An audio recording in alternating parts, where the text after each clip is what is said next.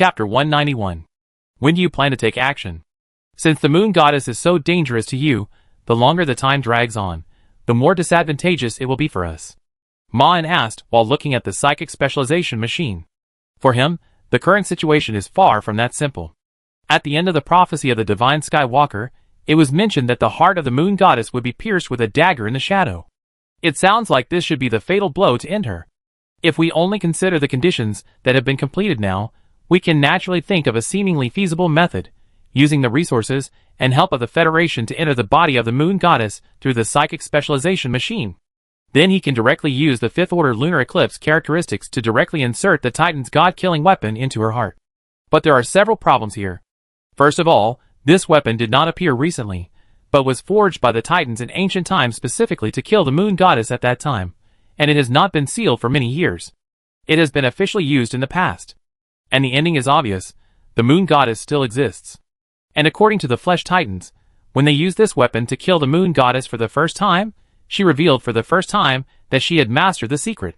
Now this weapon alone should not be able to kill the moon goddess. Secondly, one of the three conditions mentioned in the prophecy has not been met, which is likely to be the reason why the result of this god slaying is different from the past.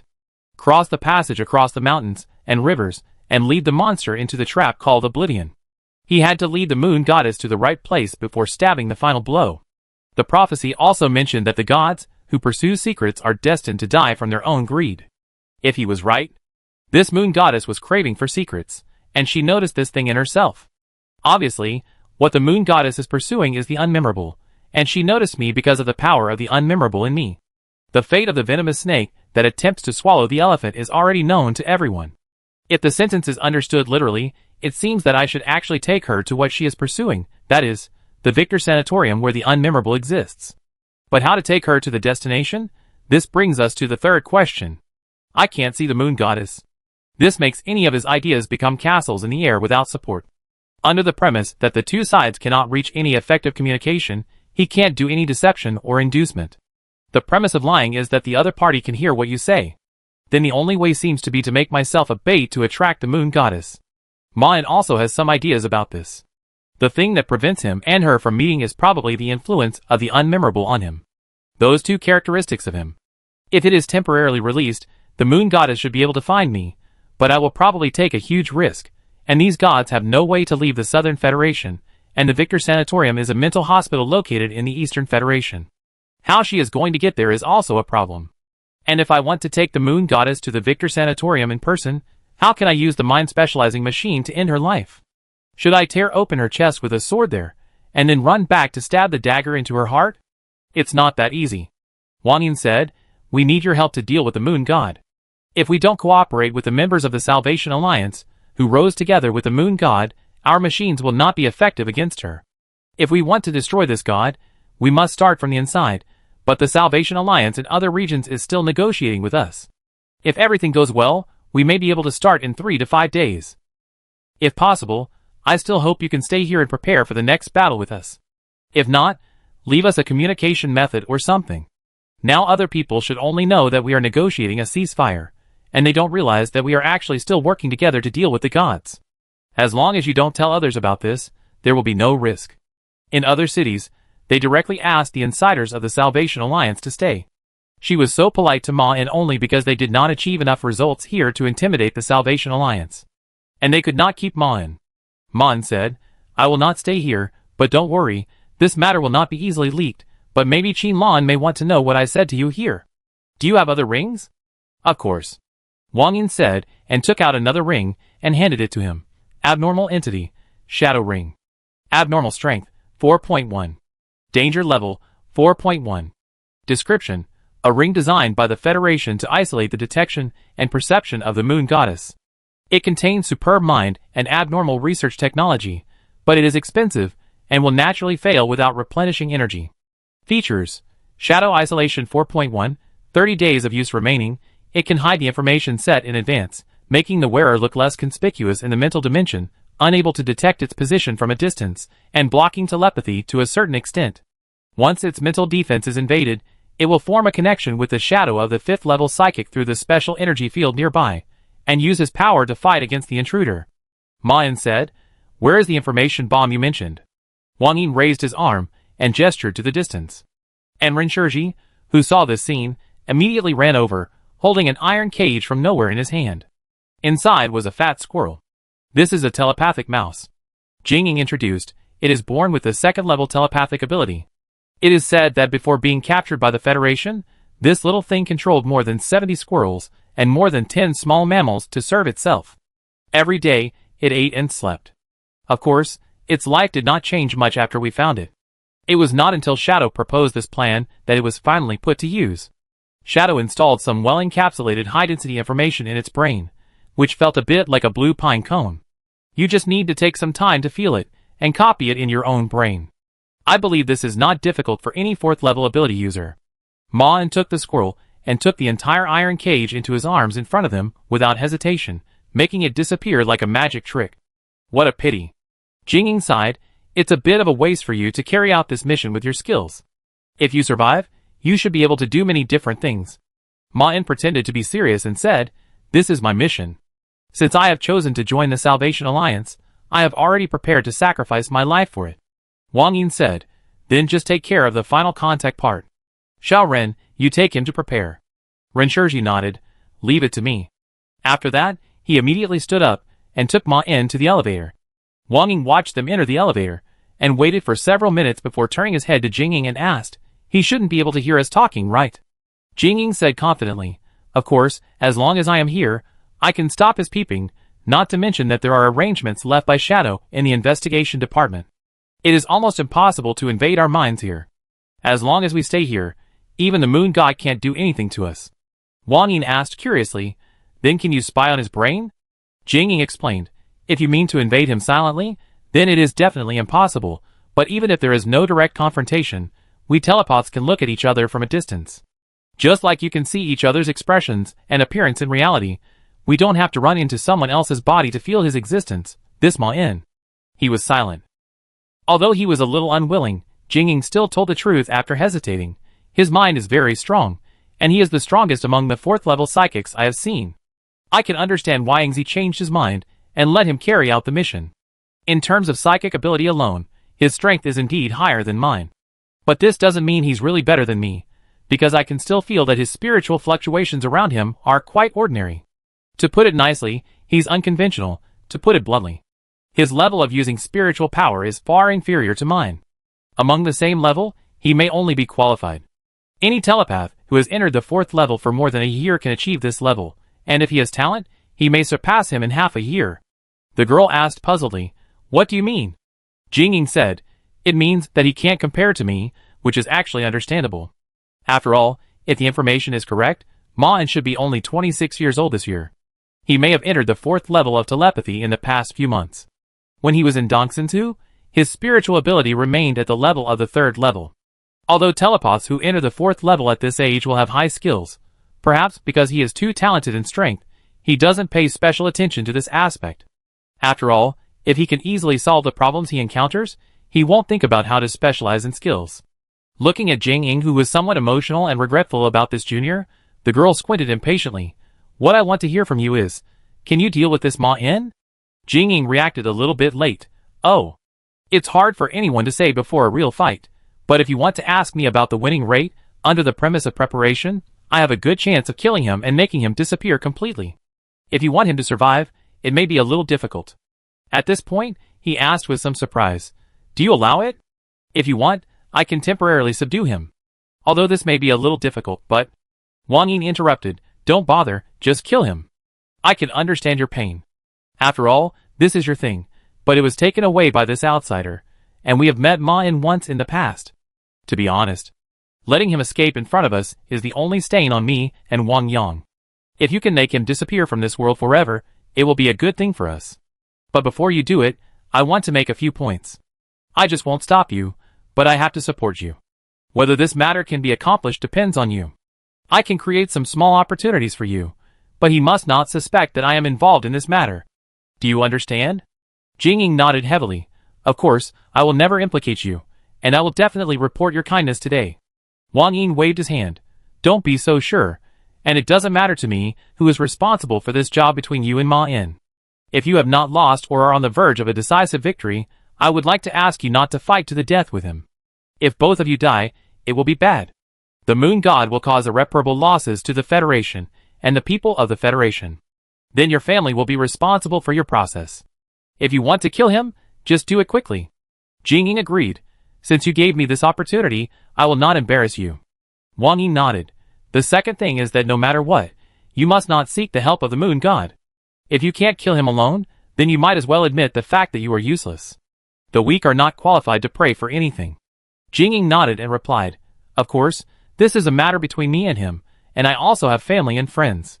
And if you really let me cooperate with the moon goddess, I may not have the courage, because without the shadow ring and the protection of the investigation department, I would be as fragile as a baby in front of her. The only thing I can trade with her is this information, but as long as she is given time, everything in my brain can be taken out, so she has no need to follow any agreement with me. Besides, my original purpose is to carry out the task of killing the moon goddess. Killing the high-level spiritual entity is my only chance to move forward. If I really go along with the gods, it would be putting the cart before the horse. Wang Yi nodded his head at this. It's good that you understand. I'm only worried that this will give Moon God an opportunity, as long as you can ensure that there is no problem. Jing Ying replied, Don't worry, I only killed Ma En for personal gain. I may not be a good person, but I will never sell out my race and relatives. If the gods really rule the world, then the power he pursues will no longer bring him what he desires. The girl smiled and said, Very good, remember at the end, you are a lunatic who is blinded by your own selfish desires. No one stands by you in this matter, and it is your own idea to deal with Ma En. I believe you must have a way to prevent Ma En from knowing about this, as long as you do what I said. Even if you die, I will take care of your relatives. The purpose of this half-threat is to ensure that she will not be retaliated by Ma En. After all, she actually has no hatred with Ma En. This is just a rebellion against Shenxiao Xingzhe. No matter what Shenxiao wants Ma En to do, it will be useless as long as he dies. Chapter 192. Is this okay? Ren Shiji asked, while sorting out the documents in his hand. Ma En deliberately showed a condescending expression of praise. Not bad. No wonder you can do well after we separated. Ren Shiji smiled reluctantly. It's okay, but I never thought that the young man standing in front of me at that time would become a high-level member of the Salvation Alliance, who could negotiate with the Federation directly in just a few months. I know that there are several high-level ability users in Goenjo, but they are willing to let you be in charge of this negotiation. I can't even imagine where you will appear in a few months. Who knows, you will become my boss by then. Ma En replied casually, Don't say you, even I can't imagine it. If your Federation hadn't just dealt with the Shisha Walker when I was discharged from the hospital, I might have been away from all these troubles now.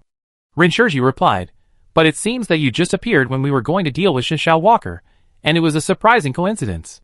With your rising status in the Salvation Alliance in the past few months, I even suspect that you are our undercover. Although others think this is not a sincere remark, in fact, Ren Shiji is just expressing his own thoughts. Now he knows why the Federation wants to deal with Ma En. In his opinion, the Federation's suspicion is not unfounded. After all, these changes in a few months are indeed incredible, and they think that this is the arrangement of Shisha Walker. It is reasonable. In fact, Ma En's changes are not just a coincidence. Ren Shiji knows very well that there is a secret organization behind him. Under this premise, all of Ma En's actions seem to be the result of premeditated planning. Perhaps when they first met, they were destined to have a conversation here today. Now that I think about it, your appearance has simply changed my fate. Ren Shiji showed a look of emotion. In fact, after so long, Ren Shiji has also realized one thing belatedly. He may not belong to that organization. He has no memory of this organization in his mind. After watching the video of Ma En interrogating the members of the Devil Sect at that time, Ren Shiji realized that he might have been erased by his memory and lied to himself since then. After all, he has not met any colleagues who were familiar with him before. Although this can be explained by the special nature of the work, he has not seen any evidence of his past work, and Ma En has never given him enough important information. He will not have the opportunity to betray Ma En. In fact, when Ma En was about to leave Dongsanzu, Ren Shiji vaguely felt this, but because of the situation at that time, he forced himself to ignore this possibility, because no matter whether this matter was true or false, he had no possibility of resistance. Ma En smiled. I am standing in front of you today because I met Shisha Walker.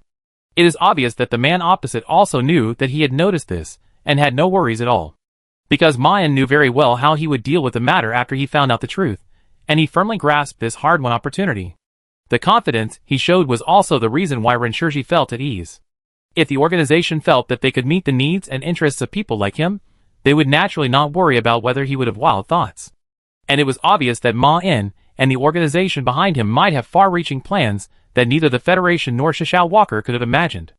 Since they had intervened in Xiao Walker's affairs, what they did must have affected the whole world. Rinshirji still hadn't figured out what Ma In's purpose was in joining the Salvation Alliance, but from the fact that Shadow asked him to carry out this mission, and that he did appear in this important plan, Ma In was moving towards his goal in an orderly manner. And he seemed to have played a supporting role in this. At this moment, someone pushed open the door of the room. It was Jingying, who was originally in charge of the operation, who walked in. He didn't even look at Rinshirji, and walked directly in front of Ma In. "Did he tell you about teaching?" Jingying raised his finger, and pointed at Rinshirji. Hearing this, Rinshirji picked up the document, and flipped through it with doubt on his face. Ma In asked, "What teaching?" "I forgot to ask him to add it." Jingying showed a look of as expected. "I didn't think about it carefully. This information bomb is encapsulated by Shadow's unique method. If others want to influence it, they must know something about it. And I received a lot of training before you came. Although it was only a few days, I still have to let you master them, but you seem to be worried about what we will do to you." Jingying closed his mouth at this point, and transmitted his words directly into Ma In's mind. "Why don't we make an appointment for a time and place outside? I can go to you alone in the state of a spiritual entity." Jingying's idea is very simple. Since Wang Ying cannot be implicated, he will make an appointment with Ma In for a one-on-one duel. He has sufficient confidence in his decades of experience. Ma In looked at him and answered in his mind, "No problem, as long as we can ensure that we will not be noticed by the moon god." Jingying flashed the ring on his hand. "Of course, it can protect my consciousness even if I leave here. Unless the moon goddess specifically pays attention to me in the Southern Federation, it is impossible for her to detect my existence. Even if she appears, she will not attack me under the premise of attracting shadows." Ma In nodded and replied, "Then there is no problem." Jingying's behavior had long aroused his suspicion. Rinshirji mentioned that he had privately expressed his strong dissatisfaction with him taking the job away. Knowing this, his behavior could not be out of kindness. Under normal circumstances, perhaps Ma In would not think that there was anything wrong with him suddenly coming to teach him how to perform tasks, but now it seems that he obviously thought of contacting him in this way at the last minute. As for what he wants to do to him, although it is still unclear, Ma In has already thought of what he can do. "I can't be in two places at the same time. If I am not there when attacking Yushin, the investigation department will definitely let Jingying take his place. If he can get Jingying, he can use weapons to attack Yushin on both sides at the same time. And it happens that there is a very suitable candidate in the investigation department of Go Wenzhou at this moment. That is Shi Daochang, a psychic creature and member of the Salvation Alliance, who is currently staying in the investigation department." Chapter 193. This is it. Yushin stood on the street opposite the Go Wenzhou investigation department, and asked Li Lingxiao beside her. He nodded respectfully. "Yes, Lord Wang Ziyuan." Yushin looked up at the sky, and the shadow flowed through everything within her field of vision, and finally stopped 10 centimeters in front of her feet to form a black river bank, submerging the building not far away. The shadow in front of her was quite familiar to her, the source of this power, the young psychic shadow. He is the youngest and most talented among the several new 5th-level psychic entities that exist today, but non-psychic ability users often underestimate this human psychic. At least in the past, they would only remember that Shadow had lost to Xiao Walker. It was also after that Shadow seemed to have lost his edge, and there was no movement anymore. He turned to manage the so-called Federal Special Service Department at that time, and in the eyes of everyone, he became a green leaf that set off Xiao Walker. Recently, people have realized that he is also extraordinary, because he is also among the candidates to deal with Xiao Walker. Among the 17 5th-level ability users, even the weakest one is the best in the same level. The 3 who died did not think that they would actually die in the beating before they came. Because if they did not get involved in this matter, they might not be threatened by other things for hundreds or even thousands of years. As long as they want, it is quite easy to survive. There are only a handful of people in the world who can kill them. Besides the fact that Shadow survived the war, he was also one of the 3 members of the Federation who led the plan. Although his contribution to the plan may not be comparable to that of the famous doctor, he was also a necessary condition to ensure the smooth implementation of the plan. To be honest, the moon god didn't know what humans were like, but as long as the gods had lived for more than 500 years, they would not really bear grudges. The conflicts between the gods were too numerous to count, and even life and death grudges could be laughed off by them. After all, they couldn't kill each other. The gods who still had hatred on the surface were basically influenced by their concepts. Only the gods like the sea god and the sun god had real hatred, and the reason why they could still maintain hatred was very simple. They still had huge conflicts of interest. The story of Shadow's defeat to Xianxiao had long been circulated. In most rumors, Xianxiao humiliated him severely, and even those versions that were more realistic portrayed him as a clown. No one could know whether this short-lived powerful mortal would have any grudges about that matter, but if so, Shadow did win back the face he lost back then. Recently, they have frequently heard rumors that Shadow was the one who took the lead in the action. Although the rumors did not say that Shadow did it for revenge, it is still easy to associate this possibility. Some people still suspect that this may be the news that Shadow spread secretly, thinking that this is to tell everyone that he has regained his dignity. This possibility is not high, but even if it is true, it doesn't matter. Because he won, this is the privilege of the winner. No one would think anything of Shadow because of his boasting, because other strong men might do the same thing, including the moon god herself. She would not boast about defeating those who had defeated her. This kind of thing happens to immortal gods every day. After all, most of their enemies have been turned into sand by time, and even the titans, who almost killed her, no longer exist. What really makes Shadow's behavior reasonable is Xianxiao Walker. Who doesn't want to beat Xianxiao once?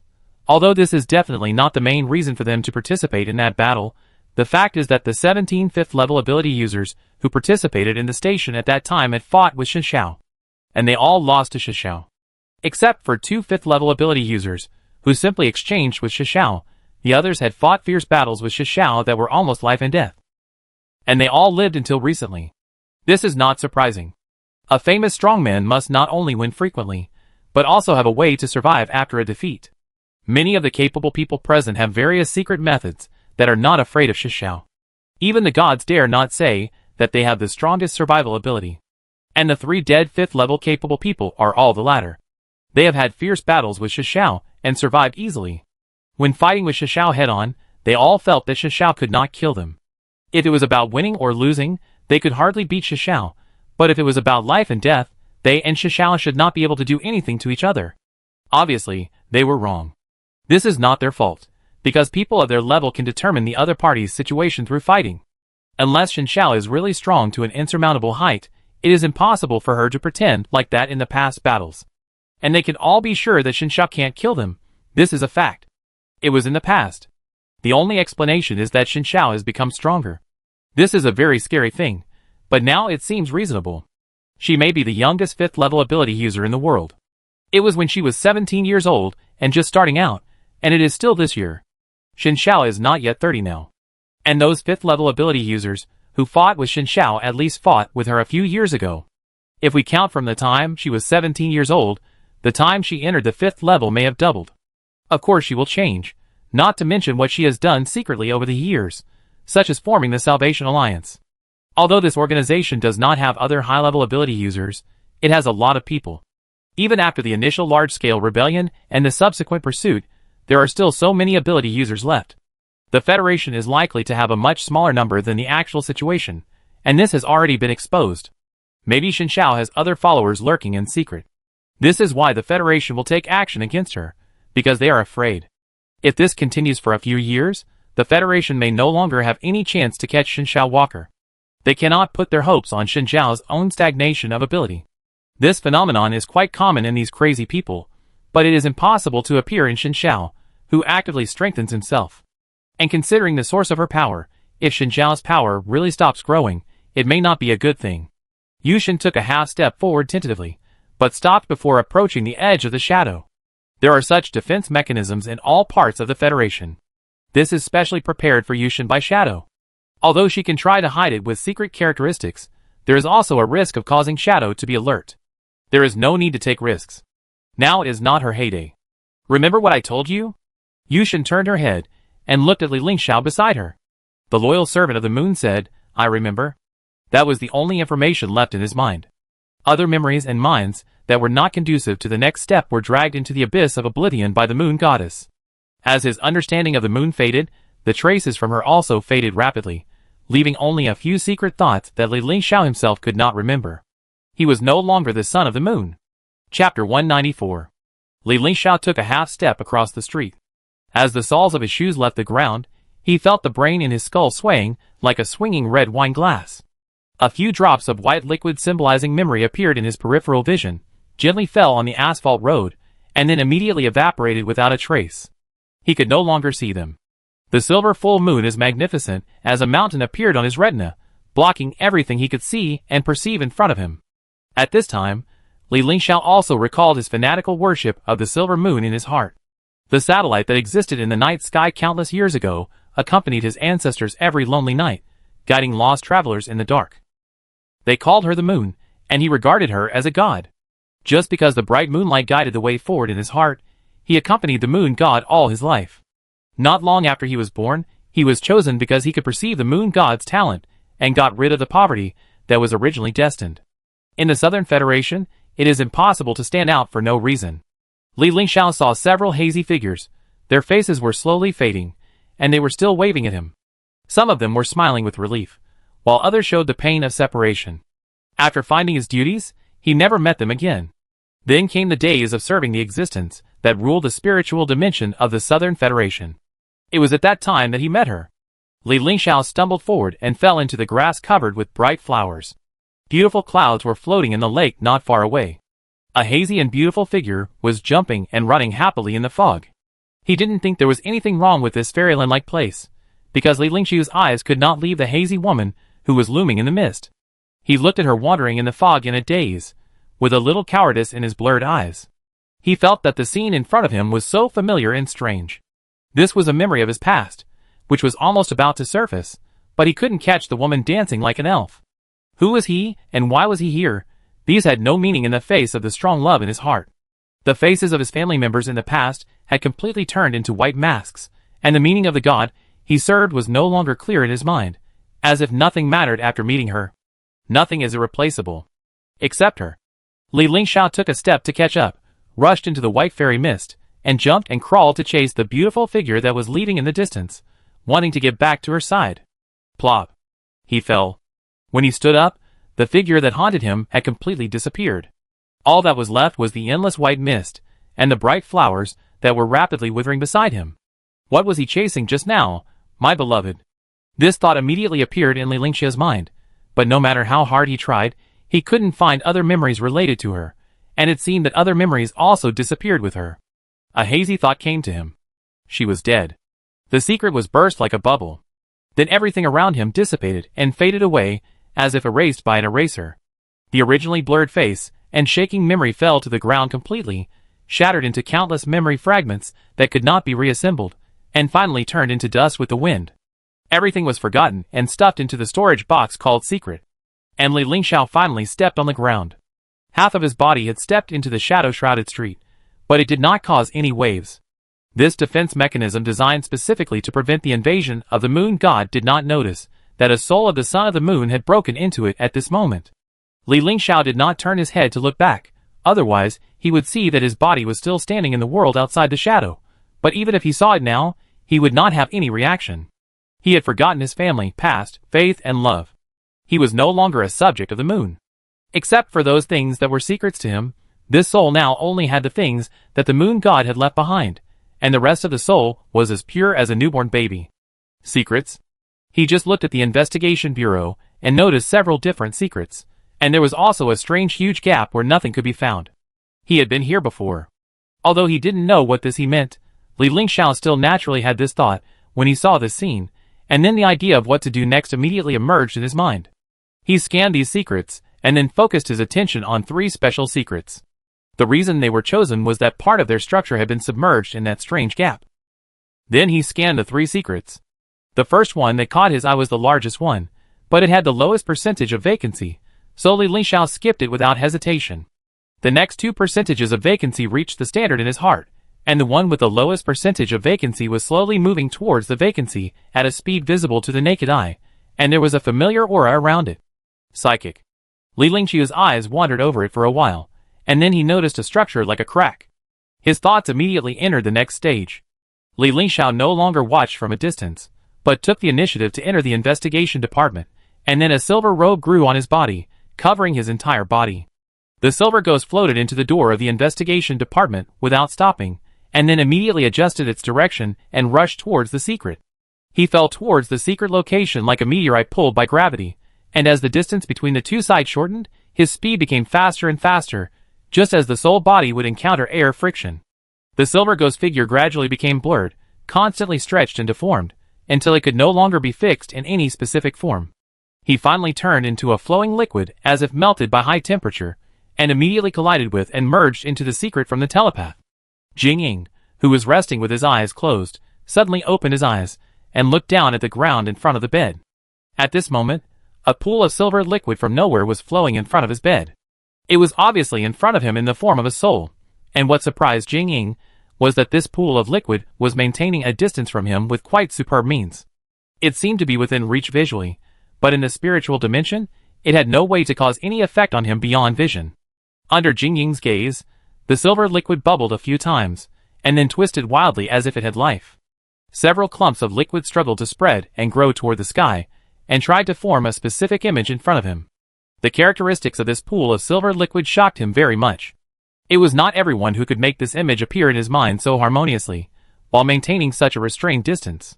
The special existence form of this pool of liquid guaranteed one thing, that the psychic who created it could communicate without threatening him at all, and it was obvious that the person who used this technique deliberately made him aware of this. She wanted to talk to herself safely alone. This level of spiritual attainment had already foreshadowed the identity of the visitor, the moon god. If it were normal, Jing Ying would have left here to report to his superiors. But now is not normal.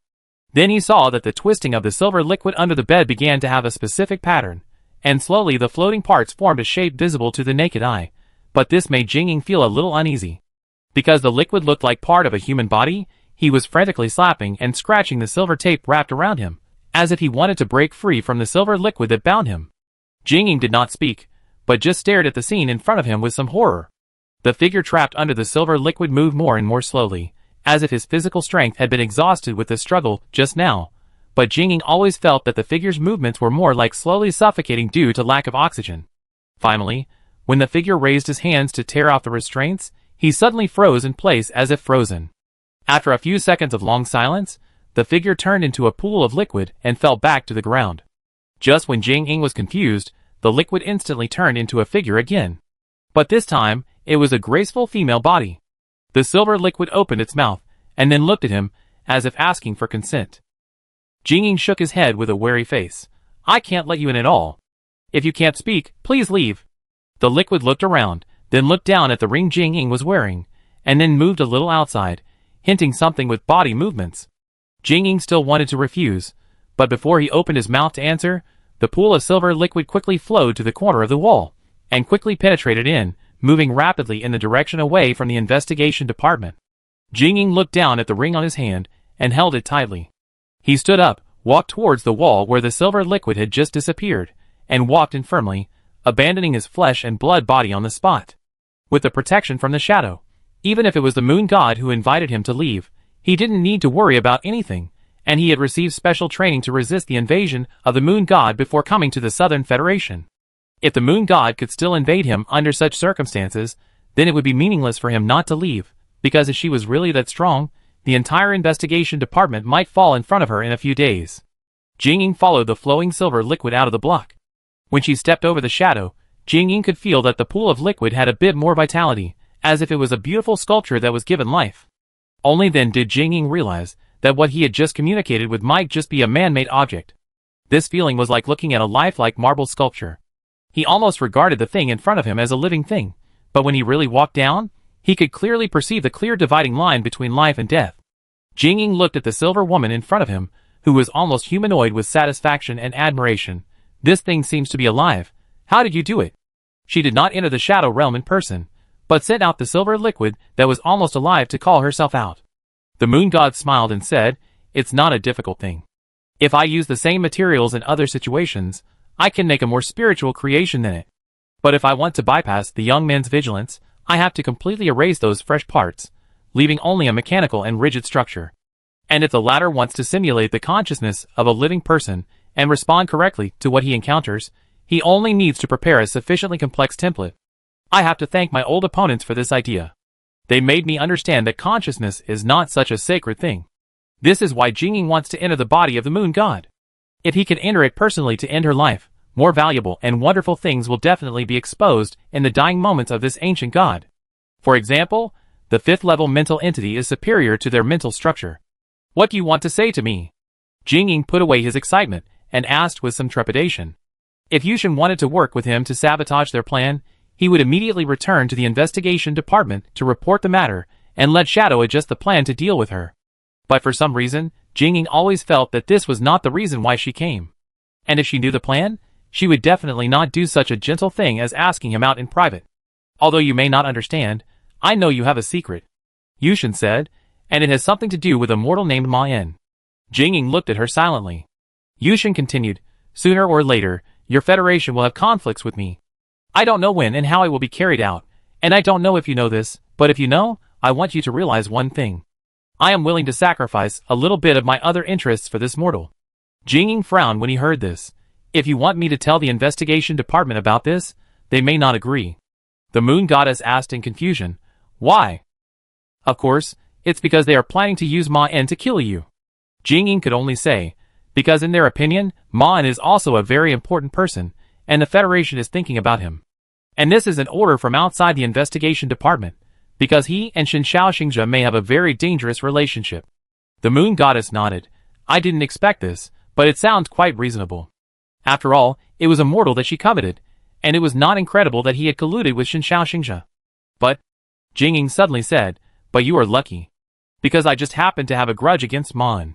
Chapter 195. You have a grudge against him? The liquid woman's face showed several waves of emotional changes. I've already said that you can go talk to your superiors in the investigation department and tell them that I want to use you to get him. I know that you are in contact with Ma En, and I will give you substantial rewards, such as finding a way to cancel the secret night curtain so that the Salvation Alliance will have nowhere to hide from you.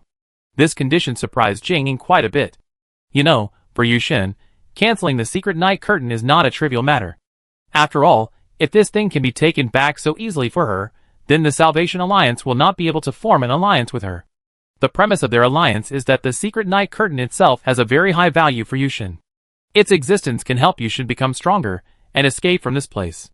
Such conditions also make the interests of the Salvation Alliance and Yushin highly bound together. Just like what they did to the Son of Hunting. For Yushin, giving up the secret night curtain is equivalent to giving up her. The efforts of the past few days have been completely overturned. In that case, the Federation does not need to deal with the problem of the gods so anxiously. If Ma En really has this value, then the shadow will surely appear in Goenzhou tomorrow. But as long as he thinks about it, Jingying can realize that there are many things wrong. Because if the moon god really wants to do something to Ma En, there is no need to seek their help at all, let alone pay such a huge price for it. Secondly, if Ma En is worthy of the moon god to do this, it can only mean that he is more valuable to the moon god than the entire secret night. Therefore, he felt that Yushin was probably lying and just wanted to use this excuse to deal with them and the investigation department. Jingying raised his own doubts. If you want to get Ma En, why don't you go and get it yourself? And I heard that you have several servants who are quite outstanding in the spiritual field. Even if it is not convenient for you to take action, they can do it for you. Yushin said, because we raised the secret night with him, and I signed an agreement with them and cannot actively attack the members of the Salvation Alliance. Jingying was obviously not very satisfied with this answer. Then you can also find other candidates to do this. I can only think of one reason for you to come to us, that is, your purpose is not Ma En, but us. Yushin said sincerely, of course not, because the agreement we signed with Ma En restricts me from asking other people for help, but there is a loophole in it, that is, your investigation department, they never thought that I would come to you. And only you have the ability to control Ma En. Her words were not entirely lies. The reason why the moon goddess could not deal with Ma En by herself was of course that she could not see him at all, and the moon children would also find it difficult to sense his existence, and this was a secret between her and Ma En. The reason for finding the investigation department was, on the one hand, because they had an intersection with Ma En, and on the other hand, she could afford a high enough price to exchange for the power that could capture Ma En and give him to her. But now it seems that it is not that simple. Jingying continued, in this case, you should not have cooperated with the Salvation Alliance in the first place. The moon goddess shrugged, I'm not Shishao, how can I know that my future self will be interested in this Ma En? Jing suddenly smiled, then took a few steps back. I really didn't expect that I would be able to talk to the moon goddess face to face one day, and I heard such important information from her. But have you ever thought about what if I wasn't stupid enough to believe you? You just said that we are destined to have conflicts. Assuming that you are really willing to pay the price you just said for Ma-En, it can only prove that Ma-En is more valuable to you. And you, moon goddess, are now on the opposite side of our FBI. How can we hand him over to you? But although he said so, he didn't really leave. Jing knew that he would definitely not be able to bring this news back to the investigation department, because if Shadow knew about it, he might really suspend his plan to deal with the moon goddess, and then all his actions would be meaningless. His goal was to personally end the life of the god in front of him, but it would be meaningless if he just turned around and left, leaving this conversation behind, because then the moon goddess would think that it was just him who was resisting cooperation, and she would try to contact the investigation department with someone else. So he had to make the moon goddess feel that there was really no possibility of cooperating with the investigation department. Heh. The moon goddess chuckled and said, "It seems that you know what we are doing, but obviously you have some small misunderstandings. It seems that you think you are going to war with us to avoid subverting your rule. But in our view, the one who really stands opposite us is not a specific person among you, but all human beings in the past few thousand years. You are all our enemies, and our war will not end in a short time. We are indeed in a hurry to leave here, but you obviously misunderstood our perception and understanding of time. Hundreds of years are not just a blink of an eye for us, but at most a nap. You don't need to be so anxious to fight us, because our enemies are humans hundreds or thousands of years later. You can leave today's mistakes to your descendants to deal with. And this is the root of our misunderstanding. You must think that I want to get Ma-En because he can help me leave here or bring some power, but you can see him now. Do you really think he is qualified?" This question stumped Jing.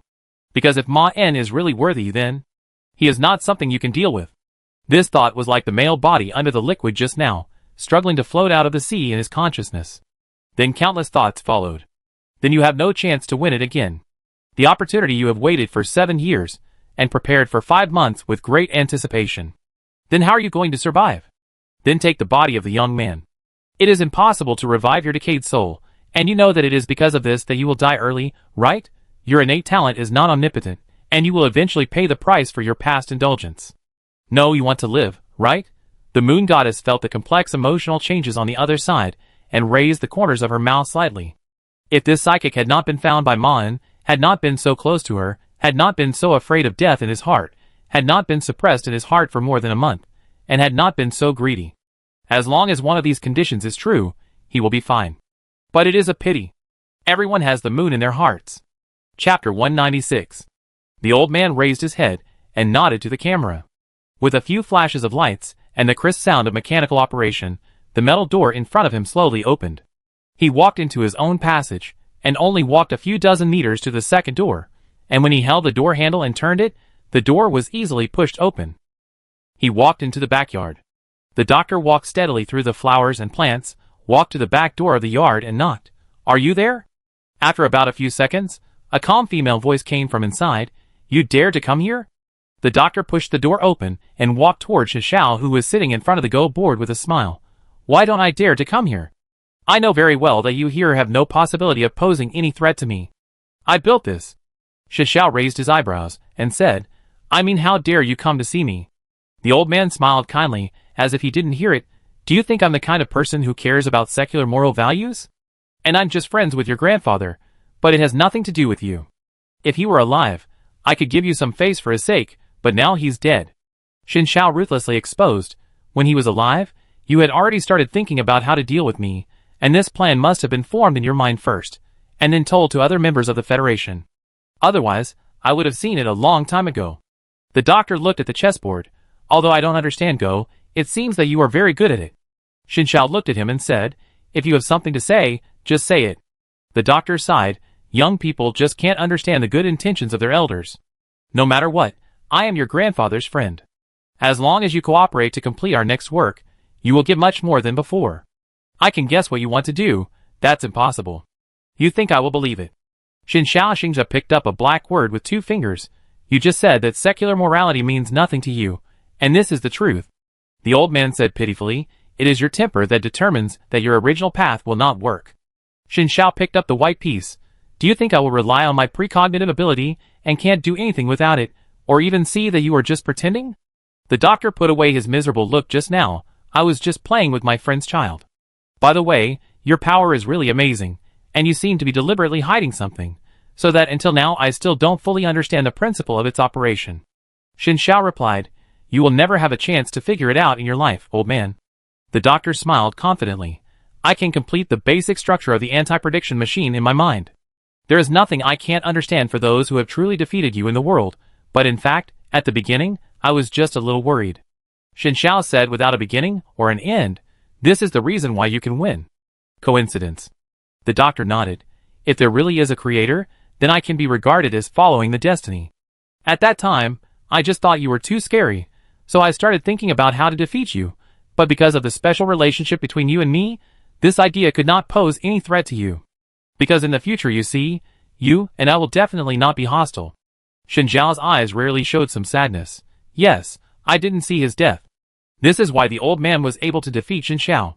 He came up with a way to counter his prophecy mechanism under the premise that Xin Xiao could not see it, and on the road that was not affected at the beginning, this mechanism would never be used on Xin Xiao.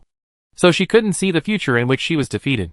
The doctor said in a low voice, then, you should be able to figure out that he and I are indeed friends. If your grandfather had lived to this day, things would not have come to this point. He is not just a strong man. Qin Wan continued, it was also him who made me a Xin Xiao walker.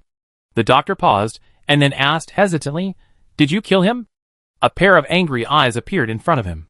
But the doctor looked back at Xin Xiao, answer me.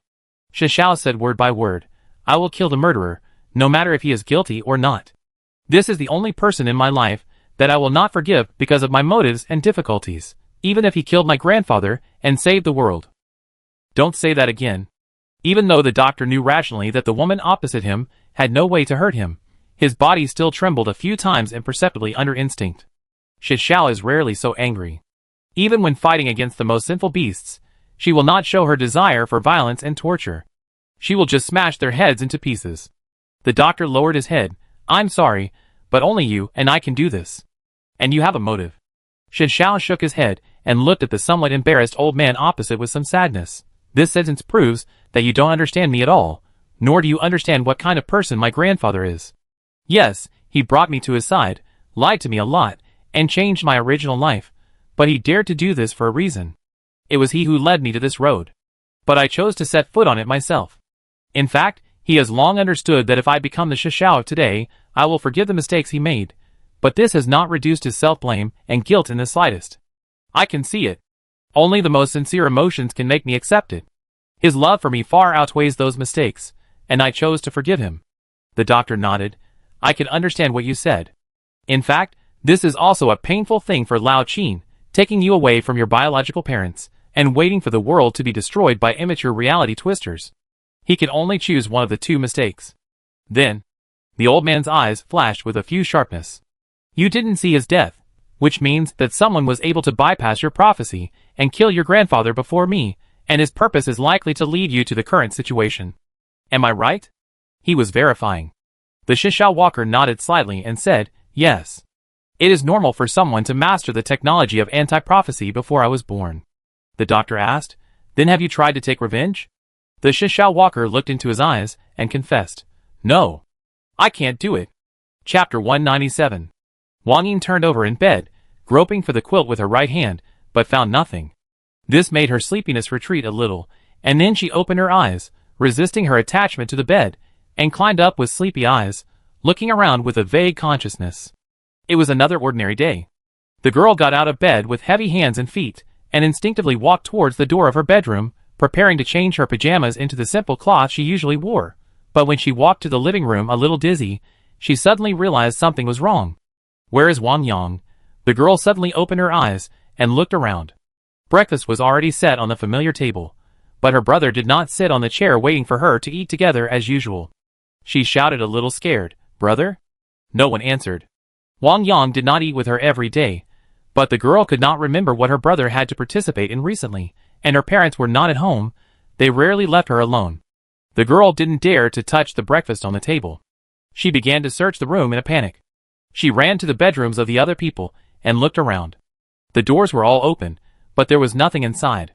She swallowed her saliva. Is anyone there? still quiet. Was there something urgent? They saw that she was still sleeping and didn't wake her up. But she suddenly felt creepy. Because at this moment, the girl immediately noticed something that had always existed. It was too quiet. There was gentle sunshine outside the window, but she couldn't hear any noisy sounds. At this time, some neighbors should have gotten up to work, and other children might have started to play. Wang Yin, with cold hands and feet, grabbed the chopsticks on the table, and then ran towards the door in a panic under the impulse of fear. Without thinking, she used her thin body to knock open the solid wooden door. Outside the door was the small yard that her parents had just fenced off, and there was a chicken coop near the door. But there was nothing there now. And when her eyes swept across other places in the yard, she felt something strange. There were two places where the soil seemed to be different from her impression, and it seemed to be slightly bulging, but fear had made the girl unable to think deeply about what was going on, and her body couldn't help but tremble.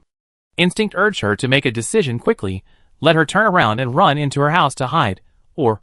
She ran out. The street was empty. Ding-ling-ling. Suddenly, she heard the sound of bells colliding in front of her.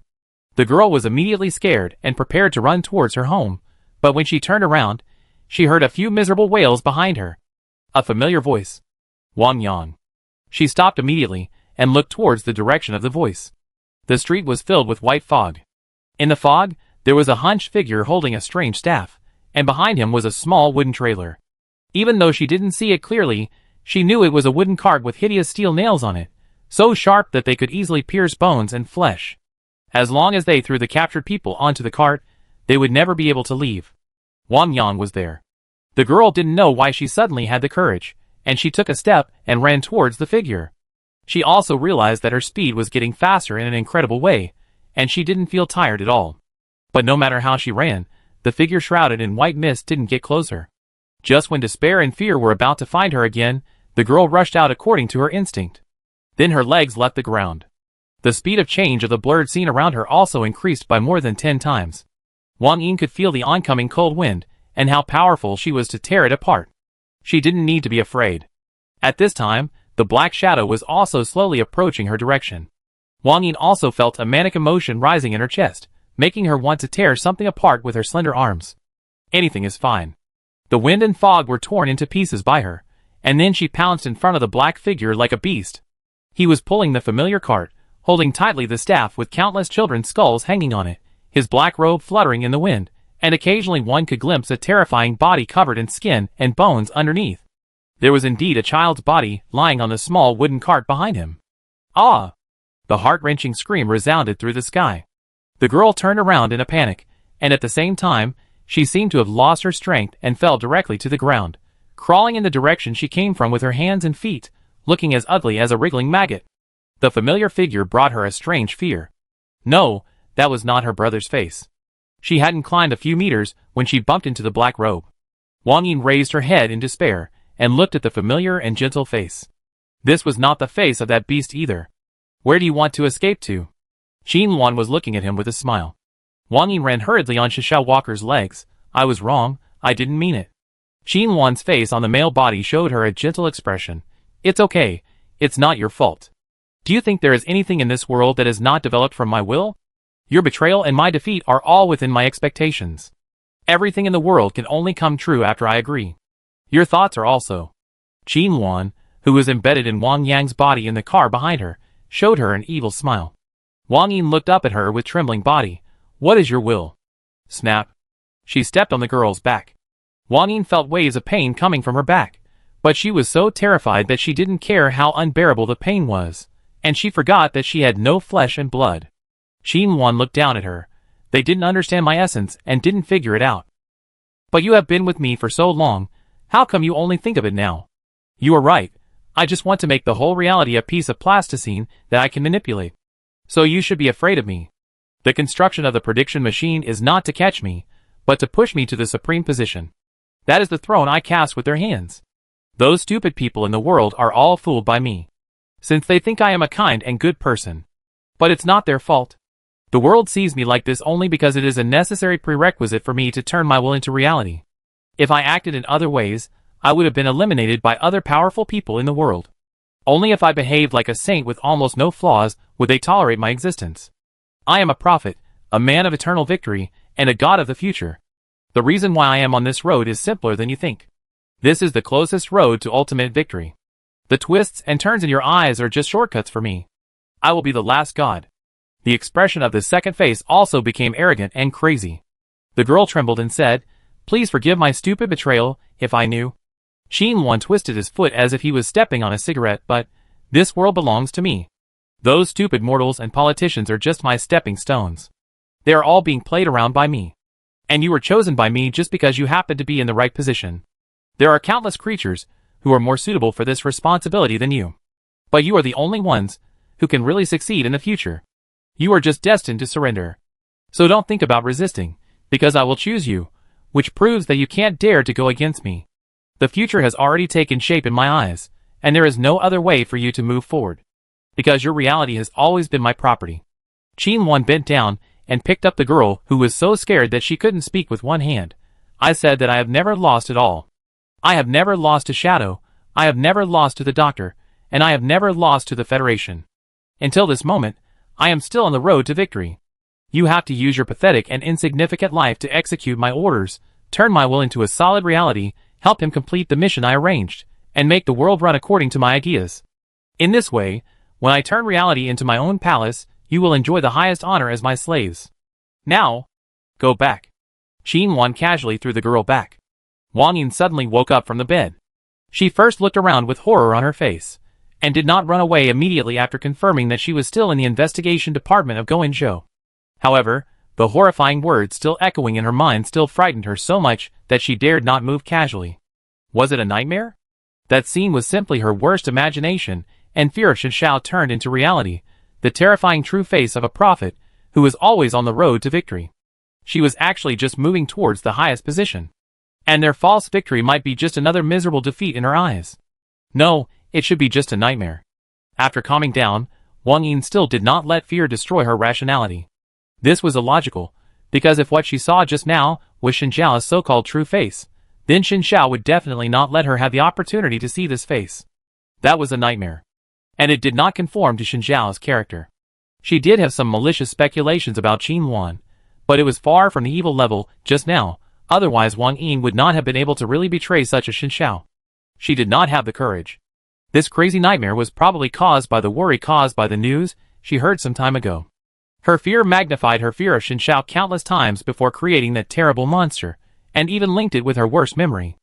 Now that I think about it, based on my understanding of Shinxiao, although the nightmare just now was not her real conversation with me, it was probably caused by Shinxiao, and the words she left for me led to these connections. And the purpose of all this is to make me surrender to Shinxiao, who can no longer control reality at the moment, out of fear and panic, and complete important things that can change her future for her. This also shows that Shinxiao is indeed defeated now. Otherwise, these nightmares and messages have no meaning. The I have never been defeated in the previous message is also a lie, a fatal lie to make her feel afraid.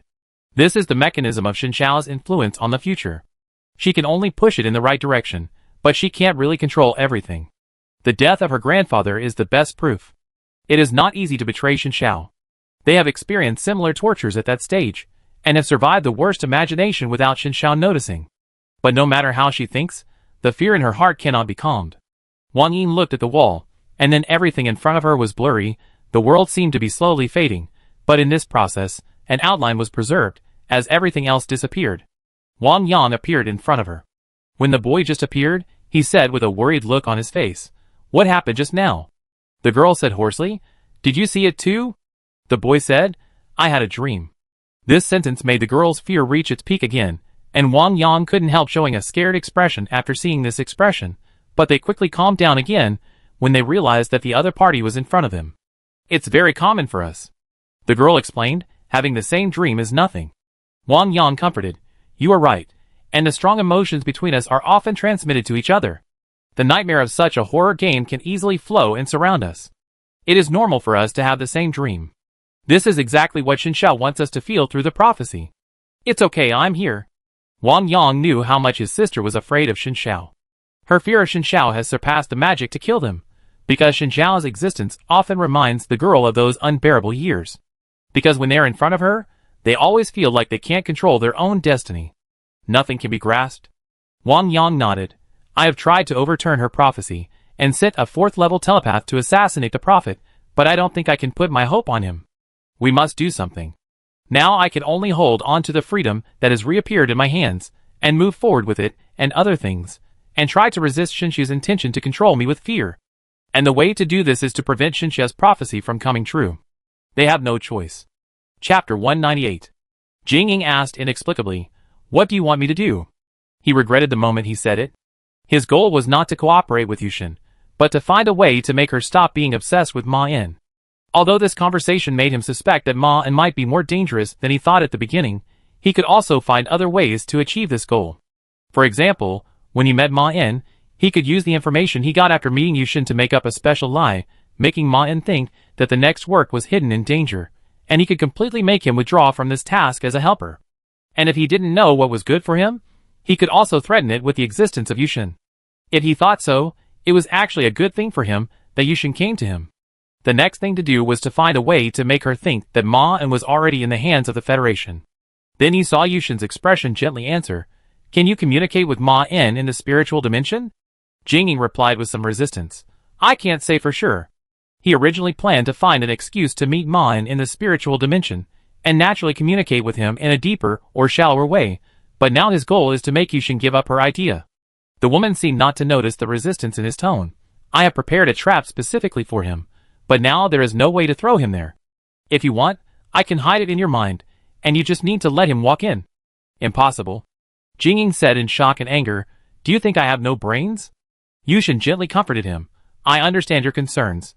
Doing so does mean that you have handed your life and death to me, but I can't covet anything in your soul, and there is no need to do anything to you. My goal is only Maine." No matter what, the man on the other side could not have imagined that this sentence was actually true. Because if Jing Ying was overly affected, he would lose the ability to see Maine, so the moon god would never pull him to his chosen people, and would not erode his mind. This trap has a characteristic that it will not affect the mind where it is located, which is also a necessary condition for it to work on Maine. But she also knew that any rational person would not accept such a condition. The purpose of her saying this was not to really make Jing Ying agree to this proposal. Jing Ying shook his head angrily. "It seems that you treat me as a fool, thinking that I will hand over my life and death to a god who plays with people's hearts. I will report this matter to the investigation department after I go back. You should completely give up this idea." The moon god smiled and said, "Pay attention, you are talking to a god." Jing Ying said tactfully, "You want to threaten me? I can leave the Southern Federation at any time and leave you here." The liquid woman shook her head. No, you misunderstood. I mean that the person standing in front of you is a god, and she needs you. Since the Federation will not hand over Ma En, why don't you trade with me? I think you may not care about the survival of the secret night as much as they do, so you can completely exchange the reward for anything of equivalent value, such as 50 domesticated and transformed 4th-level spiritual creatures, or anything else. You can make any conditions with me. Even though the moon goddess didn't say it, Jing Ying's mind immediately thought of the real reward she hinted at, and the chance to survive. No one could point out his way forward better than a true 5th-level spiritual entity. And think carefully, if he follows the original plan, the result is likely to be a 1 in 9 death situation, and this probability may increase to a 1 in 10 death situation after meeting the moon god. But just before he wavered, Jing Ying convinced himself again. Because the outcome of a deal with the moon god now is likely to be a 1 in 10 death situation. With such a huge gap between the two sides, the only possibility of opening your mind to the other party is to be completely controlled. No, the moon god would propose such a deal, which means that maybe she will not invade your brain, and do you have any other choice? The original road has been completely blocked. Why not take a gamble? What if you win? Confused thoughts buzzed in his ears, like noisy noises, and Jing Ying still maintained his own thoughts in their interference. No matter what conditions, it is impossible to convince me. The Federation will not give you evil gods any chance. He has already obtained information from the moon god that can be used to deceive Ma En, and he can continue to try. Besides, he was ready to die when he accepted this task, and he wanted to live just to spend more time with his family. He couldn't die before his partner, who was obviously an extraordinary abnormal ability user. If the price of living is to give the gods a chance to escape from here, then what is the point of living longer? To be a slave to these gods? And Jing Ying has never seen a few people who betrayed the Federation have a good end. If you are not ready, I can give you some time to think about it. The moon goddess suddenly said to him. This sentence suddenly made Jing Ying think of an idea. He showed a hesitant look on his face. I have to admit that your words are very tempting, But I really can't believe you. Yushin looked at him. I wait for you here. Jingying nodded. If I don't accept it, I will come to you with the Federation's rejection. The plan to deal with her will be in a few days. As long as she can delay this period of time, and not try to find other partners, it will be fine. These gods may not have other things, but they will not lack patience. As he said, his figure slowly disappeared in front of Yushin. Jingying, who returned to the investigation department, just opened his eyes, and saw a delicate figure floating in the air. Wang Yin slowly fell in front of him. Did you go to find Ma Yin just now? Jingying frowned and questioned, when did you come in? Don't approach the psychic when he closes his eyes. Wang Yin didn't take his words to heart. She has basically figured out Jingying's character these days. I came to you for Ma Yin. She said straight to the point. As expected, Jingying immediately became alert. What's wrong? Wang Yin asked. I want to ask you, do you have any way to do something with that machine? Jingying asked puzzledly. What do you want to do? The girl said, I want you to complete a small modification on it, so that I can kill him after Ma Yin completes his work. Of course, the premise is that you don't kill him, and he successfully comes out alive from the body of the moon god. Jingying immediately narrowed his eyes. What do you mean? Do you think I can't kill him? She is looking down on you. Wang Yin smiled and said, No, but if you die, I can still avenge you, and it won't be a loss for you. Jingying suppressed his anger and said word by word, You lied. You also want Ma Yin to die, right? No wonder you cooperate with me so much. You even said something to ask me not to implicate you. Obviously, this is also your purpose, but you pretend to help me for free. Wang Yin put away his smile and said expressionlessly, So what? Don't you know that I am your immediate superior? If I want to, I can always find an excuse to make you have no chance to touch this project in your life. Think about it with your brain. Is there any harm in the request I just made to you? Jingying sneered and said, What harm? You are waiting for me to die. Since you also want Ma Yin to die, you can tell me clearly when I come to you. Even if you don't believe me, you shouldn't say those nonsense to ask me not to implicate you. Want to use me, but don't want to dirty your hands. There is no such good thing. The girl's eyes showed a bit of arrogance close to madness, and she laughed contemptuously. You think you are nothing, just a bug that I can easily kill, but I didn't expect you to be so stupid that you dare to talk like this in front of me. Do you dare to tell Shadow that I want to kill Ma Yin, and confess your little thoughts at the same time? Even if you really tell him, it's useless, because I'm Wang Yin who betrayed Shinshao Walker. The merits I have made are enough to support me to make a few small mistakes, but you don't have a gold medal of immunity from death. Wang Yin's face became more and more gloomy and terrifying, and if your plan goes well, you may die soon. Have you ever thought about your family? They will be helpless, and only have the protection of the Federation. But if two evil ghosts want their lives, no one can stop them. Right? This threat was like a basin of cold water that extinguished all of Jingying's anger. Wang Yin looked at the silent man with his head down, and felt a little strange. Jingying has lived for decades, and has learned to swallow his anger in his long life. In the past, he would not react even if his attitude was a little bad. Sorry. Jingying said in a low voice, I don't have a few days to live, and my emotions are sometimes out of control. Wang Yin put a smile on his face again. It's okay, as long as you can calm down. And just like he said, Jingying doesn't have much time left to live, and he himself may not even have thought of the correct time of death. She has no need to be angry with such a person. Look at her eyes, she is looking down on you. Jingying lowered his head and said, I can achieve the effect you want, but you need to transfer other engineers. At that time, you only need to cause some mental fluctuations around the machine to kill Ma Yin inside. But even if I fail to kill him, he can't survive in front of a god. He is several dozen years younger than herself, and does not have the experience to accomplish such a great feat. Wang Yin said, I know, but it's better to be prepared. In fact, she didn't think Ma Yin could really survive it. Wang Yin didn't see any characteristics in him that could escape from the gods, but none of this mattered. Because he was the person in Shinshu's prophecy. The possibility of him dying in the machine is not small, but when encountering Shishao, rationality and logic often lose their use. This will only be one of her preparations to deal with Ma Yin. Okay. Jingying continued, I will help you with this, but you have to do something for me. The girl looked at him puzzled and said, What? She didn't expect Jingying to put forward conditions. Yes, in fact, we still have a way. Jingying said with a firm look in his eyes, Give me another third-level spiritual animal, but it can't be set with an information bomb. I want to use it to kill Ma Yin. Very good. Why didn't he think of it just now? Maybe he didn't make up his mind completely just now, so he ignored such an obvious option. In fact, he didn't have to take any risks to complete the trap mentioned by Yushin. No problem. Wang Yin immediately agreed after hearing that he was going to deal with Ma In. I go and prepare it now. Then leave if you have nothing to do. Jing drove him away. I'm going to prepare weapons to deal with Ma In. Don't bother me casually. After watching the girl float away, Jing turned around and sat back on the bed. He closed his eyes. As the surrounding environment changed rapidly, the figure just now slowly emerged in front of his eyes. The moon god smiled at him. I knew you would come back. In fact, his persistence was meaningless, and was just deceiving himself. Yes, he might push the moon god to escape from here, but even if a low-level ability user like him helped the moon god, he couldn't really change the result. His actions had a negligible impact on things at that level. That's right, you don't have to take any responsibility.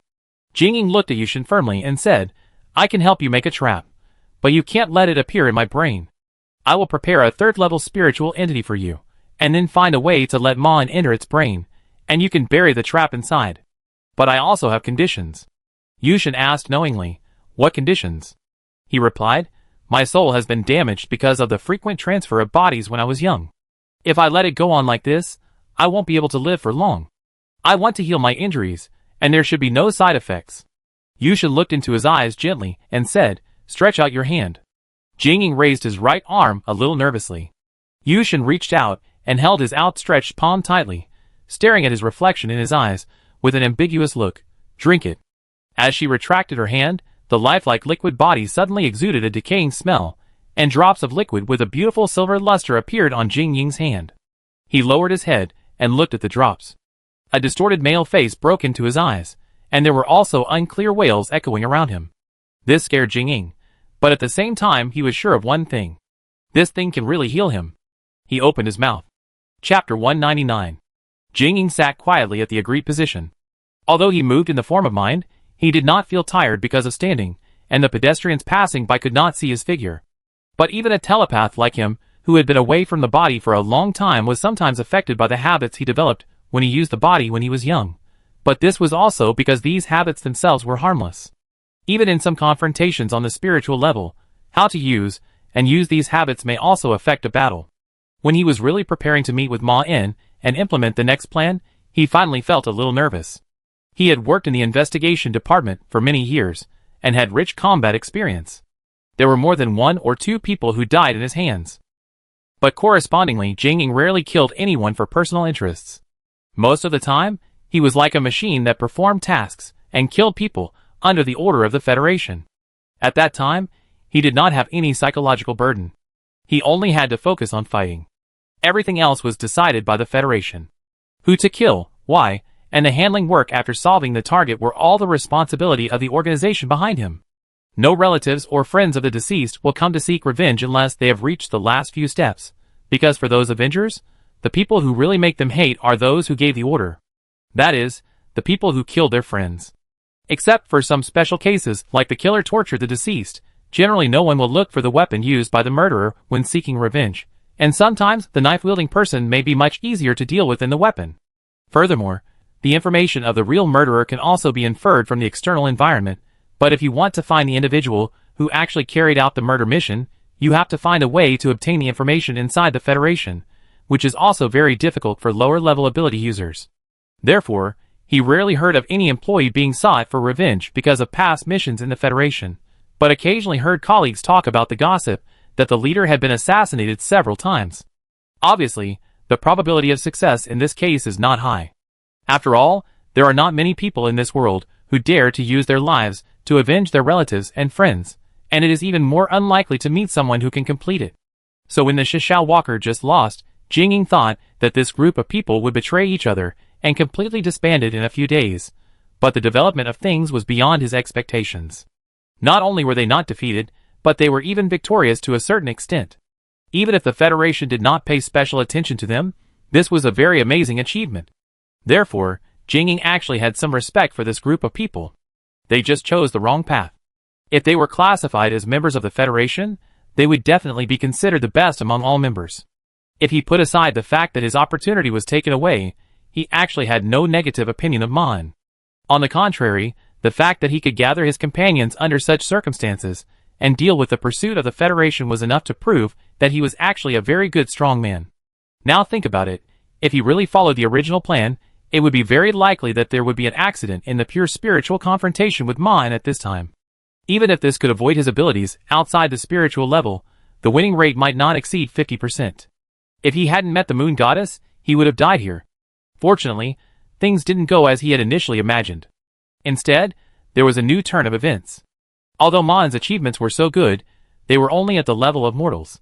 He would still be vulnerable when facing the gods, who wanted to kill him. With this idea, Jingying drove all his worries out of his mind. The worry about failure, the fear of the gods, and the doubts about his aiding and abetting all disappeared. Jingying suddenly raised his head, and then looked behind him. Ma'an was walking towards here.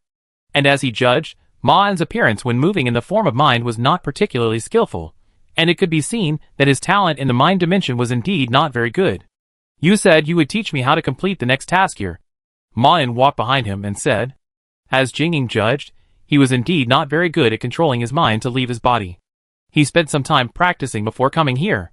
After all, he had only had the ability of telepathy for a few days. Jingying nodded. Yes, and I have prepared a new information bomb. He pointed directly under the chair where he sat. Ma'an looked down and saw a small cage. There was a creature that looked like a butterfly, but its wings were glowing with a soft blue light. This is a hard butterfly, which may be an endangered species. Only people with excellent spiritual power can see their existence. It is definitely not difficult for us as sensors. This kind of butterfly will soothe any creature that can see itself, making the creature it encounters feel calm and happy. But if the life they encounter cannot be soothed by the soft blue light, they will lay eggs in the other's body. According to research, this light is just their way of choosing the residence of their offspring. This body contains a closed message, and unlike the last one, I changed some of it so that it can help you understand the essence of the information bomb and teach you how to use it without that formal purity. It's complicated to say, you just need to feel it. He did not show his excitement. Ma'an said, Okay, then I take it away. Jingying was stunned for a moment, and immediately reacted and said, This thing needs my assistance to make you fully understand it. Excuse me, you don't seem to have the talent to master this technology alone in a short time. While he was still talking, he watched the cage disappear in front of him. Abnormal entity, hard butterfly. Abnormal strength, 3.3. Danger level, 3.1. Abnormal entity, old dream. Abnormal strength, 4.4. Danger level, 4.5. Description, an old dream dedicated only to you. Feature, her dream 4.4. This is the most expensive gift she can give you under the premise that she cannot come in person. A long dream that belongs only to her and you, in which you will get to know each other, play and chase, and finally meet each other. Only effective for Ma'an. Jingying frowned. If you can't do it yourself, it will delay our time. Now there are only a few days left before the action. If you can't complete the task by then, who will be responsible for the sacrifice of others? I understand your vigilance. We are the Federation, and you are the Savior Alliance. But this does not mean that we are eternal enemies. We can also be temporary comrades in arms when facing the gods. If you waste unnecessary time, your compatriots and relatives will bear the risk for your arrogance. Do you want this? Ma'an replied, I don't doubt you, I just don't trust the entire Federation. When facing a psychic of the same level, focus on the minds of other creatures, and on the premise that you have a grudge against us. I rescued the sister of Shishao Walker. Jingying began to hesitate in his heart. Ma'an's idea is reasonable, and there is no need for him to fight to the death here. As long as he really uses his mind to contact the heart butterfly afterwards, the rest can be left to the moon god. After that, he can even fake his death and leave the Federation, change his body and start over. When he sees that he has disappeared, the Federation will definitely have other preparations, and the affairs of the moon god and the Federation will not be his business. But he was still a little nervous without seeing Ma'an contact the moon god in person. What should he do if Ma'an survived by chance, or if this was a conspiracy of the moon goddess? If you want me to let down my guard in front of you, it's not impossible. Just when he was in doubt, Ma'an suddenly said, But you must give me the most basic guarantee, that is, we meet face to face with our own bodies. In this way, even if my consciousness is concentrated in the heart butterfly, I will not let others slaughter me. Jingying was very happy to hear this. He was worried that Ma'an would put forward some harsh conditions, but he didn't expect that he would just show up. Not to mention that Ma'an would completely become the property of the moon god, he himself was not afraid to meet Ma-en. Ma-en's words seemed a bit arrogant to him. Even if he had other abilities, if he really indulged in other minds, he would still be full of loopholes in the eyes of an experienced telepath like him. Young people are young people.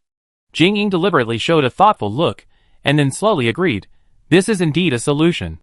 I don't want you to have any misunderstandings about our Federation. This is really a necessary preparation to deal with the Moon God. Our enemies are the dangerous Southern gods, and even the Federation must handle them with caution. Coincidentally, I am actually nearby. We can handle this matter now. After saying that, Jing-ying's figure gradually dimmed in front of him, not giving Ma-en any chance to regret. Ma-en did not wait long. About 15 minutes later, Jing-ying's figure appeared in front of him again. You can rest assured now, right? Jing-ying said to him, you are really a little timid. We have come to this point, how can we still attack you? Now the whole Federation is negotiating a ceasefire, and we can't do this for you. Ma-en nodded to him. Thank you for your cooperation. Then Jing-ying showed a look of horror, and then the spiritual entity instantly walked out of his body, and the sticky silk thread connecting to the body was also melting at a high speed. But the next moment, Ma-en pushed him back. Bang. Darkness strikes. Falling. Regret, resentment, anger, countless emotions flowed in his heart, but like a trickle, there was no way to stir up any waves, and there was no way to stop his fall. At this moment, Jing-ying felt a calm fear. No panic, no hysteria. There was only sadness. Because now, he has clearly realized that he is destined to die. The moment Ma-en disrupted his plan, he was destined to have no way to survive. Ma-en took away his chance to live, and all the resistance after that was not something that a person of his ability could intervene. He was involved in a confrontation between a god and a mortal. Whether Ma-en saw through the conspiracy of the Moon God and what his motive was for killing him, he was still not sure at this moment, but it was obvious that the other party had never been within his expectations. Maybe this was also in the plan of the Moon God, he thought slowly. In fact, this might still be in the Moon God's plan to deal with Ma-en. He was just a sacrifice arranged by this god. If this is the case, it's fine. At least Ma-en, who destroyed his hope of survival, can come down to accompany him. Thinking of this, Jing-ying felt a little sweet hatred. He continued to go down. Even if Ma-en didn't die because of this, or even saw through the Moon God's plan, it didn't matter. Because now there are two 5th-level spiritual entities, Moon God and Shadow, who want Ma-en to die. Even if he can really survive this attack, he can't survive in front of two 5th-level ability users. In other words, he was actually dying. Ma-en was a young man with a promising future. Although he did not survive a cruel fate, it was a good thing to have such a young child in his 20s buried with him. Death is so long. Wait, is there something wrong? No. Snap! The light hit his retina again, bringing him back to the land of the living. Ma-en's terrible face was in front of him, and they seemed to have never left the place just now. He didn't seem to have died either. Well, this is a dangerous mission. Ma-en looked at him and said. Jing-ying felt quite puzzled by the scene in front of him, but just when he wanted to ask, he heard the voice of the second person. I had already made up my mind when I joined the Salvation Alliance. It must not be a coincidence that Shishao Walker found me. I was destined to do something, and now you have handed this mission to me personally. As long as this is her will, I will execute it. It's a bit strange, because the voice of the answerer sounds familiar. Jing-ying looked at Ma-en and patted his shoulder. Thank you, if we rescue her, I will mention you to her. He felt a smile on his face. Why do you say it? It seems that I will definitely die in there. Someone has taken over his body. At this time, Jing-ying realized what happened to him.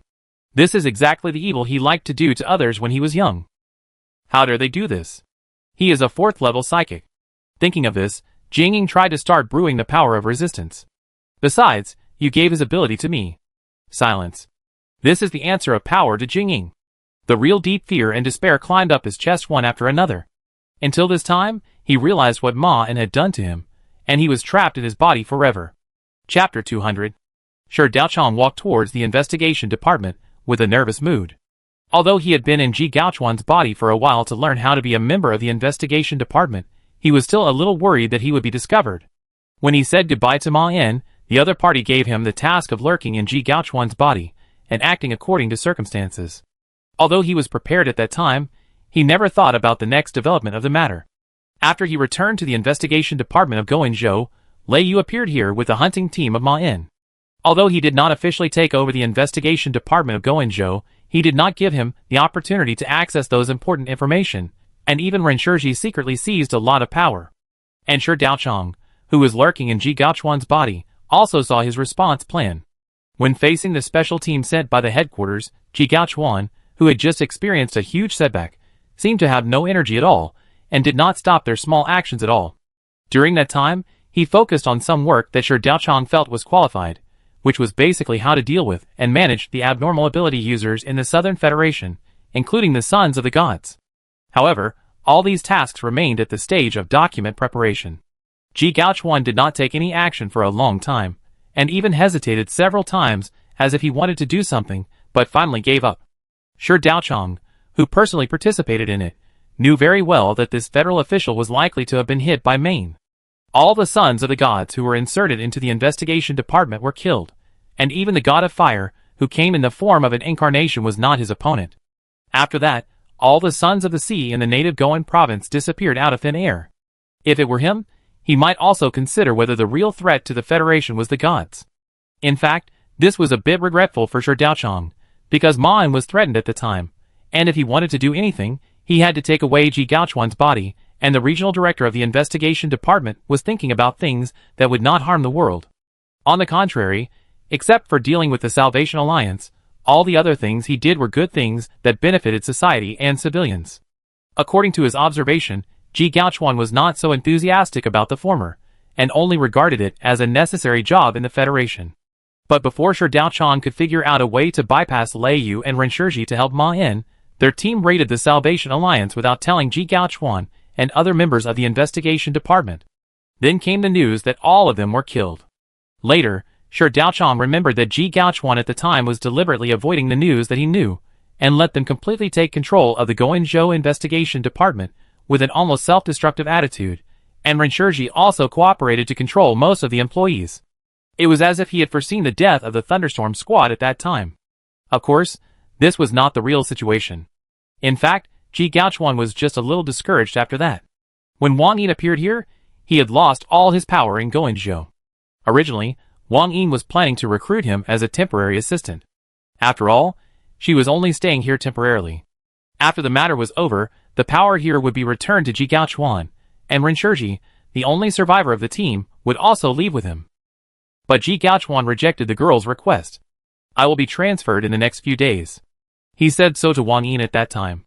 After saying this, he contacted his superiors in his faction, and asked them to transfer him away from here, and return to the Central Federation to work as if surrendering. And it was at that time that he reconnected with Ma'an. At that time, Shi Daochong realized belatedly that the drastic changes in Goenzhou in such a short period of time may have started with Ma'an's victory over the Son of Flame, who cooperated with the investigation department. After that, this place became a focus of the Southern Alliance. After being taken by Ma'an to meet Qinlan and several other members of the Savior Alliance, he gave himself a very important task, which was to invade and control Jingying. When he just heard the news, Shi Daochong thought he was joking. Although he had the ability to snatch the body, there was no way he could fight against a fourth-level telepath like Jingying, until Ma'an gave Jingying's ability to himself. Now it was a fourth-level telepath who was robbing a mortal's body. After living in Jingying's body, he also received protection from two high-level psychics. The Moon Goddess's secret curtain could ensure that he would not be exposed to the investigation department, and the Shadow's protection would also make him not afraid of the Moon Goddess. Moreover, he also found information about what he should do from Jingying's remaining consciousness after being processed by Ma'an. Theoretically, he should be a perfect undercover now. Only practice remained. Jingying returned to the investigation department. He had just taken a few steps when he noticed that all the members of the investigation department around him were retreating to the distance, as if they were deliberately avoiding him. Just when he began to worry whether he was exposed, the girl floated out of the wall and looked at him anxiously. "What's the situation?" Shi Daochong nodded cautiously. Everything went well. The girl looked at him in disbelief. "Are you sure?" Shi Daochong replied, "Of course, if you think I will lose to Ma'an, why did you ask me to find him at that time? Ma'an is indeed a dangerous character with various strong abilities, but the confrontation at the spiritual level is pure, and his other powers cannot be exerted, and I have been prepared for it. The heart butterfly can become the most deadly weapon. When I already have the advantage, and am still attacking, it would be strange if he is still alive." Wang Yin hurriedly asked, "Where is his body?" Now is the test. Sure, Daochang said, according to the content discussed earlier, we are fighting at the spiritual level. If I am stupid enough to face him, I will definitely not be able to come back alive. I can't find his body for a second confirmation. Wang Yi nodded, and then showed a happy smile. You did a good job, leave the rest to me. You just need to be responsible for the work at that time. I will make you get what you want. I think Ma En never thought that he would die because of stealing your suicide mission. Although this was actually a little beyond her expectations, it was also reasonable. After all, Jing Ying was an experienced and excellent telepath, and it must be difficult for a guy like Ma En, who had been in danger for many years, to survive until now. But because of this, they still couldn't escape the fate of death in the end. The only difference was who died in their hands. Okay. Sure, Daochang finally put down the stone in his heart. He would complete his work. But what was stuffed into Yushin's body would be the information bomb that Ma En had revised. Chapter 201. Do you understand the whole plan? Ma En asked, standing in front of the passage. Qin Lan answered seriously. I remember it, and the other employees are all ready. Things went smoothly. This was not only true for Ma En, but also Shadow and Moon God's plans were moving forward very steadily. At least it seemed so. Based on the information that Ma En got from Ren Shizhi and Shi Daochang, the Federation still felt that they had barely completed the task of killing Ma En, and did not show any dissatisfaction with it. From this, it can be inferred that the Federation was not really obsessed with letting him enter Moon God's body to perform a suicide mission. Their purpose was just to want Ma En to die, and they didn't even take Ma En to heart. The Federation just wanted to kill him for some reason. And Moon God's situation at the moment was very similar. She struggled to give Ma En a beautiful butterfly through Jingying. According to the description of the containment room, the function of this thing is likely to allow Ma En and Moon God to see each other, and now Ma En is about to sense this butterfly, just as Moon God expected. She couldn't attack me directly because she couldn't, and I couldn't do anything to him for the same reason. It wasn't just Moon Goddess who was eager to meet. It seemed that Ma En's plan was also going smoothly. But was it really so? The plan of the investigation department seemed to be successful, but it was only in their eyes, and it was the same for Moon Goddess. So was it possible that it was actually similar for me? Did they all think that their plan was going smoothly? Or was the prophecy of the Divine Skywalker coming true as expected? If I take Xinxia's prophecy as a fact, I should be moving in the right direction. But Ma En still remembers that Xiao, who came to meet me privately at that time, mentioned that his future would be forgotten by her, but Xiao had left a prophecy related to me before that. Is it because I had not yet come into contact with the unmemorable at that time that the future is not fixed? On the bright side, Xiao may just not be able to see me at that time. Although she certainly did not know that it was me who read this paragraph when she left the prophecy, it is hard to say whether Xiao will continue to explore my existence after that. It is possible that she just came to see the me she had seen in the past. But this may also be just a coincidence. Or Xiao did not see me in the past, and maybe she actually forgot Ma En she had seen before, or in fact, the extent to which Ma En meant anything to her was only this prophecy. These ideas are all good-intentioned interpretations of Xiao. In addition to these, there is also the worst possibility that she has other intentions. If I look at the darkest thoughts, I might have been influenced by Xiao to join the Salvation Alliance. My meeting with her, her mention of not being able to see her future, and the abnormal control bureau on me, these are all very suspicious. Although I had the ability to refuse at that time, and according to Xinjiao's statement and existing theories, the future will not be completely certain, these doubts actually have reasonable explanations. It is possible that Xinjiao unconsciously influenced me, just like the way she wrote the prophecy. Xinjiao didn't know what she was writing.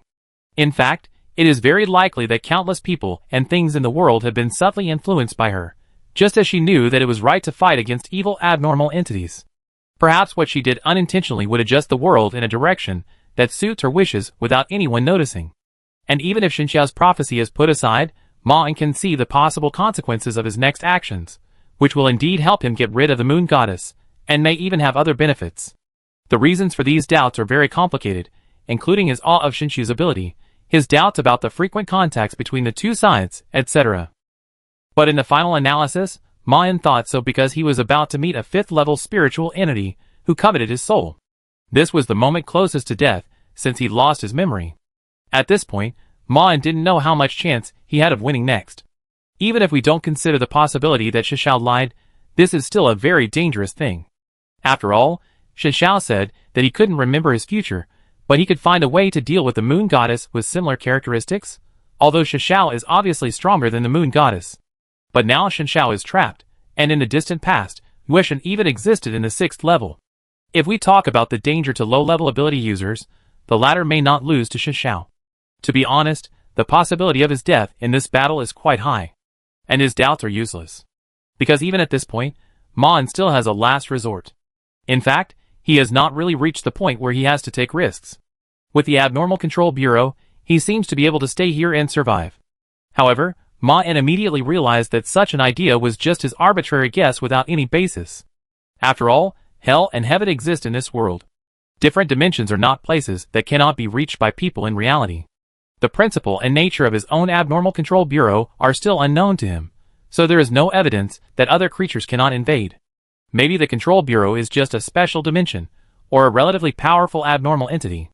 It is basically impossible to be fundamentally different from other abnormalities. In other words, as long as the method is mastered, other powerful abnormal entities may be invaded and dealt with.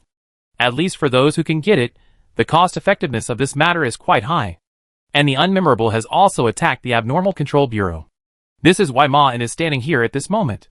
In fact, if you really want to rationally compare the mortality rate, risking killing gods and slowly becoming stronger are not obviously better.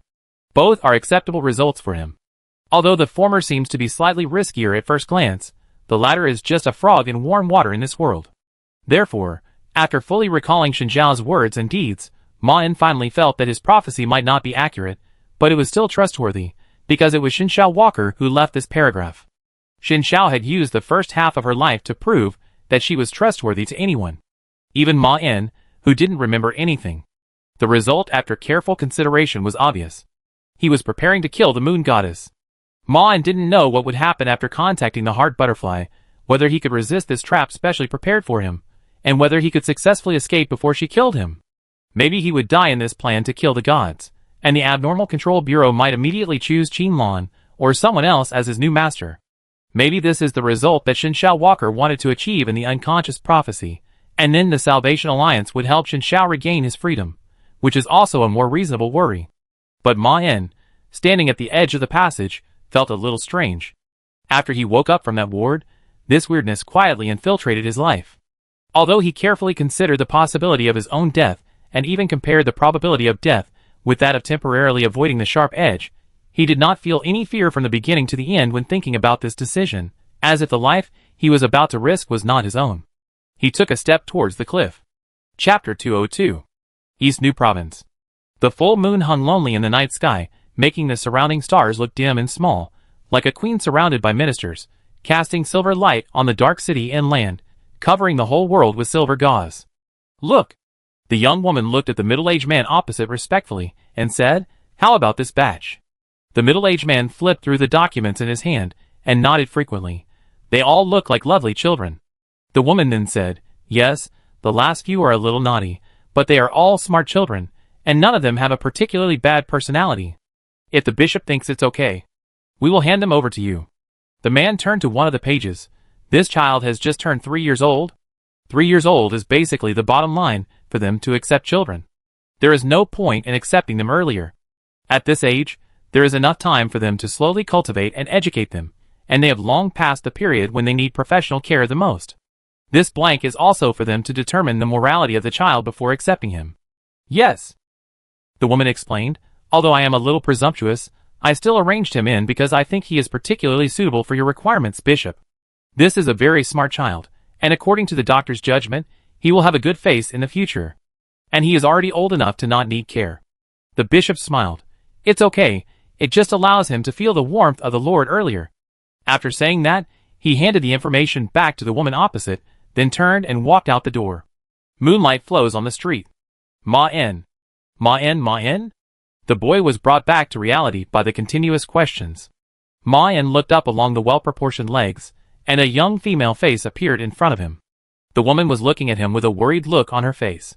"Are you nervous?" Ma-En answered a little dazedly, "No." Then he was surprised to find that his voice was childish. The woman smiled and said, "It's okay, it's normal to be nervous, but little Ma-En is really sensible. Other children will cry when they first come, and you have behaved very well. Come on, I take you to meet the other children." The woman took his hand, and took him into another room, before he could react. In his daze, Ma-in vaguely heard the sound of glass breaking and felt that he had bumped into something. When he raised his eyelids again, he was already in a strange room. A frail girl was standing in the corner with a shy look, looking at Ma-in, who had entered the room with eyes like a frightened deer, as if she was frightened by his sudden appearance. Before Ma-in could react, the main door was gently pushed open. A cute girl poked her head in, looking at Ma-in and the thin girl with a slightly excited look, and then looked at the standing woman with a pleading look. "Is it okay?" The woman showed her a doting smile. "Xiao Yun, introduce yourself to your new friends." The girl jumped into the room very lively, ran to Ma-in, and looked at him curiously. "My name is Qin Yun. I am 4 years old this year." "Hello, brother Ma-in and sister Yu. Ma-in's body paused, and then he answered somewhat at a loss. "Hello?" Yu almost buried her head in her chest, and said in a mosquito-like voice, "Hello?" Ma-in's head was still a little groggy. If he remembered correctly, he should have appeared here after sensing the heart butterfly. This was a trap set by the moon goddess for him, but if he thought correctly, the current scene seemed to be his past memory. The face of this girl was somewhat similar to Qin Yun now, and he had never seen a photo of Qin Yun at this age. If what he saw now was her real appearance, it proved that this was not entirely a fantasy created by the moon goddess in the trap. At least his memory was used in the process of creating it. Something he himself did not remember. Ma-in was still thinking about something, but it was as if his brain had returned to his underdeveloped childhood. The speed of his thoughts running in his brain was much slower than normal. Before he could figure out what he was thinking, Qin Yun distracted him with enthusiastic words. "Xiao-in and Xiao-yu, I show you around." A child's hand reached out to Ma-in and pulled him out easily. Ma-in did not try to break free, but he noticed that Qin Yun only held his hand, and the girl named Yu followed them carefully at a very subtle distance. Qin Yun started to introduce the facilities of this orphanage to him, but these words sounded like noisy noise in his ears, and he could not form a specific consciousness. Since this is his memory, maybe he can find some useful information in it. Wait! He doesn't have time to waste. Look! Qin Yun's words seemed to have magic, and Ma-in, who was still thinking, turned his eyes to the houses on both sides of the corridor. Almost all the houses they passed by had their doors open, so he could easily see what was going on inside. Countless strange children and several adults passed by his eyes. In the moment of trance, various different scenes also quickly passed in front of him. He always felt that he saw many faces repeating in the houses on both sides. Suddenly, a face without facial features broke into Ma-in's field of vision. An adult man with nothing on his face stood in the middle of one of the houses. His body was straight and stiff like a sculpture, and he couldn't even feel his body breathing or moving. There were only 2 slightly concave outlines on his face where his eyes were. But Ma-in could feel that he was staring at him. This figure only appeared in front of him for a moment. When Ma-in wanted to pay attention to other details, other bizarre scenes appeared in front of him one after another, and he could not find the strange man he had just seen. After walking a few steps forward, Ma-in even had some difficulty remembering whether he was his own illusion. As he continued to move forward, he always felt that the children he saw were getting taller and taller, as if they were arranging these rooms according to age. He even vaguely saw figures that looked very much like Qin Yun and Yu. "We're here." Qin Yun stopped in front of a wooden door with beautiful carvings. This sentence made Ma-in turn his head towards her, and then the doors on both sides of the corridor behind him all closed at some point, as if they had never been opened. When looking at Qin Yun, Ma-in always felt that she seemed to be slightly taller than before, and at this time, he also noticed something strange behind him. He turned his head, and saw that Yu had tightly grasped the corner of his clothes. He didn't even notice when this happened. "This is where you will live in the future," Qin Yun said, as he pushed open the door finally. "I would like to introduce my roommate to you, this Sister Li." A girl with short silver hair was sitting quietly at the desk in the bedroom. When she heard the door open, she looked at the people outside and smiled gently. "Xiaoyun, you're back. They must be Xiaoyun and Xiaoya." Qin Yun ran to her happily, his eyes full of expectations for the future. "Yes, we will live together in the future." The silver-haired girl walked to the chair and smiled at them. "You can ask me and Xiaoyun if you don't understand anything." Qin Yun said excitedly. "Yes, if anyone wants to bully you, come to me, I will teach them a lesson." Li's eyes were gentle and soothing. "Don't worry, with Xiaoyun and I here, no one can bully you. But most children are very kind. You won't encounter that kind of thing." When she said this, her eyes were mainly focused on Yu. Seeing this, the thin girl also nodded behind the boy. At this time, he also noticed that she seemed to be no longer so sick and petite. Li asked, "I can take you to study tomorrow." In addition to the things that the teachers are going to teach, there are some very good books here. I can find them for you, but it's late now, and you have been visiting all day. If you are tired, you can sleep first. I have made your beds. Ma En and Yu looked over and saw that there were brand new mattresses and quilts on 2 beds, which were tidied up, and the tables and floors around them seemed to have just been cleaned. At their urging, Ma En also climbed onto the bed. The journey just now had consumed most of his energy. Now that he had calmed down, all kinds of ideas came up. This is a dangerous battle. Thinking about it, he fell asleep. The bright sunshine fell into the house. Get up. A pair of soft hands pushed Ma's waist. Don't be a lazy bug. Let me sleep a little longer. Ma En instinctively turned over and pulled the quilt tighter. Xiao Yu and Xiao Yun are waiting for us. Didn't we agree to continue the adventure today? Hearing this, Ma En raised his eyelids reluctantly, then turned over and looked at the silver-haired girl standing angrily beside the bed, and said helplessly, Sister Yun always wants to take risks, but why do you always follow her? It's just an abandoned building with nothing in it. Can we find anything in it? Li said with her hands on her hips. Don't act like a little adult. You are only 9 years old this year. Keep a little innocence to the world, okay? And who knows what secrets may be hidden in those abandoned buildings? Ma En said a little slowly. You always think that these ordinary things will hide some secrets. Li reached out and pulled him up. You are too boring. Ma En followed her out of the house, and when he stepped out of the door frame, he vaguely remembered that this seemed to be a memory. Thinking of this, he looked at Li's back with some sadness. Because he couldn't remember what the girl looked like when she grew up. What do you want to eat? Li picked up the tray and looked at Ma En. Dumplings. Ma En said leisurely, standing behind her. She made 2 dumplings quickly, and then handed Ma En's bowl to him. What is this? He looked at the red dumplings in the bowl and said, You know I don't like carrots. Balanced nutrition. Li waved her chopsticks and said, Good children can be picky about food. Ma En muttered, I am a bad child. But he didn't say anything else, but sat on the bench face to face with the girl. Before Ma En could even start eating, he heard 2 footsteps behind him. One was so cheerful that it seemed like they were jumping, while the other was so quiet that it was cautious. Are you guys on a date? Chen Yun joked mischievously. Li looked helplessly behind Ma En. Don't be naughty, sit down. Chen Yun stuck out his tongue at her, but still sat down obediently next to Li. Yu also sat down next to Ma En without saying a word. Is it enough for you? Yu whispered, looking at Ma En's bowl. He immediately replied, Of course. The girl also had dumplings in her bowl, and it looked like she had more rice than she did. Chen Yun stuffed the noodles into his mouth and said, I found another good place for adventure. It takes an hour and a half to get to the suburbs by bus number 46. There is a very scary forest there. I have prepared boots and dry food. The forest she mentioned was just a small forest, but Yu was still a little scared when she heard this, and looked at Ma En beside her for help. An hour and a half is too long. Ma En said instinctively, And don't you have to practice singing these days? You are a good child who has high hopes. Chen Yun immediately replied, Singing is tiring and boring. I am expecting them to kick me out. Besides, I have prepared for this adventure for several days. The route and time are planned. It will definitely be very interesting. Yu plucked up the courage and whispered, But the scriptures teach us not to cause trouble to others casually. It is wrong to do so. If the angel knows, he will definitely be angry with us. Chen Yun looked at her and shook his head. Don't be a coward, we will protect you. She then looked at Li. Li, who had been thinking about teaching Chen Yun a lesson, opened her mouth, but finally gave in to her pleading eyes.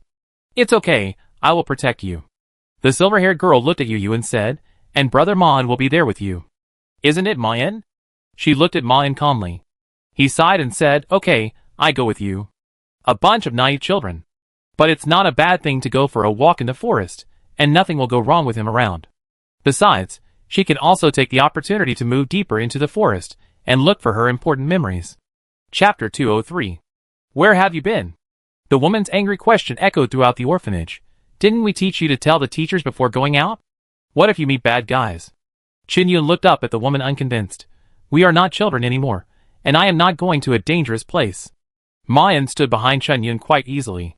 After all, he was not a real child, and he was not nervous because of the teacher's anger.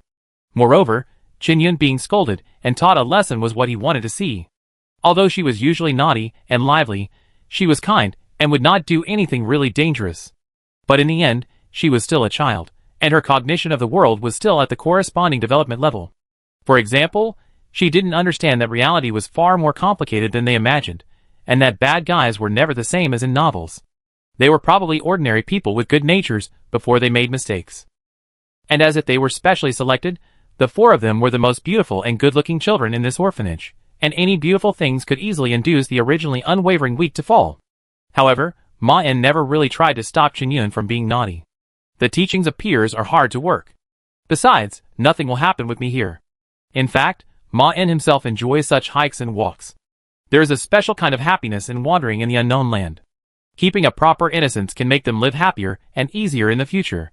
Chen-yun just doesn't understand yet. Nothing can make children jump over the age they should have to get the answer to the future, unless it is exchanged at a high price that is completely unworthy. For example, pain? Little kid. The woman looked at Chen-yun angrily. You are not a kid. You are their sister. It is your responsibility to protect them. It seems that you have not understood the truth that the Lord has told us. You will have to take extra classes in the next 3 months. Chen-yun's expression immediately collapsed when he heard this. What? The woman looked at the other children. You also received punishment. When you knew that she was going to the forest to play, you should tell us. What if you get lost? What if you meet bad people? So, if Xiaoyun does something wrong in the future, you have to report to me, otherwise you will be punished for her. Yu, who was standing behind Ma-En, looked more and more nervous. The boy also frowned slightly. He didn't think there was any problem until the last sentence, but her request made him feel a little confused. This didn't seem to be a request for a child. And Chen-yun's lawlessness was actually related to the indulgence of the teachers in the orphanage. But before he spoke, Sally had already spoken. Teacher, the scriptures say that unless you disrespect the Almighty, you cannot betray your brothers and sisters. The woman blushed when she heard this, and then she scolded in a more serious tone. Are you the teacher or am I the teacher? What I say is what it is, and this is just the punishment you will receive now. Especially you and you were just elected into the choir last month, and you did this. Now I will temporarily expel you. Yu's face turned pale in an instant. Chen-yun, who heard this, also wanted to say something immediately, but was stopped by Li's eyes. The silver-haired girl raised her head and looked into the woman's eyes, and said firmly, Teacher, I would like to ask you to consider this decision. Yu and I have been looking forward to it for a long time. We know we are wrong and hope you can take back this order. At the end, her tone was almost an order. And what surprised Ma-En was that the teacher who heard these words didn't know what happened. He nodded helplessly and agreed dizzily. Okay. Then we will leave first. Sally looked at the teacher with a cold expression. Well? She ignored the teacher and took them out directly. Several people returned to their rooms in silence. At this time, Chen-yun realized that something was wrong. Wait. She looked at Sally. How did you do it? Sally looked at several people. Chen-yun's eyes were full of expectation and eagerness, and although Ma-En didn't say anything, he looked at her with some doubts. Even Yu, who usually didn't care about others at all, seemed a little curious at this time. I'm not sure, Sally explained to them. Actually, I don't care whether I sing or not. I don't know why I said that at the time. That's not what I'm asking. Stop pretending. Chen-yun asked excitedly. The teacher looked at you just now, as if he was looking at Bishop Ding. How did you do it? Seeing that she couldn't hide it, Sally had to confess. Actually, I can influence other people's words and deeds to a certain extent. A few years ago, I felt that sometimes I could make others do what I said just by emphasizing my tone, but I never used it. Chen-yun's eyes lit up. Why did you tell me today? Sally said helplessly. Because I know you will definitely do this, and this is not a fun thing. You should have seen the teacher's expression. This is not gently persuading others, but forcing others to do things they don't like. This is wrong. Yu nodded in agreement. Sally is right. This can't be used for bad things, but why don't you tell the teacher? It's not that simple, Yu. You are still young. Sally said a little unsure. You just need to know that this is a secret between us, and you can't tell others. Not even the bishop? Yu asked, puzzled. Sally shook her head firmly. No. Ma-En, you are right? He nodded. Yes, don't tell others about this. You will understand later. Yu nodded. Okay. Chen-yun slowly came back to his senses from his contemplation. Okay, you are right. This thing really can't be used indiscriminately. Don't use it even if you encounter such a situation next time. If others find out, it will be a disaster. I just remembered that there is also an unusual protagonist in the book I read not long ago. After he exposed his ability, he was targeted by bad guys all over the world. The fewer people who know about this, the better. When she said the last sentence, she also looked at Yu. At this moment, their common secret was born. Chapter 204. Night, Crescent Moon. Marn was alone on the balcony, enjoying the breeze, thinking about his experiences these days, and struggling to find things that he was about to forget, and constantly reminding himself. Life now is just a memory. This is a cruel thing, because the three children can talk to him and react naturally to different things, almost like living people with blood and soul, but he keeps reminding himself in his mind. They are all fake. It's just an old dream. Click. What are you thinking about? Sally asked gently. Are you troubled by my secret? Marn asked calmly. What exactly can you do? Sally walked to his side, raised her head, and looked at the night sky. Telepathy, which means I can read minds. Just as you think. Marn said then. Well? Sally's tone was a little apologetic. I didn't mean it, but I did know your secret, sorry, but after I can control it, I will never spy on my friend's thoughts again. Mayan said gently. It's okay. It's not a bad thing. Sally nodded. We are the same kind. When I feel lonely and confused, I will think that you are actually the same as me. I think you can definitely see that Yu relies on you, but you may not have thought that I actually have similar feelings. If I didn't know that you also have extraordinary things, I might have been unable to resist using my ability. But I feel calm when I look at you. Mayan did not answer. Sally turned her head and looked at his profile and asked, How did you do it? She meant not to abuse the ability. Mayan replied, It's not difficult for me. Now is not the right time. Since there are you and me in this world, there will be other people with abilities, so we are nothing special. On the contrary, we may be in danger because of this. So I am just being cautious. Sally asked, Then have you thought about how far we can go together? I have always been looking forward to confessing this to you. I also felt that the time was not right before. If it weren't for Celia, I might have told you this in a few years. In this way, it's all thanks to her, so. Have you thought about it? Mayan replied calmly. We are still children, there is no need to think so far ahead. Sally asked unwillingly, Really, but I thought. Her voice gradually lowered. Mayan changed the subject and said, Will the teachers not get suspicious? Sally immediately said proudly, Of course, I will make her forget about it. I told you that this will only be a secret between us, maybe later on. This will eventually become a secret between you and me. Mayan said, as if he didn't hear her, Let's go back. He turned around and saw Sally's disappointed expression. Is that it? Sally asked in confusion. Are you acting like nothing happened? We shared such a special secret with each other, but you act like it's just an ordinary day. This is not what I expected. Everything is over. Mayan said something she didn't understand. Go back. I always feel like something is waiting for us. They left the balcony in silence. Click. When they pushed open the door, they saw only an empty room. Qinyun and Yu should be sleeping at this time. Where do you think they went? Sally said anxiously. Nothing will happen, right? Just after she used her ability, Qinyun and Yu disappeared. This made her unusually nervous, and she began to worry in her heart whether her own affairs had harmed them. Maybe they went to find us. Ma's calm answer gradually made her feel at ease. Don't be afraid. Let's go find them now. And if we can't find them, we go find the teachers and ask them to help find them. Nothing will happen. Although he said so, Ma's pace was still a little faster. Sally nodded heavily and threw away everything he had just thought of. Then let's go and find them separately. You and I are not afraid of bad guys, so it will be faster this way. Just as Man was about to say something, he noticed something flashing in the corner of his eyes, and then he nodded to Cherry. Okay, I go this way. He ran in the direction he just noticed, and at the same time used telekinesis to create a layer of invisible armor on his body surface, and ran with it without making any noise. It was a tall and thin figure. Ma kept turning in the corridor, and he couldn't even remember how many times he turned in the same place. The other children were left far behind in his mind, until he came to a dead end. A faceless man stood in front of the wall, staring at Mon with his sunken eye sockets. The boy stood and asked him, "What are you?" No answer. The faceless man just stood there, and there was no sign of metabolism in his body, as if he was not a living thing at all, just a particularly realistic sculpture. Mon raised his hand and wanted to do something to him, but there was no response. He had no way to shake the man. The puzzled boy turned around and instinctively wanted to leave here, but there was also a wall behind him. Ma turned his head suddenly, but the faceless man had disappeared, and the wall behind him just now turned into a normal corridor. He seemed to have heard a sentence just now. A dead sentence. Then Ma-in suddenly noticed the weirdness he had just encountered, and a question emerged in his mind. What on earth was he doing here? It seemed that something was wrong. He must have a purpose here. Is he looking for his memory? But Ma-in couldn't remember why he did this, and how did he do it? I should have tried to retrieve my memory, but I didn't succeed at all. But now I inexplicably appeared in my past memories, and could see my childhood friends, who I had long forgotten.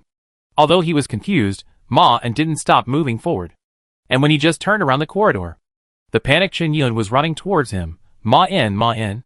What? Ma-in just opened his mouth, and Chen-yun passed by him. Then, a miserable scream broke the calm night sky. The sound of countless birds flapping their wings sounded in his ears, and white wings filled every window in his field of vision, and then strong anger and sadness resurfaced in his chest. He turned to the direction of the scream, and raised his leg towards the wall in front of him. Boom! Chapter 205. Ma-in staggered into the narrow alley. The two sides were like towering walls blocking almost the entire night sky. Only the silvery white waning moon cast a few wisps of ethereal light, allowing him to see the things in front of him clearly. Bang! A soft and petite body bumped into Ma-in's back. The girl first tried to break free in panic, but seemed to notice something when she tried to push, and then raised her head to look at him. Ma-in? Ma-in! You said in surprise. I knew you would come to save me, Sally. Before she could explain what was going on, Ma-in saw the scene behind her.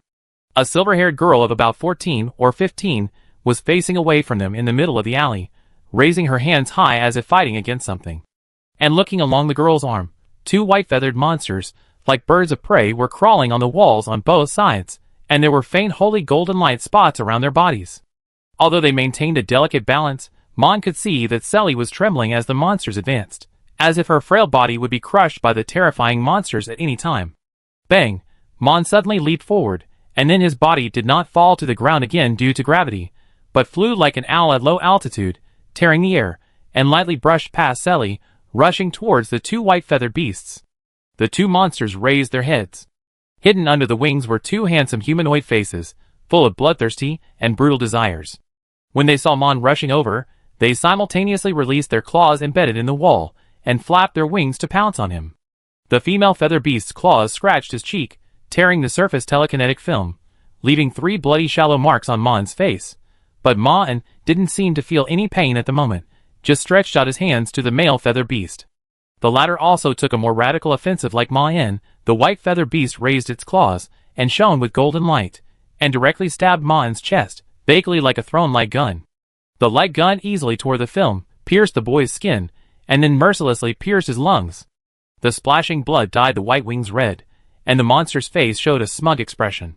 Even his companions who were hovering more than 10 meters away appeared with a sacred glow, but just when they felt that they had won. Bang! A blood flower bloomed in the air, and the headless corpse fell heavily to the ground. The second beast roared in grief and anger, and then swooped down towards Ma-in, who was already seriously injured. But she forgot that there were more than just a few of them here. Ah! The heart-wrenching wail pierced the eardrum of the feathered beast, and continued to echo in her skull, causing the feathered beast to deviate from its original flight trajectory and fall beside Ma-in. And Ma-in's hand was also on the back of her head. Blood flowed down her eye sockets and ear holes like a waterfall, forming a red lake under the boy's body. Ma-in, are you okay? The girl's trembling and worried voice came over. Ma-in looked at the silver figure, who was already kneeling on the ground. It's okay now, you. It's okay too. That's good. Sally breathed a sigh of relief, and then said to the direction of Ma-in's voice, It's good that you are here. Ma-in dragged his heavy body towards Sally. Snap. He suddenly stopped. You? He stared at Sally closely, his voice getting lower and lower. What's wrong? There were 2 bloody tear marks on the girl's face, and only blurred flesh and blood remained in the eye sockets. Maybe I just used too much force, maybe temporarily. Sally raised her hand and touched her face, and then her body became stiff. Ma-in leaned down in front of her. Sally. The girl suddenly smiled. It's okay, Ma-in. You see, I can still perceive the world in this way. The girl's gentle voice came directly into Ma-in's brain.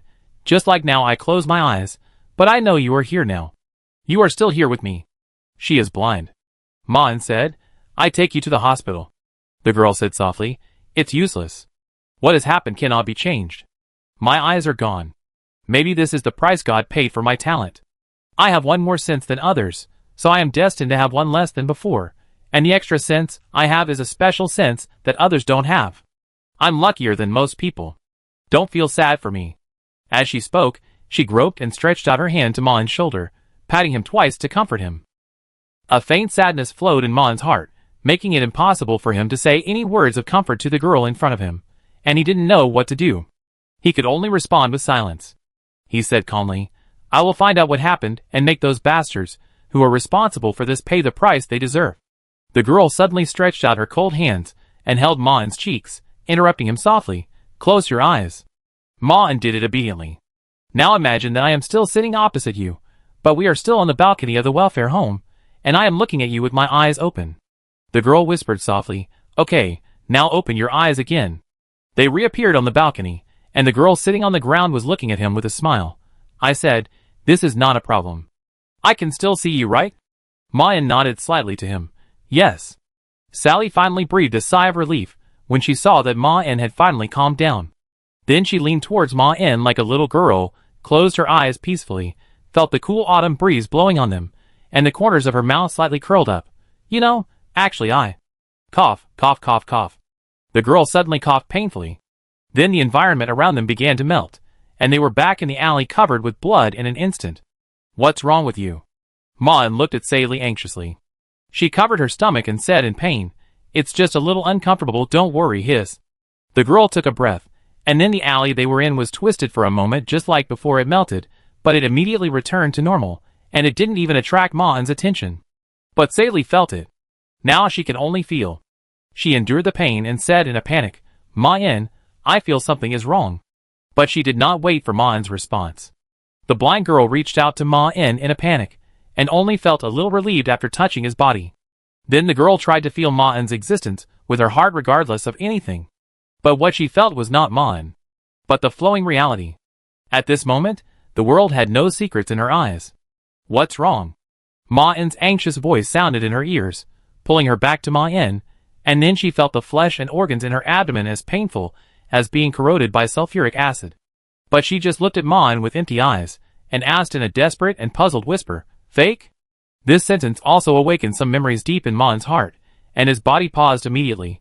"What did you say?" The girl hugged her legs and squatted on the ground, muttering in the direction of Ma in a lost soul. "It's all fake. Xiaoyun is fake. Celia is fake. Her survival is also fake. This world is fake. My memories are all fake, and I am the most fake. I never existed at all. Why? Why?" Her voice sounded on the verge of collapse. But at the moment when her mind was completely destroyed, she felt her hands being tightly grasped. Sally slowly raised her head and showed a sad and emotional smile. "Only you are real.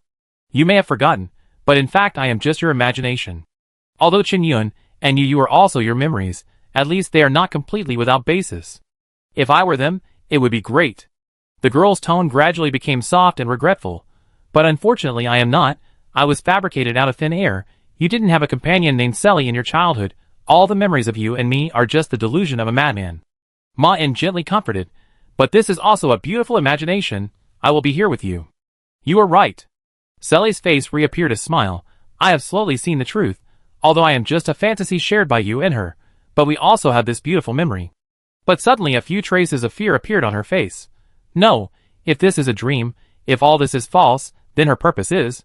Sally said in a panic, "Run away. She is coming, this is a trap. The whole world is a hotbed for her.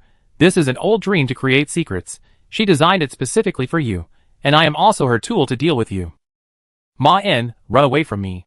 She looked at Ma anxiously, stood up, and tried to push him away from her, but the girl couldn't stand still, and staggered to the front. She fell to pieces. Snap. A silvery white slender arm stretched out from the girl's body, quickly grabbed Ma's wrist, and pulled it slightly, and then a hazy and graceful female body slowly emerged in front of Ma. The moon goddess stretched in front of Ma. "You prepared a good bed for me, there's no need to be so polite. My little Ma." She raised the corner of her mouth. Ma realized the truth of the matter at this time. "You made me forget it all the time." The moon goddess sat with her long legs crossed, looked at Ma who was close at hand, and then looked around in surprise. "I didn't expect you to prepare this gift for me. This is no longer the Southern Federation, but I can still easily exist in your heart. It's really a big surprise. You are so good to me, Sister Cherry." She smiled mockingly. Ma sighed calmly. The girl who wanted to push me away just now was not you. She was a trap you set for me. You couldn't see me, which means she is not even a derivative of you, nor a real soul. The moon goddess smiled proudly. That's right. She is just a dream of yours. Weaving this beautiful dream is a long-lost challenge for me. The things I buried in the butterfly have no connection with me, which means that no matter what kind of intersection you have with it, it can't affect you and me. Unless you join hands with me in it to lift the curtain between us. I was born in your heart. You, like all mortals, can't refuse beautiful dreams. The moon goddess said this and looked at the high walls on both sides. But what I didn't expect was that you actually left the Southern Federation. And she could appear here so easily, as if the chains that imprisoned her were no longer useful. The moon goddess looked down at the mortal in front of her with kindness. You can say whatever last words you have. Now I have completely gained control of your mind. You no longer have any chance of turning over and winning. In a while, you will be completely mine. I'm in a good mood today, you can die knowingly. Mayan sighed. In fact, I thought about the possibility of losing before I came here. After all, you are a 5th-level spiritual god. I just didn't expect that I would be so powerless when facing you, but it's also who in this world can truly control their own life. Now his entire mind is in the hands of the opponent. Any intention of his resistance and struggle is meaningless. Although he is not particularly willing, he can only accept this outcome. The moon god said with the attitude of a winner, yes, this is the mentality that mortals should have. In our eyes, your race is destined to lose and die. Even the best among you are just a little more glorious, but still mortals with short lives.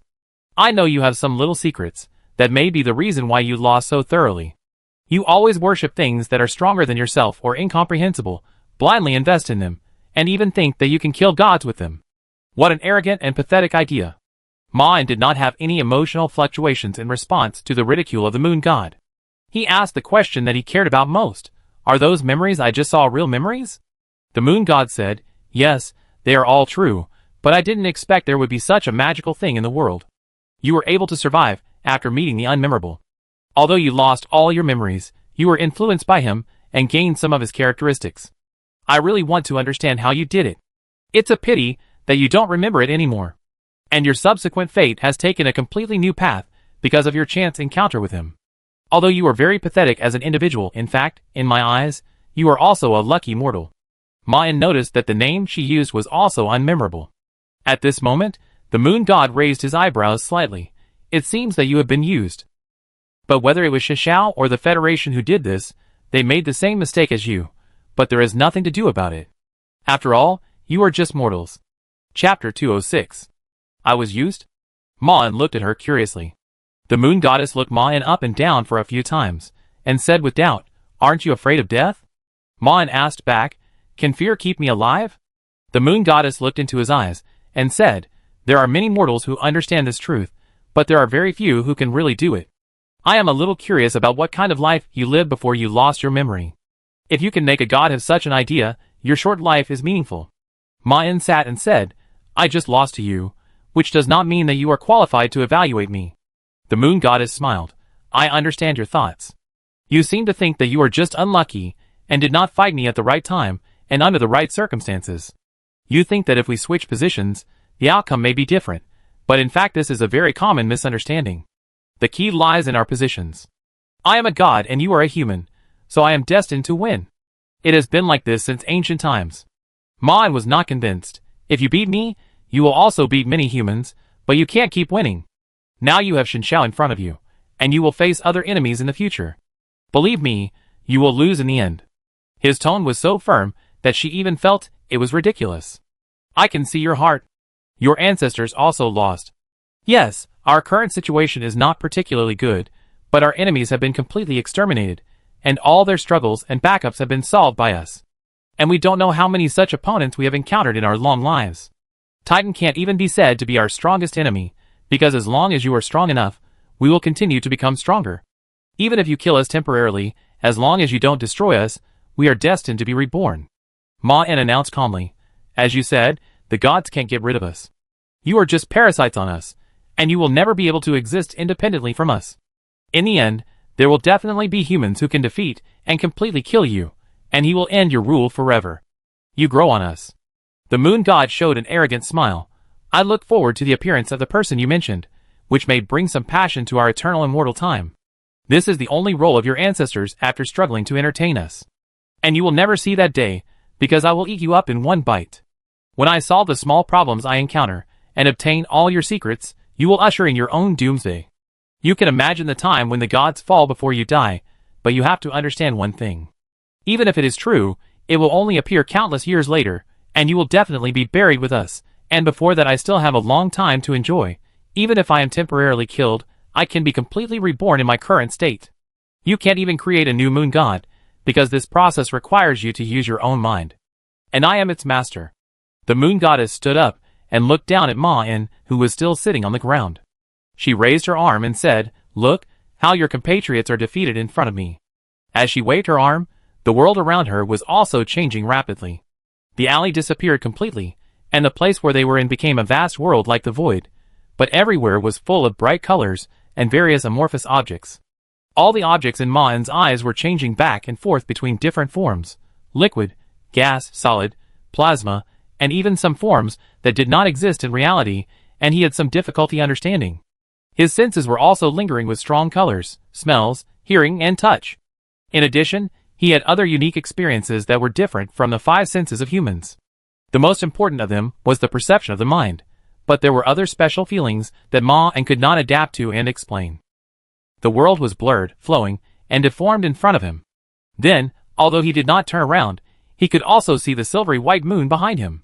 She occupied 2/3 of the perceptible area behind Ma-En, exuding an astonishing sense of oppression, and several other complex feelings that Ma-En had never experienced. This wonderful experience had a fatal temptation that made Ma-En almost unwilling to shift his attention away from her. He was willing to just stare at her, without eating or drinking until he died. But Ma-En still turned his head, because he cared more about something than staying alive. On the other side of the moon, countless black patches were eroding this void. They were like viruses, or worms that drilled into the skin, flowing into this space out of thin air, and constantly multiplying and expanding, and some of the individuals that were close to each other were merging with each other. In the center of these black stains, they have gathered into giants like mountains, but in front of the silver moon, they look as small as a newborn baby. But they are endless, like the coast, there is no edge to see. Even the tallest giant among them is only a larger drop of water in the ocean compared to their huge number. They rush towards the silver moon like a tide. But before approaching the silver moon, the black tide seemed to be separated by invisible hands, hitting the invisible wall not far from her, and flowing diagonally to the sides of the moon behind her. How can the waves defeat their masters? The moon god smiled at the scene in front of him. Shadow has some way to turn himself into what he is now, so he dares to come here to fight me. He didn't even come here in person. As he said, the moon god beside Ma-En raised his hand, and pointed to a group of black liquid several meters wide not far away. Compared with other similar things, it was barely above the average level. "It is enough to kill you." The moon goddess looked at Ma-En with pity. "This is just one of countless shadows. It has not reached the 5th level, but it is above all 4th level entities, and can kill most mortals including you. I am not belittling you. You are now in my hands. I have read your entire mind to come to this conclusion. This is just a cruel fact. And countless shadows, like this, can be combined to fight against me. If you had not encountered the unmemorable, I could actually kill you just by looking at you from a distance. This is easier than you killing the ants under your feet. This is the truth. You can look forward to the future you talk about, but even the godly Skywalker is nothing more than that in my eyes. She is just lucky to meet us who are now in such a state, otherwise she would not even have the opportunity to grow. That kind of future is still far away. Even if there is a being who can defeat the gods, it will not be you mortals who are made up of flaws and mistakes. I am not belittling you, I am just stating the facts I have seen in my life." Ma-En couldn't even see Silver Moon or Shadow completely, they were all partially within his field of vision. "Do you know what's interesting?" Moon God smiled. "Shadow's goal is not to kill me. Of course this is the highest level he can do. What he is doing is an open conspiracy, and there is no need to hold back. They want to plant a bomb in my heart that can severely injure or even kill me. He did consume a lot of resources, so that I can no longer stop their other actions. If he succeeds, I will sleep for at least a few years. There is only one small problem with this plan, that is, their bombs are useless. Shadow is an excellent mortal, but the weapons he created must be based on the characteristics I know. But he did not understand my characteristics related to secrets, because this characteristic itself is self-concealing. Secrets cannot be seen clearly. And I can watch it spread the ideas that have been prepared countless years ago among mortals at a high speed. Even if I die, I can be reborn in an instant. If I know what the Titans want to do in advance, my past self can even save my present self. Their plan is only effective against me, the god of the heart, but it cannot succeed because they are targeting me. I am the only god who can actively change the mortals' understanding of themselves. Ma-en looked at the scene in front of him, but his thoughts and his heart were still not shaken at all. What a stubborn mortal. The moon goddess said arrogantly, just watch carefully. When Shadow completely withdraws from the Southern Federation, that's when I will eat your soul. Forget it, I can't stand your indifferent look anymore. Then I tell you, in fact, you are the key to our escape from the Southern Federation. And only now do I realize that you may be far more important than I originally thought. After getting you, I am destined to leave here within a few hundred years. Even if Shadow's plan really succeeds, it will be useless. It will only delay your doomsday for a few years. If you really have a chance to win, you have ruined it at this moment. Poor little Ma-en, what do you want now? She suddenly stopped, and the surrounding environment was also rapidly melting, and they returned to the alley just now. She looked at Ma-en in shock. What is this? When the moon goddess spoke, several cracks appeared on her perfect face. Use the characteristic lunar eclipse, so that's it. Ma-en looked at the moon goddess calmly and said, it seems that I have a plan to deal with you. The moon goddess looked at him puzzledly. But you are already in my hands, and I have seen all your memories. Ma-en smiled embarrassedly. Sorry, maybe I forgot? The moon goddess shook her head and stepped back. No, I've seen what's on you. It won't work on me. Your compatriots used it to kill me once, but I was reborn after a short time. Even the Titan's restraints are useless to me. What can you do? Yes, I can do this. The cracks on the moon goddess's face have spread to the upper body, and there are already traces of broken marks on several parts of her face, looking like a porcelain doll that is about to be completely shattered. She raised her head and looked at Ma-en, and smiled again. This is a good trick. I really didn't expect a mortal to give me so many surprises. If you succeed, maybe you can really join forces with Shadow and let me sleep for a few years, but you still don't understand what I can do. Your body and head mean more than just a secret to me. I originally wanted to ask Poseidon for advice, but it seems that there is no time, so I will do it myself. After that, she took over Ma-en's body directly. Then she saw the door of the ward in front of her, and the corpse on it. This word cannot accurately describe what the moon goddess saw, because what she saw was not a corpse, nor was it the product of being chopped or crushed.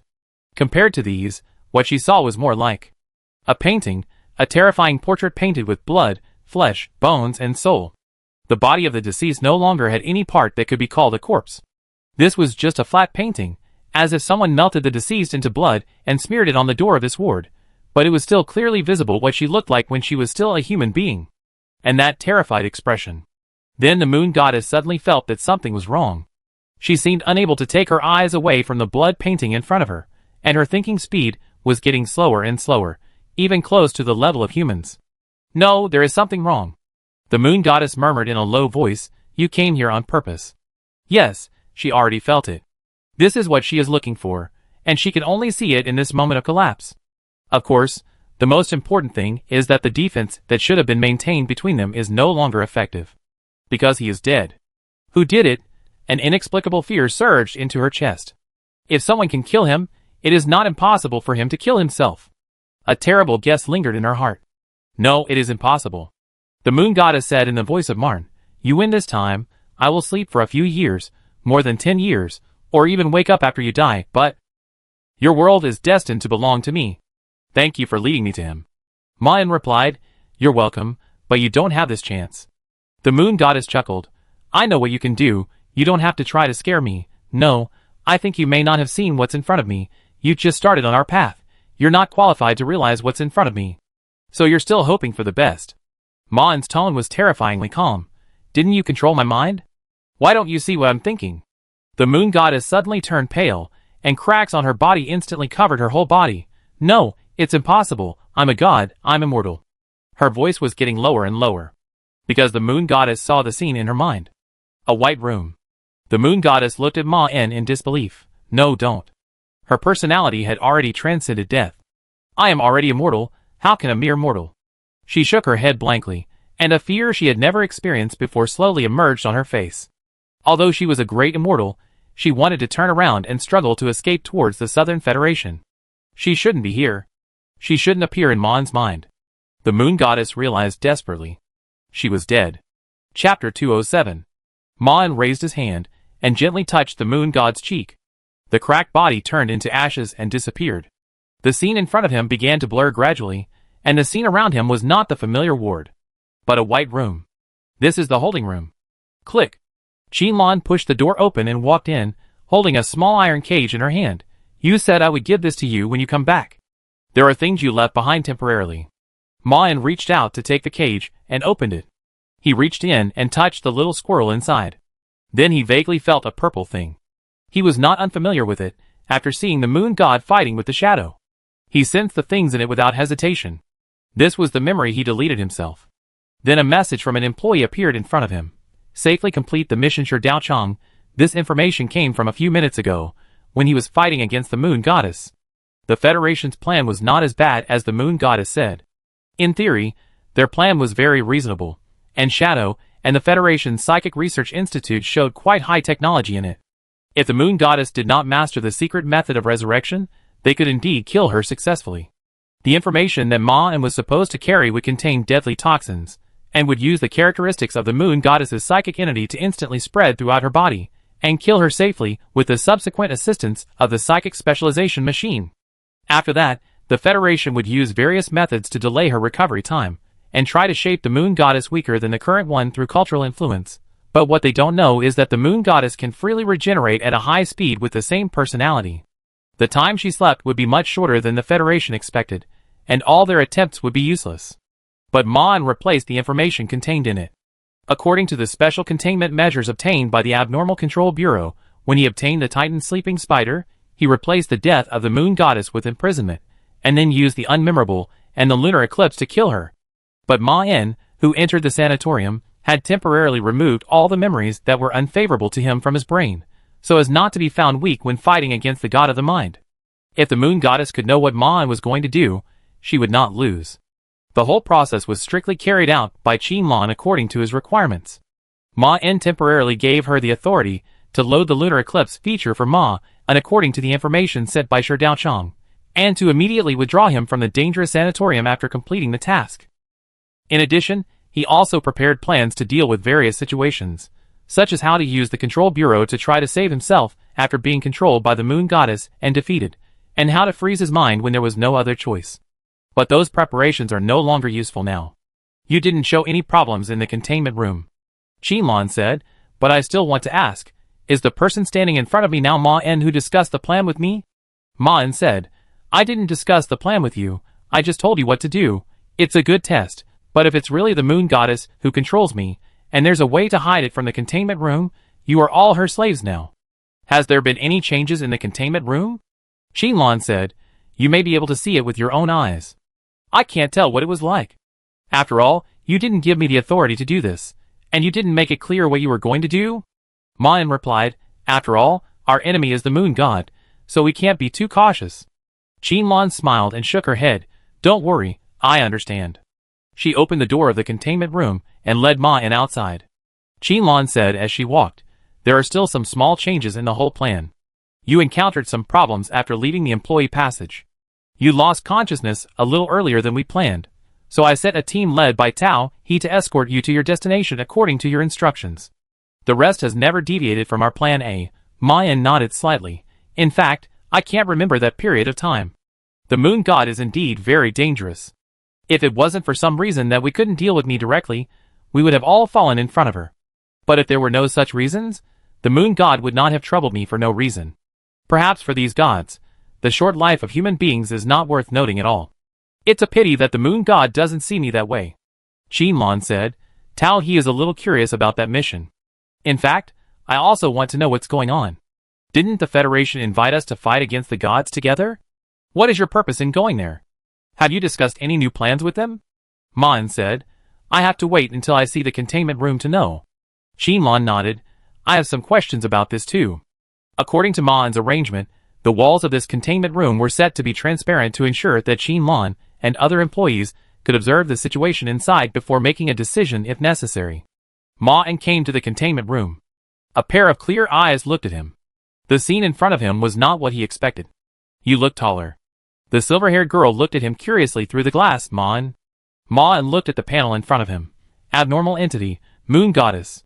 Abnormal strength, 3.5, 5.5, danger level, 5.5, 6.5, description, a moon goddess.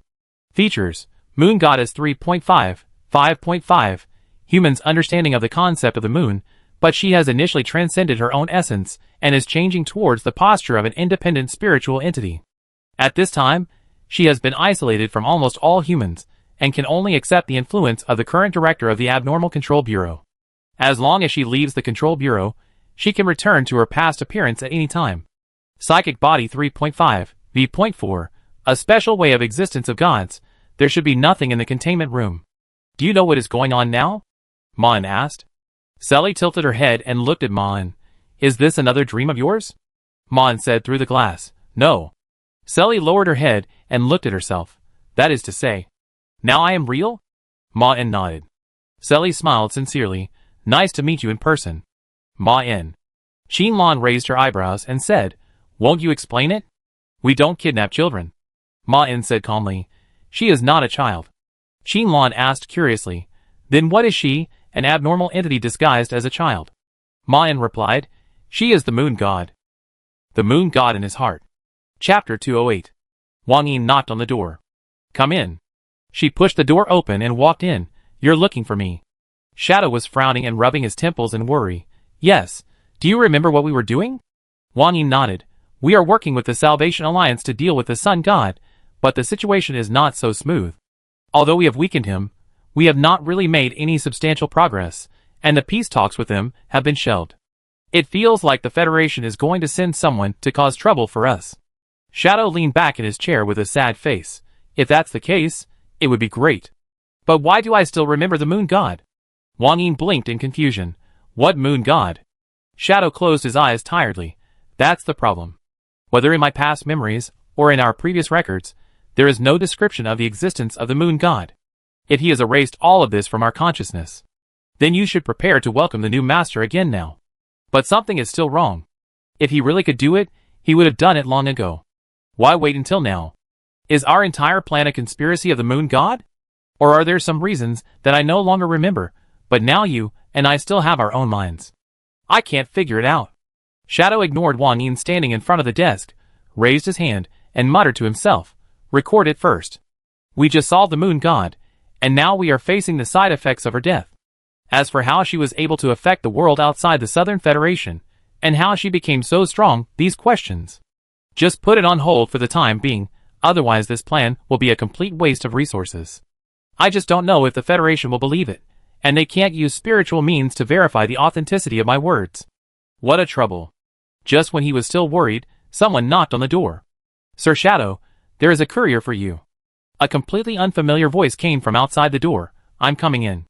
Then the speaker pushed open the door under Shadow's vigilant gaze. A young man in courier uniform walked up to Shadow and took out a thin filed bag from his arms. This is your courier. Shadow took it and asked uncertainly, Messenger? He said with a professional smile. You seem to have called me that before, but just call me courier from now on. After that, he turned around and walked out. Shadow opened the file bag, took out the letter inside and read it. He breathed a sigh of relief. At least I don't have to worry about the Federation's accusation.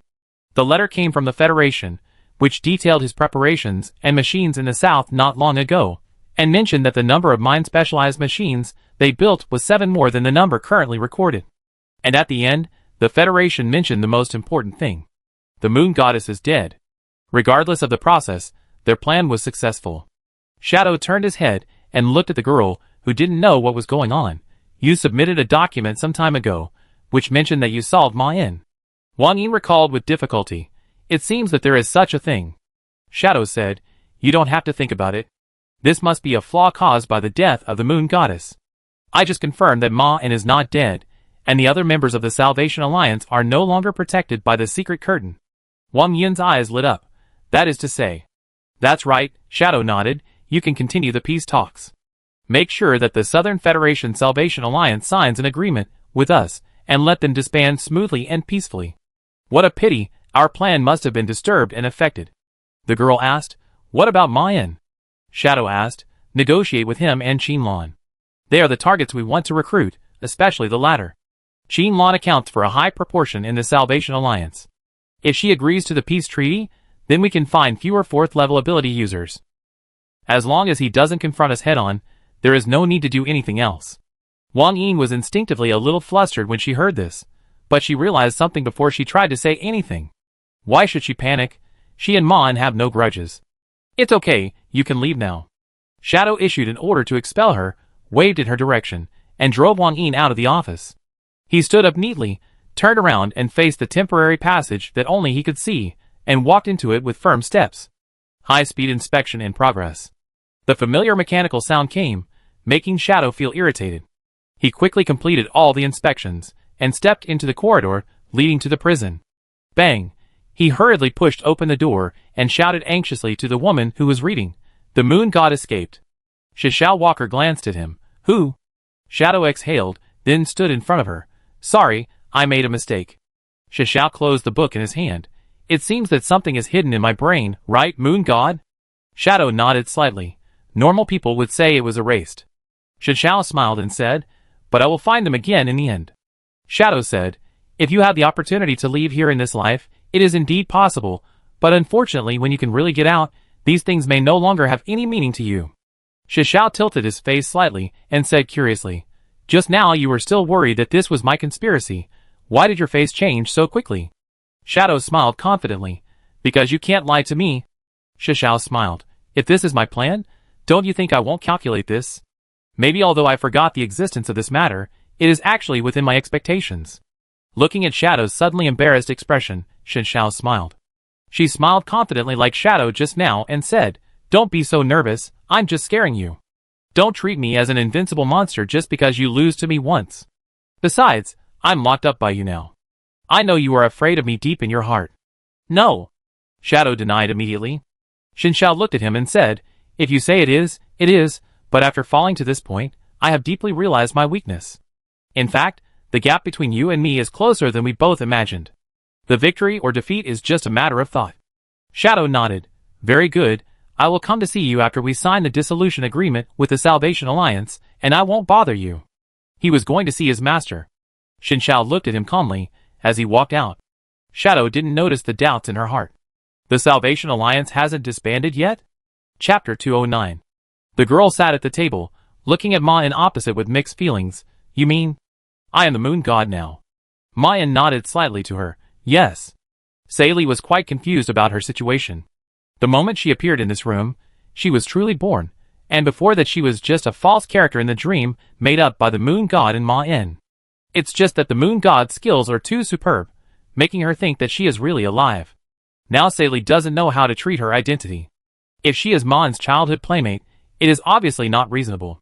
Qin Yuan, and you have never even seen her. Those are Ma En's memories, after being distorted by the moon god. But she does have her own personality, and those memories are all she has. And if it's the moon god, she doesn't think she is the cruel one. The woman who created her, she felt that the upper moon god was more like her mother than the same person, but according to Maine, they seem to be one and the same. Selly looked at Maine and asked her best and only friend, do you know what I am? Selly was a little nervous when asking the question, although the person opposite was her best friend. But she was familiar with the young Maine. What did he look like after so many years? Will Maine become a bad adult? After all, if she was the moon god, then her value would probably attract people's covetousness, but Selly was not afraid of what Maine would do to her. What she feared was that Ma En had changed. Ma En said to the girl in front of him in a gentle tone, I understand your doubts. It depends on how you look at this matter. From a human perspective, it can be understood that you were born on her body. Normally, gods with the same concept will have different personalities, and will be reborn every time they are killed. Although the reborn gods may be very similar to the past, most of them will become completely new personalities. They think that they did not die because of the change of personality, but your situation is very special. Because the moon goddess may not think so. She seemed to think that maintaining personality was a very important thing when she was alive. I think she might even regard it as a situation that determines her life and death. I haven't seen other gods up close, but I can assure you that she is. The moon goddess is indeed different from other gods. The gods are born from the understanding and imagination of a certain concept by humans.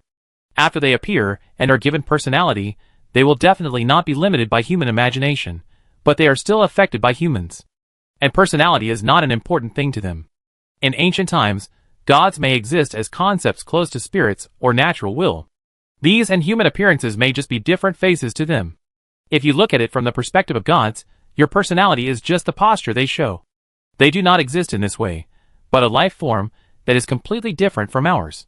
If we have a non-human understanding of nature, these gods may develop in other directions. The human-like mind is only the form they can express, not their essence. But the moon goddess exists in a different form from her kind. She is a spiritual god. According to my limited understanding, she exists as a more independent and holistic spiritual entity than other gods. This is probably why she actively tries to preserve her personality. After all, if you feel that you are a human at this moment, you will probably try to continue your mind, and you may even regard the non-human part as not your own, and regard your sleep as death. This is why the moon goddess is so afraid. It is even possible that this is the truth. Then Sari. Can you feel who you are? Sari closed her eyes. I don't feel anything. Ma-en nodded slightly. You don't feel any difference from the past, right? The girl nodded to him. Yes, I can't feel anything.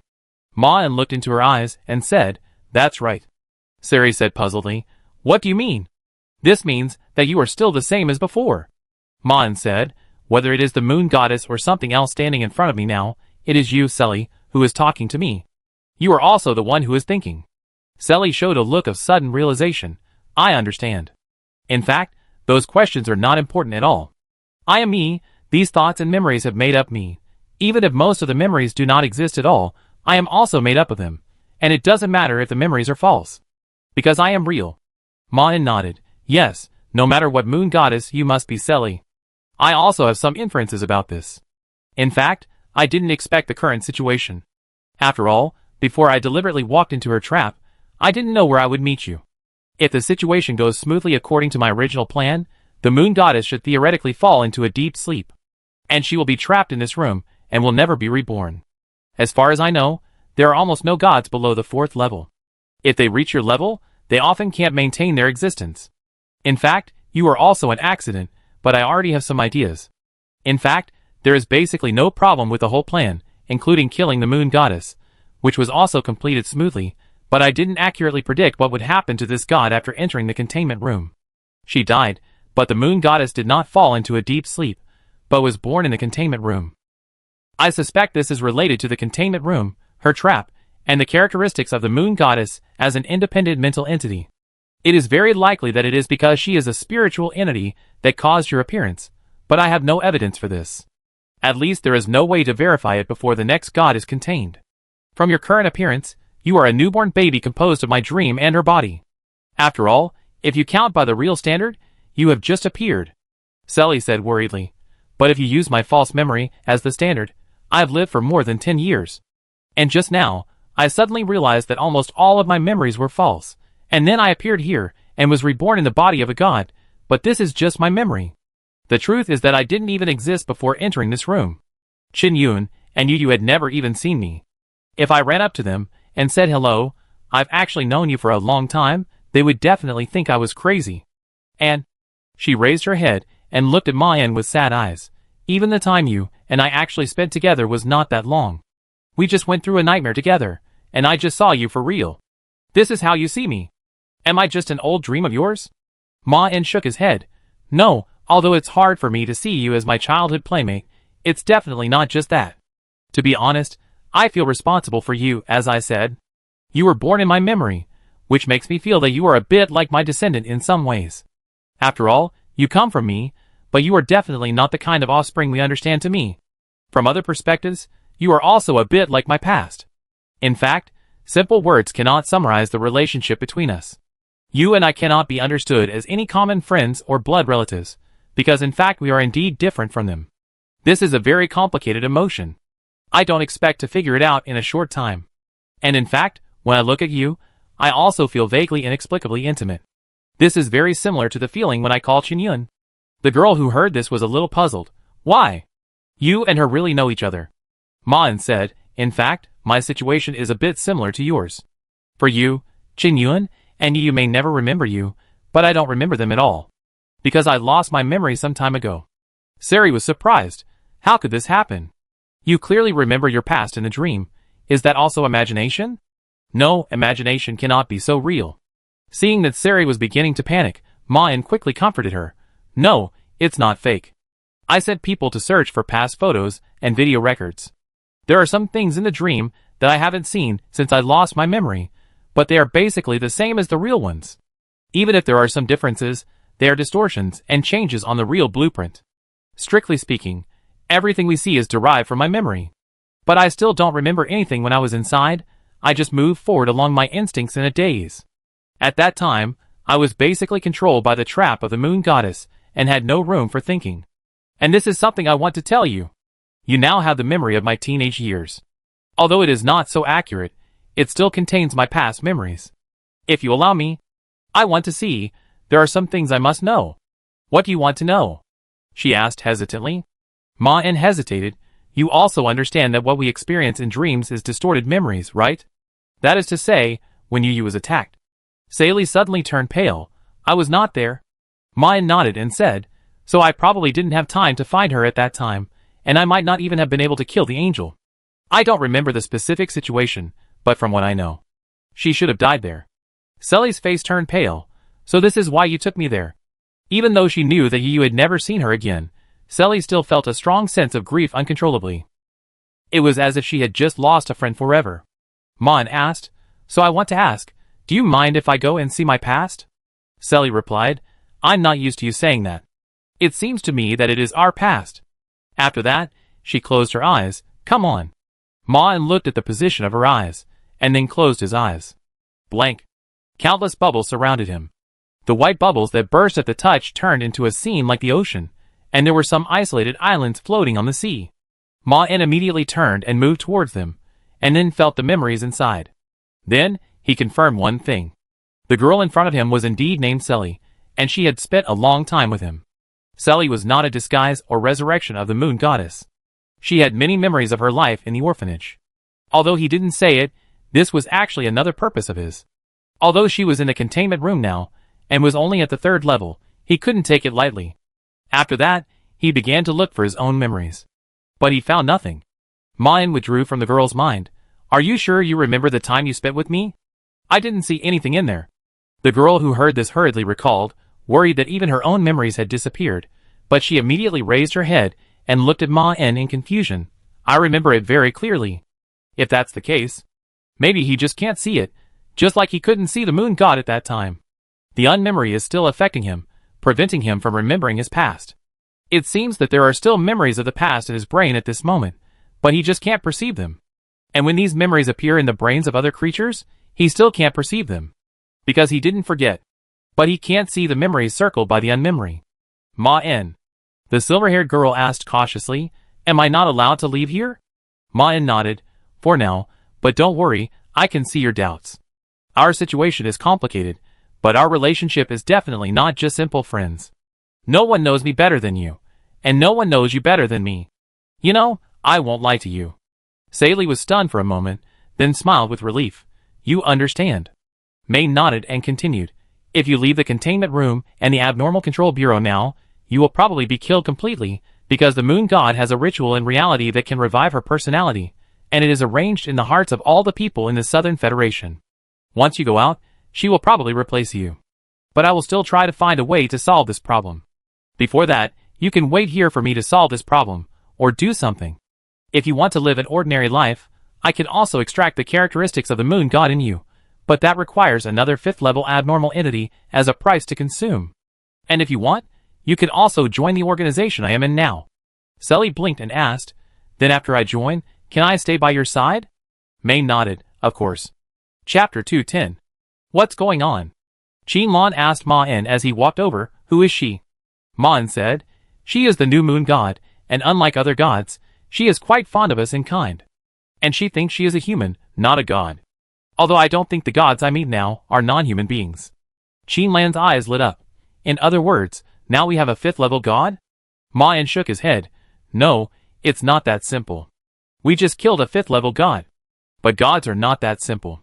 Although Sally is the moon god now, she does not have much power, because the power is provided by the humans of the Southern Federation who are isolated from us. And if she is taken away from here, she is indeed likely to grow into a new 5th level god at a high speed. But the moon goddess won't be her by then. The previous moon goddess left a resurrection measure in the hearts of humans, and it can definitely work when she no longer exists, otherwise it will be meaningless. If Carrie is allowed to come into contact with ordinary people, it will definitely give the moon goddess a chance to be reborn in her current body, and the girl in the containment room will completely disappear from this world. And even without this measure, the outside world's view of the gods will slowly affect her. Qinlan asked, then can we reshape this moon goddess through other methods? According to the information I just got, it seems that the outside world no longer knows the existence of the moon goddess. Ma didn't ask what was going on immediately. We can indeed influence people's views on the moon through religion, culture and other aspects, and recreate a kind moon god outside that is in our interests. But even if we put aside the troublesome expenses, this approach is not kind either, although the moon god will not encounter any problems. But this will kill Selly. Qinlan asked, then let her stay here, or use the containment room to transfer her power to someone else, okay? Ma said, no, even if you become the moon god now, there is no way to prevent her from being reborn in you, and other views on gods will also affect you. Maybe in a few days, you will abandon your sister and join the gods. I have a better way. Qinlan looked at him expectantly. Ma said, I noticed that the moon god actually has a way to maintain herself as a fixed individual. If she can be reborn in the same posture, it means that she must have a way to prevent the influence of human understanding of her changes. At least, she can maintain the same personality. If we can let Selly master the same technique, she can become a 5th-level god. And she will be on our side. Qinlan asked, but this is a 5th-level moon god. It must not be so easy for that girl, right? Ma said, yes, but it is different for us. As long as we find a suitable abnormal entity, it will be fine. Ma does not need Selly to learn this technique, because he has an abnormal control bureau. Qinlan was silent for a few seconds, and finally spoke her mind. Ma, I can see that you trust the girl very much, but she is still the moon god after all. And I have never seen kind gods, or rather, I have not seen a few kind strong men. If it is true as you said, she has gained enough power, how can you guarantee that she will not turn bad? Ma said, you have not seen kind gods because they all died in battle, not because there are no kind gods. I understand your worries, but I know Selly. Selly is a very kind child. This situation is not very common, but if a child is really kind, then she must be more virtuous than most adults, and less afraid of being corrupted than most adults. The most important thing is that she comes from the moon god and me. Ma also does not trust the moon god, but he believes in himself. He then said to Qinlan, don't worry, and we can use this power ourselves, but unless we are willing to pay the same price for it, we can't really take the power from her at will. But unless Selly asks for it, Ma will not do it. Because if he doesn't count himself, he believes that Selly can control this power more than other members of the Salvation Alliance. As he said, Selly and he know each other very well. The former is because she has lived with her undisguised self for more than 10 years, and Ma is because she comes from his imagination of kindness. He knows very well what the kind child born in his heart will be like, and what can be purer than the child in his imagination, and she is also his own imagination, so Selly must meet his standards of good and evil. She is the companion in his beautiful fantasy. That is, the most suitable companion for him. Qinlan saw that Ma insisted on his own ideas, and did not say anything else. By the way, Shi Daochang sent a message. He is the only official member of the World Salvation Alliance among us, and he also personally participated in the fight against the moon god. Although he survived safely, he encountered some strange things. That is, he didn't remember doing these things at all, and he was also confused about his appearance in Jing Ying's body. He only remembered that he first lurked in the investigation department at your request, and inexplicably became like this. And most importantly, the Guangzhou investigation department seemed to have never had a plan to deal with the moon god. There was no trace of the mind-specialized machine you mentioned, and it seemed that there was no information about the moon god in the Federation. It's as if this god has never existed. Ma immediately realized what was going on. The unmemorable. Go and call him over. Ma said, I want to talk to him alone. Qinlan nodded, and there is another thing that has been affected.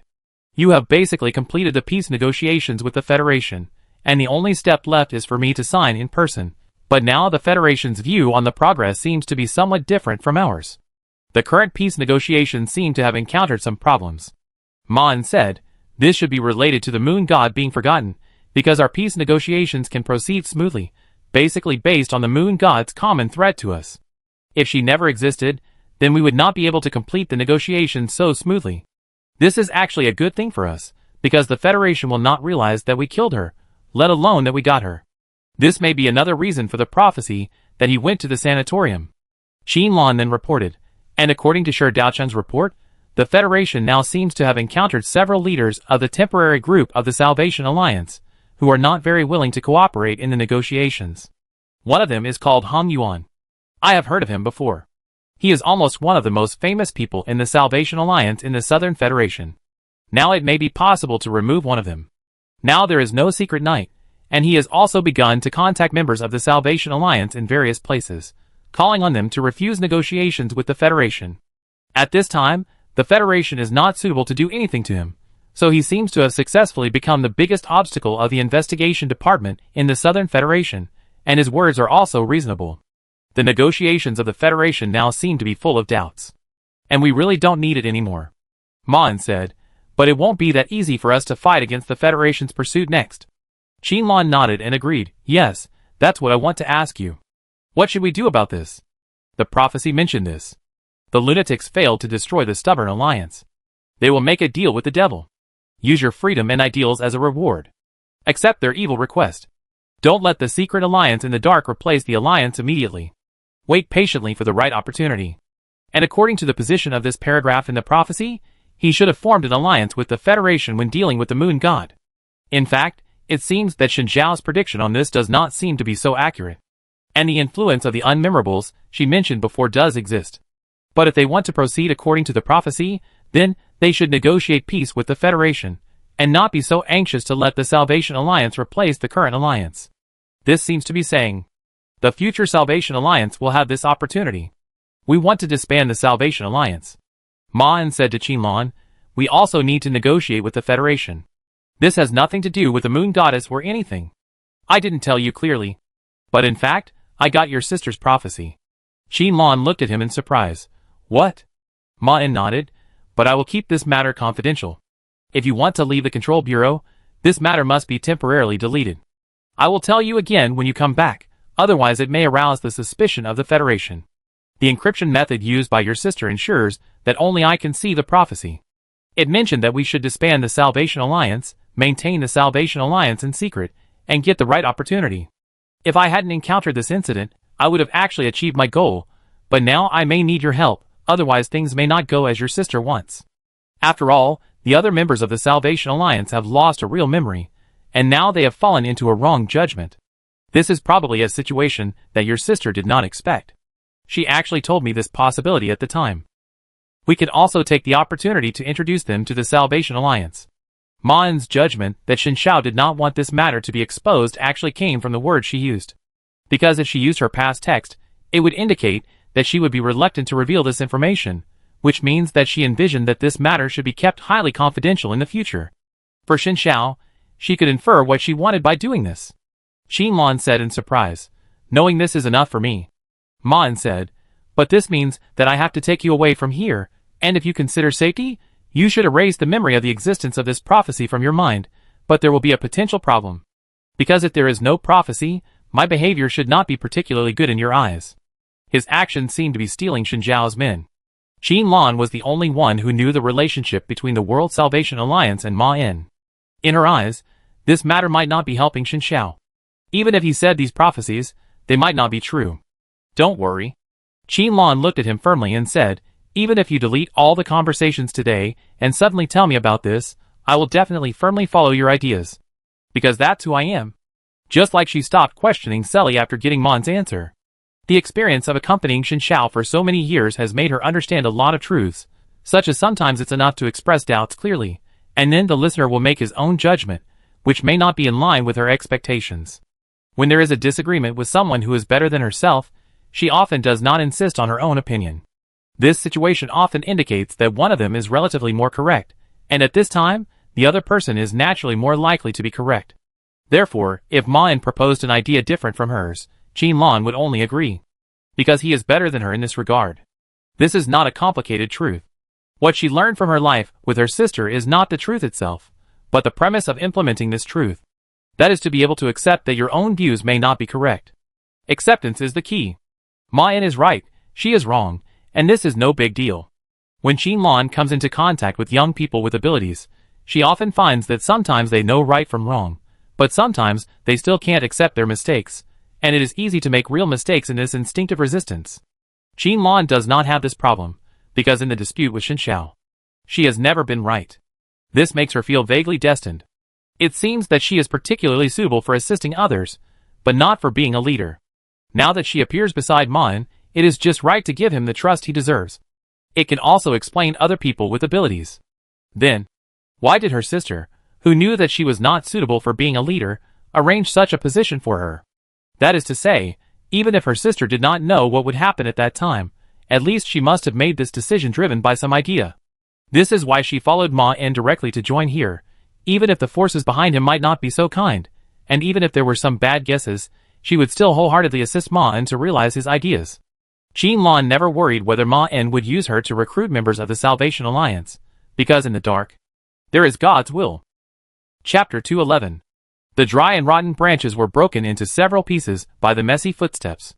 The strong wind followed him like a ghost. The shapeless black shadow flowed among the bushes and tree trunks. The shadow's eyes were emitting dangerous blood-red light, staring at his thin figure closely. It was a dead end. Hong Yuan hurriedly climbed over the bushes in front of him and ran towards an unknown direction. He could feel desperately that he had no chance to shake off the hunter behind him. All his struggles were just to prolong his death. The monster was behind him. There was nowhere to escape. His pride and dignity were accidentally dropped when he was running away, and were crushed by the beast that followed closely behind him. There was no chance to pick it up again. He was simply invincible.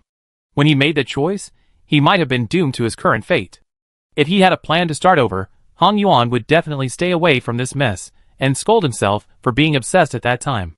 His first half of life was too smooth, which made him have the illusion that he could achieve his dreams. But this is not true.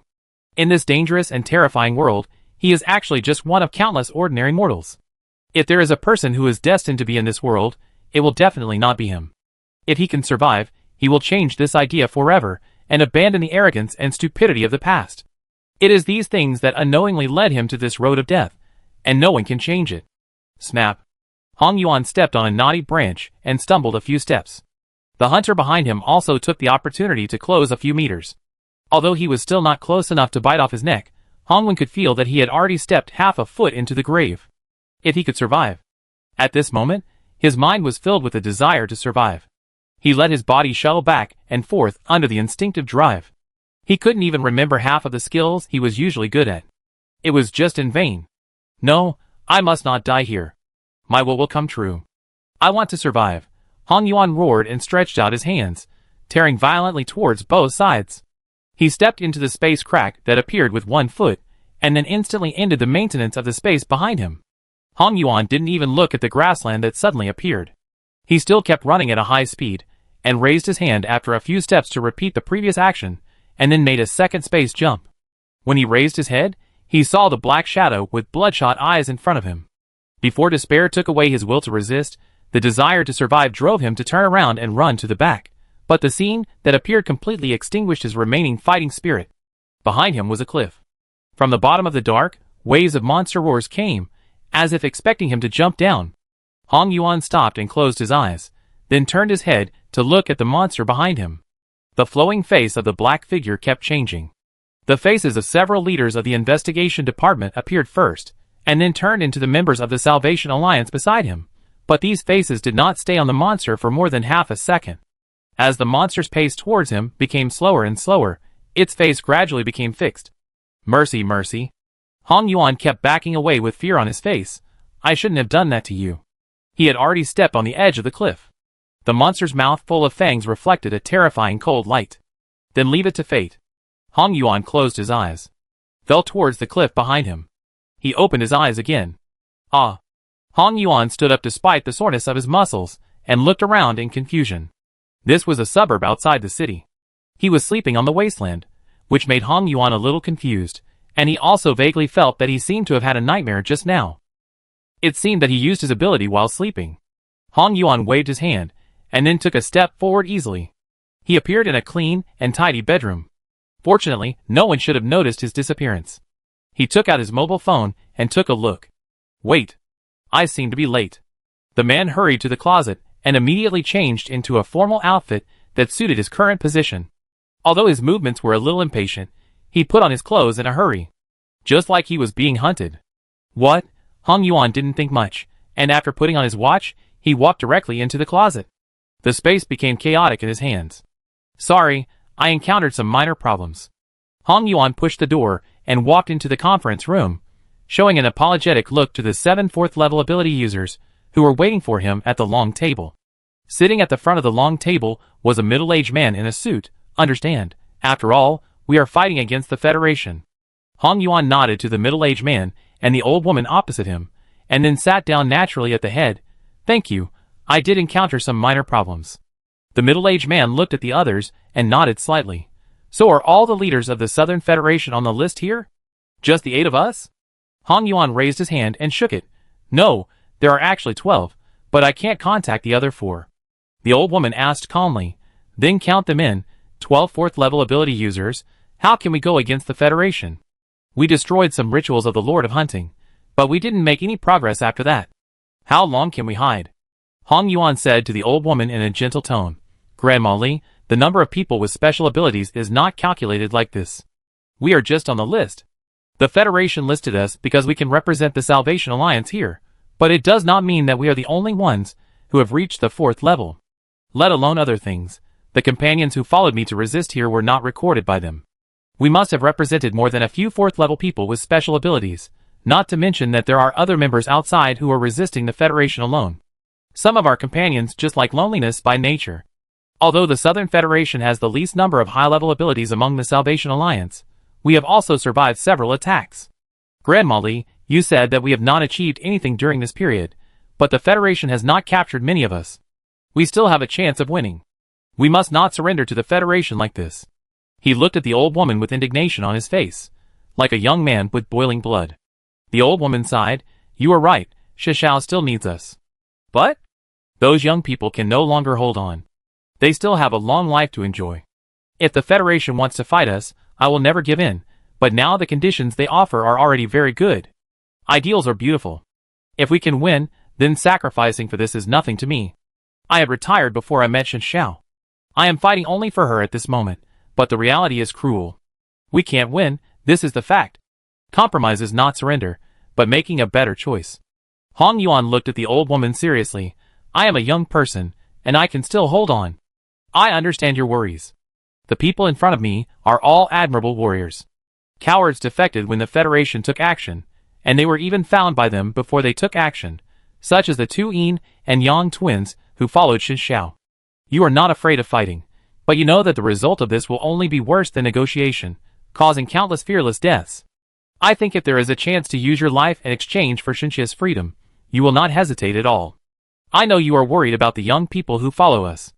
We cannot be responsible for our own life and death, but we can't use their lives to exchange for an almost impossible chance of victory. You are right. The middle-aged man nodded with satisfaction. Yes, we are on a road to death. Maybe we have already prepared ourselves mentally. After all, we are all stupid people who are crazy enough to choose to follow Shishao. But what about those young people? They are all good people, but they are also ordinary people. The young people fighting today may not have thought it through as clearly as we have, and it is difficult for them to really ignore life and death. The kindness in their bones has brought them to the current situation. At the beginning, they may have only been supported by simple kindness to embark on this path. Many people are not mentally prepared, and they live in fear every day. I don't think the young people who follow us are as passionate as you and me, and can sacrifice their lives for unattainable ideals anytime and anywhere. They are afraid of death like all ordinary good people. This is the power they deserve. If this fucking world will not reward their kindness, then it's time for us to do so. They have sacrificed enough things. If they continue like this, they will only lead them into the abyss together. They didn't abandon us, so we can't let them down. Hong Yuan nodded. Yes, your ideas are all right, but you all know why I called you here. A woman who looks to be in her 30s, and wearing a dress said, you want to fight to the death with the Federation. Hong Yuan said, this word may be biased, I just don't want to give up yet, but I also agree with your point of view, and the information I know supports my different judgment from you. If this is a war that is bound to be lost, then it is indeed stupid to continue to hold on. But we are very close to victory. The 7 people present looked at him, waiting for Hong Yuan to continue. The words he was about to say would determine the direction of this peace negotiation. Hong Yuan said, "In fact, we are not that close to failure, which is why the Federation is in a hurry to sign peace talks. They had to do this because they were the ones who could not hold on any longer. If you know something about the outside world, you should know that except for the Northern Federation and us, other areas have fallen into silence. But this is actually an illusion. Not long ago, there were serial assassinations of politicians in the Western Federation. You all know that it is unlikely that the bastards in that position will get into trouble. Even if someone really kills a politician by accident, they will be found immediately. Because it was our companion who did it." The old woman asked, "How did you know?" Hong Yuan smiled confidently. "Everyone knows that I can move in space. Although it may sound a bit self-boasting, I actually dealt with the safety of my companions a long time ago, so I had plenty of time to run around. I went to various parts of the Federation to search for intelligence. In addition to them, there is actually a group of hidden rebels in the Eastern Federation who have formed an underground force, and the Federation is not aware of their existence at all. Our colleagues have kept their identities secret in the past." A young man in his 20s asked. "The prediction machine didn't work?" Hong Yuan shook his head. "No, and it's not just that. The scale of the Northern Federation's resistance army has gradually reached a point where they can't handle it. It's like a snowball, and it's becoming more and more unstoppable. But in fact, you also know that the Federation has the ability to deal with us. After all, even Shen Shao was defeated by them. These three things are incredible, and they are impossible to do. But they all came true, and there may be countless such things happening all over the world, and this is because..." The members of the Salvation Alliance at the table looked at each other for a few times. They had already vaguely sensed what Hong Yuan was going to say next. The man's expression became more solemn. "She is still with us." The old woman raised her eyelids and looked at him. "Are these your speculations, or do you have any evidence?" The middle-aged man added, "Yes, maybe our colleagues have more vitality than expected, but I also heard that several other districts have the intention to promote peace talks." Hong Yuan replied, "That's what the Federation wants you to see. How can we see the truth in such a situation? But you are right. If there is no evidence, what I just said is just unrealistic speculation. Yes, I have evidence." At this point, Hong Yuan reached into his arms and took out a white letter. "I got her prophecy." The old woman opened her eyes wide, stretched out her hands, and tremblingly took the letter, staring at the contents on it, and the other people with abilities also focused their eyes on her. "It's Shen Zhao's handwriting." The old woman handed the envelope to the woman in the dress. She took it and looked at it for a few seconds. "It's true." The other people couldn't hold back their impulses when they heard this, and they stood up and walked to her side to look at the letter. There was a prophecy in Shen Zhao's usual tone. "Don't be shaken by the devil's lies, you will lead them to find me." Hong Yuan said, "This is the prophecy I found." Shen Zhao's meaning was already very clear. The old woman looked at Hong Yuan firmly. "What should we do?" Hong Yuan looked at the old woman and said firmly, "We will find her. The so-called hope is the most beautiful lie." Chapter 212. "Well, so the two memories are actually several years apart," Mayan said thoughtfully. Saley was sitting opposite him, with an open laptop on the table. "Yes, so it was just a short moment for you, but 2 years for me. The confession on the balcony, and the angel attack on you, you were not just a few minutes in her eyes. The experience that Ma-In and she really spent together was scattered at different times in her memory." Ma-In said gently, "No, actually you misunderstood. It was also 2 years for me, but we didn't experience it at the same time." Saley nodded with bright eyes. "Yes. These are my memories of the last period of time." She turned the laptop in front of her to Ma-In. He couldn't see the memories in Saley's mind directly, but it didn't mean they didn't exist. In that case, he could try to get them in other ways. Ma-In looked at the screen. "Good, it's not blank." The words that Saley typed out were not affected by the unmemory and became blank. It was hard to say whether the influence of the unmemory on him was not that strong, or he survived with the help of resistance. In short, these words processed by the girl were clearly visible in his eyes. "It seems that I can't get anything from you about this matter." Ma-In sighed with some regret, "But it's okay, at least it proves that our idea is correct." As for Yu's death, Saley couldn't provide any meaningful information, which might be the most inconsistent part of her memory with the real situation. The girl comforted Ma-In, "We will definitely find the truth. It's been more than 10 years, we are not in a hurry. Before that, let's find a way to make you remember the past. I will briefly write down the information I think is important, and then write it in detail. This is actually a good thing for me." To be honest, Saley is still quite confused. If it weren't for Ma's existence, she might have started to think about whether she was true or false, and she might even have escaped to the outside world in self-doubt and let the moon god replace her consciousness. After all, in this situation, it is abnormal to easily believe in others. But Ma's existence allows her to accept these bad realities more calmly.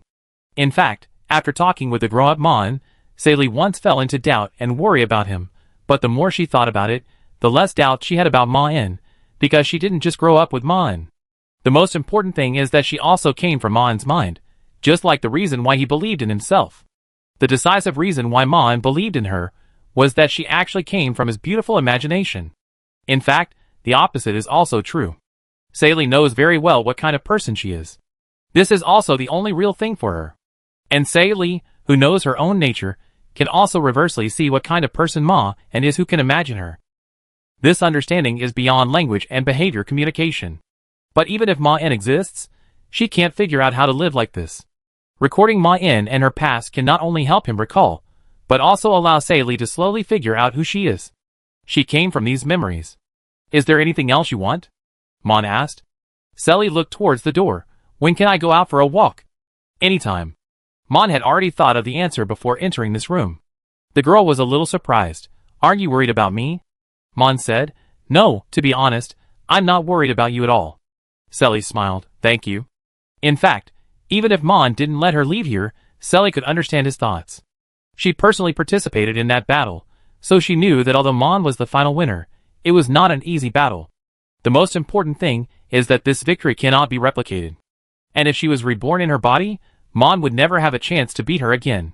But Ma'an's answer was very straightforward, which made her feel a little warm. And Ma'an's reason for doing this was also very simple. It's better this way. In his opinion, it was a waste of time to tie up Sally just because of the potential risks. Opposite him was a young girl. If she was locked up in the holding room, maybe nothing would happen in a few months, but she would eventually realize that she was a prisoner. Cages are used to lock up monsters. If a child is locked up in it, she will only feel like a monster. And for Sally, trust is far more useful than chains. Ma'an said, Our leader Qin has made arrangements. Now the members of the World Salvation Alliance are ready to meet you. They will think you are a new member, but they will not know your true identity. Only Qin and I know that you are the moon goddess. You need to keep it secret at that time, and the things we encountered in the trap are also not necessary for them to know. Qin is the woman who came with you to see me, right? Sally looked around with some doubt. You said she is the leader here, but... Ma'an blinked. Yes, you have to remember this. Hearing this, the girl nodded thoughtfully. I understand, but I don't know anything about the World Salvation Alliance. My memory only stays in the year when you were 13 years old. I don't know what you heard after that, and I may not know what you knew before that. So, remember to tell me in detail what our situation is. Ma'an said, then sign this contract. Are you willing to become an employee of the Abnormal Control Bureau? Yes or no? Sally raised her hand and nodded. Do they know this name? No. Ma'an stood up. Then you don't have to stay here in the future, but sometimes you may come back for inspection, and we have to find a way to get you back to reality safely, if successful. You will become a fifth-order abnormal entity. Sari asked without thinking, Can I really help you then? Of course. May nodded. If you want to, although we are not particularly safe here, in fact, other places in the world are basically more dangerous than here. After all, whether you have power or not, the world is dangerous. The world we live in now is not that good. But these are still far away for you. It's not too late to think about it later. Sally said, I understand all these, you have been very good to me. She understood all the truths that Ma'an said. But those are not important. Ma'an got up and opened the door. Follow me. Outside the door was not a corridor, but another holding room. And a haggard middle-aged man was lying on the bed, with all kinds of tubes inserted into his body, surrounded by the most advanced equipment from the hospital. Sally looked at him curiously. What is this? Ma'an said, Since you are already our employee, then I want to arrange a job for you. His name is Shinjiha, who was once a fourth-level telepath of the Salvation Alliance. Although he did not give in or give up the struggle, his mind was completely destroyed by the moon god in the end. Even now, I have no way to deal with him. I want you to try to see if you can cure him, because it was the upper moon goddess who caused all this. I think you might be able to do something about him, but this is not a time-limited mission, and it doesn't matter even if you can't cure him. Because I and other psychics have tried it, it's a very difficult thing, and whether you can succeed depends only on what the moon goddess did to him, and whether you happen to be able to cure him. We have quite a lot of time. Sally looked at the man lying on the bed in a daze. It's the moon goddess. Ma-En nodded. Yes, and you can also use this to see how the upper moon goddess uses her power on mortals. Don't feel pressured. Even if you can't do it now, you can also use this to try to understand the upper moon goddess and deepen your understanding of her and Shinji's problems. Because when you are promoted to the 5th level, there will definitely be a way to cure him. You can understand it as your goal, and you have to slowly control your power for this. Sari looked at him seriously. I will work hard. She didn't promise anything, but Ma-En could see her desire. In fact, he didn't really give her any task. This was just a treatment that could be started and stopped at any time. Even if Sari didn't do anything, Shinji, who was in a coma, would not get worse. The most important reason he gave it to Sari was, of course, that he hoped she could wake him up. But in addition to this, it was also because it was a good thing. Letting children do good things and encouraging them is one of the best ways of education. Saving lives itself will bring people an unparalleled sense of accomplishment. And going deep into Shinji's consciousness can not only let her understand the evil nature of the upper moon god, but also feel Shinji's persistence in kindness and justice, and his sincere feelings for his daughter. Although everyone knows that these pure things are beautiful, thousands of words can't beat personal experience. This is what Ma-En is doing. Let Selly become a kind god. Seeing that Selly had closed her eyes and started to try, Ma-En slowly left the containment room. He still had many other problems to solve. It seemed that because he killed the moon god, all the humans outside the Abnormal Control Bureau at that time were affected, including the Control Bureau employees outside like Renshurji and Shi Daochang. What they experienced in their minds was completely different from what Ma-En saw. Not only were things related to the moon god affected, but even these affected memories would have a chain reaction, causing other things that were not so related to change in succession. The real cause of this incident was that the moon god no longer existed, which led to the original plan of the Federation becoming to deal with the sun god only, and the agreement reached with the Salvation Alliance when dealing with the moon god also disappeared. Therefore, they had no reason to inform the Salvation Alliance of the dangers of the gods, and said that their actions were against the will of Shishao. It even led to the members of the Salvation Alliance, who were originally ready to sign a peace treaty with the Federation and even cooperated to deal with the moon god not long ago, now returning to the state of still considering.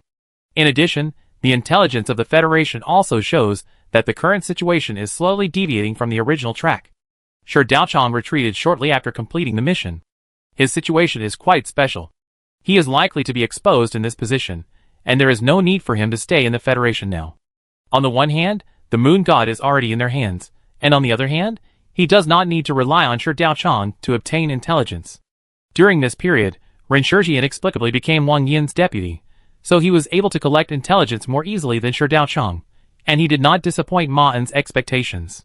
Just after they killed the moon god, Renshurji got a list. There were a total of 12 people on it, and they were all temporary leaders of the largest Salvation Alliance group in the Southern Federation. The Federation required the investigation department to make 8 of them sign an agreement.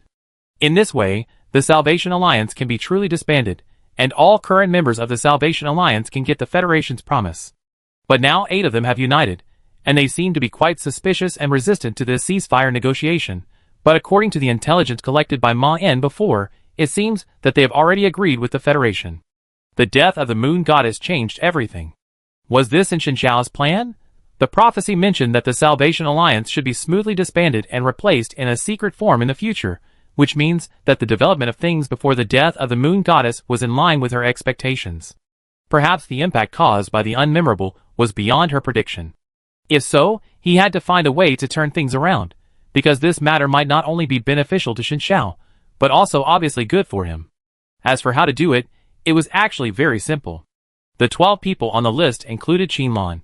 If he did it at all costs, he could use the existence of the Control Bureau to let Qinlan inform other members of the Salvation Alliance of the existence of the prophecy. This was the simplest way. Although there would be some risks, it would definitely make them change their minds. If it went well, perhaps Qinlan's identity, and he alone could convince the 8 members of the Salvation Alliance.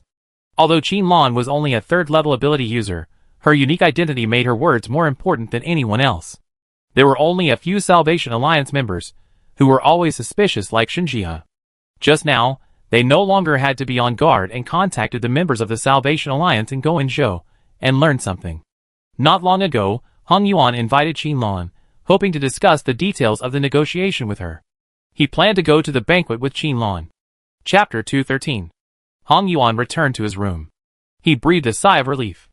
Although it was not completely successful, after showing them Qinlan's prophecy, most of the members present at the time no longer insisted on negotiating with the Federation, because if the prophecy was true, it would prove to be a lie. They claimed that Qinlan also agreed to this matter, and the Salvation Alliance did not doubt it. After all, if she did not agree, their unilateral dissolution was actually useless. And this was also something Shen Xiao would do. Hong Yuan returned to the closet, changed his formal clothes into a more casual outfit, and then walked to the balcony door connected to the bedroom, opened the door, and stepped out, and then he appeared in a living room. Hong Yuan sat down casually and reached out to take a few pieces of chocolate on the table. "I feel like you treat this place as your own home." A female voice came from behind him. "I haven't even arrived yet, and you started to do it yourself." The one who walked in was a woman who had just appeared in the meeting. Kaya, who was wearing a dress, and said it's true to the letter.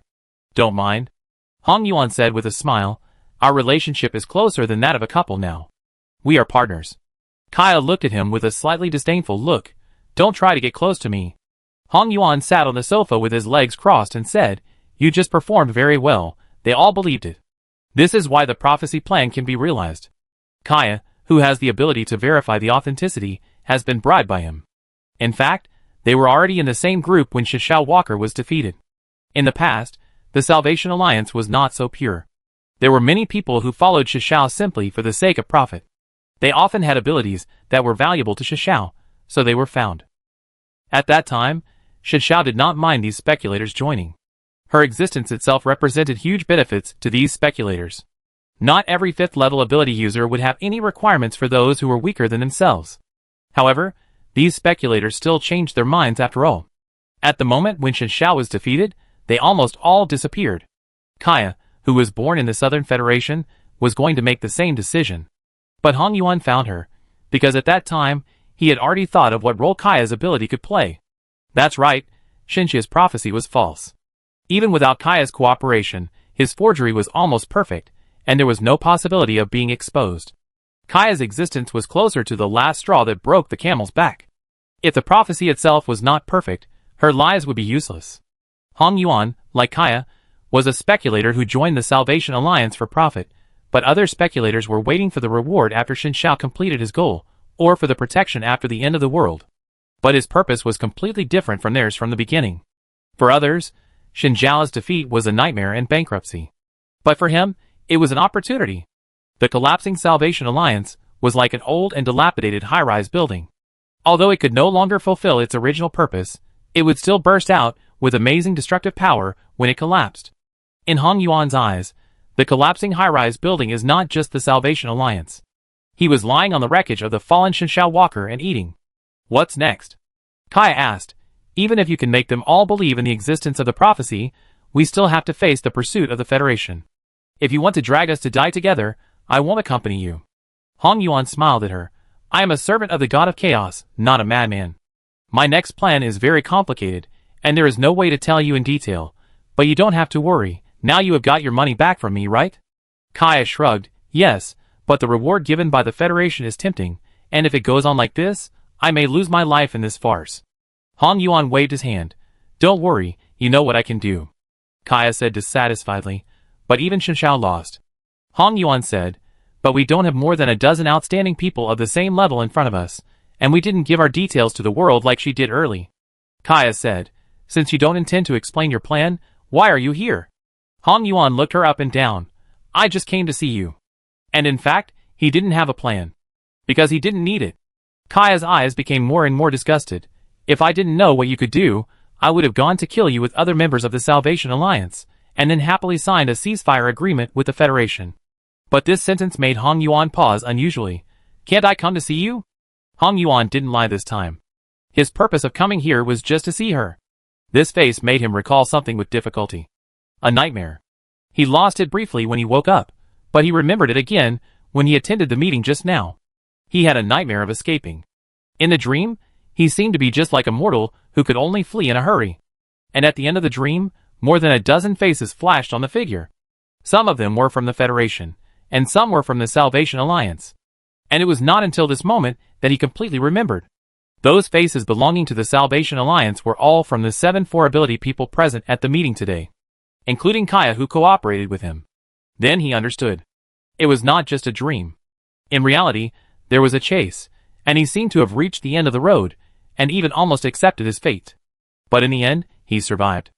I'm afraid that what he dreamed of was an abstract expression of his memory, a warning to himself by his subconscious mind. That's right. If the few people from the World Salvation Alliance wanted to kill him, it wouldn't be that easy. But if they cooperated with the Federation, then if their secrets were leaked, even he wouldn't be able to escape. He should have died in the joint encirclement of the Federation and the World Salvation Alliance, but he didn't know how he was saved. It was hard for Hong Yuan to be sure that those things really happened. To him, it was more like a warning from a parallel world. But in short, he could have died like this. And the last face in the dream also told him the truth. All of this was caused by Xin Xiao. Of course, it's not that Xin Xiao wanted to kill him. I guess she didn't even notice his existence. It's just that he happened to stand in the way she expected. Through her unconscious influence on the future, she slowly led herself to this dead end with no hope, and almost died. Arrogance should have been his epitaph. Hong Yuan thought he had a way to transcend her control, but now he thinks he is still too naive and stupid, but luck is still on his side in the end. At that time, no one noticed the presence of Xin Xiao in the encirclement. Only he could see it, and only he could remember it. Only he could perceive these anomalies in his dreams, and dig out the truth again after waking up, even though he should never be able to remember these memories, but reason and logic have no meaning to him. The reality is that he survived. Then the future belongs to him. Chapter 214. Who do you say wants to see me? Hong Yuan looked at the former member of the Salvation Alliance, who reported in front of him. The young woman replied, she claims to be Qin Lan, and she looks like her. But there is a man we haven't seen beside her. Hong Yuan nodded to her. Go away. The woman bowed her head respectfully. Yes, master. After watching the woman walk out of her bedroom door, and feeling that she had completely left the building, Hong Yuan walked to the closet and began to choose, and then chose a dress suitable for upper-class socializing. Finally here. Among the other 11 people on the list, the one he cares about most is Qin Lan. He already represents the highest combat power of the Salvation Alliance in the Southern Federation. If he can get the support of Qin Lan, who symbolizes the highest prestige, then even without fraud, he can basically gain control of the Salvation Alliance in the Southern Federation. And she is only a third-level ability user. Putting on the white hat casually, Hong Yuan walked to a door and knocked 4 times, then pushed it open. 1. A familiar woman whom he had seen countless times in photos or videos was sitting on the arranged chair, and next to her sat a plain-looking young man almost parallel to her. No, Hong Yuan's sight did not stay on Ma En for long, but when he looked at Qin Lan again, his mind had already begun to remind him that his initial thoughts were not accurate, and that she was not plain-looking. When he looked at Ma En again with his peripheral vision, there was nothing on that face. Sure enough, the one who came with Qin Lan must be the strongest 4th-level ability user beside her. Was this basically consistent with his expectations? The 4th-level ability user beside her would not gain a dominant position, but would be willing to follow behind her, just because of respect for her sister. While he was observing the two, Ma En was also curiously looking at the man in front of him, who was dressed a little fancy. This Hong Yuan is said to be in his 30s, but at first glance, he looks only about 27 or 28 years old. His appearance has the characteristics of a local from the Eastern Federation and the Southern Federation. He is a typical descendant of immigrants. After entering the door, Hong Yuan first looked at Qin Lan several times, and then said with relief, I'm glad you're okay. We are all worried about you. Qin Lan immediately responded to this enthusiastic colleague with some guilt. No, I haven't fulfilled my duties. Hong Yuan didn't let her continue. We have had a difficult time during this period. Don't think about those things. By the way, this friend is... He turned his head and looked at Ma En. Qin Lan immediately introduced. He is Ma En. Hong Yuan's expression instantly became excited. You are the young man who rescued Qin Lan. I want to express my gratitude to you on behalf of all members of the Salvation Alliance. If you hadn't helped Qin Lan escape, the situation between us and Xin Xiao would definitely be much worse. I am really grateful. As he spoke, he enthusiastically extended his hand and shook hands with Ma En. Very good. Just a mortal. You're welcome. This is what I should do. Ma En didn't express anything special about his enthusiasm. We received your invitation, and I heard that your way of sending letters is quite unique. Hong Yuan smiled and said, The world in my eyes is completely different from yours. Space is not connected in the way you connect it to me. I have a special way of understanding distance. But I heard that there is a compatriot who has a good understanding of space near Goenzhou. Is she okay? Xinlan replied, You are talking about Xiaoying, right? She is with us now. Hong Yuan nodded to them, and then his expression became serious. That's good, I won't say hello anymore. The Federation is trying to kill us now. You should know our current situation, right? Xinlan nodded, of course. They came for this. The reason she came was because Hong Yuan sent the letter to her, and Ma En's name was not on the list of the Federation. It seemed that he was the leader of Goenzhou in there, and Hong Yuan's eyes. But this may also be because the Federation wanted to kill Ma En before. Ma En took the initiative to say, But in fact, we are a little puzzled by your decision. Our situation seems to be very bad now. If we consider the members of the Salvation Alliance, who are in danger, it seems that a ceasefire is not an unacceptable condition for us. Hong Yuan waited patiently for him to finish before saying, You are right, Mr. Ma En. The premise is that the Federation did not lie. Xinlan asked in confusion, What's going on? Hong Yuan said, Some time ago, I got the prophecy of Shinshao. As he said this, he took out a piece of letter paper from his arms, and handed it to the two of them. This is... Xinlan took it with surprise, Sister's prophecy? Hong Yuan nodded and said, Yes, the Shinshao walker who wrote these words probably didn't expect them to appear in what occasion. Xinlan handed the letter paper to Ma En after reading it, and did not express his opinion immediately. And Hong Yuan also noticed this. Ma En looked at it, and said, Is that so? Then your idea is completely fine, but can you be sure that this is written by Shinshao herself? I don't understand these things very well, but I think the Federation and other organizations may also forge her prophecy. If I were them, I would do this. He felt something was wrong. Hong Yuan took back the letter and said, We have checked it. Ma En looked at him and asked, Then what should we do? At this time, Xinlan no longer remembered the prophecy that Ma En had received, but she still realized that there were some problems, because before coming here, Ma En said that their goal was to find a way to persuade them to sign a ceasefire agreement. She stopped talking and completely handed the right to speak to Ma En. Compared to her sister's prophecy, she believed in Ma En more, because he was her sister's prophecy. Hong Yuan looked at Ma En and said, I have some plans, but before that we have to unite first. Do you see this room now? In fact, I have connected it with the Salvation Alliance in 7 other places. If you agree, I can connect it to a place in Goenzhou. Then we can discuss what to do next. Actually, this is not the only prophecy left by Shinshao. He has also realized that Ma En is the one who can really make the decision between the two, but Hong Yuan is not worried at all. After all, he is also a member of the Salvation Alliance, and this means that Ma En will only follow Shinshao fanatically. Following, this is what the weak like to do most. Facing Hong Yuan's confident eyes, Ma En calmly agreed, Okay. There are 2 possibilities before him now. Either Shinshao actually left a contradictory prophecy, or Hong Yuan lied. Chapter 215. What do you think? Xinlan looked up at Ma En. What should we do next? Ma En asked curiously, Haven't you considered whether the prophecy you mentioned is true? Xinlan shook her head. I didn't think about it, because it doesn't matter whether it's true or not. I just need to listen to your decision. She looked at Ma En with a firm look, and this look could dispel anyone's doubts. Ma En nodded slightly. Let me think about it. In fact, things are much more complicated than I expected. If it went smoothly, we only needed to say a few simple words after we came here to make the Salvation Alliance and the Federation ceasefire. Just like what Shinshao left in the prophecy. But this member of the Salvation Alliance named Hong Yuan didn't want this to come true. As he thought, there are actually 2 possibilities for this matter. It is possible that he actually got Shinshao's prophecy, and there are many possibilities, such as Shinshao saw different futures at different stages, so he left 2 contradictory prophecies. Or maybe the prophecy she left behind should not have appeared in Hong Yuan's hands. After all, these members of the Salvation Alliance were going to sign an agreement with the Federation. It is very likely that if he had not killed the Moon God, Hong Yuan would not have received this prophecy, and they would have just formed an alliance with the Federation normally. Or in fact, this is Shinshao's purpose to make them fight each other. This may not be what she wanted to do, but it became like this because it was the right path. However, this possibility is the smallest. Ma En would think of this only out of instinctive caution and vigilance, because if they had not forgotten the existence of the Moon God, then this situation would not be true at all. In other words, if Shinshao can do this, the premise is that she will not be affected by any side effects of the death of the moon goddess.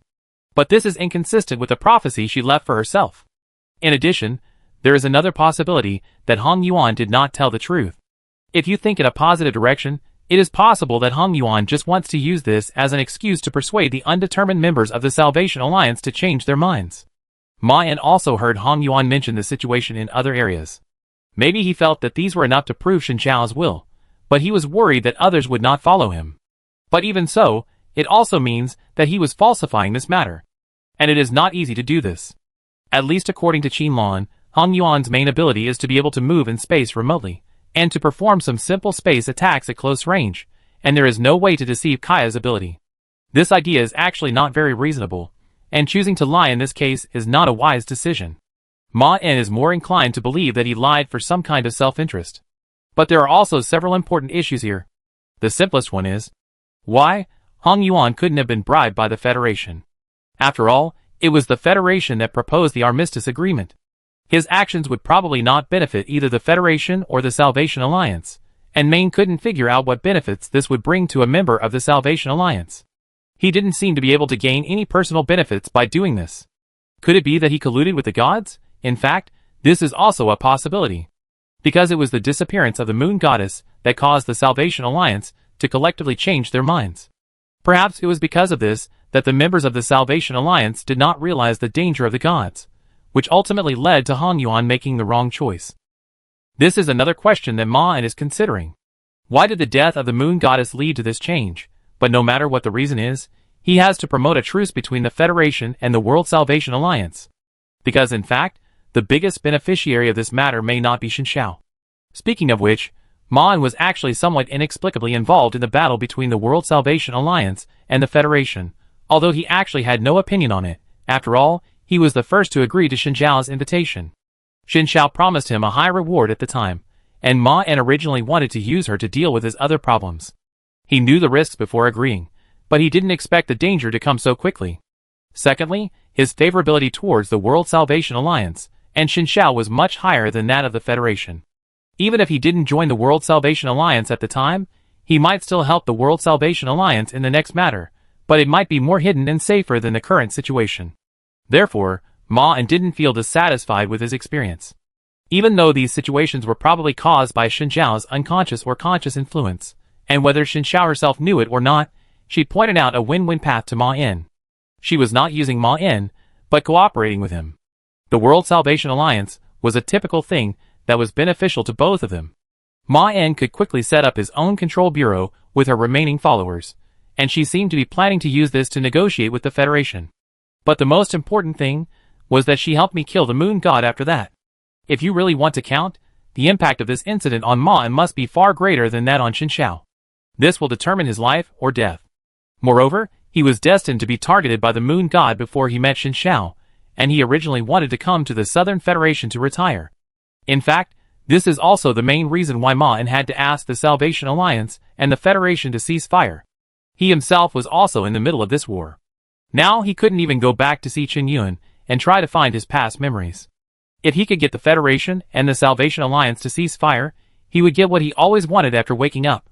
A free and safe life. As long as Hong Yuan's current problem was solved, he could slowly rebuild his own power. Although he would still be related to Shen Zhao because of the Salvation Alliance, at least he wouldn't have to worry about who the Federation would send to assassinate him. In that way, he could also do what he wanted.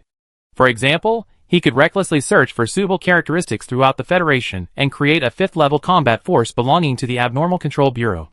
And coincidentally, if a 5th-level abnormal entity was really created in this way, then her survival would also depend on the Abnormal Control Bureau. By then, he would be really safe. Ma En looked at Qin Lan. I plan to make the Salvation Alliance and the Federation cease fire.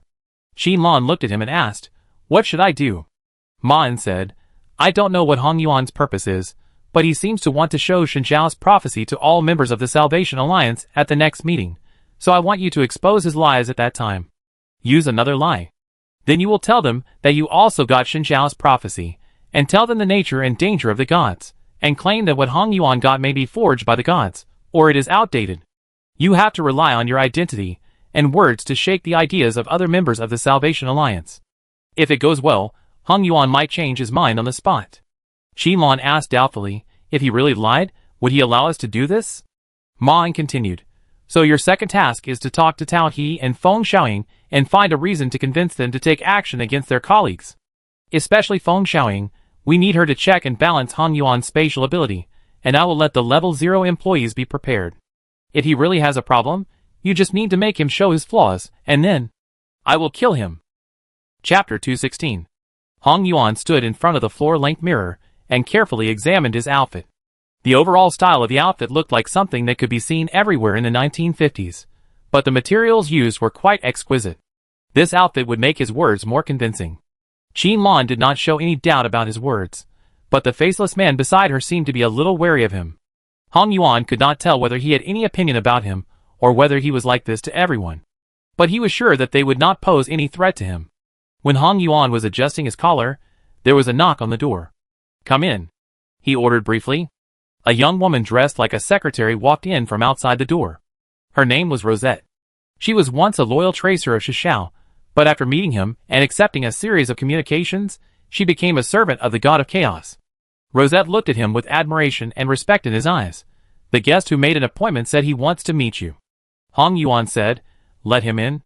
Rosette bowed slightly to him respectfully, then turned and walked out.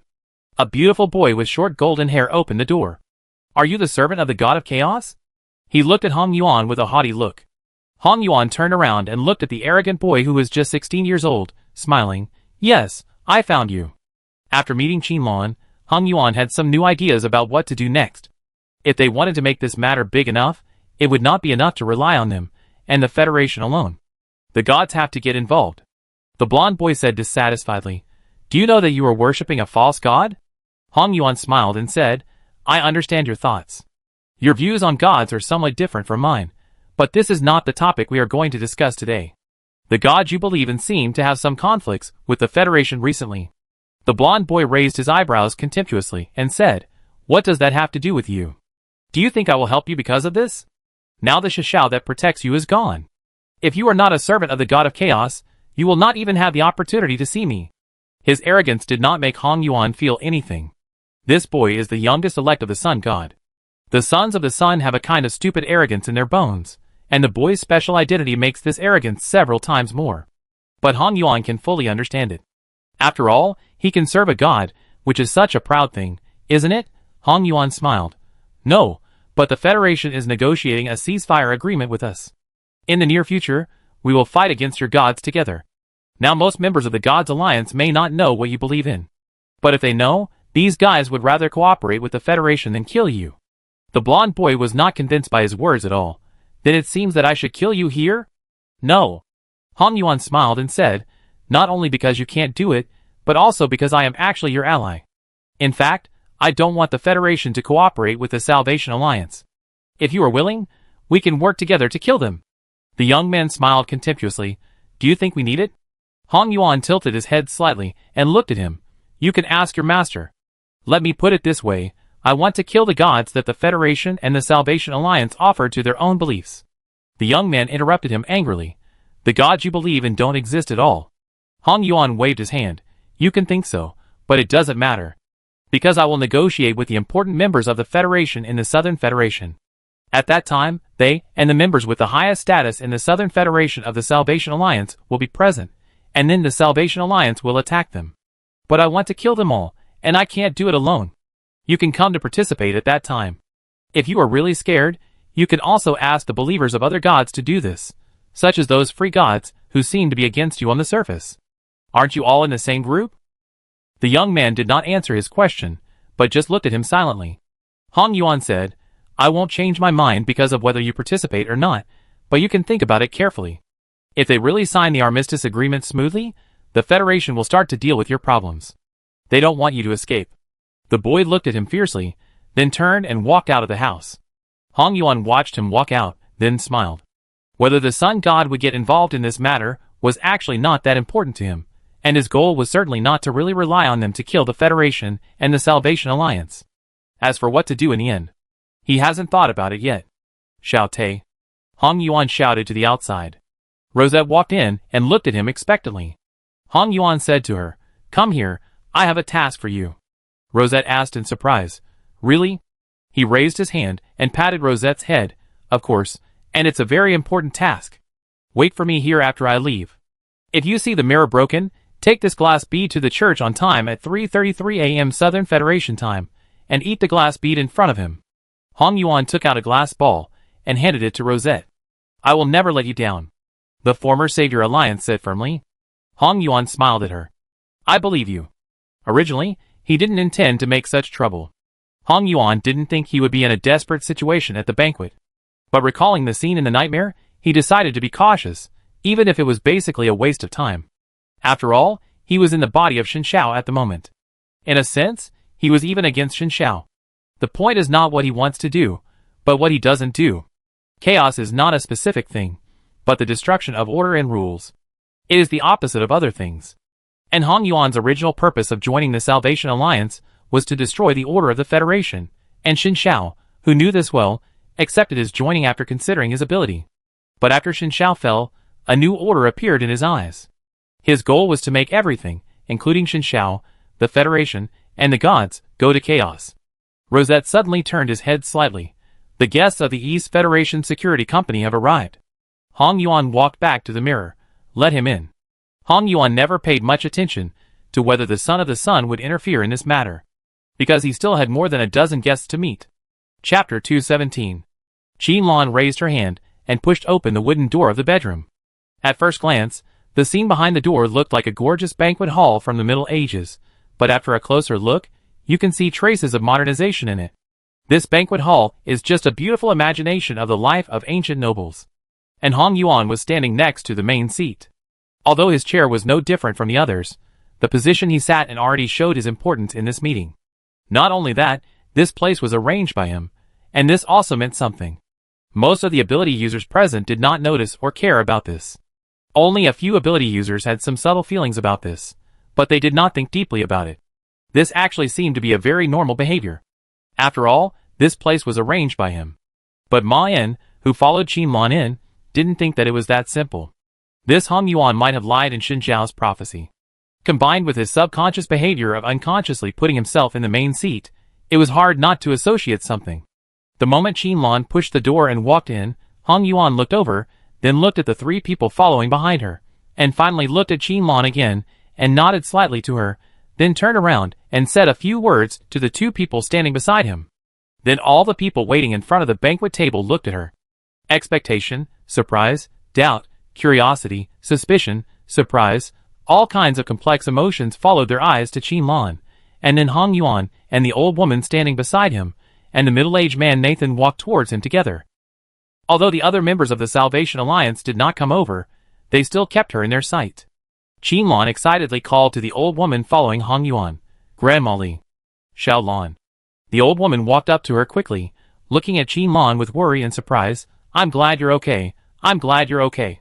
Qin Lan turned sideways and said to the three people following behind her, This is Grandma Li, my grandfather's friend.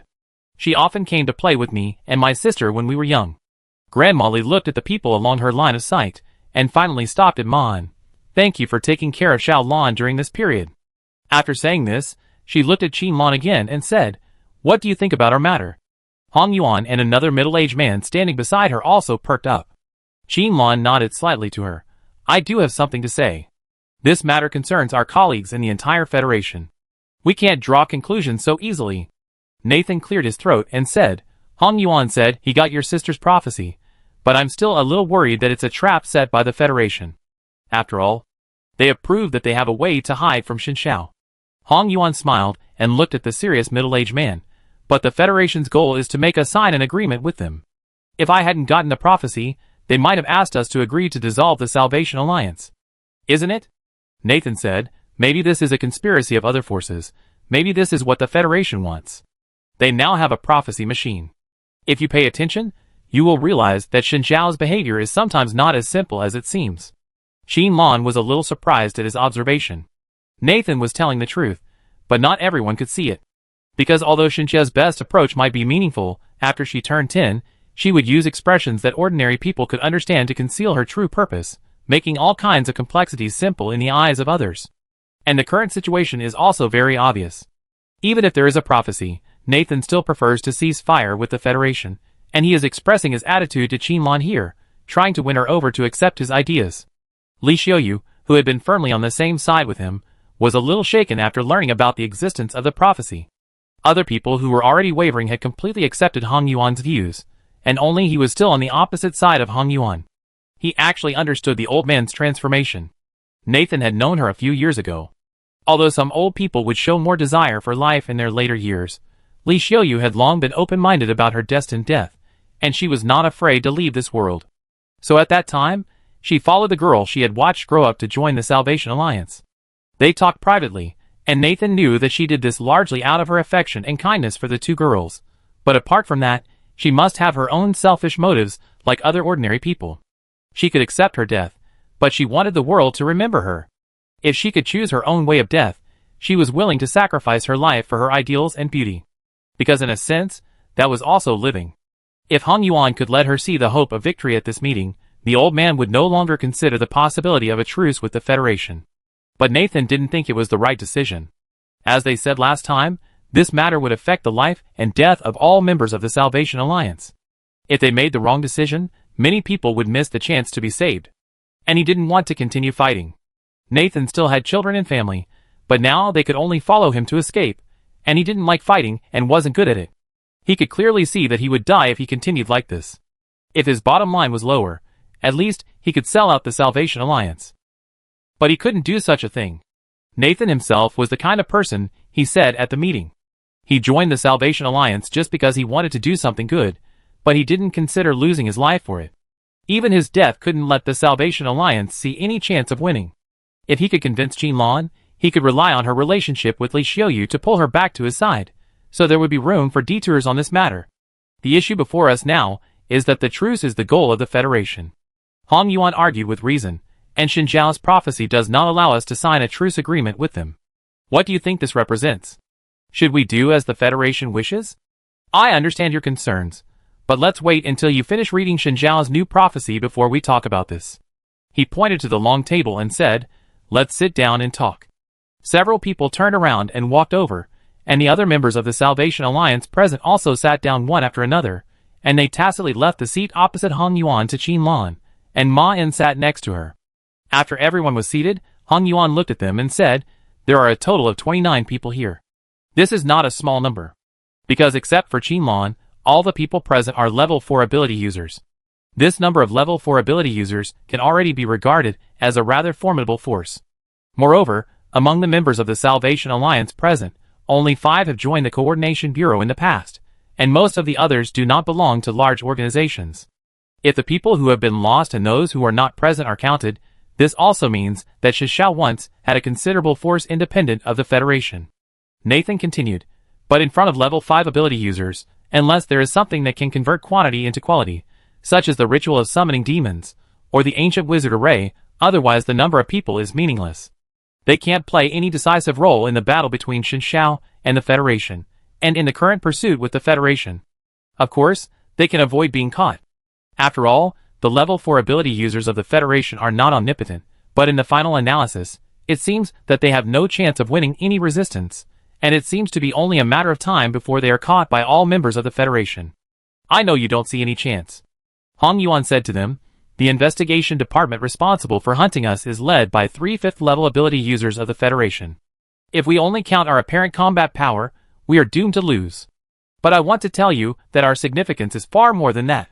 Even hundreds of 4th level ability users cannot achieve a decisive influence in the confrontation with the Federal Investigation Department, but only dozens of 4th level members of the Salvation Alliance are enough. Because we are not only ourselves, but also the source of Shinsha's power. I don't know how many people present understand the meaning of the word reality twister, but I want to tell you that trapping Shishao is not a simple matter for the Federation. For them, this is a real confrontation with Shishao, and our existence will strengthen Shinsha's power. That is to say, if the Salvation Alliance is disbanded, it will be easier for him to control Shishao than before. And this will give them the upper hand in the confrontation with Shishao, which is why the Federation wants me to disband." A woman from the Southern Federation said, "Hong Yuan is right about this.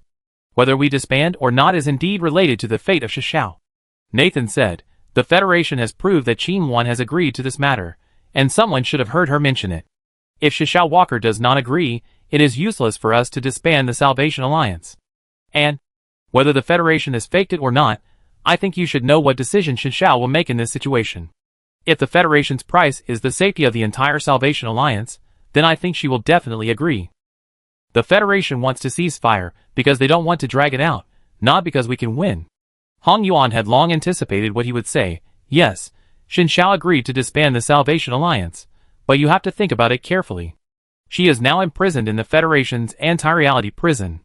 She can no longer see the future.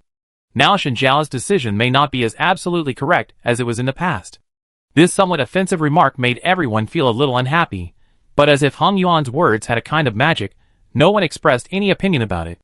Because he said the truth, and his words did have magic.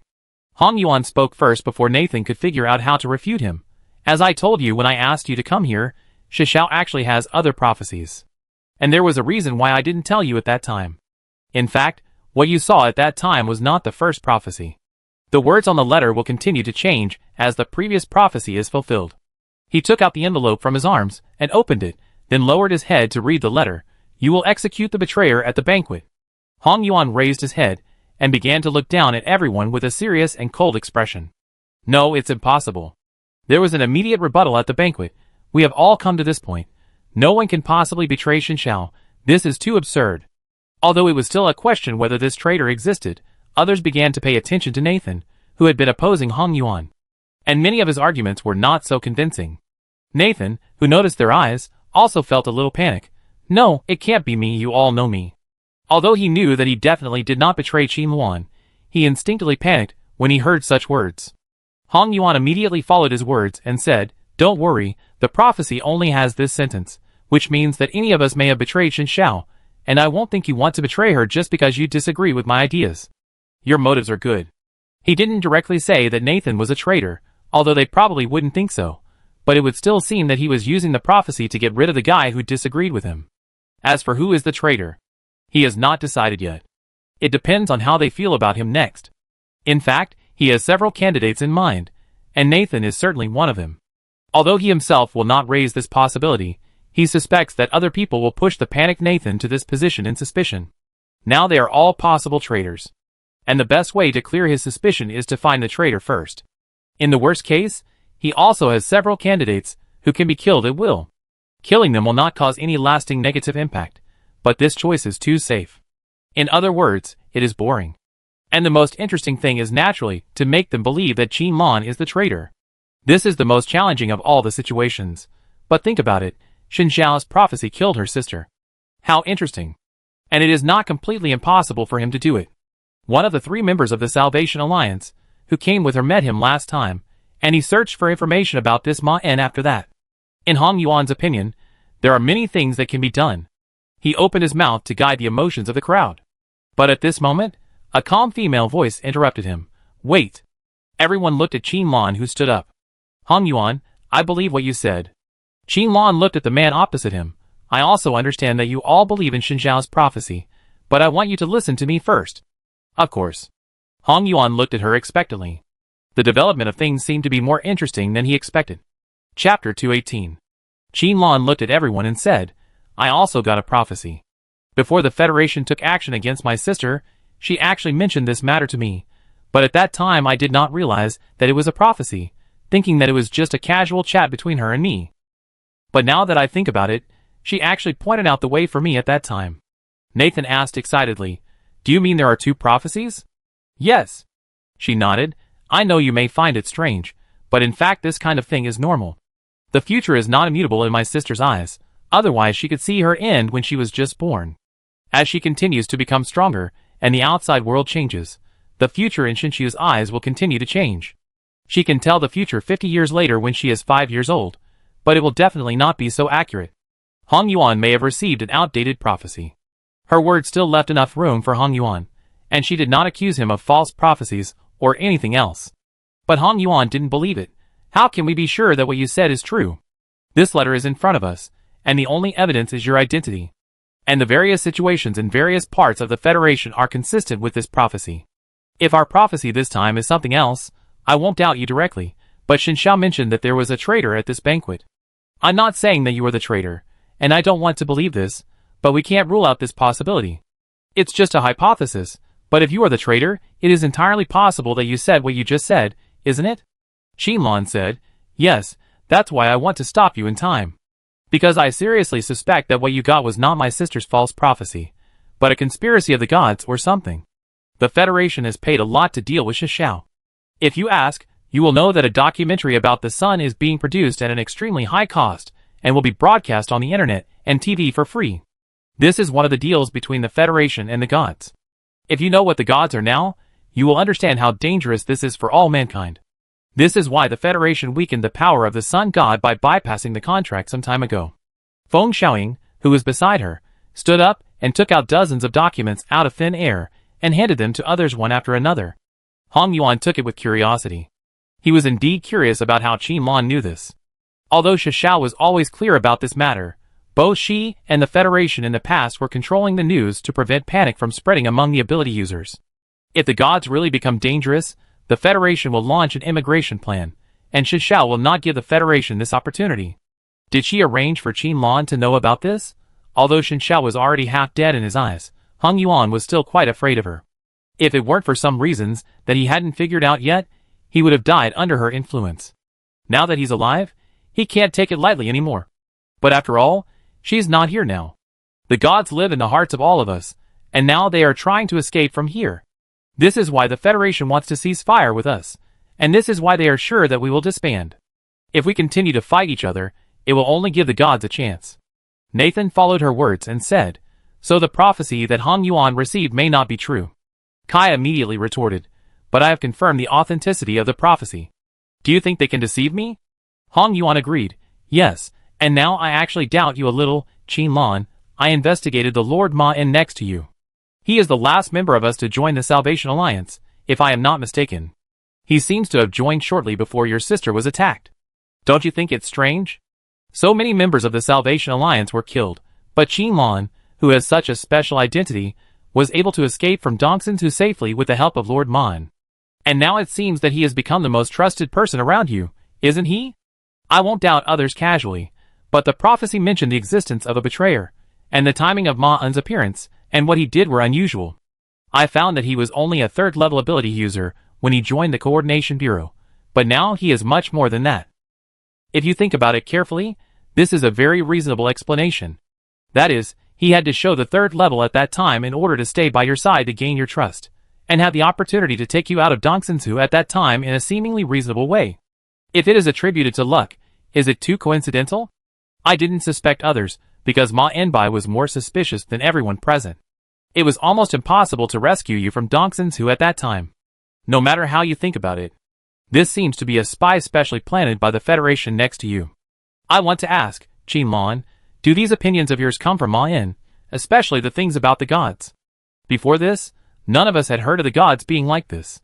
This is not information that can be obtained casually, right? Faced with a sharp question, Qinlan calmly replied, my sister has personally met this Ma-En and gave him a very high evaluation. It was also she who asked me to recruit Ma-En to the Coordination Bureau. If you say it according to your idea, I can also explain that the reason why my sister did this was to stop you today. Hong Yuan said indifferently, what you said seems to make sense, but don't forget. Xiao failed to see through the conspiracy of the Federation, that is to say, if Ma-En is a spy of the Federation, it is actually completely reasonable, but the opposite statement is different, because even if he was arranged by your sister, how could he deceive the prediction machine of the Federation and the Eastern Federation? You know that your sister couldn't do this. Do you want to say that Ma-En is better than her? This sentence also made the eyes looking at Ma-En more suspicious. If what Hong Yuan said was true, then Ma-En was indeed more suspicious than others. With so many coincidences in front of them, everyone would question whether there was something wrong, especially when their enemy was the Federation. Spies and undercovers have always been the Federation's forte. But Li Xiaoyu was not disturbed by the prophecy. I believe Qinlan, even if her ability is affected, her vision is very accurate. Hong Yuan asked back. Federal spies cannot be identified at a glance. Ahem. Ma-En, who was at the center of the discussion, cleared his throat. Mr. Hong Yuan, your suspicion is actually very reasonable. In fact, I also think these coincidences are indeed very strange, but after careful consideration, the conclusion I came to is exactly the opposite of yours. I think this was caused by Xiao, but she didn't realize what was going on at that time. As for why you mentioned rescuing Qinlan. Because I'm strong enough. Ma En looked at Hong Yuan calmly. This answer was beyond everyone's expectations. Ma En's statement did not make them feel convinced, but made some guys, who had not yet seen the situation, more suspicious and worried about Ma En. Hong Yuan felt a little ridiculous. He actually said this in front of him? Hong Yuan looked at Ma En with a smile. Really? But I think the existence of the prediction machine is not very strong and can be dealt with. They will know how strong you are, and then send members who can deal with you to deal with you. Ma En nodded slightly. This is why they sent out the Yin and Yang twins. It was not easy for me, but you didn't take into account that the situation of the Federation at that time was not as good as you thought. They were dealing with Xin Xiao, and their resources were quite limited. And Qinlan was not so important, so they didn't send out a 5th level ability person for this. So I escaped successfully. Hong Yuan looked at him with an imperceptible coldness in his eyes. Really? You think you are very strong. Is this the reason why you face these doubts? Qinlan continued. What I said just now is all my own thoughts, and it has nothing to do with Ma En, and your suspicion has no basis. Hong Yuan smiled. No, my basis is Xin Zhao's prophecy. Yes, Qinlan, everything you say is very important, but it is not valid when you meet Xin Xiao, because you can speak here only because of your relationship with her. In front of Xin Xiao you are nothing. Li Xiaoyu interrupted dissatisfiedly. Hong Yuan. Hong Yuan raised his hand. Grandma Li, don't worry, I have locked this place. Qinlan said that these were all her own thoughts, and it might be true. In fact, Ma En is not the betrayer among us. The betrayer is still among you, or there is more than one betrayer here. He looked at Qinlan with some anger and suspicion. Li Xiaoyu persuaded. If there is anything, we can talk about it. Hong Yuan stared at Qinlan and said, prove what you said. How did you know the nature of the gods? Your sister told you specifically, bring out the evidence. Then maybe we will believe it. Qinlan said without giving in. At that time, I didn't even think it was a prophecy. How could there be evidence? Hong Yuan stood up, holding up the envelope and said, if this is your sister's prophecy, then this point will be taken into consideration. You know what else is written in this letter. We will use this letter paper that stores her power to achieve a reality distortion in the armistice agreement, which will damage the anti-reality prison to a certain extent. This matter is not so important in isolation, but not only will we get her language, but there will be members of the Salvation Alliance who have been inspired by her throughout the Federation. In the end, the efforts of the whole world will be gathered together to help her break free from the shackles of the Federation. I didn't say it just now because I haven't found the traitor yet, and I'm worried that the news will be leaked. But now it seems that we can basically determine a few candidates. Since you said so, Ma En, let's prove that what you said is true. Come and compete with me, a common person with less powerful abilities. If you can't even defeat me, then what you just said could only be a boast you made in a panic. How about that? Hong Yuan looked at him with a smile. Without waiting for other members of the Savior Alliance to react, Ma En stood up. Good idea. Now he was basically sure that Hong Yuan did not make this decision based on misunderstanding. Li Xiaoyu and Nathan looked at each other. Even if they abandoned their positions and feelings, they were now somewhat biased towards Qinlan and Ma En in their hearts. Although both sides actually had their own reasons, if you look at their performance, Hong Yuan was not so rational now. This can indeed explain that many young people full of passion will make less wise decisions under impulse. Some young people will not be able to mix justice in their hearts with other emotions. Sometimes they will burst out with strong positive power, but more often this will lead to bad mistakes. In addition, Ma En and Qinlan faced his doubts calmly, and did not take the initiative to attack in this conversation, which means that they do not have a strong purpose like Hong Yuan. Even though the other members of the Salvation Alliance present did not completely side with Ma En, they no longer believed in Hong Yuan as they did before entering this room. Li Xiaoyu believed that most of them had slightly leaned towards Ma En and Qinlan. The situation was not one-sided now only because Hong Yuan had evidence in his hand. Let's take a good look, the old woman said to the middle-aged man beside her. Nathan nodded slightly. I will pay attention to their fight, but even if Hong Yuan wins, it can't prove anything. Li Xiaoyu first observed the situation and tried to find out something. However, they would also pay attention to the situation of both parties. Nathan was particularly worried that Hong Yuan would take the opportunity to kill Ma En, which was consistent with his temperament in the alliance before. In the middle of the banquet hall, Hong Yuan smiled provocatively at Ma En. Come on, I will fulfill Xin Zhao's prophecy. Execute the traitor personally. It seemed that he didn't take Ma En seriously at all, just standing there waiting for the other party to attack first. Ma-en took a half step forward to meet his gaze. He entered the shadow dimension. Then he noticed that the banquet hall he was in was a little different from the real one. There was no door leading to the outside, which meant that even if he could move in the shadow dimension, he couldn't leave here directly. Ma-en wanted to try to destroy the wall, but he didn't have so much time now. He immediately walked out of the position behind Hong Yuan just now. But when he left the shadow dimension, there was nothing in front of him. Hong Yuan was standing behind Ma-en cleverly at this moment. Although he was a little off from the position just now, in the eyes of others, he didn't move at all, but Ma-en appeared in front of him with his back to him. This is what you said enough. Strong? He smiled calmly and stretched out his hand towards the position corresponding to Ma-en's heart. But Hong Yuan paused. Then Ma-en disappeared out of thin air and immediately reappeared in the corner of the banquet hall. Although he and Hong Yuan had distanced themselves, this was not the place he wanted to appear. It was as if this space was in chaos. And he walked in the shadows, not relying on the common space ability, but borrowing the power of the shadow dimension. Even so, could Hong Yuan mess up the space here? The situation did not seem that simple. Hong Yuan also turned to look at him, smiling leisurely. It seems that your use of space is far inferior to mine, so you let the Yin and Yang twins lose you just like this. If I say that the Federation can easily dispatch a space ability user who can deal with you, you are not as threatening as you say. Poor guy. He didn't know what he was facing at all. Chapter 219. I have no way of understanding how he distorted these spaces.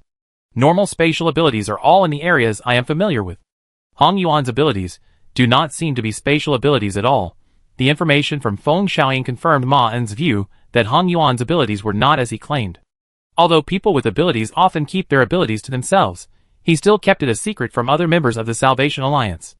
It is far more difficult to control a person with abilities like Hong Yuan than to kill him. Ma-en has several mature ideas for the latter, but the former is also difficult for Ma-en, who cannot resist the influence of space. That is why he wants to recruit employees. Ma-en chose to answer Hong Yuan's provocative look with action. He stepped back into the shadow land, 15 centimeters behind the second chair on the left.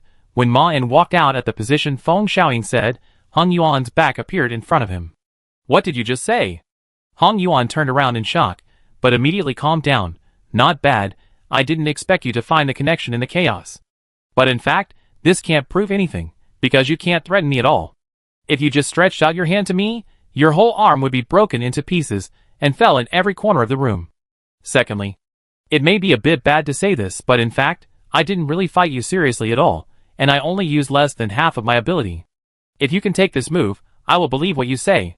I will be more alert and use about 30% of my strength to disrupt the space of this room and the size of each cubic decimeter. In other words, if you just move a few centimeters, your body will appear in the corner of this room. And if I stop my ability, you will become countless freshly cut pieces of meat. If you can crack this move, I will consider you the winner. Seeing that Ma-en could crack his ability, Hong Yuan became more interested in him. He did not lie. If Ma-en could really crack the next move, he would show a little mercy and spare Ma-en and Qinlan's lives. Save them for later. Hong Yuan looked at Ma-en opposite him. Let's start. Then in his eyes, the whole room except for the positions where other people were was accurately divided into countless 1 cubic decimeter cubes. I've done it. Then Hong Yuan saw that Ma-en raised his leg almost instantly and took a step in his direction. And everything was normal. No, it's impossible for someone to crack my ability so quickly. Hong Yuan felt at this moment that the man opposite him might be more difficult than he had initially imagined. There must be something wrong. Could this be an illusion? And at the moment when this thought emerged in his consciousness, Ma-en seized the opportunity. Yes, this is an illusion. Hong Yuan also immediately felt the problem of the surrounding environment, and he probably didn't realize that he had just been caught in the flaw. Not bad, really not bad. He looked at Ma-en and clapped his hands. Compound ability user, you should be the strongest person in this room except me. Although it is a bit embarrassing to say this, I have to admit that you won. It seems that you do have a way to defeat the Yin and Yang twins. You passed my test? Hong Yuan actually has a way to deal with telepathy, but if he does that, his secret will be exposed. Moreover, Ma-en has proved that he is interesting. He has some new ideas and arrangements for Ma-en. This interesting guy will play an important role in his next script, adding some bright colors to the story. Ma-en said, very good, then I hope you can pass my test too. Hong Yuan narrowed his eyes and showed some hostility. What do you mean by this? Ma-en just raised his hand. All you did in this room is supported by only one reason, that is your so-called prophecy. But who knows whether it is true or not? Don't worry, as long as it is true, I will stand behind you and support you in searching and executing the betrayer. I am a telepath, and it must be easier to find the betrayer than to do it yourself, isn't it? Hong Yuan said, I refuse, who knows what you will do in my mind. Ma-en said calmly, I am not discussing with you. As this sentence came out, Hong Yuan felt a burst of pain in his head, and then he vaguely saw an envelope appearing in front of Ma-en's eyes in the blur. Get out! Hong Yuan shouted at Ma-en angrily, and then the envelope, that had just had an outline, turned into fragments and dissipated. Ma-en looked at the place where the envelope just floated in surprise. He looked at Ma-en gloomily, then made a locking gesture with his hands. You made a mistake, believe me, you will immediately regret your actions. I haven't been so angry for a long time, maybe because other smart guys know not to mess with me. Do you think this is your home ground? Do you think you are qualified to pry into my thoughts? I don't think I should give you any mercy. You are always greedy. Ma-en also looked at him warily. Are you also a psychic? He could feel the strong power that broke out when Hong Yuan tore the envelope. Even if he really tried to resist, he might not be able to stop the shattering of the illusion just now. But in fact, Ma-en knew very well that the person on the other side was not a telepath. He just said that. No, no, no. Hong Yuan's face gradually showed evil arrogance. You are really good. You noticed my flaws, and found a way to deal with my moves. You are indeed a leader among mortals. In fact, do you know that even if you couldn't deal with my move just now, you might have the ability to escape? In fact, the Yin and Yang twins are nothing in front of me. I'm just making things difficult for you. Ma-en took 2 steps back. What are you talking about? Then he felt something hit his back. I'm saying. Hong Yuan looked down at Ma-en. You crossed the line. I wanted to play some games with you, but you actually wanted to invade my brain, so there's no need for me to continue to accompany you to raise a good man. I've locked you here, don't try to escape. I guess now you must be very curious about how I did it. Isn't my ability space control? Don't worry, I will explain these problems patiently. It's my greatest kindness to you to die clearly. Ma-en narrowed his eyes and asked, so the prophecy is false? Hong Yuan smiled bloodthirstily. Of course, it was forged by me. Kaya has been bribed by me. But I think you should still worry about what I'm going to do to you. I'm going to mess up your mind. Although it may take some time and waste my strength, it's worth it. When you return to reality, you will attack other members of the Salvation Alliance like a mad dog. Thanks to the fact that you are indeed the strongest among them, you should be able to kill a few of them. Then I will kill you, the traitor, like a hero, and then publicly execute the others who followed you. Yes, prepare to play the role of a despised traitor. Ma-en stared at him, looking desperate, and said, Why, at least tell me why, are you the son of the gods, or is this actually a conspiracy of the Federation? I'm looking forward to this expression. Hong Yuan laughed happily. I forgive your stupidity, it's normal for you to think so. But don't confuse me with the slaves of those parasites. I am greater than their masters. You are also unlucky. If you hadn't met me, you might really have a chance to help Shishao do something. It's a pity that you made the wrong decision just now, and you have to pay the price for it. Go die now. He pronounced Ma-en's death sentence with a cold look in his eyes. Pa, pa, pa. Ma-en clapped his hands and smiled. Good performance. Hong Yuan frowned, wondering if the mortal opposite him was crazy. But then, he heard an old female voice. This is your purpose, interesting? The speaker was Li Xiaoyu, who was sitting on the chair, and all the other members of the Salvation Alliance cast their eyes on him. Only Kaya looked a little embarrassed. Ma-en did not pull him into any spiritual world. When Hong Yuan saw that Ma-en really cracked his moves in an instant, he thought it was an illusion. Since then, he could not distinguish between true and false. Hong Yuan's face slowly turned livid, and his eyes were filled with humiliated anger. How dare you play tricks on me? Any word seemed pale at this moment, and his pride had just been crushed by Ma-en in public.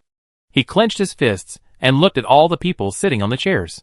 His anger almost completely overwhelmed his head, and he gritted his teeth and said, very good, I won't play anymore. Even now, they still made a mistake. A member of the Salvation Alliance stood up angrily. You still. Then he disappeared instantly. And several pools of meat appeared on the wall. This scene made most of the ability users present dare not move anymore, but they did not panic, because there were still a few ability users present who could fight back against Hong Yuan in this situation. And they were also attacking. But Hong Yuan ignored them, as if he had no feelings.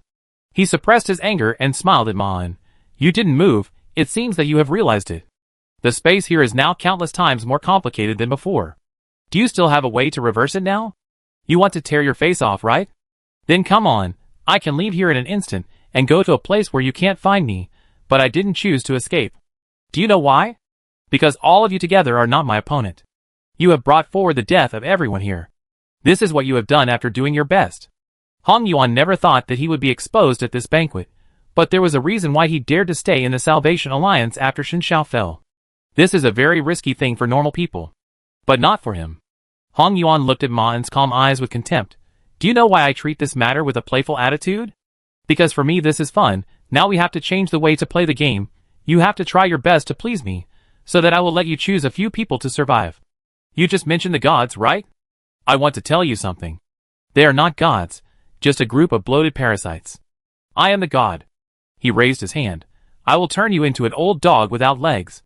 Hong Yuan raised his hand. Boom! A flash of lightning appeared in the whole room, jumping continuously in the chaotic space. Every time the lightning moved 0.1 to 2 centimeters forward, it would appear in other places like a space jump. But it still took him only a moment to fill the room. And Hong Yuan's head and heart had been burned to ashes. Hong Yuan, with only the lower half of his head, lowered his head in confusion, looked at the hole in his chest, and then raised his head to look at Ma En, his face full of confusion and doubt. How is it possible? How can a mortal kill a god?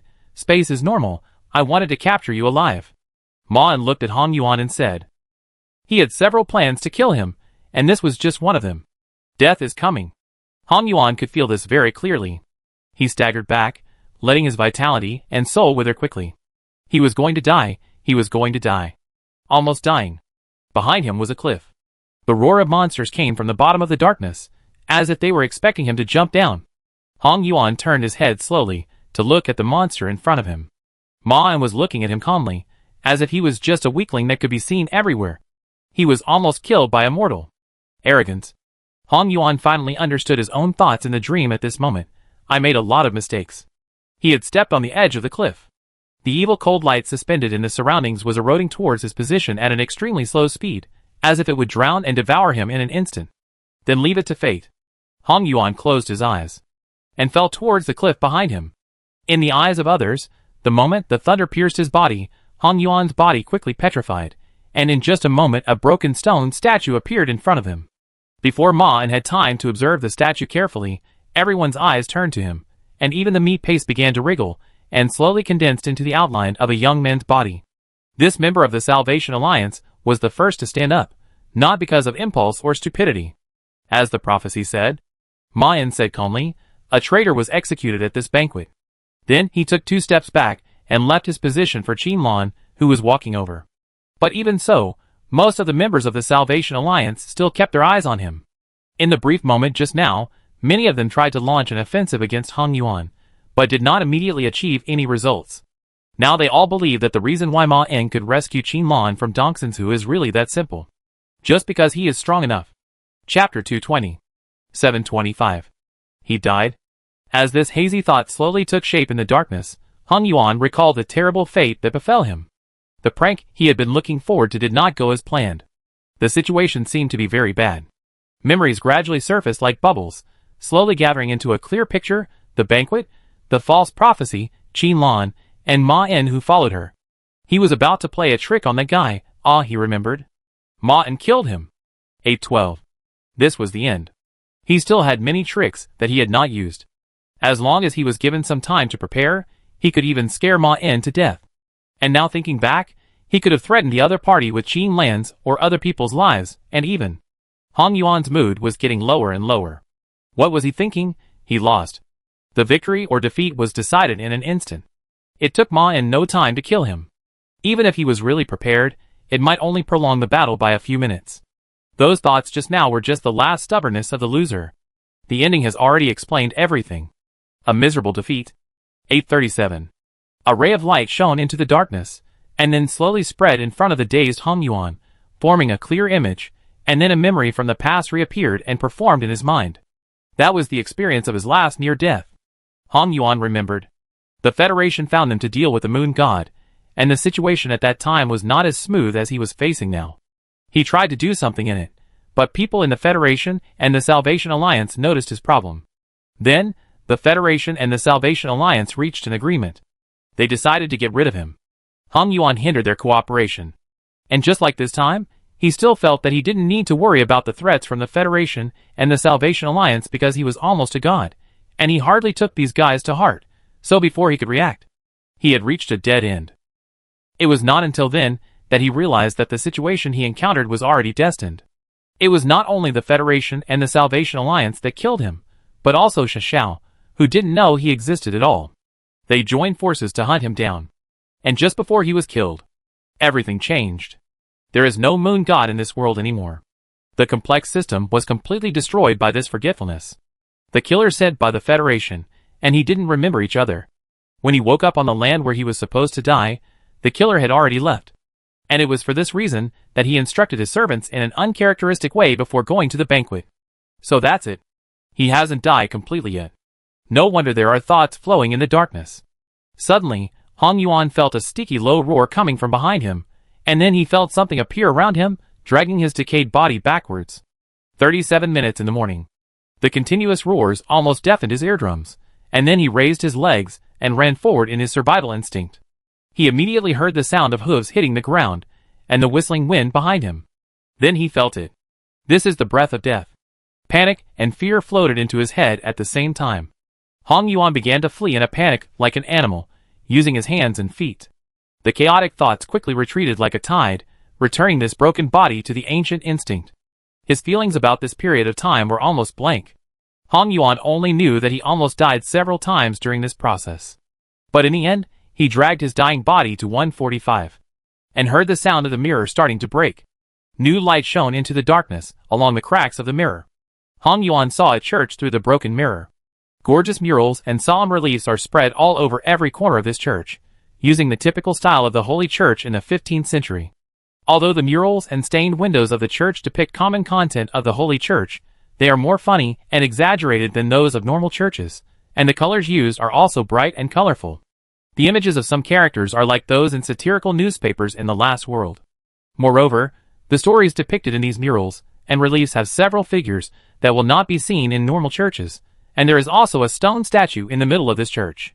They are the gods that are truly worshipped here. Chaos. And the most important thing is that although these figures are dressed differently, they all have the same face. They are all Hong Yuan's face. This is his church. A young female voice pushed open the door of the church. The person who came was Rosette, the servant he had instructed. She walked to the statue of Hong Yuan with an almost fanatical look and knelt down. Then she took out the glass beads in her arms and put them into her mouth without hesitation, while lowering her head and praying devoutly. It was 3:33 now. Click. The mirror was about to collapse. Countless white lights splashed towards Hong Yuan like arrows.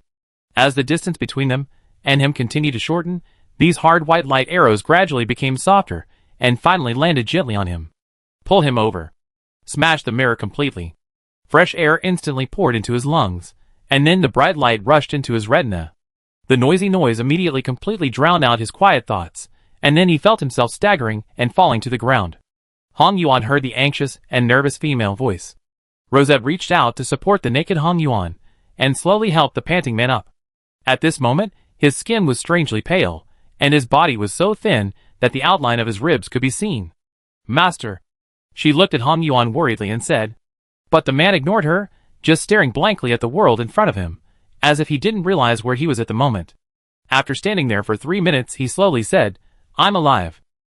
His eyes suddenly burst into ecstasy after surviving a disaster. I'm alive. I know I can't die. Even death can't do anything to me. I'm a fucking god. Everything will return to chaos. My will is above logic and truth. Death is life. I am the god of chaos.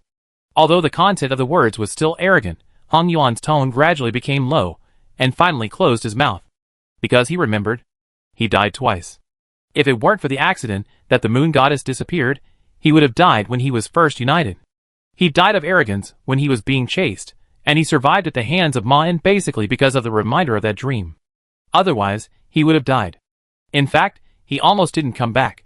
Hong Yuan looked around the church that mocked the Holy Church in a trance, and his face slowly revealed fear and a bitter smile, and his eyes also had a little more gratitude for surviving after settling down. If it weren't for good luck, he would have died twice. And in these 2 defeats, he treated others arrogantly, always thinking that he, who is almost a true god, would never lose. It was this attitude of looking down on others that laid the foundation for his death. Reality cruelly told Hong Yuan. He was not a god at all, but just an arrogant reality twister. Now he understood. Chapter 221. Ma En knocked on the door. After dealing with Hong Yuan, everything went smoothly. With Ma En's feat of exposing the traitor's identity at the banquet, Qinlan gained the trust of all members of the Southern Federation Salvation Alliance without any obstacles. And she also became the temporary leader of the Southern Federation Salvation Alliance, fully responsible for leading the negotiations with the Federation, and it was not difficult to persuade them to accept the armistice agreement. After all, Hong Yuan wanted to do the opposite. So what he had to do next was very simple, that is, to break into the investigation department alone again. With the undercover, he could easily find out who was in charge of the negotiations this time. "Come in." The girl's voice came from the door. Ma En pushed the door open. Wang Yin raised her head with a cold expression, and then her body paused. "Who are you?" she asked with a frown. "Hasn't anyone taught you not to come into my office?" This sentence made Ma En sure of one thing. The clothes he was wearing were the same ones he wore when he met Wang Yin last time, and he still had the appearance cognitive impairment. The fact that she didn't recognize him proved that she had forgotten their last encounter.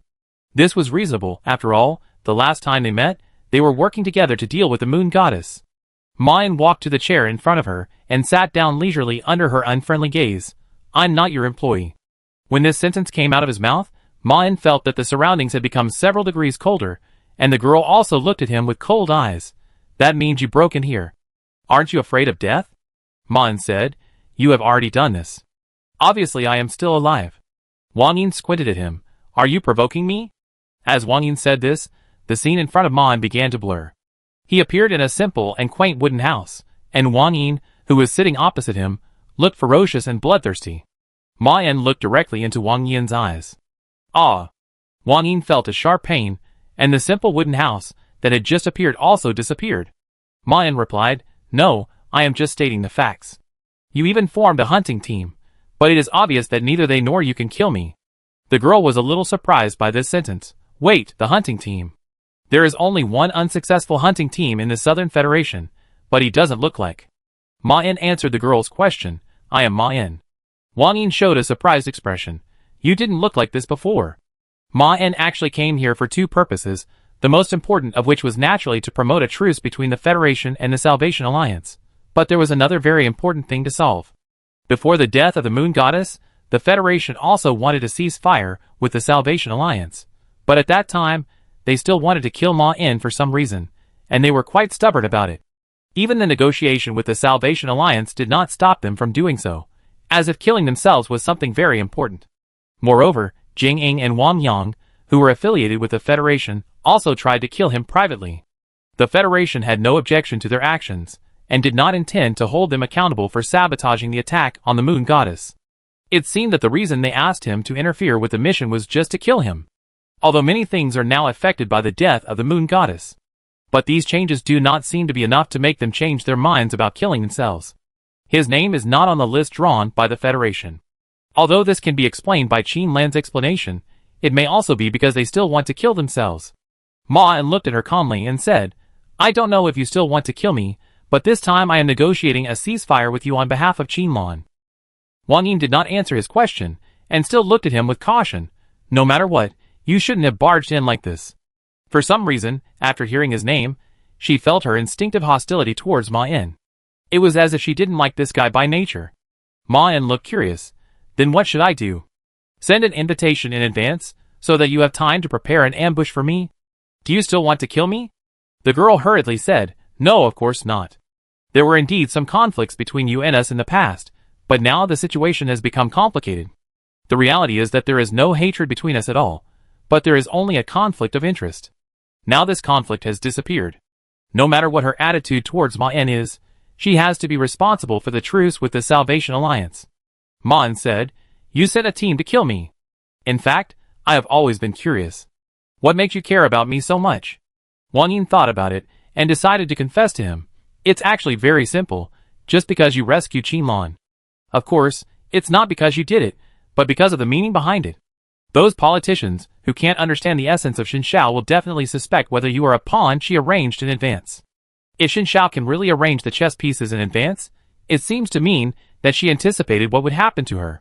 But the truth is not so, because Shinzhao's ability does not work that way. The problem is that some politicians can understand the reason, but some don't, or even if they know, they will worry. They don't really want you to die. They just want to see what's going on with you. The girl answered Ma's doubts, because this was not something that could not be told.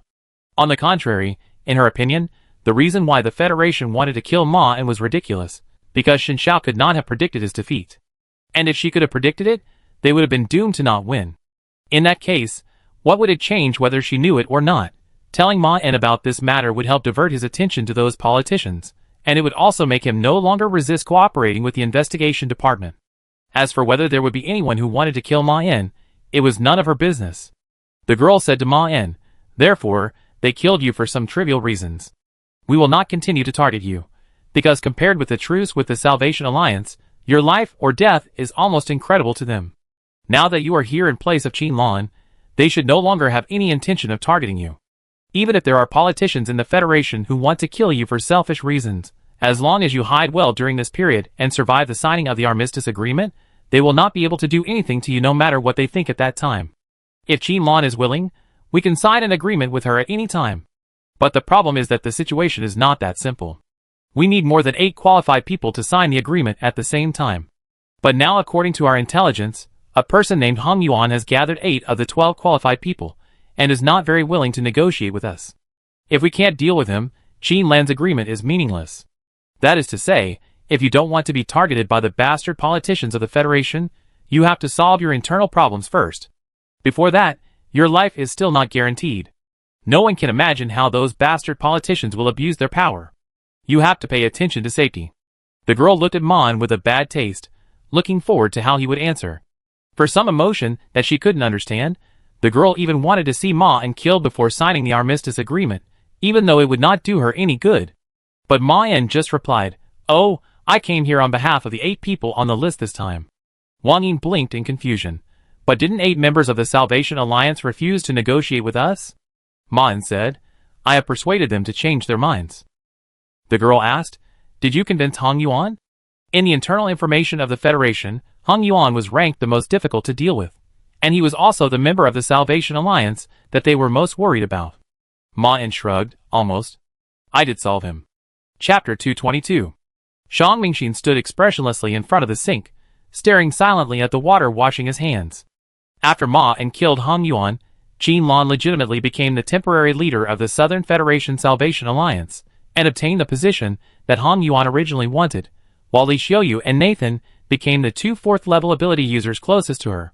They renegotiated the negotiations, and finally everyone agreed with Qin Lan's decision, which was to cease fire with the Federation, and sent the most trusted people to deal with the matter. If everything goes well, this matter will end soon, and they can all get a safe and free future. Although this also means that they will never have a chance to rescue Xiao Walker, the current result is already very good. Especially for him. Although Qin Lan did not mention this matter, everyone remembered that Hong Yuan had said why he could hide it from them at that time, because Kaya, who tested the authenticity of the prophecy, had been bribed by him. After the banquet, Li Xiaoyu and Nathan did not let Kaya leave smoothly. Finally, they decided to deal with the betrayer. And he was the one who was responsible for the action. Shang Mingxin reached out to turn off the faucet, wiped it with a towel, and then walked out of the bathroom.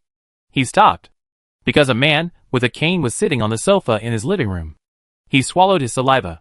The man stood up with some difficulty with the cane, turned around and smiled at Shang Mingxin.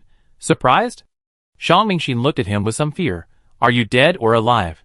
Hong Yuan smiled and said, "You are a person with special abilities. How can you be afraid of ghosts?"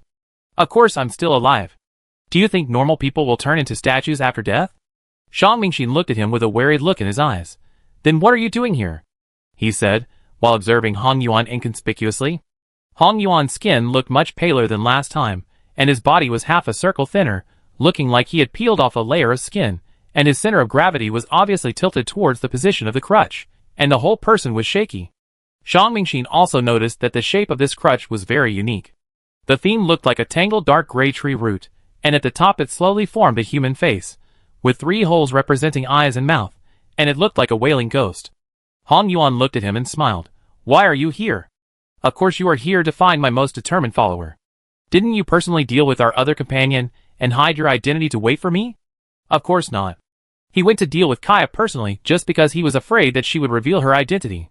After seeing Hong Yuan being defeated by Ma En in the blink of an eye, Shang Mingxin had forgotten that he had followed Hong Yuan, and decided to negotiate a complete ceasefire with Qin Lan as if nothing had happened. Even though Hong Yuan was resurrected in front of him now, Shang Mingxin still did not change his mind. You don't look very good, he said to the man with a cane. Hong Yuan followed his gaze, and then said in a somewhat exaggerated manner, Oh, you said this. No, this is just a small problem. At least it is within my acceptable range for the price of resurrection. You don't have to worry at all, although I look a little weak, as if I just crawled out of the grave. And in fact, I did suffer heavy losses. A lot of resources that have survived over the years were consumed in this resurrection. Of course, this is why I stored them. But no matter what, I am still a reality twister. After saying this, he looked at Shang Mingxin with a smile, waiting for his answer. Shang Mingxin certainly understood what he meant. No matter what, he is still a reality twister who can kill himself. This is also the reason why Shang Mingxin betrayed the Salvation Alliance. He didn't see any possibility of survival in this war, and after Hong Yuan came to him, he made a decision without hesitation for too long. Now it seems that the basis he used to judge at that time was not reliable. Shang Mingxin took a half step back and said, I don't understand why you came to me. Ma En has exposed your conspiracy. Now you can't act according to the original plan even if you go back. Since you are a reality twister, and you may be dead in their eyes, you can just stay away from here. No matter where you go, you can live well. I don't see why you still want to find me. Hong Yuan laughed twice. Plan? It seems that you really believe it. Shang Mingxin said puzzledly, Didn't you tell us? There is no plan at all. Hong Yuan had a slightly sarcastic smile on his face. I made it up and told you. Of course, I admit now that it is not a good idea to do so, but there has never been any plan. My will is the plan, the reality that is coming.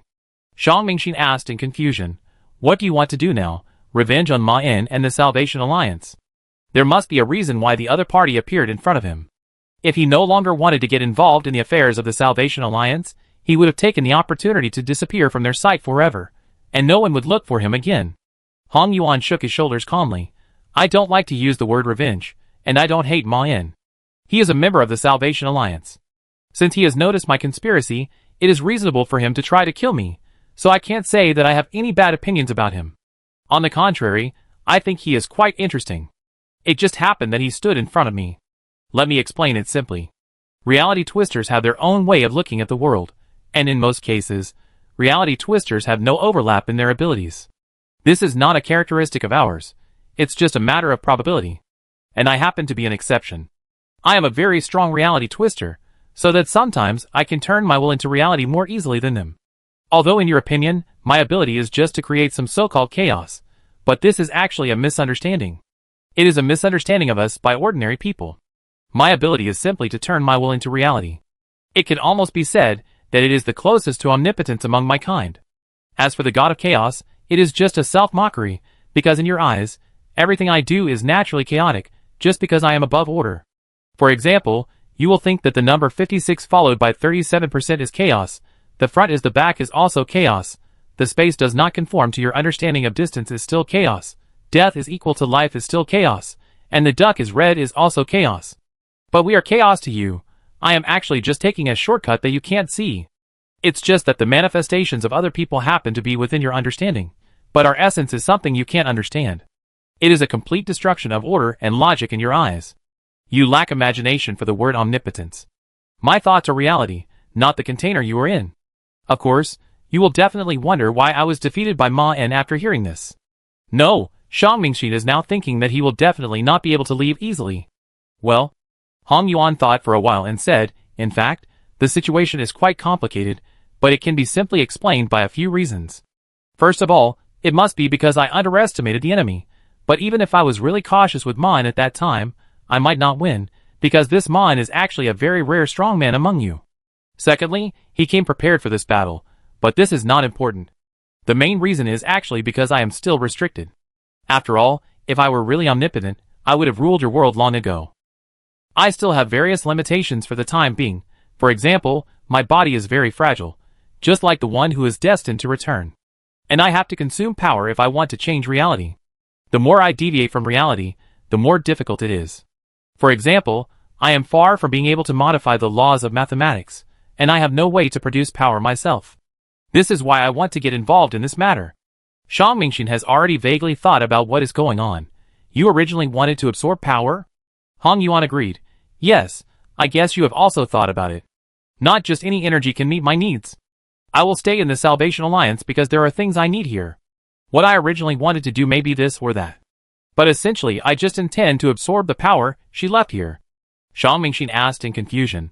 But isn't she imprisoned? How can there be her power here? Hong Yuan smiled and said, of course there is here. What form do you think Shen Xiao's power exists in? Is it some kind of energy that you can measure? No, the prophecy she left here is power.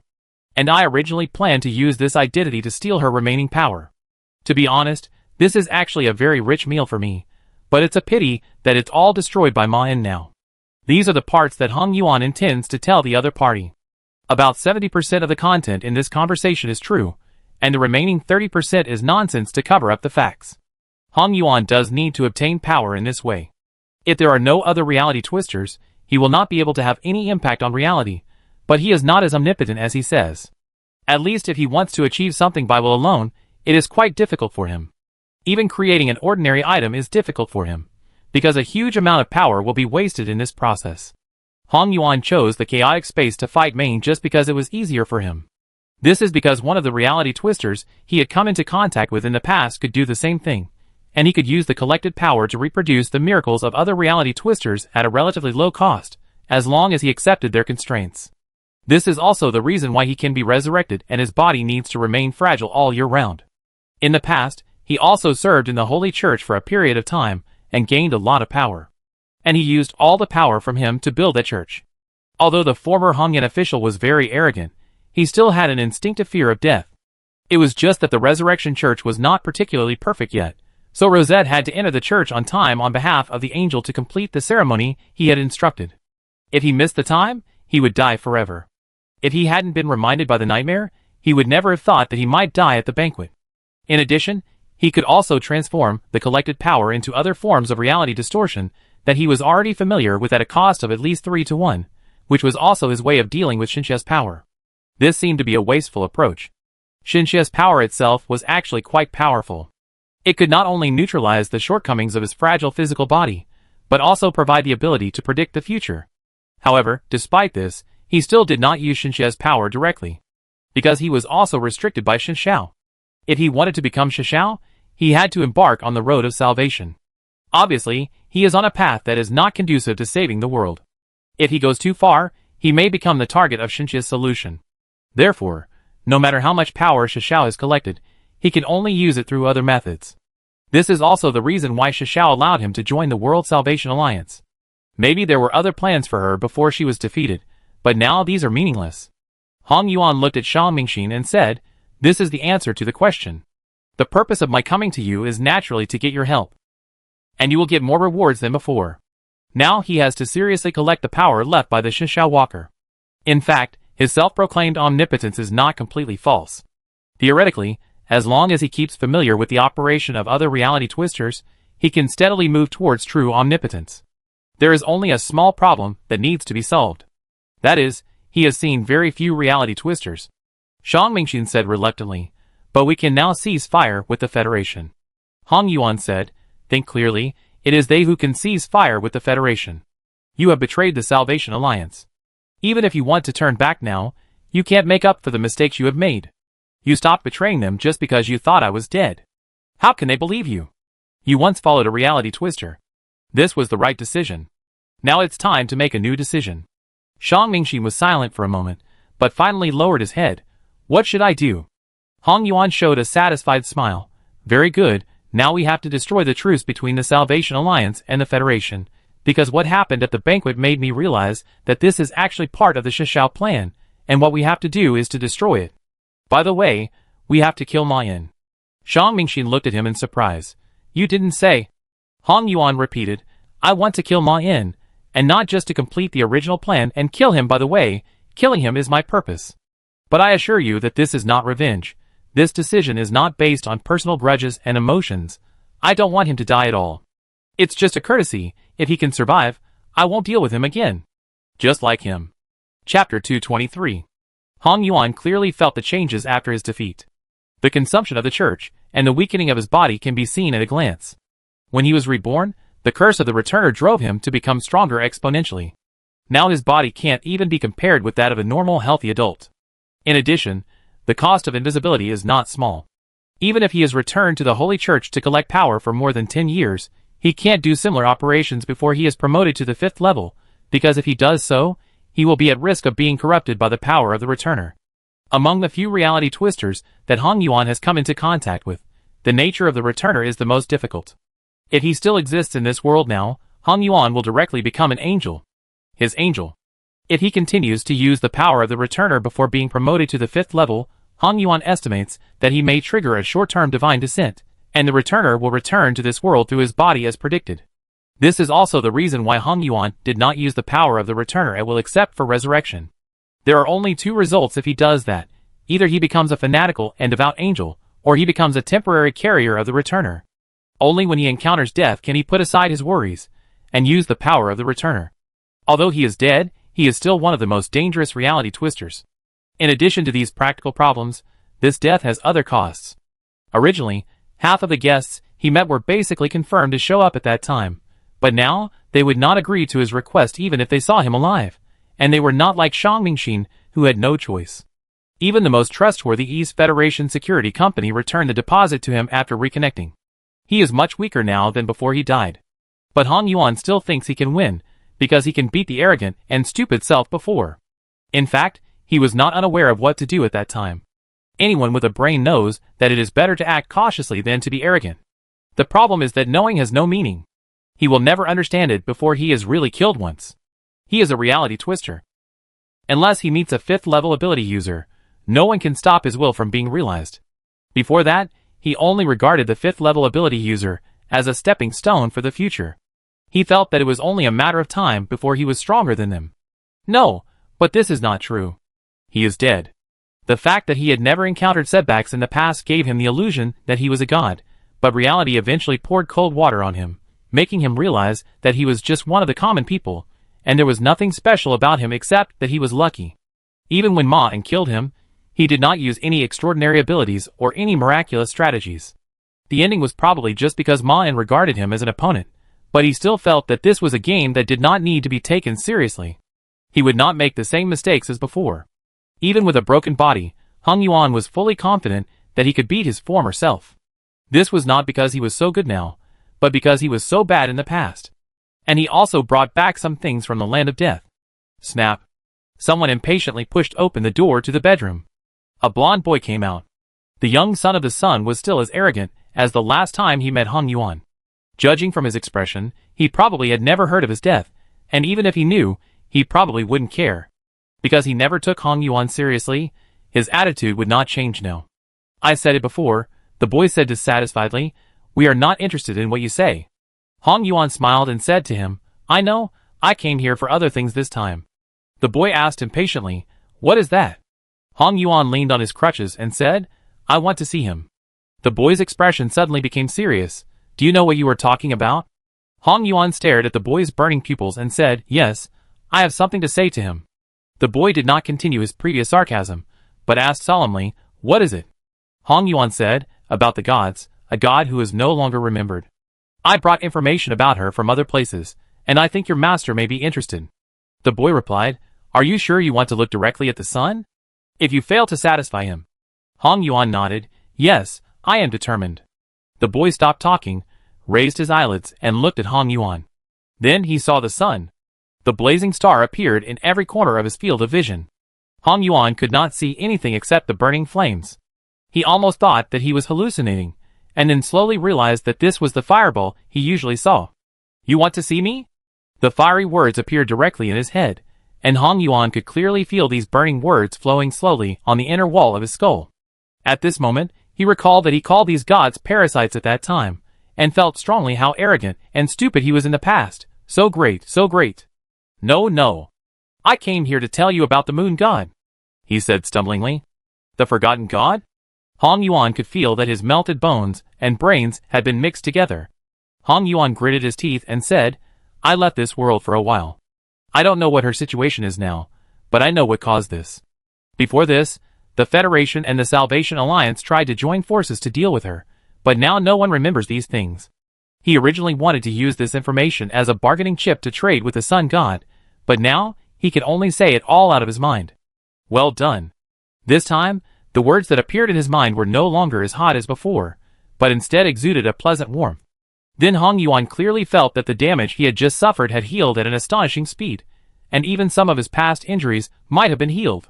Then the Sun asked as a matter of course, What do you want? He asked tentatively, I want to stop the truce between the Salvation Alliance and the Federation, which is bad for you. The dazzling sunlight suddenly burst out, and then Hong Yuan had returned to the front of the blonde boy before he could react, and now his eyes were tilting outward with golden red flames. He said, You can send me at will. The boy who had just been blessed said to him respectfully, Now I can handle anything that is not a 5th level ability user. Hong Yuan once again deeply realized at this moment that he was not a god. This is a god. Chapter 224. Click. Ma-En raised his head and looked towards the door. It was Li Xiaoyu who pushed the door and walked in. She looked at Ma-En kindly. So you are responsible for handling the last step? He nodded, yes. Li Xiaoyu sat down in front of him, and then her expression became a little serious. Ma-En, thank you for taking care of Xiao Lan during this period. He said quickly, It should be. The old man smiled and shook his head. Nothing should be. I heard from Xiao Lan that you actually joined the Salvation Alliance not long ago, and this incident happened immediately. I think it is reasonable for people who have encountered these things to hate Qin Lan for recruiting him, but you still took her away, and stood up when you encountered a strong enemy. This can be seen. You are a truly kind person. After she reached this age, she no longer spoke easily to evaluate others. This kindness was not an exaggerated courtesy, but her most sincere praise. She had never seen a few people who really deserved this evaluation in her life. Ma-En just nodded slightly and said nothing more. Thank you. The old man nodded to him. That's all I have to say. I have already told Qin Lan the rest. Let's start. She closed her eyes. Ma-En stretched his hand to her forehead. After a few minutes, he withdrew his hand again. The old man who had just sat in front of him was gone. Ma-En had just erased Li Xiaoyu's memory of the World Salvation Alliance. After he killed Hong Yuan, they brought all the members of the World Salvation Alliance here one after another, and then introduced the existence of the World Salvation Alliance to them in detail, and asked them to leave evidence that they had been here. Then, they will be handed over to Ma-En for a complete memory wipe to prevent the Federation, which is planning to negotiate with them, from knowing about this. Ma-En's purpose is to let them keep contact with the World Salvation Alliance and sign a contract secretly, so that after the World Salvation Alliance is disbanded on the surface, he can bring these former members here at any time. This is a full 20 for 4th level ability users. Although Shen Zhao's prophecy mentioned that we should not rush to rebuild the World Salvation Alliance in secret, there is nothing wrong with making all the preparations first, and he can also take the opportunity to check if there are any problems with other members of the World Salvation Alliance. Qin Lan will also inform the members of the World Salvation Alliance in advance. I have encountered some problems. This is the news from Qin Lan. Ma-En walked out of the containment room and immediately headed towards Qin Lan's location. After a few steps, he saw Qin Lan and the somewhat restrained man beside her. When he saw Ma-En appear, his body paused slightly. Mingxin, do you still remember Ma-En? Qin Lan immediately waved to him. Ma-En, this is Shang Mingxin, a master in the field of close combat. Ma-En remembered him. It was at his urging that Li Xiaoyu and Nathan executed Kaya. He stopped 2 meters away from Shang Mingxin. Did Qin Lan tell you what I was going to do? Shang Mingxin asked hesitantly. We will delete this memory later, but before that I have a question. Didn't Shen Zhao agree that we disband the Salvation Alliance? Is this really a good idea? Ma-En dragged out his voice and said, The reasons behind this are very complicated. Qin Lan immediately interrupted the question. Mingxin, didn't you have something to say just now? Shang Mingxin showed a sincere look, but there was still some nervousness in his tone. Qin Lan, you still want to check my memory. Can I ask you not to do this? I have some past that I can't bear to look back on. He uttered this sentence with some difficulty. Ma-En thought for a while and said, Well, I can try to check without touching your memory. Although this may not be so accurate, it should be feasible, but it depends on whether Qin Lan agrees. He looked at Qin Lan. Qinlan also showed a thoughtful look, but finally agreed. If you insist. Ma En asked, then shall we go? Shang Mingxin stared at Ma En for a while, then looked around and slowly mustered up the courage. The distance of 2 meters was enough for him to attack.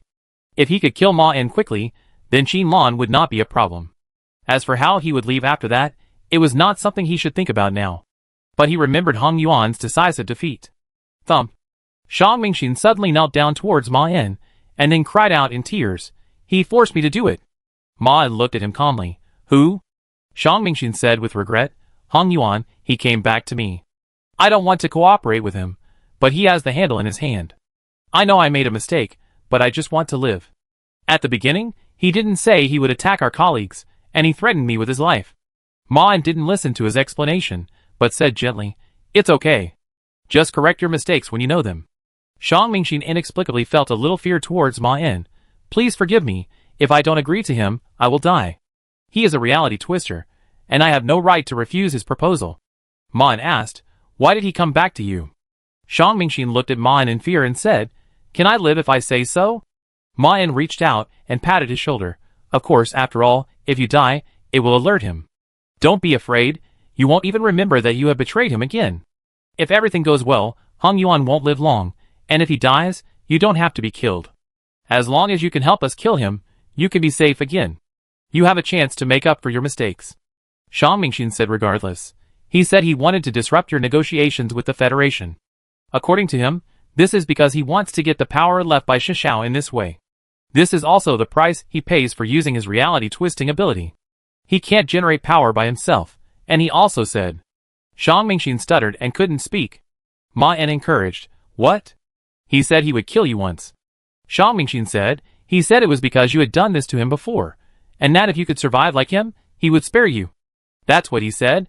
I'm just repeating his words." Ma En comforted him gently. "It's okay, we all make mistakes. As you said, you just want to survive." Shang Mingxin looked at him anxiously. "Can I really survive?" Ma En answered confidently, "Of course. After all, they still have positions for level 0 employees." Chapter 225. Ma En sat in a chair and waited quietly. A reality twister. To be honest, he had never thought that Hong Yuan might be a reality twister. After all, his performance at the banquet was too different from other reality twisters that Ma En knew. However, this might be just because the reality twisters he knew happened to be very strong. Those reality twisters, who were not so strong, would not be exposed to the public casually. However, considering that Hong Yuan could be resurrected, it was reasonable for him to be a reality twister, but Ma En was still thinking about what he could do. You know, Hong Yuan did not show any extraordinary abilities at the banquet. As for resurrection, although this is indeed a good ability in Ma En's opinion, he has also considered how to deal with such an opponent in normal times. After careful consideration, he concluded that if there is no suitable ability to cooperate with resurrection, it is not so difficult in most cases. In this case, resurrection will mainly affect the enemies that are difficult to deal with. If it is difficult for them to defeat him, then the resurrection ability will make this enemy extremely terrifying, but if they can easily get rid of him. In fact, Ma En can still think of many ways to target resurrection, such as making him dizzy in the mental dimension. Even if this cannot be done, he can be tied up directly. As long as the enemy has no way to commit suicide, then it is meaningless even if he can be resurrected infinitely. And for Ma En, he can also make the opponent forget that he can be resurrected to ensure that the enemy will not try to escape by committing suicide. On the other hand, if a creature with the ability to resurrect can also commit suicide at any time and resist mental attacks, then it can be invincible when facing an opponent who can only do these things. The reason why Ma En thought about this was mainly because he was worried that Hong Yuan had the ability to resurrect multiple times, and that he would take the initiative to commit suicide in battle. Hong Yuan did show resistance to his 4th level mental ability at the banquet, but Ma En had not figured out how he did it. Now he knew that this was because Hong Yuan could distort reality. If he could continue to resurrect, he would have to find a way to put him in a situation where he could not commit suicide and escape in the battle, or figure out the principle of his resurrection and how to counter it. And if Hong Yuan could not do these, then it seemed that it would not be difficult for him to completely kill him, as long as he was subdued for a short time. After all, he had actually killed a creature that could be resurrected. Hong Yuan was not the only resurrected person he had encountered. All the gods of the Southern Federation could be resurrected continuously, and they were much more difficult to deal with without entities than Hong Yuan, but the Moon God was still killed by him. because his containment chamber can actually restrain these resurrected people. And although Ma didn't know the limit of the containment chamber, there was already a god locked up in it, so it shouldn't be a problem to deal with a reality twister that hadn't reached the 5th level. And this actually made Ma wonder. Even if he put aside the fact that he had the Abnormal Control Bureau, Ma felt that Hong Yuan could more or less foresee that it was risky to want to kill him, because he had just demonstrated his mental ability in battle and killed Hong Yuan once in an instant. So where did Hong Yuan get the confidence to kill him again? Is it just because he is a reality twister? If so, it would be the best. He only needs to find a chance to kill him. But now Hong Yuan seems to be more cautious than before.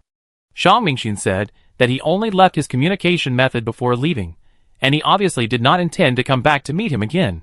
If Hong Yuan still intends to appear near Shang Mingxin, Ma can organize the rest of the members of the Salvation Alliance to ambush him at any time.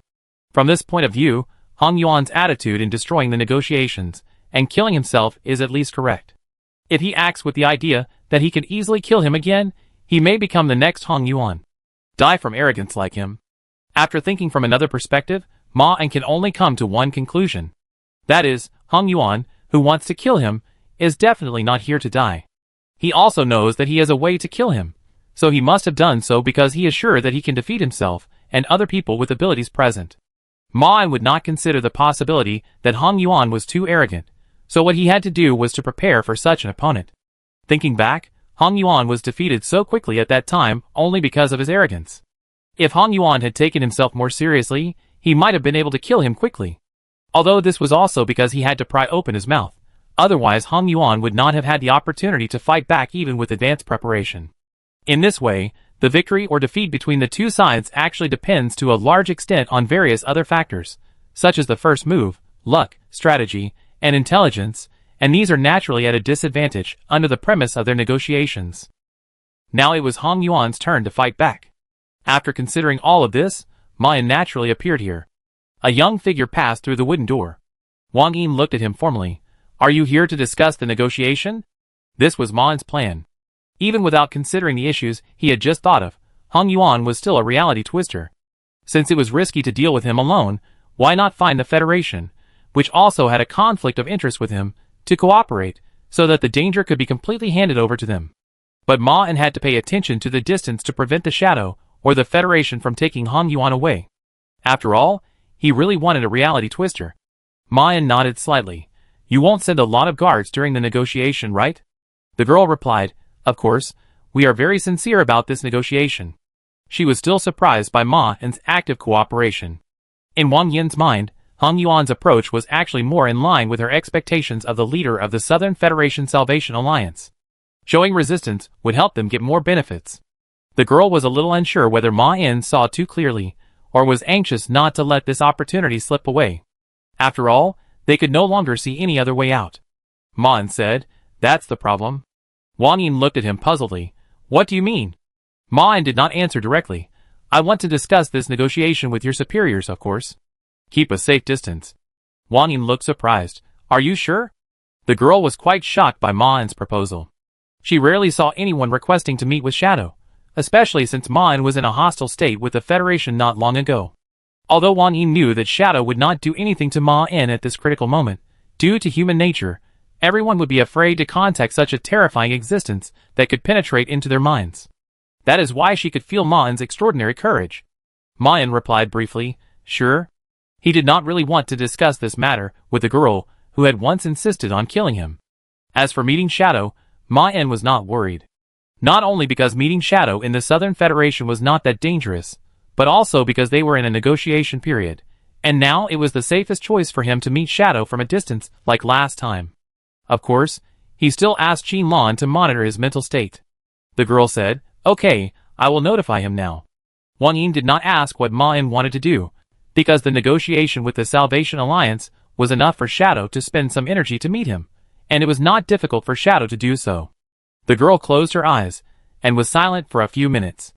Come with me.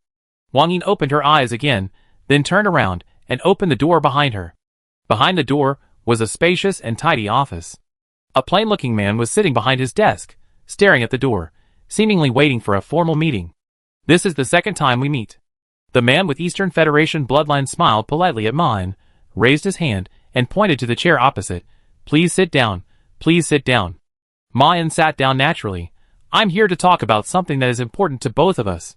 Shadow smiled and said, yes, the armistice agreement, right? Although I have only met you once, I could tell at that time that you are a smart person, smarter than Hong Yuan mentioned by Wang Yin. This is a win-win situation for us. Ma-in nodded slightly. Yes. Shadow smiled and said, but you should also understand that there is no such thing as a win-win situation in the world, at least for the Federation. My common victory with you is actually based on the sacrifice of one person, Xin Xiao. Shadow was looking forward to how Ma-in would answer. Ma-in replied, this is her own decision. Who knows if this is Xin Xiao's idea? Shadow asked in a gentle tone. I know. Then if I tell you that the only benefit of this for her is that it can save your lives, will you still insist on a truce with us? Ma-in shrugged. I have only joined the Salvation Alliance for a few months. This sentence put an end to this question and answer.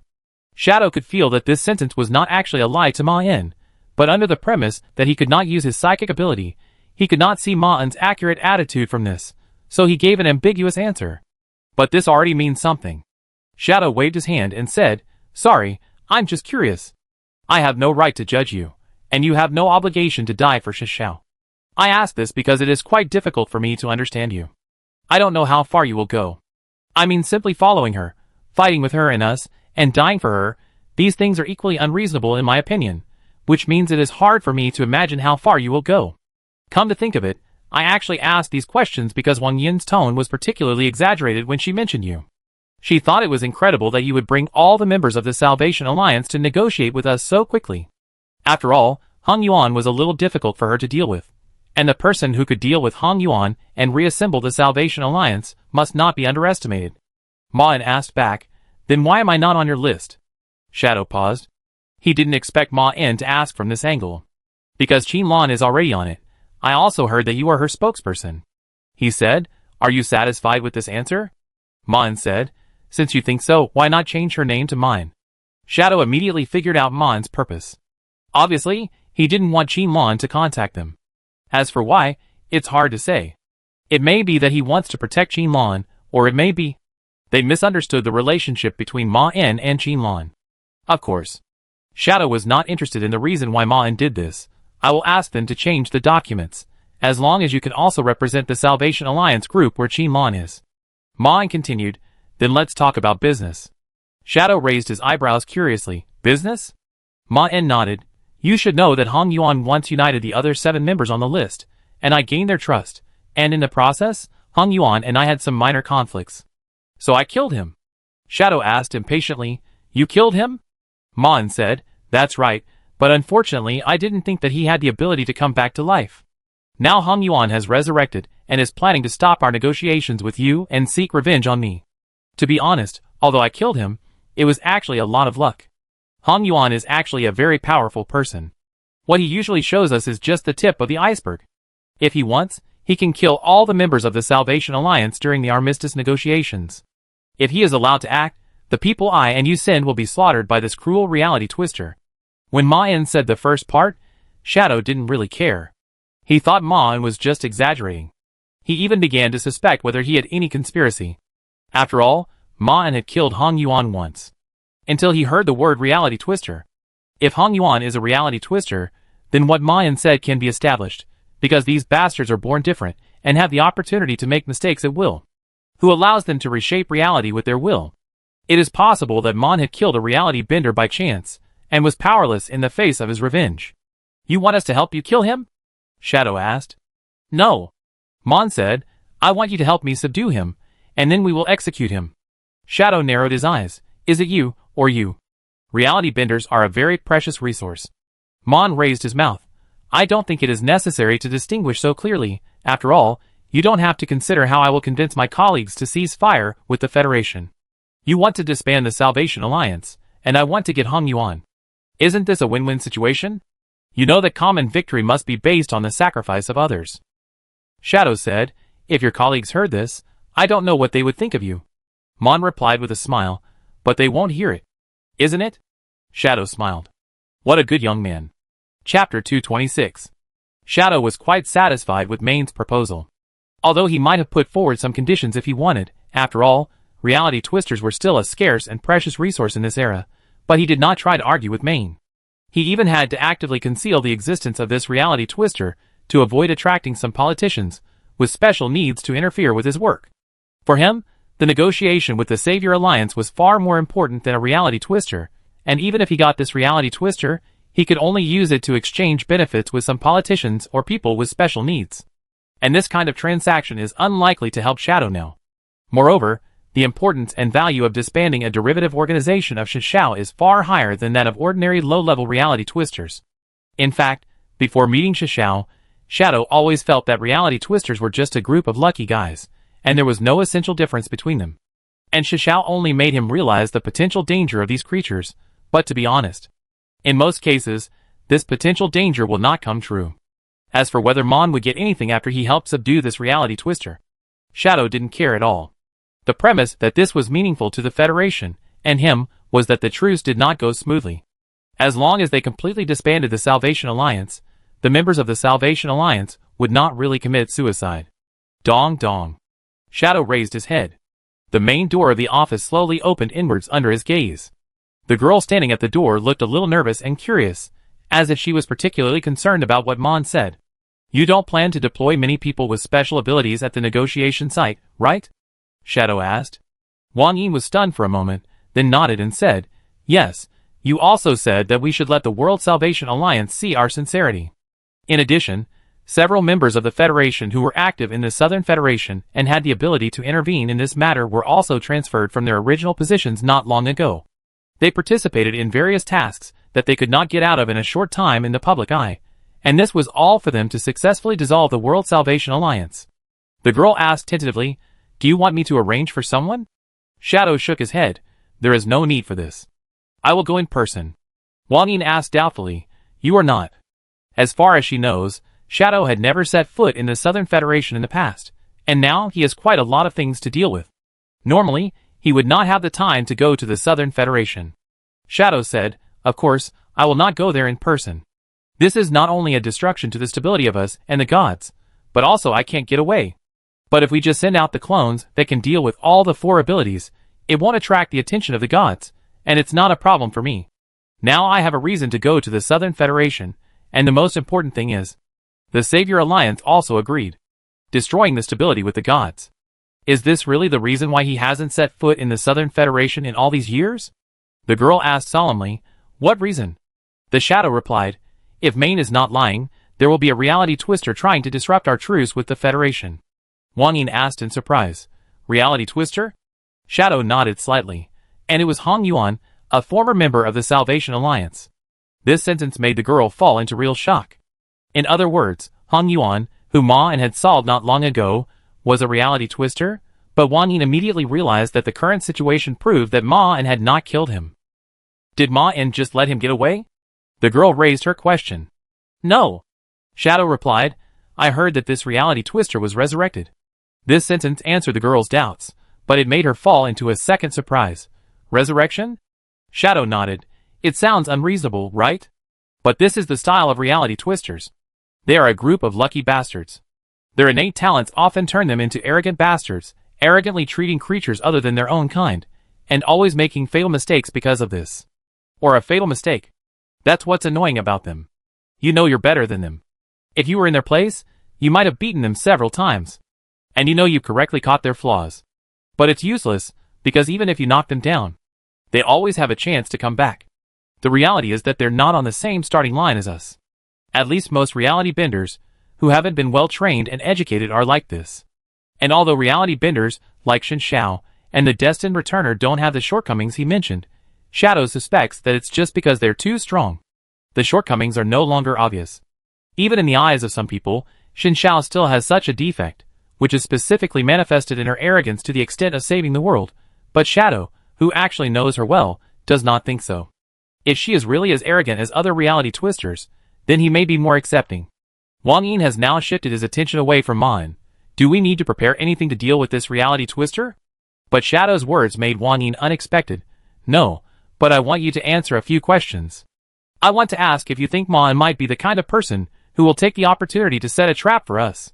He brought the topic back to Ma En. Wang Yin was stunned for a moment, and then answered with some confusion, "Do you think he might have lied?" Shadow replied, "I don't see any signs of this, but I still have to ask." In the conversation with him, Ma-En was flawless. Perhaps he really used the Savior Alliance to achieve his own goals, as he said, but it is also possible that this was just to cover up his purpose of catching the reality twister. Wang Yin thought for a while, and said, "I am not familiar with him, but when I first met him in Dongsantu, I didn't see through this guy thoroughly, and I didn't expect what he would do at the negotiation table." Although she had some inexplicable dislike for Ma-En, Wang Yin would not say anything according to her temper when facing such things. "This matter concerns the Shinshao Walker."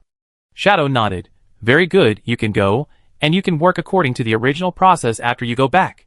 Remember, don't tell anyone that the attacker is a reality twister." Looking at the girl's somewhat stunned expression, Shadow didn't intend to tell her in detail. Now he needs some advice from the outside world. Chapter 227. Reality Stable Prison. Shadow walked steadily towards the residence of Shinshao Walker. Less than 1,000th of the area of the entire prison was provided for Shinshao Walker's activities, and the rest was used to imprison her. He had come here several times, and now Shadow felt that he was no longer nervous about meeting Shinshao Walker. Yes, he had to admit that his mood was not as calm as it seemed when he came to visit Shinshao in the past. When meeting this reality twister who had once defeated him, and was defeated by him and others, Shadow was very nervous. He had very complicated emotions towards Shinshao. The resentment circulated in the outside world was almost non-existent. The defeat in the past only made him feel humiliated for a short time, but he dealt with this emotion in a few days. There are always stronger beings in the world than himself, and he understood this fact very early. Even he is just a shadow. He walked to the wooden door that was refitted according to Shinzhao's instructions, raised his hand and knocked. "Shadow." After a short wait, Shinzhao opened the door. The woman standing in the door looked puzzled. "Why do you always come? Is there no one else in the Federation responsible for negotiating with me, or are you really obsessed with that defeat as they say?" Shadow quickly clarified, "I didn't come here on my own, but I always encounter situations where I need to communicate with you. Blame it on luck." And he didn't come for Shinshao this time. Qin Wan turned sideways. "Why did you come this time?" Shadow didn't follow him in. "No, I just stand here." Qin Wan looked at him in surprise, then nodded slightly without saying anything else. Shadow was a little scared by this look. Although he knew it was impossible, Qin Wan's expression seemed to have seen through that the purpose of his trip was not her. No, he was just overthinking. He could easily come up with many reasons for standing outside, such as he actually had some fear of Shinshao in his heart, or it could be caused by the turbulent political situation outside. It was even reasonable that he simply didn't want to go in. Although many thoughts flashed through his mind, Shadow still naturally asked his question thanks to his thinking speed that was much faster than the normal conversation gap. "Do you still remember Hong Yuan?" Shinshao asked calmly. "Did he cause any trouble?" Shadow said, "Ma-En, a member of the Salvation Alliance, found me and told me that he was a reality twister." "You actually took a reality twister. Now it seems that the Federation's strategy of taking the initiative against you is becoming more and more reasonable." Shinshao lied with his eyes open. "I didn't know he was a reality twister." Shadow shook his head. "The point is that he wants to destroy our ceasefire negotiations with you." Shinshao said, "This is not entirely a bad thing for me." Shadow continued, "And Ma-En killed him once, and according to him, Hong Yuan is going to seek revenge on him. Do you think this doesn't matter?" This sentence is implying that Ma-En was arranged by Shinshao, and Hong Yuan's killing of Ma-En means that he is standing on the opposite side of Shinshao. But Qin Wan's attitude did not waver. "If I really arranged Ma-En, why don't you worry that Hong Yuan was also arranged by me? Maybe every obstacle you encounter is placed in front of you by me. Then I would like to say that the entire Federation is about to collapse under my arrangement." Shadow shrugged, just asking casually. "But aren't you worried that Hong Yuan will kill those who follow you? He is a reality twister. Why don't you tell me what he can do, so that I can protect those members of the Salvation Alliance who believe in you?" He believed that Hong Yuan would definitely not be able to escape Shinzhao's eyes. But Shinshao shook his head. "No, I have nothing to tell you about this. But in fact, this is a lie." Shinshao is not sure whether the information she has received is accurate. After all, the only source of information she receives is the Federation. If they want, they may also use a fake situation to influence her judgment. But if what they say is true, it means something is wrong. Because according to her deduction here, Hong Yuan should have died. But Shinshao is not sure whether he is prepared for this matter. If not, it will be up to Ma-En to deal with it. Shadow looked at Shinshao, who obviously didn't want to answer and said, "Okay." His purpose was not to find Xiao. Shadow slowly withdrew from the reality stabilizer. Then he sank into the depths. Dark, colorful, blank, dizzy. Then, there was warm light. He took it over. When Shadow opened his eyes, the golden figure had appeared in front of him. "I have a few doubts," Shadow asked immediately. The golden figure looked at him gently. "I know why you are here. The answer to the first question is no. You don't have to care about Marn, nor do you have to pay attention to the demands of politicians. What you have to do now is to promote the dissolution of the Salvation Alliance. He or any member of the Salvation Alliance is not your enemy now. The second question is that you have to be prepared. The upcoming battle may be a tough battle for you at that time. It will not be just the reality twister that will come. I can see here that the gods above are changing, and there is a noteworthy god who will intervene to a limited extent." The Shadow's expression became serious. "There are very few gods that can be called this by his master." "Yes." His master replied, "The sun? But you don't have to cross that line, just do it according to your original idea. He is no longer the eternal sun that never sets in the past, and he is now concentrating on other really important things. He will not attract your attention at this time. If it is not for some special reasons, he will not even intervene in this matter." Shadow asked, "What's the really important thing?" The golden figure nodded slightly. "Yes, I just noticed it recently. It's difficult to hide in the dark and observe him.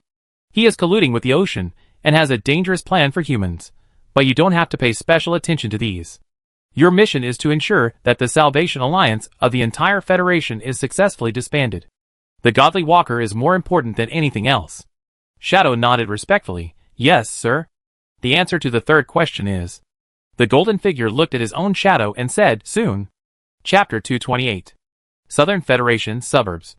Hundreds of fully armed members of the investigation department set up a temporary base in the wilderness, set up white tents one by one, and surrounded an open space in the middle. Dozens of Federation experts were standing in it to prepare for the next ceremony. Wang Yin stood at the door of a higher tent and looked down at the entire empty spot. The complex stripes formed a pattern similar to an inverted pentagram. Some of the strange structures would even make people dizzy when they saw it here. The girl slightly shifted her sight. Will he come again? The Federation has established a complex and complete anti-detection system here. It is impossible to reach this place without getting the coordinates in advance. The voice of a young man came from behind her. For reality twisters, nothing can stop them. Besides, this kind of trouble will be faced sooner or later. It is better to set a trap when the other party is not aware of it. Although it was not the first time to hear it, the other party's voice still made Wang Yin feel cold on his back. The person who spoke was a plain-looking boy, who looked about 16 years old, with short black hair, sitting cross-legged on the ground, and some subconscious small movements were also in line with his age. But from time to time, the boy's eyes would emerge with a depth that did not match his appearance. This was her immediate boss, Shadow. "I can hear your thoughts," Shadow said, somewhat dissatisfied. "Don't think bad things about me in your heart." "Sorry," Wang Yin said quickly. Although it was very strange, she felt that the boy behind her was much more like a child than herself, and she also knew that Shadow's different bodies could theoretically still share the same consciousness, and Shadow, at this time, might have handled it in this way. It was still difficult for her to connect the boy in front of her with the man sitting in the office. Not only were their subtle expressions and movements different, but even their way of doing things was different. Shadow usually wouldn't eavesdrop on her thoughts, and even if he did, he wouldn't show it. He had enough self-control. "That's why I said you two were just pretending to be children." The boy's shadow curled his lips. "You're just too stupid to realize the unique charm of different ages.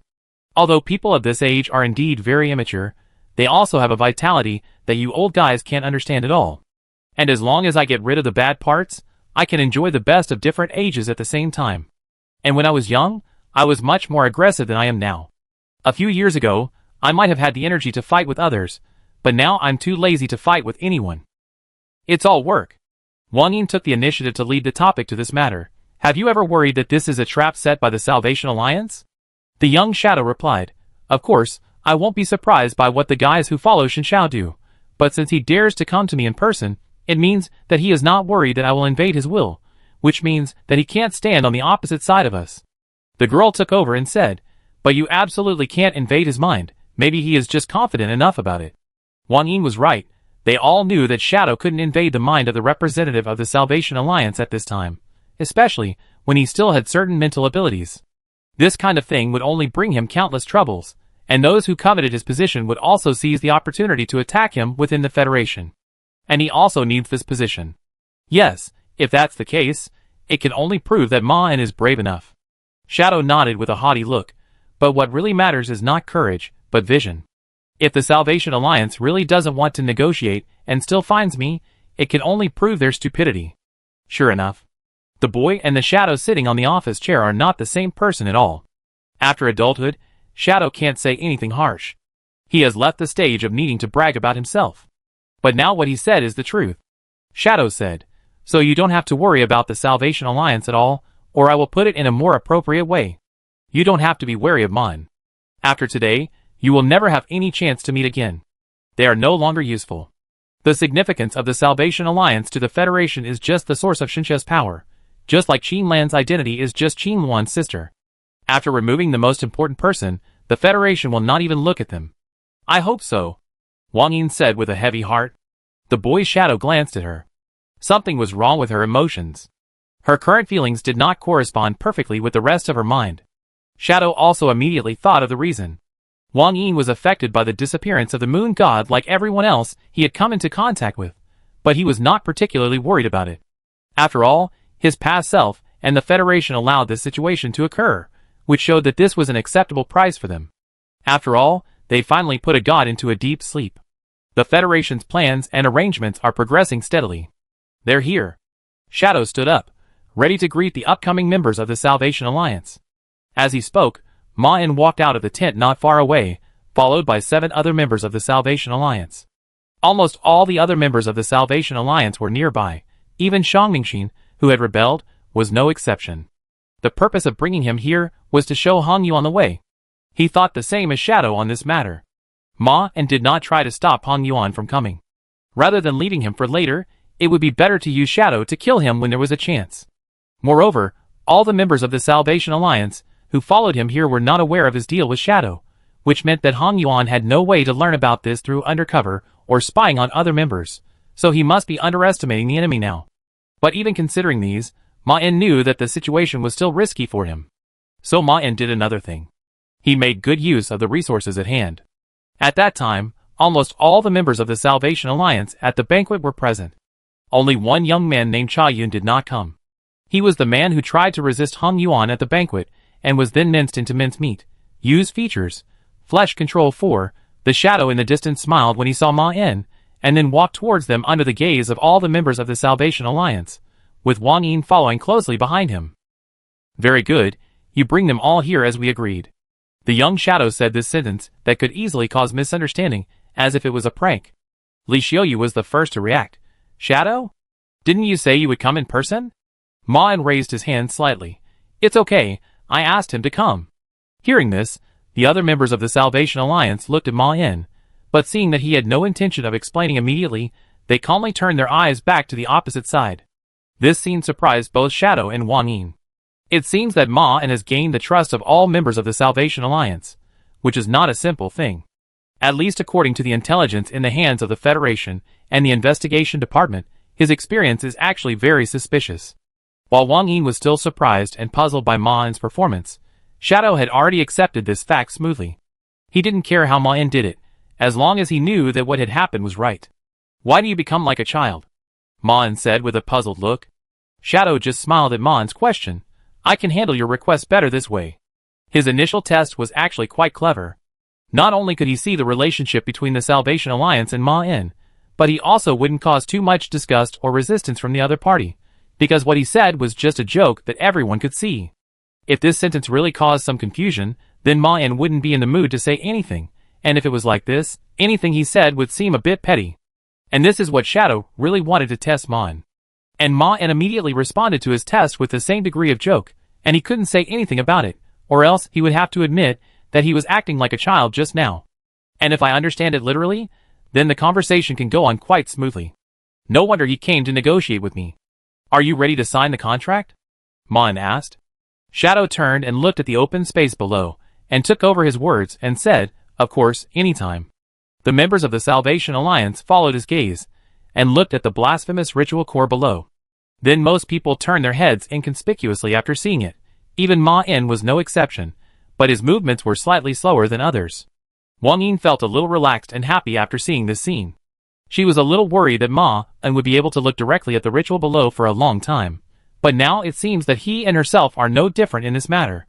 In fact, after learning from Shadow that Ma and proposed cooperation, Wang Yin's mood has always been complicated.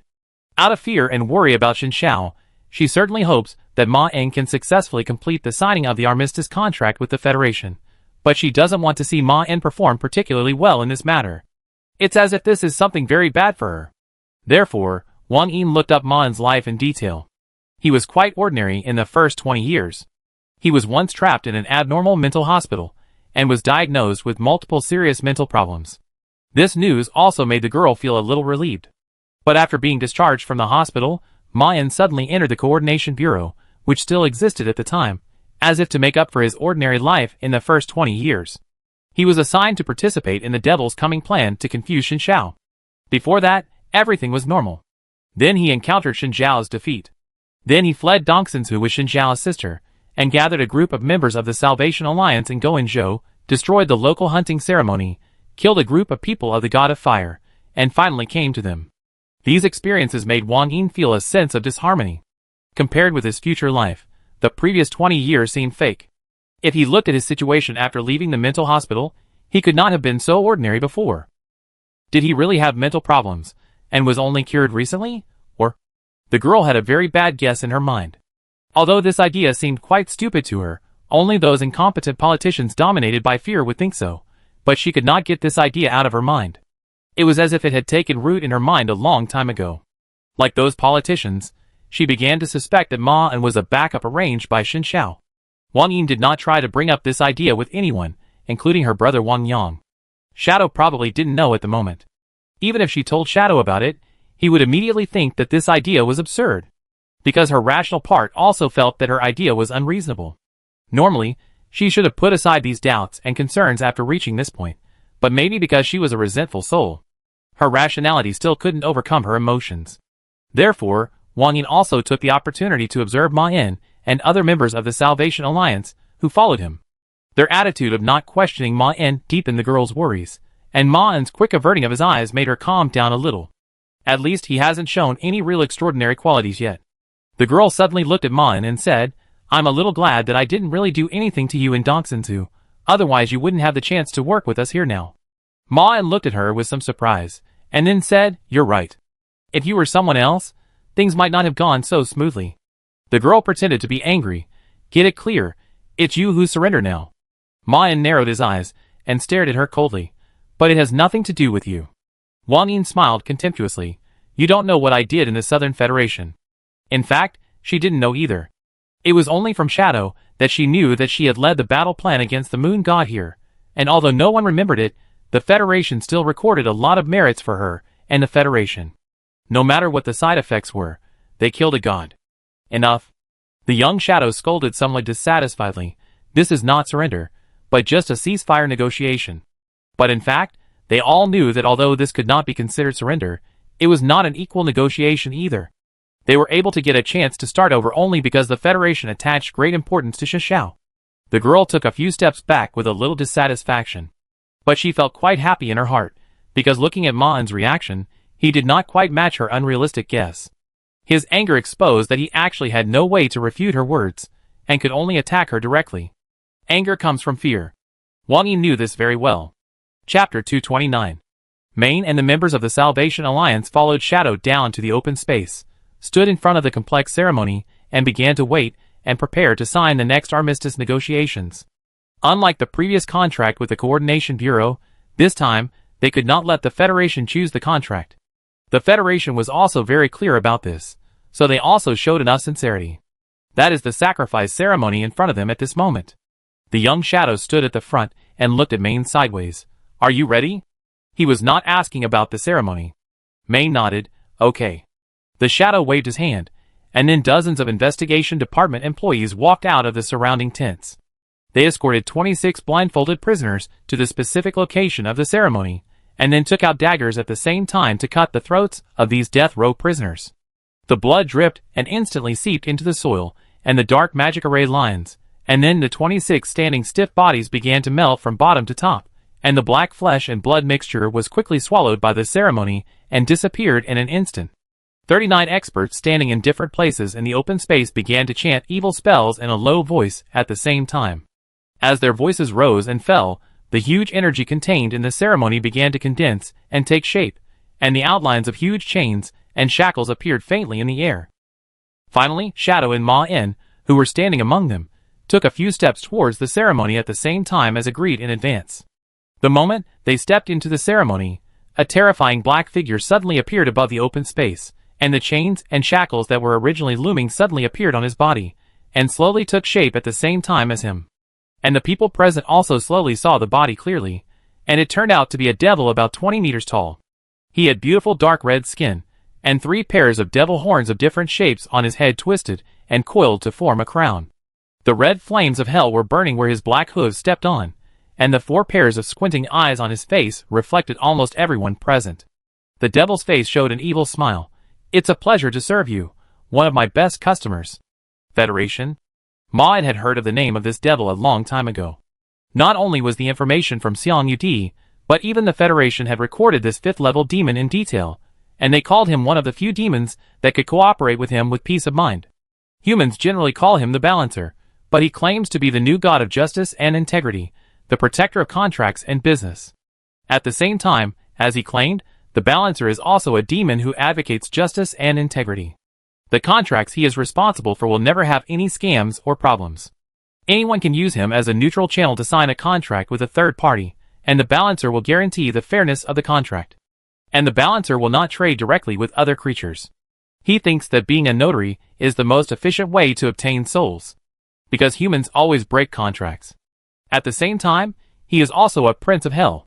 This title refers to the 5 strongest 5th-level demons in Hell. Although they are still 5th level, they can use the creation of Hell, the reality twister, to achieve things that exceed their own power. And it is said that these princes are the closest to the 6th level in Hell. If they can fulfill the oath and promise they made to Hell, if they destroy the paradise created by the destined returners, they will have the opportunity to leap to the 6th level through the grace of the creator of Hell.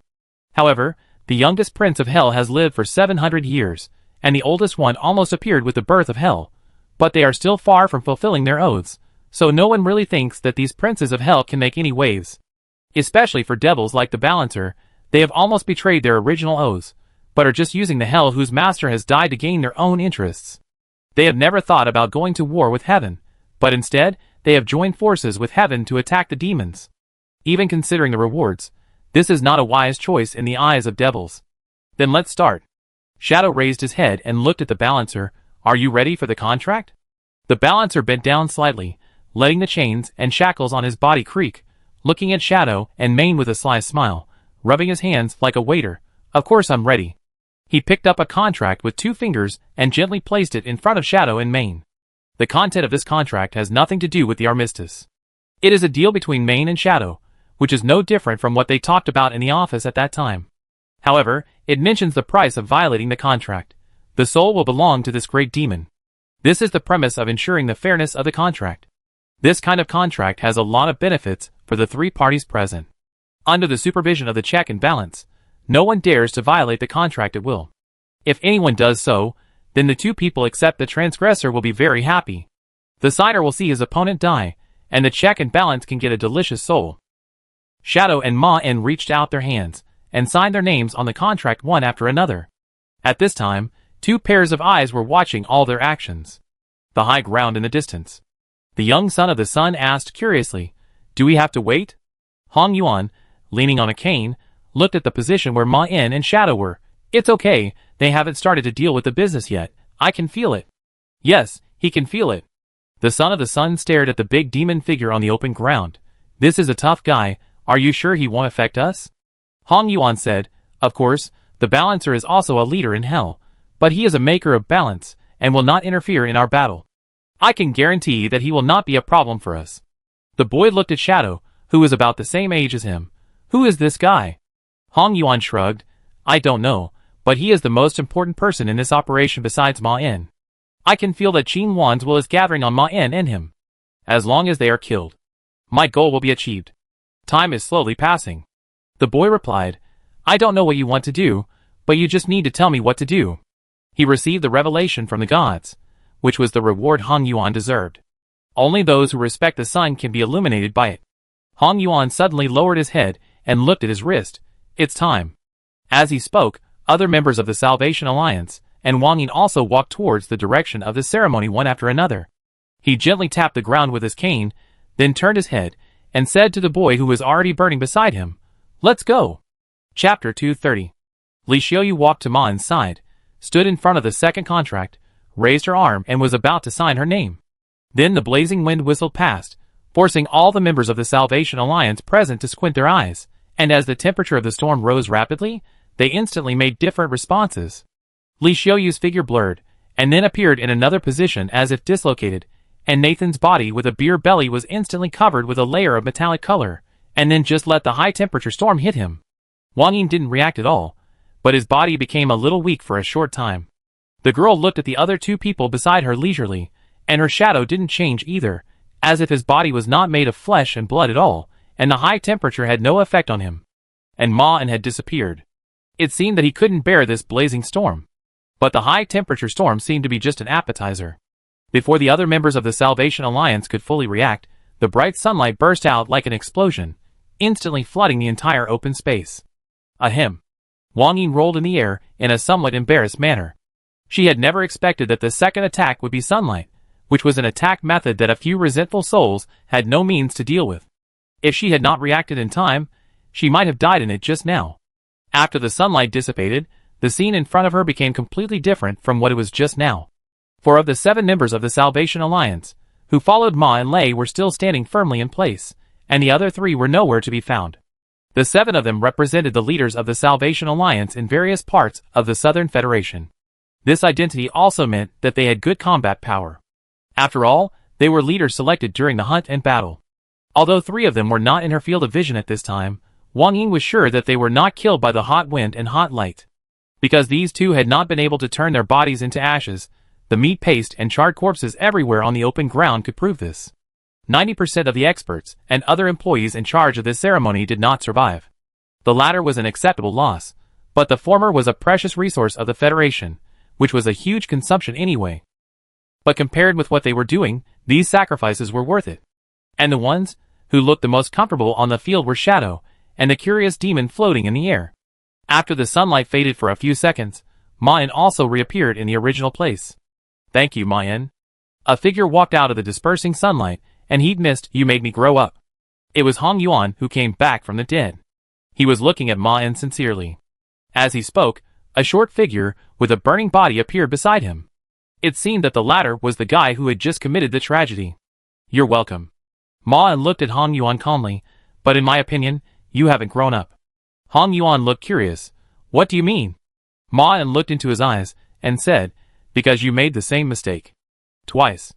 Hong Yuan smiled. "I can understand your thoughts, but in fact, you just happened to stand in front of me. If I were immortal, then being killed by you would indeed be considered a mistake. I admit that you are better than me, but unfortunately we live in an unfair world. I have the opportunity to make many mistakes, but you don't. If ordinary people break their legs, they will walk slower for the rest of their lives. If they get terminal illnesses, they will die. But if I fall, I will be immediately sent to the best hospital. Even if I get sick, I can enjoy top-level treatment. I'm sorry, but this is the cold reality." While he was talking, Shadow had already formed a confrontation with the Son of the Sun. The young Shadow asked, "Is the Sun going to violate the agreement with us?" The Son of the Sun responded coldly, "This is my personal behavior and has nothing to do with him." "And haven't you violated it?" Shadow shrugged and said, "We just took advantage of the loophole." The check and balancer, who was watching the show with great interest, interrupted, "So I would advise my clients to use the simplest contract possible." Seeing this, Hong Yuan looked at Ma Yin again. Now he was close enough to the right time and place. Then, Ma Yin took a half step back, and then appeared in the distance in an instant. Just when Hong Yuan was wondering if Ma Yin wanted to retreat, he noticed that the shadow also did not launch an attack immediately, and another identical body appeared in the distance. Then he realized that the only one left here was the opponent's afterimage. And Ma Yin and the shadow had left the ritual range. The balancer in the air was looking at Hong Yuan and the Son of the Sun expectantly, as if he already knew what was going to happen. The conversation between Ma Yin and him just now was just a delay. After realizing this, Hong Yuan was ready to move himself and the son of the sun, but he was surprised to find that the space here seemed to be restricted. And Shadow and Mon did not leave him enough time. The underground ceremony was just a core, only 1/3 of which was used to summon the balancer to sign the contract, and the rest was the core of other huge magic circles. And this magic circle is now spread all over the Southern Federation, and only the Federal Investigation Department has so many resources to hold such a large-scale ceremony so synchronously. This is a trap. Although Shadow is very confident in his own strength, they still prepared this at Mon's insistence. As long as the ceremony is completed smoothly, as long as the ability users, who have not reached the 5th level, will not be able to break free. Even if Hong Yuan can really escape from here, it will definitely cost a lot. What a good trap. Hong Yuan suddenly shouted to the two people in the distance, "It's a pity that you are facing me."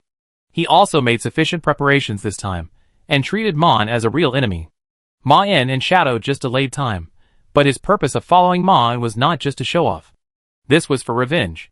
He had a reason to kill Ma En. Hong Yuan calmed down and seriously recalled Ma En's provocation and counterattack just now, allowing his emotions and thoughts to flow and derive with these thoughts, leading him back to the battle at the banquet. And the cold and painful death. He almost died in Ma En's hands. Anger, hatred, unwillingness, humiliation. Hong Yuan indulged his emotions to roll and boil, and absorbed the surrounding reality distortion power belonging to Xin Shao like a whale, and efficiently transformed it into another form he had remembered. Revenge after death. Chapter 231. At the moment when Mane and Shadow left the ceremony, the blood that formed the magic circle on the ground all burned, and then echoed with other parts in the distance, and then instantly formed a dark boundary that enveloped the two people who were still in it. But before the sacrifice ceremony took effect and solved Hong Yuan, he knocked on the ground in front of him with his cane, and looked at Mane, who had left the scope of the ceremony from a distance, and his eyes showed strong hatred and murderous intent. Then he raised his strange-shaped cane. An imperceptible force swept across the entire open space like a breeze, and the surrounding reality began to distort and change with Hong Yuan's will. The burning hellfire quickly extinguished on the spot, and the red blood on the ground slowly disappeared. And the great demon balancer floating in the air also showed surprise, and then looked at Shadow and Mane in the distance with a playful look. His figure was also slowly fading. The dissipation of the ritual was just the beginning. After the balancers were completely expelled back to hell, the world around them began to change. Wang Yin and other members of the Salvation Alliance felt that this was an illusion.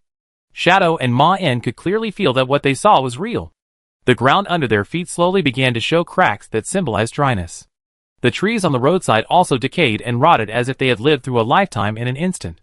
The corpses that had turned into meat paste exuded a strange and disgusting smell. The night sky in the distance was slowly stained with dim blood. The black new sun gradually emerged bathed in blood light. The original stars began to surround it again, and these stars burst out with dazzling light far beyond the usual.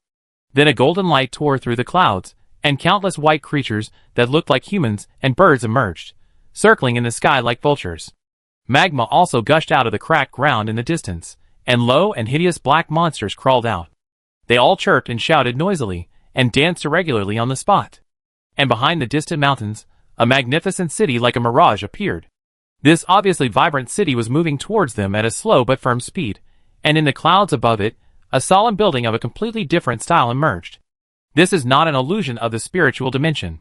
Shadow said to Ma En beside him in a serious tone, "This is the reality created by Hong Yuan. If this is an illusion, I can definitely expel it." The body of the son of the sun, who was burning beside Hong Yuan, also changed slightly. There was a dark red hue in the flames on his body, which seemed to be affected by the black and red new sun in the distant sky. Wang Yin, who originally felt uncomfortable in the sunlight, felt much more relaxed, as if the sunlight, which was originally the heaven and earth for evil creatures, no longer posed any threat to her, and even the girl, who was illuminated by it, felt a little warmth that she had not felt for a long time. The remaining members of the Salvation Alliance, and the staff of the Investigation Department, who were still alive, felt quite uncomfortable and nauseous, as if being in this place would make their bodies instinctively feel repulsive and resisted, and the world that constituted the picture in their eyes also had the meaning of violating the law of nature. Welcome to the end of the world. Hong Yuan smiled and looked at Ma En and Shadow in the distance. There was no ritual between them and himself now. It seems that the high wall you built has collapsed. The time and place were accurate enough, and what he did at this time had met all the conditions. So the power of the Shinshao Walker remaining in the Southern Federation was plundered by him and transformed into the power form of another reality twister, the creator of hell. Hong Yuan told Shang Mingxin that he must kill Ma In.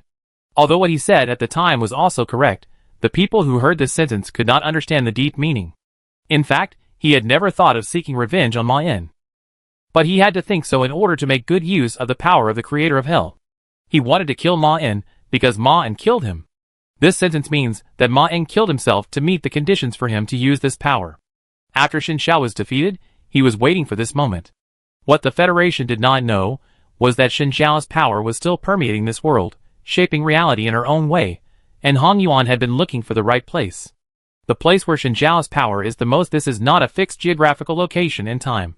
For example, this power depends on when Ma In and the Federation stop negotiations.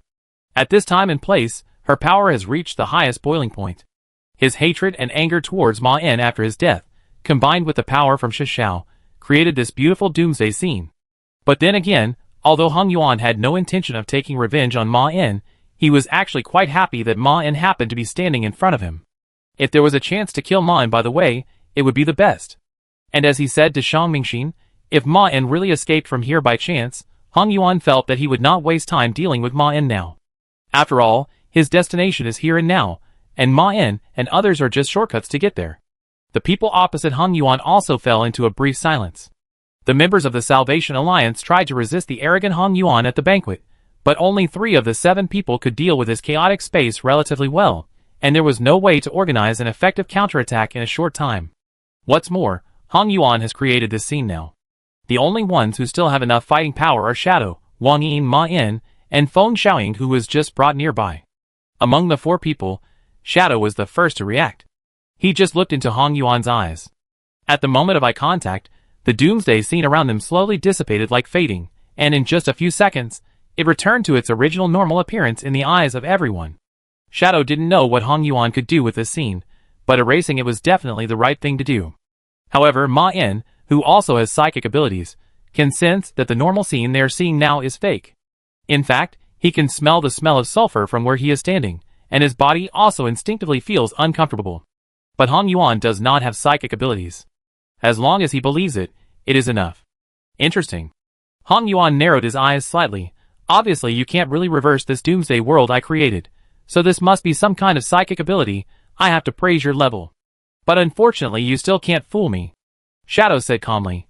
It's useless for you to realize it. I just need to fool your body.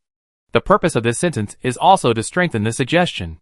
Hong Yuan is indeed unreasonably strong as a reality twister, but Shadow is a 5th level ability user after all.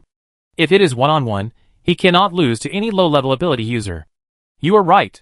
Hong Yuan did not waver in the face of the pressure from Shadow, but said with approval, if it were me in the past, I would have lost now, because I was too arrogant to seek any help, even if it was easy for me. But I brought the sun. At the moment the words fell, the burning sun of the sun took a half step forward. Then the boy began to expand rapidly, as if undergoing a fusion reaction, and instantly turned into a miniature star, and shed deadly high temperatures in the direction of Ma In and Shadow. At the same time, in an instant, the space also shifted its position under Hong Yuan's will. Ma In and Shadow appeared within 10 meters in front of the miniature star at the same time. The heat wave only took half a second to completely rush them away. The other members of the Salvation Alliance, who witnessed this scene, thought that they would die there in the next moment. Although Wang Yin knew that Shadow could handle this move, still think that Ma In will undoubtedly die in it. I've done it, but Ma In didn't make a move just now, and was waiting. Just when Feng Xiaoying's message came, he and Shadow jumped back to the position outside the ceremony, pulling away from the blazing star, and they both got enough time to deal with it again. Hong Yuan raised his eyebrows in surprise. Last time at the banquet, Ma In seemed to be able to crack his chaotic space, so this time Hong Yuan didn't take the lead in trying to cut Ma In into meat paste with a complex space, but now according to his observation, this doesn't seem to be done by Ma In. Even though they had distanced themselves again, the heat and light were still steadily advancing towards them, and also flooding and eroding every inch of space between them. You have to know that they are not really in the normal outdoors now. Now they are in the space created by Hong Yuan, so as long as there is enough time, the heat wave will definitely kill them. Hong Yuan stood in place to resist the Shadow's somewhat loose invasion, and at the same time shouted to Ma In the distance, in fact, you have already defeated me, so this makes me feel a little bit cheating, so out of kindness, I still advise you to give up struggling as soon as possible. This son of the sun received his magical blessing before coming. You have no way to deal with the two of us. As long as you admit defeat, I will let you die cleanly. This is my reward for killing me once. Ma-En ignored him, and just stepped back into the shadow dimension. And at the moment of being away from reality, the scene in front of him instantly turned into the doomsday scene just now. The shadow's deception of his senses could not take effect in the shadow dimension, and he inexplicably felt that the stars in the night sky seemed to be brighter than before. But he didn't have time to observe the scenery here, and immediately walked to the position where Feng Xiaoying came from. In Hong Yuan's eyes, Ma-En appeared in front of him almost in an instant. Then he felt a little dizzy, as if his head was hit by a hammer. After he reacted, Ma-En's arm had passed through his chest and pierced his heart. But Hong Yuan smiled at Ma-En instead. You want to kill me here? His tone was deliberately incredible. At the same time, his will spread along Ma-En's arm, and immediately spread throughout Ma-En's entire body, and then began to operate at an irreversible complexity. Hong Yuan slightly turned sideways, and then moved slightly with Ma-En. Then Ma-En's body turned into several pools of meat, and appeared in different positions. Hong Yuan began to study Ma-En's situation when he was defeated. At that time, Ma-En also rarely remained still when facing his last attack at the banquet, so Hong Yuan inferred that Ma-En had no way to deal with this degree of spatial change, and the facts proved that this idea was correct. It's a pity, but Ma-En also killed himself once. This can be written on his epitaph. Thinking of this, Hong Yuan raised his hand to cover his chest, trying to stop his vitality from fading at a high speed, but this action was useless. What he just said to Ma-En could actually be said to be bluffing, and Ma-En's move was enough to kill him. The premise is that the shadow can still maintain this illusion. He looked into the distance. The scorching sun had submerged shadow in the heat wave, but the black did not dissipate, but stubbornly resisted it. As if sensing his gaze, the scorching sun briefly burst out with a light several times stronger than before. And the illusion in front of him was also distorted for a moment. When the illusion stabilized again, the injury on his chest had disappeared. But in the moment after the star exploded, shadows seemed to seize the opportunity to merge into the heat, swimming towards the star like a fish swimming upstream, and suddenly dived into it. Seeing this, Hong Yuan raised his leg and wanted to join hands with the son of the sun to end shadow. But at the same time, he suddenly noticed that Ma-En's flesh paste had disappeared. Flesh Control 4, Shadow Walker 4, Telepathy 4, boom! Hong Yuan staggered forward a few times, staggering and almost falling down. He felt as if the back of his head was hit hard, and there was also a strange sense of overlap. In fact, Ma-En did give Hong Yuan a heavy blow in the material world and the spiritual dimension at the same time. I also brought shadow. Ma-En whispered behind Hong Yuan. This sentence was a response to Hong Yuan's provocation that he had just asked him to give up struggling and wait for death. When these two words appeared, Hong Yuan's mind was obviously affected, and some flaws were revealed in his shaking. Ma-En immediately attacked Hong Yuan, trying to imprison his soul. It's a pity that Shadow didn't seize this opportunity, because he had turned into a few black spots on a miniature star in the distance, and was fighting the son of the sun with all his strength. It was obvious that the son of the sun had restrained his mental strength, so that he could no longer control the illusion of the outside world. As the doomsday scene reappeared, Hong Yuan, who was originally under mental attack, immediately stood firm. He shrugged at Ma-En with a smug smile on his face. You almost killed me again. But I'm sorry, I'm a reality twister. Chapter 232. The doomsday scene is coming again. And when it appeared twice, Main's attack was easily resolved. The wound that pierced his heart seemed to have never appeared, and his memory erasure and telepathic attacks could not make him sink. Now it seems that if you want to defeat this reality twister, the doomsday scene should be a crucial point. Originally, Shadow could reduce the impact of this scene through his psychic ability, but now he is obviously in a stalemate with the son of the sun. The members of the Salvation Alliance in the distance originally wanted to help Main, but at the moment when the doomsday reappeared, a group of very strange creatures appeared near them and began to attack, also dragging them down. These creatures are somewhat similar to other species in reality, but they all look shorter and more deformed, and their expressions are full of bloodthirstiness and madness. They are more like beasts than their prototypes. As for Wang Yin, she didn't believe that Ma-En could defeat Hong Yuan at all, so she used the characteristics of the resentful soul to hide early. If Ma-En showed the desire to lose before Shadow won, she would have to think about how to survive. She didn't betray Shen Xiao to die at the hands of another reality twister. This situation means that Ma En can only face Hong Yuan alone, but Feng Xiaoying didn't have the energy to take care of the second participant, and he originally planned to deal with Hong Yuan alone. The problem now is how to crack this doomsday scene. The moment Hong Yuan opened his mouth, Ma En disappeared from his sight.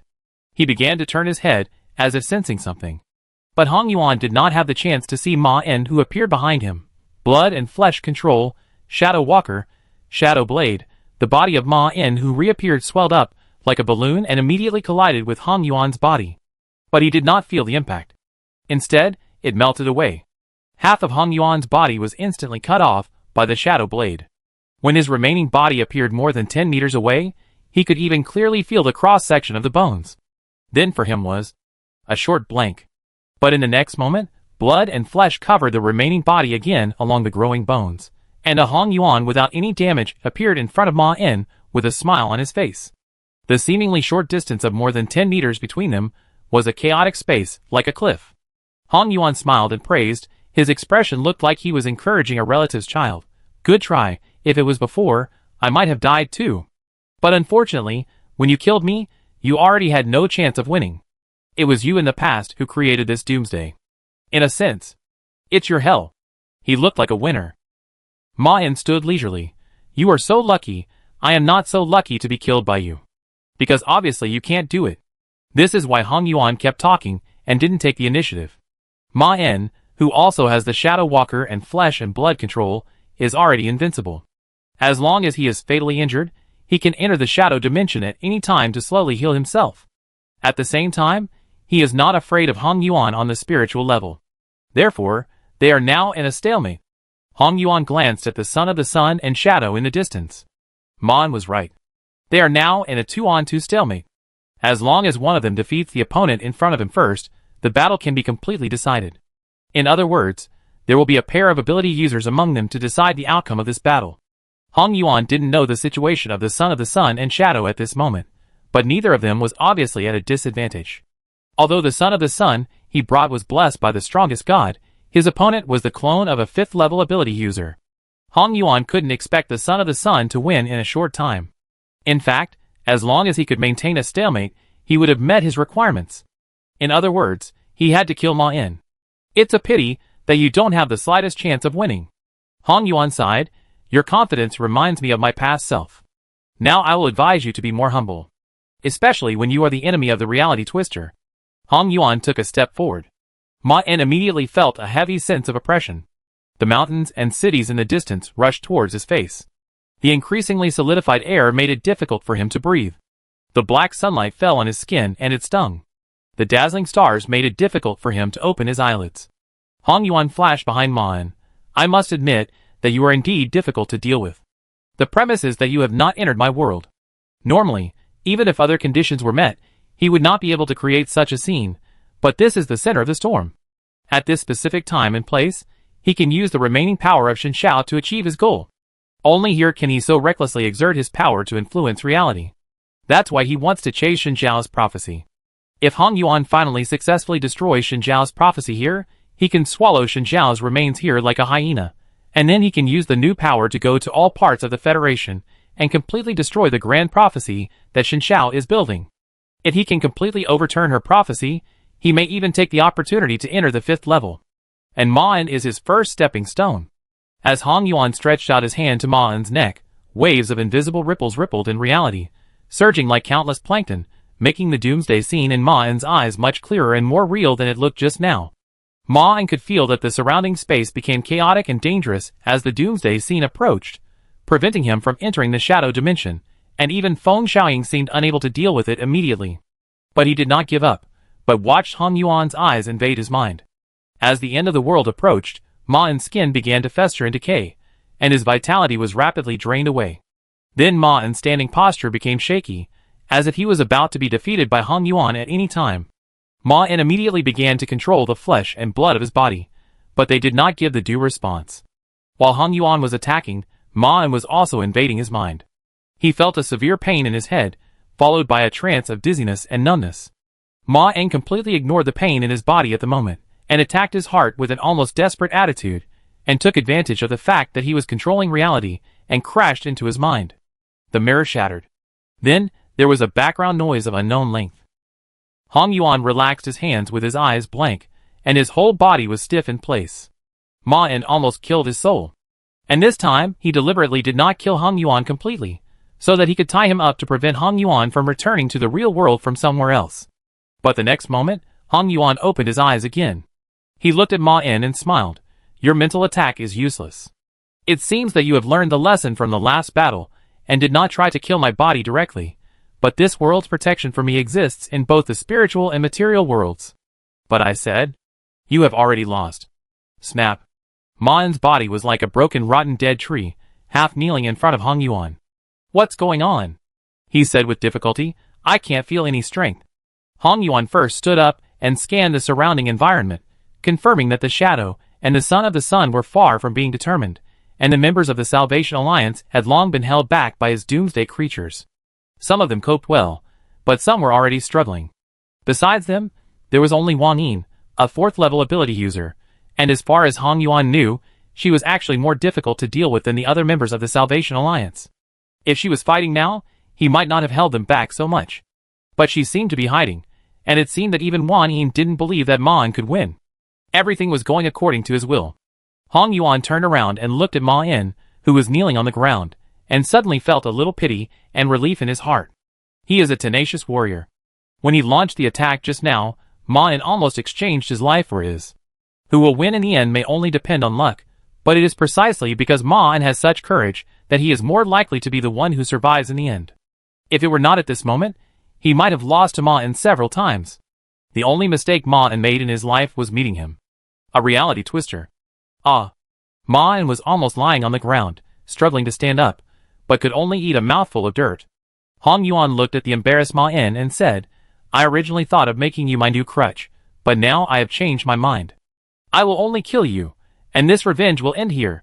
You can't beat me not because of now, but because of the mistake you made when you killed me in the past. You shouldn't have given me the opportunity to experience death. We are all responsible for our past, our process, and we were weak in the past. Hong Yuan smiled at him, then raised his hand to end his life. Ma-En had already vaguely realized what was going on, then raised his eyelids with difficulty, and said in disbelief, I can't kill you because... Hong Yuan looked down at the loser in front of him, who could not pose any threat to him, and said, I can return my body and soul to the past that still exists. Or I can prevent death and other futures from happening. This is thanks to Xin Xiao. Actually, you may not be very happy to say this, but you are a bit like a substitute for Xin Xiao to me. She is the one I dislike the most. How to say it?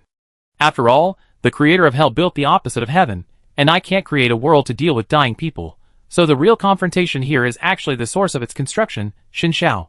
This is the end of the past. In the doomsday he created, prophecies can never come true. He actually has no ability to kill Main in material or spiritual terms, and the only reality-distorting force that can work on Main is the past. The current Main is indeed difficult to deal with, so just bring part of him back to the distant past. He just found the weakest time of Main and expelled his body to that moment. When he was still a baby.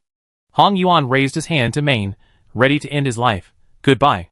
That is to say, you can keep going back to the past here. Main said, standing behind him. So as long as I don't break the influence of this place on you, I can't defeat you even if I completely erase your soul. Hong Yuan turned around in shock. How is it possible? This time he was clearly on guard against Ma-En's mental attack, and this time Ma-En's influence on him on the mental level was much stronger than last time, etc. Hong Yuan suddenly realized that when Ma-En exchanged his life for his, he was not attacking him mentally at all. Ma-En had already realized that this was useless when they first fought, and he would not take the risk. At that time, his goal was to pull himself into the illusion, and the ideas he had when he revealed the operating principle of his ability must have been guided by Ma-En through mental means. But how did he do it? How could he not notice it? Ma-En did not answer him. Because I am different from you. I won't make the same mistake. He never thought of killing Hong Yuan. From the beginning to the end, what Ma-En wanted to do was to undermine Hong Yuan's resistance. His purpose of attacking Hong Yuan with the shadow blade was never to kill him. Cutting off Hong Yuan's upper body was to create an opportunity to invade his mind and erase his memory, so that he could not notice the seed that was actually planted. The two strange blanks were all memory erasures. He knew very well that Hong Yuan's spirit could not be easily destroyed, so when he seemed to want to erase his soul for the second time, Hong Yuan, who thought he was not afraid of mental attacks, would give him the opportunity to exchange his life for his life. This allowed Ma In to go deeper, and with the cover of memory erasure, he could not realize that he had invaded his mind, and then guided Hong Yuan to confess the principle of his ability. However, this was already the highest level that could be achieved without arousing suspicion, and he could not rely on these to kill his opponent, which was why Hong Yuan was still not panicked now. On the contrary, he looked at Ma In with admiration. You are very strong. If we count the wins and losses, I have lost to you several times in a short period of time, which makes this battle even more ridiculous. Even at this point, you still can't do anything to me. You just know what your doomsday is. Hong Yuan is still in a state of mind being invaded by Ma In. But he was not in the past. Hong Yuan can return his mental state to a specific time point in the past, when it was still normal. He looked at Ma In with sympathy, intending to use this to remove the invasion that he didn't know how to achieve. But the next moment, Ma In's calm eyes suddenly appeared in his mind. This is why Ma In stopped hiding after learning the principle of Hong Yuan's ability. At the moment, when Hong Yuan tried to remove Ma In's mental ability by backtracking, he reached out and grabbed the rudder. Hong Yuan was sailing on a background noise of unknown length, almost eternal, until the ocean in his field of vision was like a mirror slowly. The sea slowly broke apart, and the ship he was driving also fell into it, and what was waiting for him at the bottom of the sea was a long blank. Now Hong Yuan finally saw how Marn had concealed it from him. The blank fragment he had forgotten was so conspicuous in the past that it seemed to be longer than all the other fragments combined. He could indeed go back to the past, but what if a fatal trap had been set at a certain point in time? His mental state that had deviated from the course was colliding with the moment when his consciousness was forgotten. No, he could never be defeated like this. He was a reality twister. Hong Yuan gritted his teeth and gripped the rudder tightly. You forced me to do this.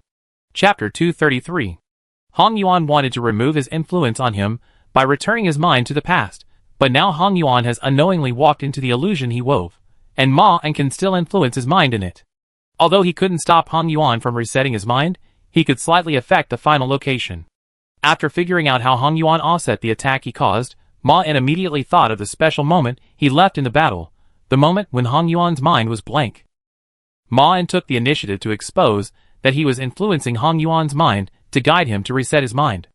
At this moment, Hong Yuan also realized this, and he instinctively felt the fear of death in his heart. Although he hadn't thought of how Ma In would take the opportunity to completely defeat him, Hong Yuan believed that Ma In had a solution. Ma In knew that simple mental attacks were useless to him, but he still did it, which meant that something was waiting for him. In this case, let's go back to the past. This sentence rang in their ears at the same time. Hong Yuan clenched his fists, and then instantly invested his mind in the storm of power surrounding him, no longer saving and controlling its use, and began to squander it to an almost wasteful degree. He could no longer be considered a winner at this point, and what he was going to do next would greatly reduce the power he should have gotten, but if he didn't do this, he might die at Mon's hands again. He had no choice at this moment. Since Mon wanted his mental state to return to that blank moment, he made sure that the blank never appeared. Everything stopped. Then the doomsday scene around the two began to blur gradually. Ma could feel that his body could not move at all, but he was not bound by anything. This feeling was closer to the opposite of change, stillness. Teleportation starts. 5 o'clock, this was the choice Qin Lan made in the control bureau. In the next moment, everything around began to go backwards. Only the teleportation countdown remained normal. The scorching sun and the shadow left each other, and the monsters that pounced on the members of the Salvation Alliance also returned to the underground and the sky, while Wan Yin, who was hiding, returned to his original position. Only Hong Yuan and Ma In remained still. How is it? Hong Yuan had a frozen smile on his face. You should be able to hear my voice, right? I didn't expect you to force me here, so my trip is almost in vain, but it is not a loss to be able to eliminate you, a potential dangerous opponent. While he was thinking, the surrounding environment was also retreating at a high speed. The white tent was constantly disappearing, and the ritual that had just reappeared was also rapidly disintegrating. Almost in an instant, this place became an empty space with only them again. The sun rose in the west and set in the east, the dead leaves were rejuvenated, and the raindrops flew towards the sky. You are still very dangerous now. Hong Yuan said in his heart, I am not sure to defeat you now. So I decided to go back to your weakest time point and kill you there in advance. Now it is enough for him to win, and fortunately he is a reality twister. While Hong Yuan was speaking, the space of the surrounding environment began to move relative to the two of them. Ma and could see that the empty space was moving away from him, while the place where he had been in the past was getting closer and closer, as if he was really going back to the past time and space. Teleportation countdown 405. Ma and could rely on the Abnormal Control Bureau to see that they were not really going back in time. At least at this moment, the Abnormal Control Bureau outside the real world was still synchronized with him, which also allowed Ma-En, who had a somewhat confused perception of time, to determine where he was now. At this time, the changes in the external time and space were also getting faster and faster. He could no longer see any scenes that could be formed, and Ma-En also felt that his mental power, which had been restored a lot in these days, was slowly aging, and his mind and body were regressing at the same time. But other characteristics used by the Abnormal Control Bureau were not affected at all. The surrounding environment was also slowly changing. Although he couldn't see clearly, Ma-En could vaguely perceive that he had returned to Goenzhou and was moving towards Dongsanzu. You obviously survived. Ma-En asked calmly, why do you still want to take the risk to find me? Do you know when humans are the weakest? Hong Yuan asked himself in his heart, I think it is the moment of dying and just being born. No matter how dangerous you are now, when your mind becomes like that of a baby again, how can you fight me? Yes, I was indeed forced into a desperate situation by you for the second time, but this time I came prepared. You are an opponent worth remembering, but that's all. I will have more than one enemy who has made a deep impact on me in my life, but you will only have me, the strong man who killed you, to remember. Ma-En doubted whether they would return to their infancy, but there was indeed a very weak time point in his memory. If Hong Yuan could really bring himself to that moment, then he would be the one to die. Let us take a look at your past. Hong Yuan was cold and calm at the moment, and the tone of this sentence seemed to be judging Ma-En's fate. At this moment, he felt like the high sun god. Then, in the next moment, everything returned to silence. They had reached the end of the past. But to Hong Yuan's surprise, this was not the moment when Ma-En was just born, nor was it the ward in Victor's sanatorium, but a place that no one expected, Ma-En's rental house. This was the end of his remaining memory. Yes, he actually had a very weak time, so Ma-En forgot it. And at this moment, there were not only them present. A woman with extraordinary temperament was standing opposite Ma-En, and it seemed that she was talking to Ma-En at this moment. Hong Yuan broke out in a cold sweat. The information he had found did not mention this at all. Moreover, almost at the same time as he saw the familiar face, the power stored in his body and lingering around him instantly flowed uncontrollably to his head. Then, they all began to rely on Hong Yuan's will as if they were risking their lives. Became reality. I have been waiting for you. This was her first sentence. Then Shen Xiaoxing slightly turned his head to look at Hong Yuan. But you? I didn't expect you to survive. Impossible. Hong Yuan looked at Shen Xiao in horror. You are fake. You are fake. Shen Xiao smiled. Of course I am fake, but I am also real. I am just not at your time point. But I was just waiting for Ma-En here. I didn't expect you to appear here. I thought you were dead. Hong Yuan looked at him and retreated, then turned his head to look at Ma-En. No, no, no, kill me. I would rather let you kill me. Now he can try to revive again as long as he dies, even if he may not be able to escape the pursuit of death this time, and even after resurrection, he will definitely become an angel destined to return.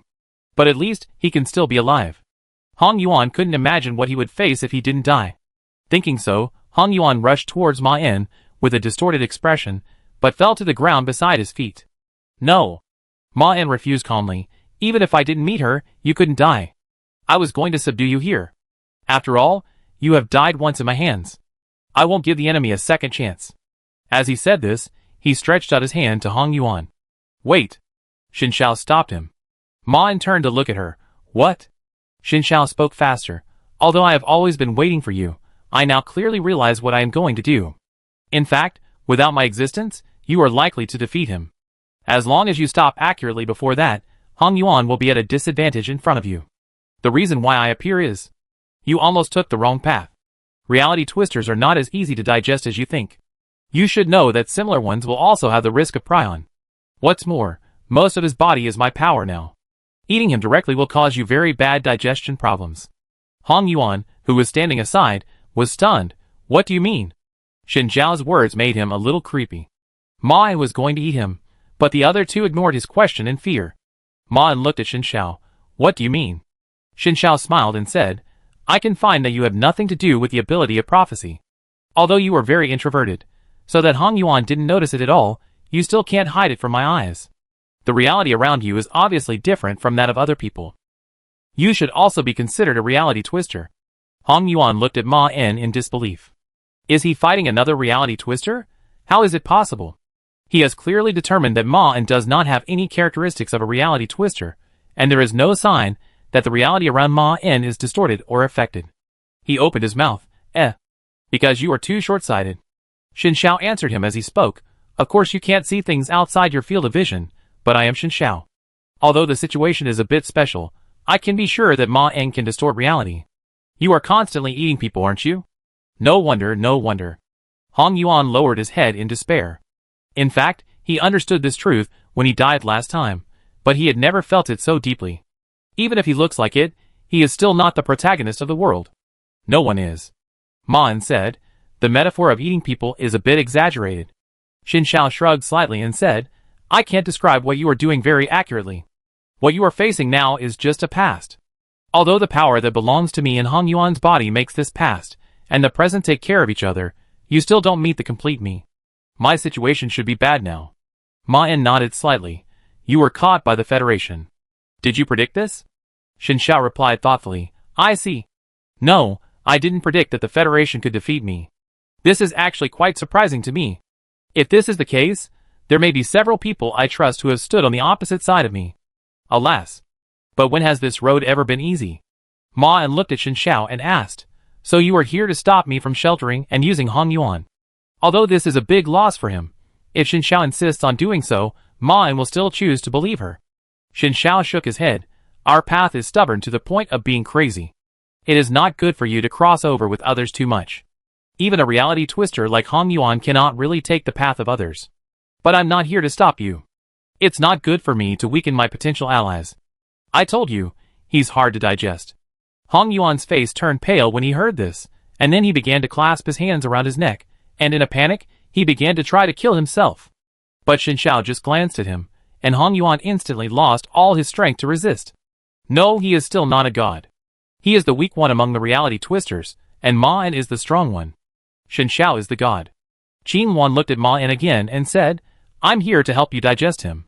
He's a little full. After hearing this, Hong Yuan sat down on the ground with a plop, and the last hope in his heart was also dashed. He didn't even dare to try to beg Xin Xiao for mercy, and could only raise his head slowly to look at Ma En. Please, please be kind. Ma En still looked at Xin Xiao calmly and asked, what are you going to do? Xin Xiao said, Hong Yuan's own ability is a strong reality distortion ability, and because I am worried that you may not be able to correctly view this loss, I am prepared to exchange it with something that is theoretically equivalent to its power, or even better in the eyes of most people. Although I don't think there is a distinction between strong and weak powers among reality twisters. But others don't think so. Hong Yuan's eyes suddenly bulged up. At this moment, he still wanted to shout, but he could only watch in fear as the two in front of him discussed how to deal with their own kind, and deeply felt the intense pain brought by his body, and the despair when facing real death. No, no, no, I want to go back to the past. I don't want to die, I am reality. Bang! Red blood and flesh exploded all over the ground. But a drop of golden blood remained where he just stood. Ma En reached out and picked it up. Anomaly entity contained, blood of Shishao. Comprehensive abnormal strength, 4.5, B.2, danger level, 4.6, B.2, Shishao said, I don't have much time, I want to ask one last question. How is Qin Lan? Ma En replied, she is following me now, organizing the remaining members of the Salvation Alliance, and plans to rescue you one day in the future. But Shishao was not really listening to Ma En's words. She was looking out the window behind Ma En. There stood a young woman without a face. Although there were no facial features, Shishao could still feel that she was looking at him. Chapter 234. The doomsday scene suddenly faded. Many members of the Salvation Alliance in the open space were stunned, because the monsters that were confronting them all disappeared, and the burning star suddenly left the doomsday. The few surviving members of the investigation department immediately began to evacuate to the distance, and even Wang Yin, who had been hiding, showed up. I don't know what happened. Then they vaguely heard a thunder, and then a figure appeared not far away from them. It was Feng Xiaoying who appeared. What's going on? Li Xiuyu, who calmed down, asked her. Wang Yin also floated over. Do you know what's going on? Feng Xiaoying shook his head slightly. No, I was just driven out. Wang Yin turned his head and looked at the burning microstar. Can any one of you do anything about that thing? Everyone looked at each other for a few seconds, and finally Nathan said, "We can try, but I'm afraid it won't work." "I think so." Wang Ying didn't have much hope in the first place. Now Ma En and Hong Yuan don't know where they went. I've been observing them just now, and all of Ma En's attacks didn't seem to have any effect. I don't think the situation will be better after they come back. If we can't help Shadow win in advance, I'm afraid it's not a good idea to stay any longer. When the Son of the Sun appeared, she felt that the situation was a little bad, and when Hong Yuan cracked the trap they set, the girl completely lost the expectation of winning. Their preparations did not play the role they should have. In this case, the ending is usually not good. Li Xiaoyu showed dissatisfaction. "You want to abandon Ma En and Shadow?" The girl looked at her and said, "Shadow will not die. It is only his clone who is fighting with the Son of the Sun. As for Ma En's life or death, it is probably not something we can influence. I don't know what you think, but I don't want to die here yet." This is actually just a very realistic idea in her opinion. Although they can definitely help Ma En and Shadow by staying here, after all, they are still 4th level ability users, but the role they play is still limited, and there is also the risk of losing their lives. If the opponent is someone else, Wang Ying will not worry about dying here at all, but the experience of staying by Xin Zhao aside for many years makes her clearly realize how dangerous reality twisters are, and anyone may die in their hands. Wang Ying also doesn't think that Ma En can defeat reality twisters of the same level. At least Shadow didn't do it. "Then you can leave here," Li Xiaoyu said dissatisfiedly. "We will stay here." In fact, they were all very worried and nervous. Li Xiaoyu and Nathan didn't even know that Hong Yuan had been resurrected before they came. Moreover, the monsters he just created could contain them. In their hearts, Ma En's hope of winning was not particularly high. But now the battle between Ma En and Hong Yuan may have reached the last few steps. It is at this time that they are most likely to completely affect the situation of the battle, which is commonly known as a lose-lose situation. If they retreat at this time, they will never be here. Wang Ying looked at these members of the Salvation Alliance, who didn't intend to pay attention to him, and shook his head. Sure enough, those who follow Xin Zhao are not very smart. Just as she was about to leave, Wang Ying felt the world in her eyes blur and distort for a few seconds. Then Ma En appeared at the place where he had just disappeared. Only him. "Where is Hong Yuan?" Li Xiaoyu asked immediately. Ma En glanced at the miniature star not far away, then turned his head and looked at them. "You won't see him again." The members of the Salvation Alliance all showed surprise. They were a little shocked by Ma En's solo appearance. Although they did not intend to retreat, they did not expect that Ma En did not give them a chance to help. And Wang Ying showed an expression of disbelief. "You killed a reality twister?" Ma En shrugged slightly and said, "Maybe he is not strong among reality twisters." This sentence could not convince anyone present. They all saw what Hong Yuan could do with their own eyes. Killing such a reality twister was enough to prove Ma En's strength. After this matter was spread, Ma En should also be famous. If they were not ready to cease fire, maybe Ma En could become a leader of the Salvation Alliance. Wang Ying couldn't help but be curious. "How did you do it?" "He's a reality twister?" Ma En replied. "Although he is very capable, he may be a little arrogant because of this, so he made the same mistake again and again." The girl asked puzzledly, "What mistake?" It was still difficult for her to think of any mistake that would be fatal to a reality twister. Ma En looked into her eyes and said, "He chose the wrong opponent twice in a row." Wang Ying was suddenly startled when she heard this. When she calmed down, she still felt vaguely that this sentence was a threat to her, but the girl didn't know why Ma En said this to her, as if she had been against him before. Ma En didn't give Wang Ying time to think and asked, "Can Shadow deal with him alone?" Wang Ying didn't think about the strangeness anymore. He is Shadow. Although the Son of the Sun showed extraordinary strength, Wang Ying didn't think about the possibility that Shadow would lose in a one-on-one match. If he faced Hong Yuan, the reality twister, there might be an accident, but now Ma En has defeated Hong Yuan. There is nothing to worry about. Ma En nodded slightly to her, then turned around and looked at the star stained with black shadows with the others. Even if Shadow lost to the Son of the Sun, he would ensure that the negotiation would proceed normally. Contained abnormal entity, Xin Zhao blood. Abnormal strength, 4.5, V.2, danger level, 4.6, V.2, description, the blood cast by Xin Zhao himself for his allies. Features, divine body 4.5. When the phantom of doom fades, flesh and blood will be as hard as iron. Divine power 4.5, unlocked, when the conspiracy of the two gods fades, the mountains will bow down. God speed 4.5, unlocked, when the secret alliance rebuilds in the shadow, thunder will fall into the mortal world. God will be .2, unlocked, prophecy to be fulfilled, the blood of the gods is a growing ability.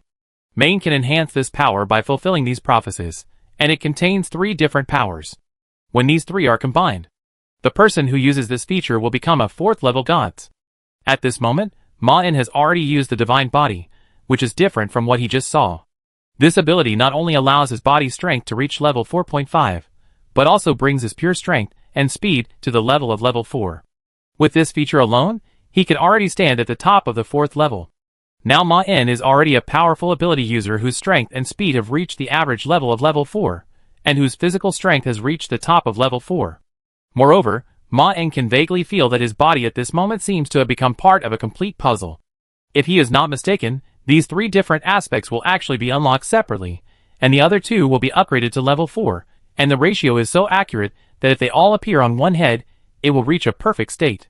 Ma-In even suspects that if they all achieve it, he may be able to get out of the level 4 with the blessing of it. He can't say whether it is possible for him to touch the edge of level 5, but at least he will definitely not be defeated when facing a level 4 ability user. Just like Shen Xiao. In addition, there is a characteristic called God's Will that can only be seen after he has completed other prophecies, which corresponds to the 5th order strength. Ma-In felt that Shen Xiao might have used effective energy to prioritize the characteristic of the god's body to correspond to the prophecy that had been realized, because for Ma-In now, the god's body is the most useful of the 3 for him now. Now he has finally filled his last shortcoming, which is the strength of his body. Although he originally had various abilities to protect him, his body was still not particularly strong, which is why he used the ability of flesh and blood control in advance this time, otherwise he would probably die in Hong Yuan's sneak attack. Now he no longer has to worry about this problem. Although Hong Yuan used spatial abilities, Ma-In felt that if he hit a disordered space, his divine body would prevent the cracks in space from eroding his body, just like it would block ordinary swords. The only thing he had to worry about was that the Federation would notice that this ability came from Shen Xiao. If he had gathered all 3, it might be obvious, but now that he only had his divine body, he shouldn't have to worry about anything. This is also the reason why Ma-In is confident of defeating the Son of the Sun. Now he can stand directly in front of the miniature star and fight him. But looking at the current situation, it seems that he has no chance to make a move. The dark shadow representing the shadow has engulfed half of the surface of the star like a constantly multiplying parasite, and the heat waves emitted by the star are obviously much softer than before. Obviously, the Son of the Sun is now at a disadvantage.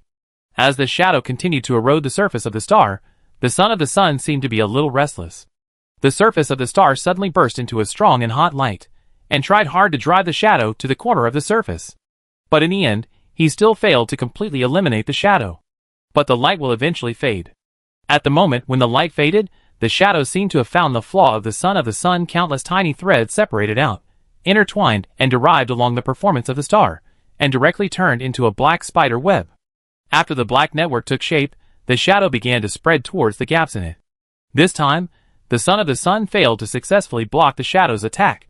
The shadow completely turned the burning star into a black sphere, and the sphere began to expand rapidly, and in just a few seconds it grew to more than 10 times its original size, and then in a resolute atmosphere. The scorching sun began to collapse inward, and then it turned into a black dot along with the shadow that was trying to escape, and finally completely disappeared in front of them with the shadow. Paw! A sticky friction sound was heard under a tree not far away. A hand stretched out from the shade of the tree on the ground, and propped up the body buried in the ground. A shadow of a boy who looked slightly younger than before appeared in front of him. He looked around with some surprise at first, and then his eyes slowly fell on Ma-In. "Did you kill him?" he asked in a childish voice. Ma-In nodded to him. "Yes." The boy looked up and down at Ma-In with curiosity. "It seems that you didn't need to ask me." Ma-In glanced at the direction of the star collapse. "I will not underestimate my opponent." The shadow of the boy nodded sincerely. "Fortunately, we are no longer enemies, otherwise I would definitely try to kill you now. Purely out of respect." As they spoke, the figure of the balancer slowly appeared above them. The chains were no longer on the great demon, but his body had shrunk a lot compared to before. The reappearing balancer was only about 2 meters tall. At this distance, he looked more like a shrewd businessman than a terrifying devil from hell. "Your companions have signed the contract. This is the latest place in the entire Federation," the balancer said as he took out a contract and placed it in front of Main and Shadow. Main looked at his companions. "It's time to end it all." The other members of the Salvation Alliance also looked at each other for a few times, and then they all came up one after another. The joy on their faces because of Maine's victory also dissipated a little. When facing this decision, even Nathan, who was most determined to stop the war, did not have any joy. There was only heaviness and difficulty in his heart. Wang Yin did not have any gloating thoughts about this, but just felt relieved. Xin Zhao's source of power was finally cut off. From now on, everything will be settled. It's never too late to regret. The balancer reminded with a smile. Li Xiaoyu took the lead in walking to Ma Yin's side, then glanced at him, as if waiting for him to say something. Ma Yin's performance just now was beyond her expectations. If he said that he would continue to lead them against the Federation at this time, Li Xiaoyu would choose to continue fighting with him, because Ma Yin gave her hope. But the man just remained silent. Seeing this, the old woman finally determined to sign the contract and walked forward to write down her name. Then several other people signed one after another, and then Shadow and Wang Yin also added 2 names in the position representing the Federation. Finally, all eyes were focused on Ma Yin. He walked up, raised the pen and signed his name. Nothing unexpected happened. The balancer rolled up the parchment scroll in his hand with a smile. The contract is established. Don't forget that you have the right to regret at any time. After saying this, he turned into smoke and disappeared. After a few seconds, they all felt something in their hearts at the same time. The members of the Salvation Alliance looked at each other. Silence. Nathan was the first to speak. My children are still. He paused, then changed the topic and said, after notifying my companions, I will go home. Even though he had relaxed psychologically, Nathan felt that his body was still in a state of high alert. He felt that it would take a long time for him to return to his original life. This was not the result they expected, but it was the best situation. After all, there was only one Shishao. Li Xiaoyu nodded to him. I want to go back too. Someone is waiting for me too. Hearing this, the other members of the Salvation Alliance all let out the heaviest breath in their hearts. The old man's words reminded them how easy and happy a peaceful life was, and they all had someone waiting for them to go back. But Ma Yin, who was watching the scene, began to feel a little heavy. Because in the foreseeable future, he is very likely to recruit these people back to the Salvation Alliance. Except for a few who are determined to completely abandon the Salvation Alliance and return to their original lives, most of them have expressed a strong desire to continue fighting. Ma Yin. Shadow looked at him and said, How do you feel? He replied, Not bad. Hearing his perfunctory answer, Shadow felt a little pity. But he didn't know that this was Ma Yin's true thought. Now he finally got the safe life he wanted at the beginning. But in fact Ma Yin didn't have any real feelings about it, because he had been in danger since he could remember. And now looking back, he seemed to be quite adapted to such a life. Suddenly returning to an unrestrained state, he couldn't even think of what he should do for a while. And now, if he didn't provoke those 5th level ability users, there would be nothing that could threaten his life. Just then, Shadow suddenly said, If you don't mind, we can talk privately later. Ma Yin looked at him and said, What to talk about? Shadow smiled and said, We talk about it later. If it was other members of the Salvation Alliance, I might not say this directly, but I think you will definitely not resist this request. After all, I can no longer pose any threat to you unless you take the initiative to do something. Ma Yin thought for a while, and said, No problem. Chapter 235. Boom! The thunder tore through the air and landed heavily on the man, sending him flying and drawing a beautiful arc in the air before slamming down to the ground and rolling around in disgrace for several rounds. But after the rolling stopped, the man just stood up as if nothing had happened. It was Ma Yin who was hit by the thunder. He was testing his ability to withstand blows without any defense. This heavy blow actually left a burnt mark on his chest, which could not be considered as no damage at all. Based on Ma Yin's experience these days, he would be fully recovered after 2 hours of sleep. This was already considered a heavy blow from Lei Yu under normal circumstances. In the past, if Ma Yin wanted to fight Lei Yu, he had to be careful not to be hit by lightning of this intensity. But now, even if he was attacked, he would only suffer minor injuries that would not affect the battle at all. That's enough, he said to Lei Yu, who had transformed into a human form again. Let's stop here today. After a comprehensive test of speed, strength, and resistance to blows, Ma Yin had only one thought in his mind. Xin Zhao is too strong. Now, he deeply understands the mentality of those 5th level ability users when they join forces to deal with Xin Zhao. In fact, their cooperation in the face of such a guy can be said to be reasonable. The improvement of his divine body far exceeds any other ability, but this is only 1/3 of a complete ability. If combined with the abilities he had mastered before, and considering that the most powerful force in the open, the Federation, will no longer attack him. Ma can go anywhere now. If he wants, he can even become a low-key rich man with superpowers as originally planned. But now this idea is no longer as attractive to him as before. After he was involved in the conflict between the Federation and the Salvation Alliance, and was thrown out after a circle, his heart can no longer be so easily calmed down. During this period, he killed a 5th-level god, killed a reality twister, destroyed the plan of the gods, and helped Shishao complete the truce between the Salvation Alliance and the Federation. But now, he is still not safe in the current world. This may also be because he was involved in a major event, but Ma faced the risk of death several times in it, not to mention when fighting with the moon god.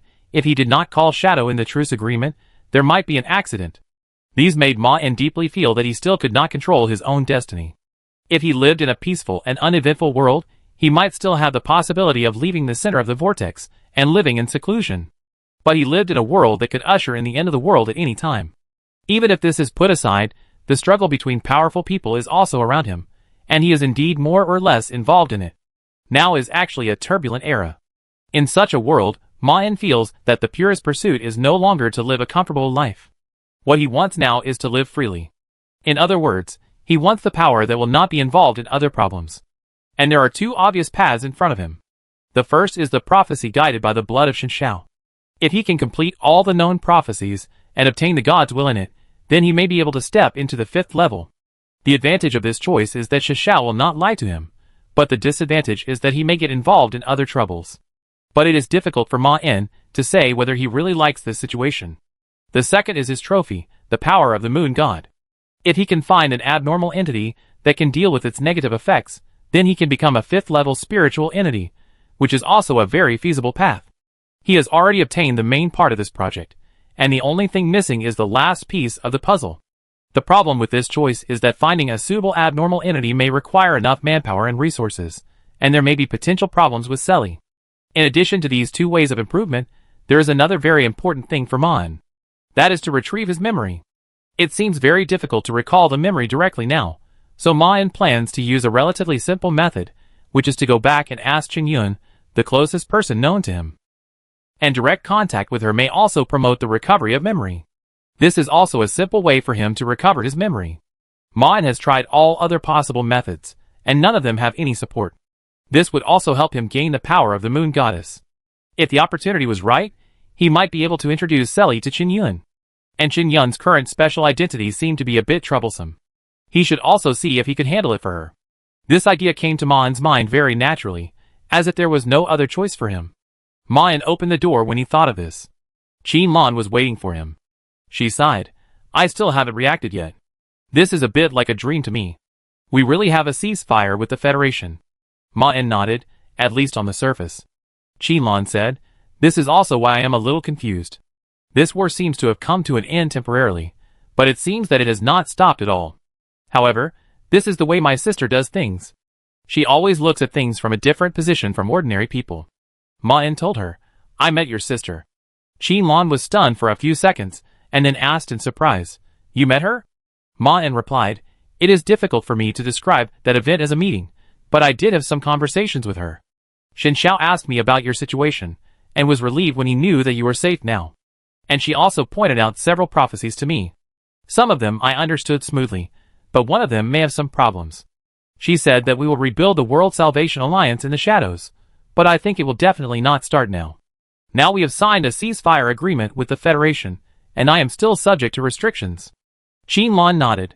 I don't have any idea about this, but maybe we can gather them under other names first, accumulate strength first, and wait for the opportunity to come up with a solution. And we can also try to contact members of the Salvation Alliance in other areas. Ma nodded. Then you start making preparations. We may have to rebuild the Salvation Alliance at any time. He didn't plan to make a choice. Since there are two roads, just take them at the same time, and see which one is more stable and faster. Chapter 236. Reality Stable Prison. The woman put away the mirror, and walked to the door, with elegant steps. Dong dong. Xiao Luan. She called gently. About 2 minutes later, there was a movement inside. Shinshao pushed the door open with a cold face. You have the courage to come to see me. Not bad. The woman smiled and walked in sideways. Anger is not good for the skin. Shinshao sneered. But you don't have to worry about anger when you enjoy the best and most expensive care. You really need these. The woman was not provoked by Shen Xiao's words at all, and still had a gentle smile on her face. And she was indeed sorry for you, but it's meaningless to be angry with me now. You are an adult. You must learn to judge the situation. Shen Xiao sat on the chair casually. Xu Yun, have some shame. Xu Yun smiled and said, Xiao Luan, be more mature. The reality is that you lost and we won. And you can't do anything but accept it. Qin Luan asked back, why did they let you come? Xu Yun said confidently, because I know you, Xiao Luan. This is true. Shen Xiao's grandfather has many friends, and Xu Yun's grandfather is one of them. The old man is a good man that she admires, but for some reason, he has a daughter with such a temper. The old man didn't live to die of natural causes, basically because of this baby daughter who was spoiled by him. Shen Xiao didn't like Xu Yun, who came to visit her since she was a child, and the other party had a lot of negative thoughts in her heart when she first saw Qin Luan, who was still a girl. Although she didn't show it at all, Shen Xiao was very sure, because she saw it. After several contacts, Xu Yun, who felt Shen Xiao's thoughts, hated her even more. The two sides almost grew up in mutual disgust. This woman, who was 8 years older than Shen Xiao, hated the little girl's emotions at that time. She hated Qin Luan, who could see through her heart and essence, even though the girl did not mention this to others. And now Xu Yun is already a well-known politician in the Federation.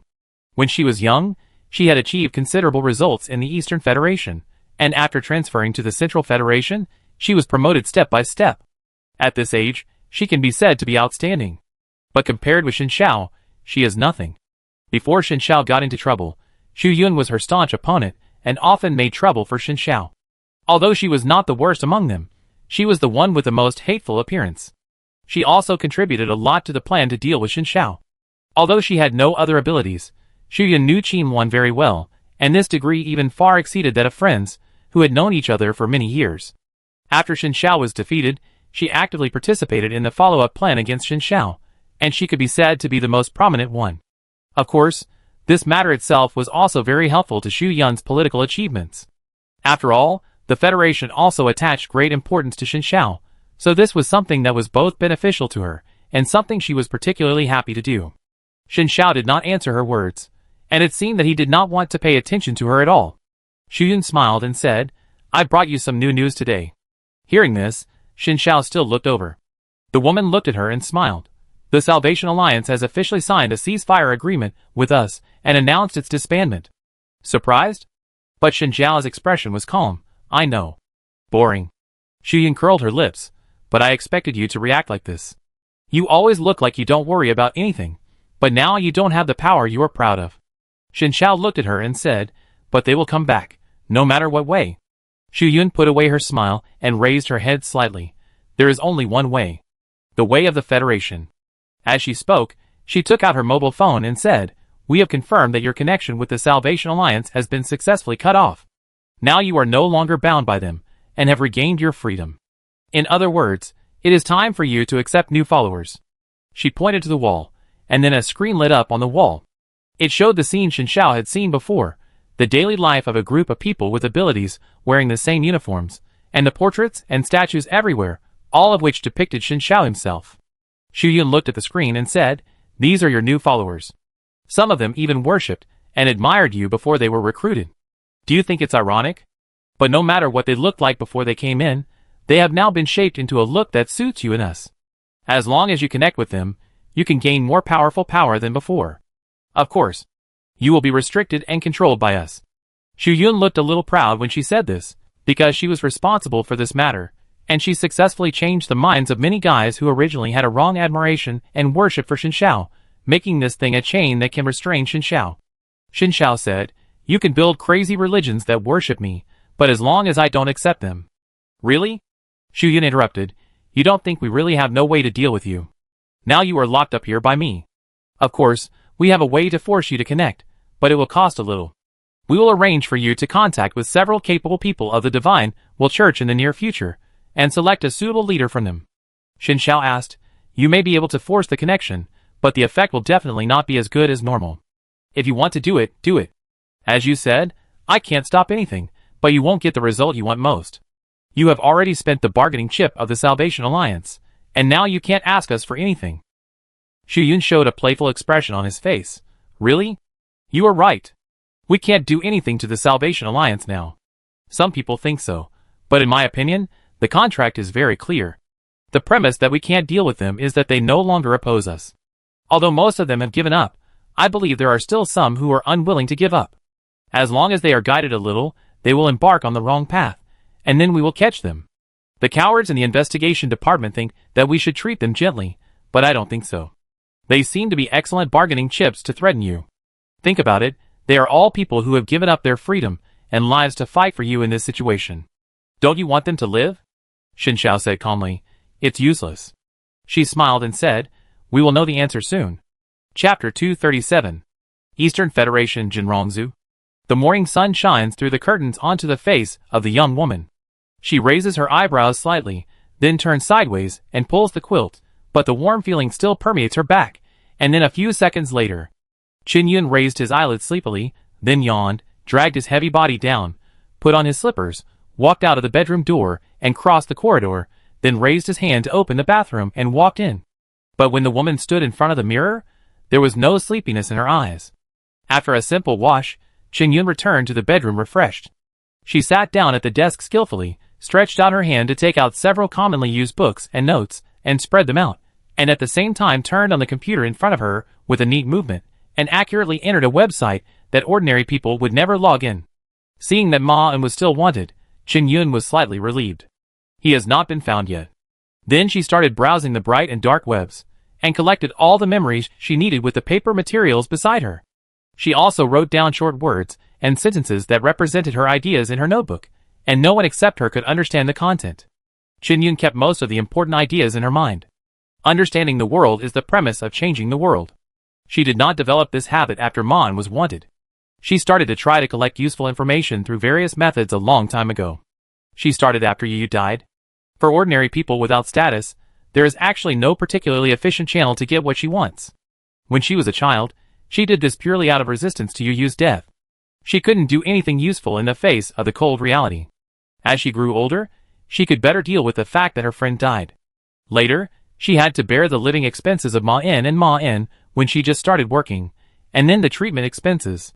In return for the church's subsidy, she also began to invest a lot of time in work, and she had very little free time at ordinary times. At that time, she would still spend some time every day to find out if there was a possibility of truly curing Ma-en's mental problems, and she would seize all the vacation time to go to various parts of the Federation to verify whether it was worth believing, but she didn't find anything really useful at that time. Victor Sanatorium is already one of the best mental treatment institutions in the world. If they can't solve Ma-en's problems, then it's basically impossible to find anyone else. Later, Ma-en was discharged from the hospital. After that, Qin Yun prepared to wait for him to come back, but in fact, when she heard Ma-en's initial call, she had already had a premonition that things were going in the wrong direction. If it weren't for her trust in her brother, she might have been unable to sit still. The final result also fulfilled her premonition. Ma-en became a wanted criminal, and almost at the same time, the senior clergy in her original church had accidents, and Bishop Ding also lost his life in a sudden fire. Considering that Bishop Ding asked her to leave Dongsansu in advance, and his demeanor and tone of voice at the time, Qin Yun actually didn't think it was really a fire. Ma-en asked her on the phone whether she believed in the existence of supernatural powers. Of course she believed it.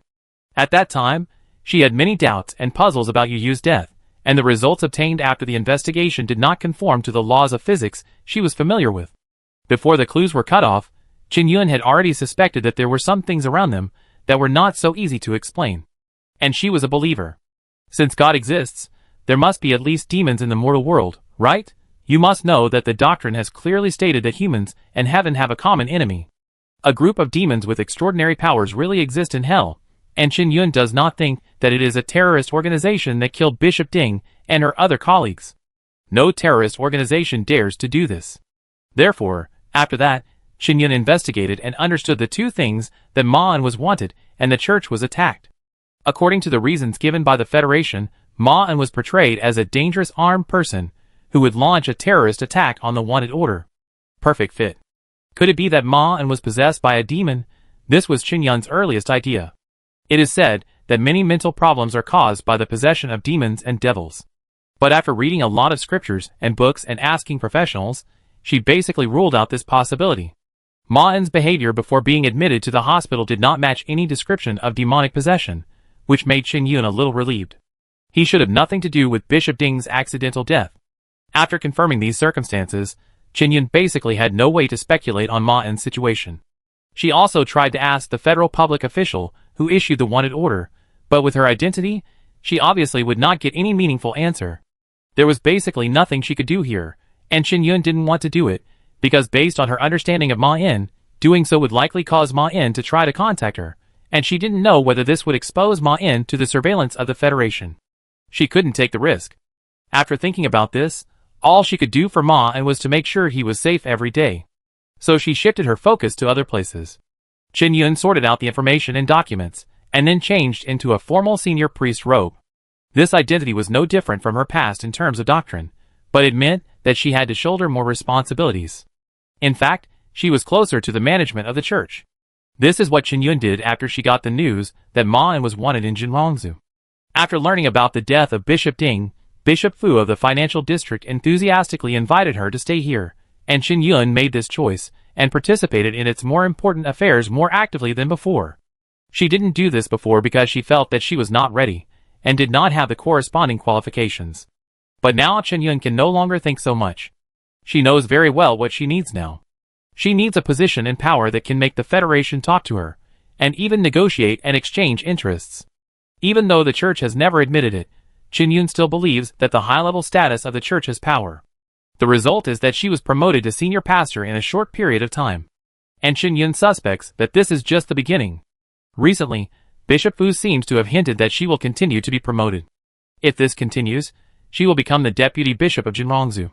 Maybe in a few years, she can really become someone who plays an important role in the federal society. This also gave Qin-yun some hope. Qin-yun left her residence and walked towards the church. She was living very close to the church. The rental house was recommended to her by the church. The price was relatively cheap in the same area. She came to the church in her work clothes. As soon as Qin-yun walked in, a young pastor saw her and walked towards her immediately. "Sister Yun." The young boy's face was still childish. "Bishop Fu wants to talk to you about that matter." Qin-yun nodded slightly to him. "I know Xiao Pu." Yi Pu's face showed a look of wanting to say something but stopping, wanting to say something to the senior, but for some reason, he couldn't say it. Seeing his obvious expression, Qin-yun asked kindly, "What's wrong?" Yi Pu stretched out his hand and said, "Are you going to have dinner with Mr. Mo?" Qin-yun nodded. "He insisted on inviting me." Yi Pu asked quickly, "Does the bishop not care about this kind of thing?" Qin-yun smiled and said, "Did you hear anything?" Yi Pu nodded heavily. "I heard that he has a lot of rumors about his affairs. Mr. Mo mentioned by the boy is a devout and wealthy believer who converted to the Holy Church more than 10 years ago and has been making donations of all sizes. Recently, he plans to cooperate with the church to build several welfare facilities, and she was assigned to this project. This is also the most important job Qin-yun accepted, but in fact, this matter is also quite simple, and the whole process has basically been decided. All she has to do is to go through the motions, and then wait for promotion. This actually made her a little ashamed, but it was nothing compared to Ma-en's safety. But just recently, this young rich man named Mo Jiangwen strongly proposed to meet with Qin-yun in a high-end Western restaurant and discuss the matter in detail. Of course, the young and promising rich man expressed it in a very tactful way, just mentioned that he wanted to discuss the matter of increasing donations when Qin-yun and him had dinner together, but everyone could see his determination on this matter.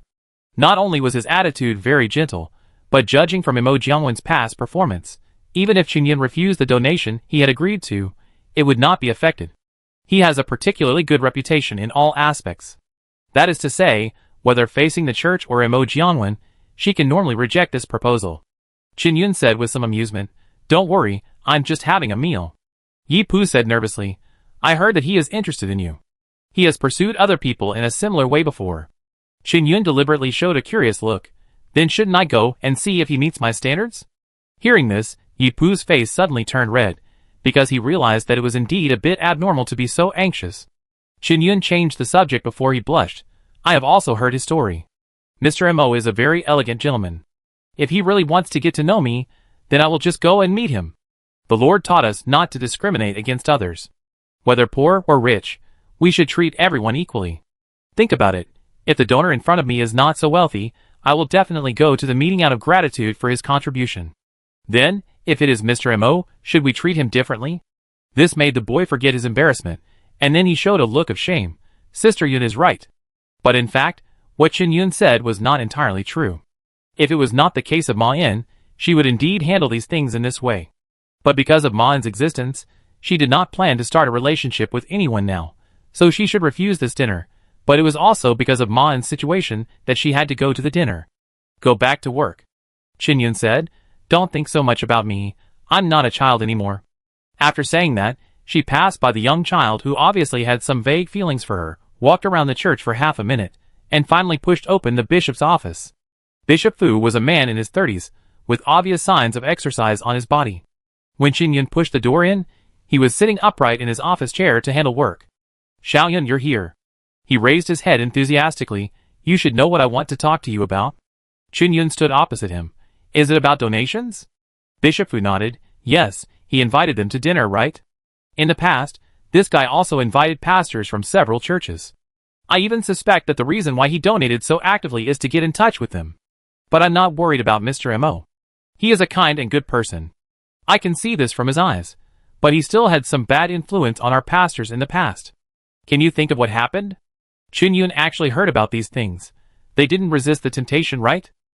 Bishop Fu smiled. Yes, he is a good man, except that he is a bit romantic. And this is the problem. You have no reason to reject his pursuit, and this is the most fatal. He is also very generous to his girlfriends, so in a short period of time, they will be given gifts far exceeding their lifetime income. Then, they will break up peacefully one day, and those former priests, who left him are very few and willing to come back to serve the gods. But most of them are completely fascinated by the world of flowers, and they happen to have gained enough wealth in this relationship. They can leave the church. Chen Yun said, you said it as if I would definitely fall in love with him. Bishop Fu smiled. Mr. Mo is young and handsome, and he is also a rich man. He is also good at treating the opposite sex. Many young women pursued by him can't resist these conditions. Of course you are different. You are so beautiful, and there must be no shortage of suitors in these years. Maybe you are the same kind of people as him. But I still want to remind you that I am not against young people's free love. I just hope you don't make the same mistake as them. Chen Yun said sincerely, Bishop Fu, I will never forget what the church did when I was in trouble, and it is you who raised me until now. Bishop Fu showed a satisfied smile. Chapter 238. Chen Yun, wearing ordinary clothes, walked into the Western restaurant. You are Miss Chen Yun, right? The moment she entered the door, a messenger who had been waiting came up and said respectfully, please follow me. He led Chen Yun through the unusually quiet corridor and came to an independent dining room. Chen Yun walked in. A young and handsome man who looked like the rumored one was standing inside waiting for her. He was dressed very elegantly and his dress was carefully matched, as if this dinner was very important to him. There's no need to come to this kind of place. Chen Yun expressed her meaning as soon as she entered. I'm used to talking about work in more formal occasions. Mo Jianwen was not affected by this sentence at all, with an elegant smile on his face. Please forgive my rudeness. I know it may be a bit sudden, but when I first met you a few days ago, I had already planned this dinner in my mind, and I really couldn't help but try to invite you. He naturally pulled out a chair for Chen Yun. Their seats were opposite each other, but they still maintained a very polite distance, without adding an inappropriate ambiguous atmosphere to this private meeting between the two. Mo Jianwen's eyes seemed unable to leave Chen Yun. Miss Chen, please sit down. Chen Yun sat down opposite him, and looked at the precise appetizers that had been served on the table. She did not have the ability to appreciate it, but could only see that it should be quite expensive. But compared with Mo Jianwen's donations over the years, it was not worth mentioning at all. I want to express my gratitude on behalf of the church and all the people you have helped, Chen Yun said, both sincerely and formally. Your donations over the years have changed the fate of many people. Mo Jianwen's expression became more serious after hearing this. He nodded slightly to Chen Yun. You're welcome. This is what I should do. When I inherited this huge fortune, I took on the corresponding responsibilities. If I don't help those suffering people within my ability, my conscience will not let me go. Chen Yun quite naturally picked up the knife and fork and began to deal with a tricky appetizer in front of him. Are you going to make further donations? The man also cooperated while eating and said, yes, I plan to invest an additional 100 million yuan in the original charity fund. Chen Yun said in surprise, 100 million? This is not a small number, and you have to know that these extra federal coins will be operated by the church, which means that all of them will be used for charity, and not even a half of them will flow elsewhere. Mo Jianwen nodded. Yes, and I plan to use part of it to hold a charity gala and publicize it. I believe that the number you will get in the end will be much higher than what you see now. Of course, we need some reasons and events that can convince the public, and these will be handled by my professional team. Qin Yun asked in surprise. So what do you want? He asked puzzledly. What do you want? Qin Yun asked. You proposed these, so what do you want? Neither the charity gala nor the secondary publicity was expected by the church. For Mo Jianwen, these are not things that can be done casually, but a considerable consumption of his resources and reputation. Mo Jianwen suddenly realized, you are asking what I want to exchange for these. Then he asked with a smile, but you are here, aren't you? All of this was already in my plan the moment you walked in. Even if you leave now, Miss Qin Yun, these funds will be circulated according to the process. After all, there is never too much charity. Qin Yun blinked. Then I can go. Mo Jianwen pointed to the plate in front of him. At least eat your dinner. Waste of food is not worth promoting. Qin Yun had no way to refute this. So you want to see me? Actually, I don't understand it a little bit. Mo Jianwen said, you can think that I am willing to spend this money for you to see me, or you can also understand that I am just looking for a reason to deepen cooperation with the church. It all depends on you. But even if it is the latter, I can't just choose you casually. Right. The second reason he said made this dinner sound much more reasonable. Qin Yun looked curious. I heard them say that you have a hand with little girls, but why didn't I see it today? The man smiled and said, yes, but I think that kind of trick can only fool some little girls who have not grown up. Whether you believe it or not, I can be sure that you are not that kind of person when I first met you. I will not use those methods to offend you for no reason. Then he paused and started the conversation awkwardly.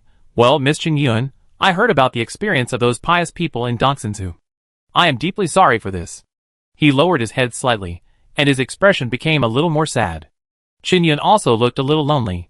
We can't change the past, we can only look forward. Although she was indeed very upset and sad about this, she did not want to discuss it with others. Mo Jianwen nodded in agreement. That's a correct idea. But I also heard that your brother Ma and was wanted by the Federation at almost the same time, and now he seems to be missing, right? This immediately attracted Qin Yun's attention. Do you know anything? Mo Jianwen nodded slightly. You know, we have friends all over the world in business.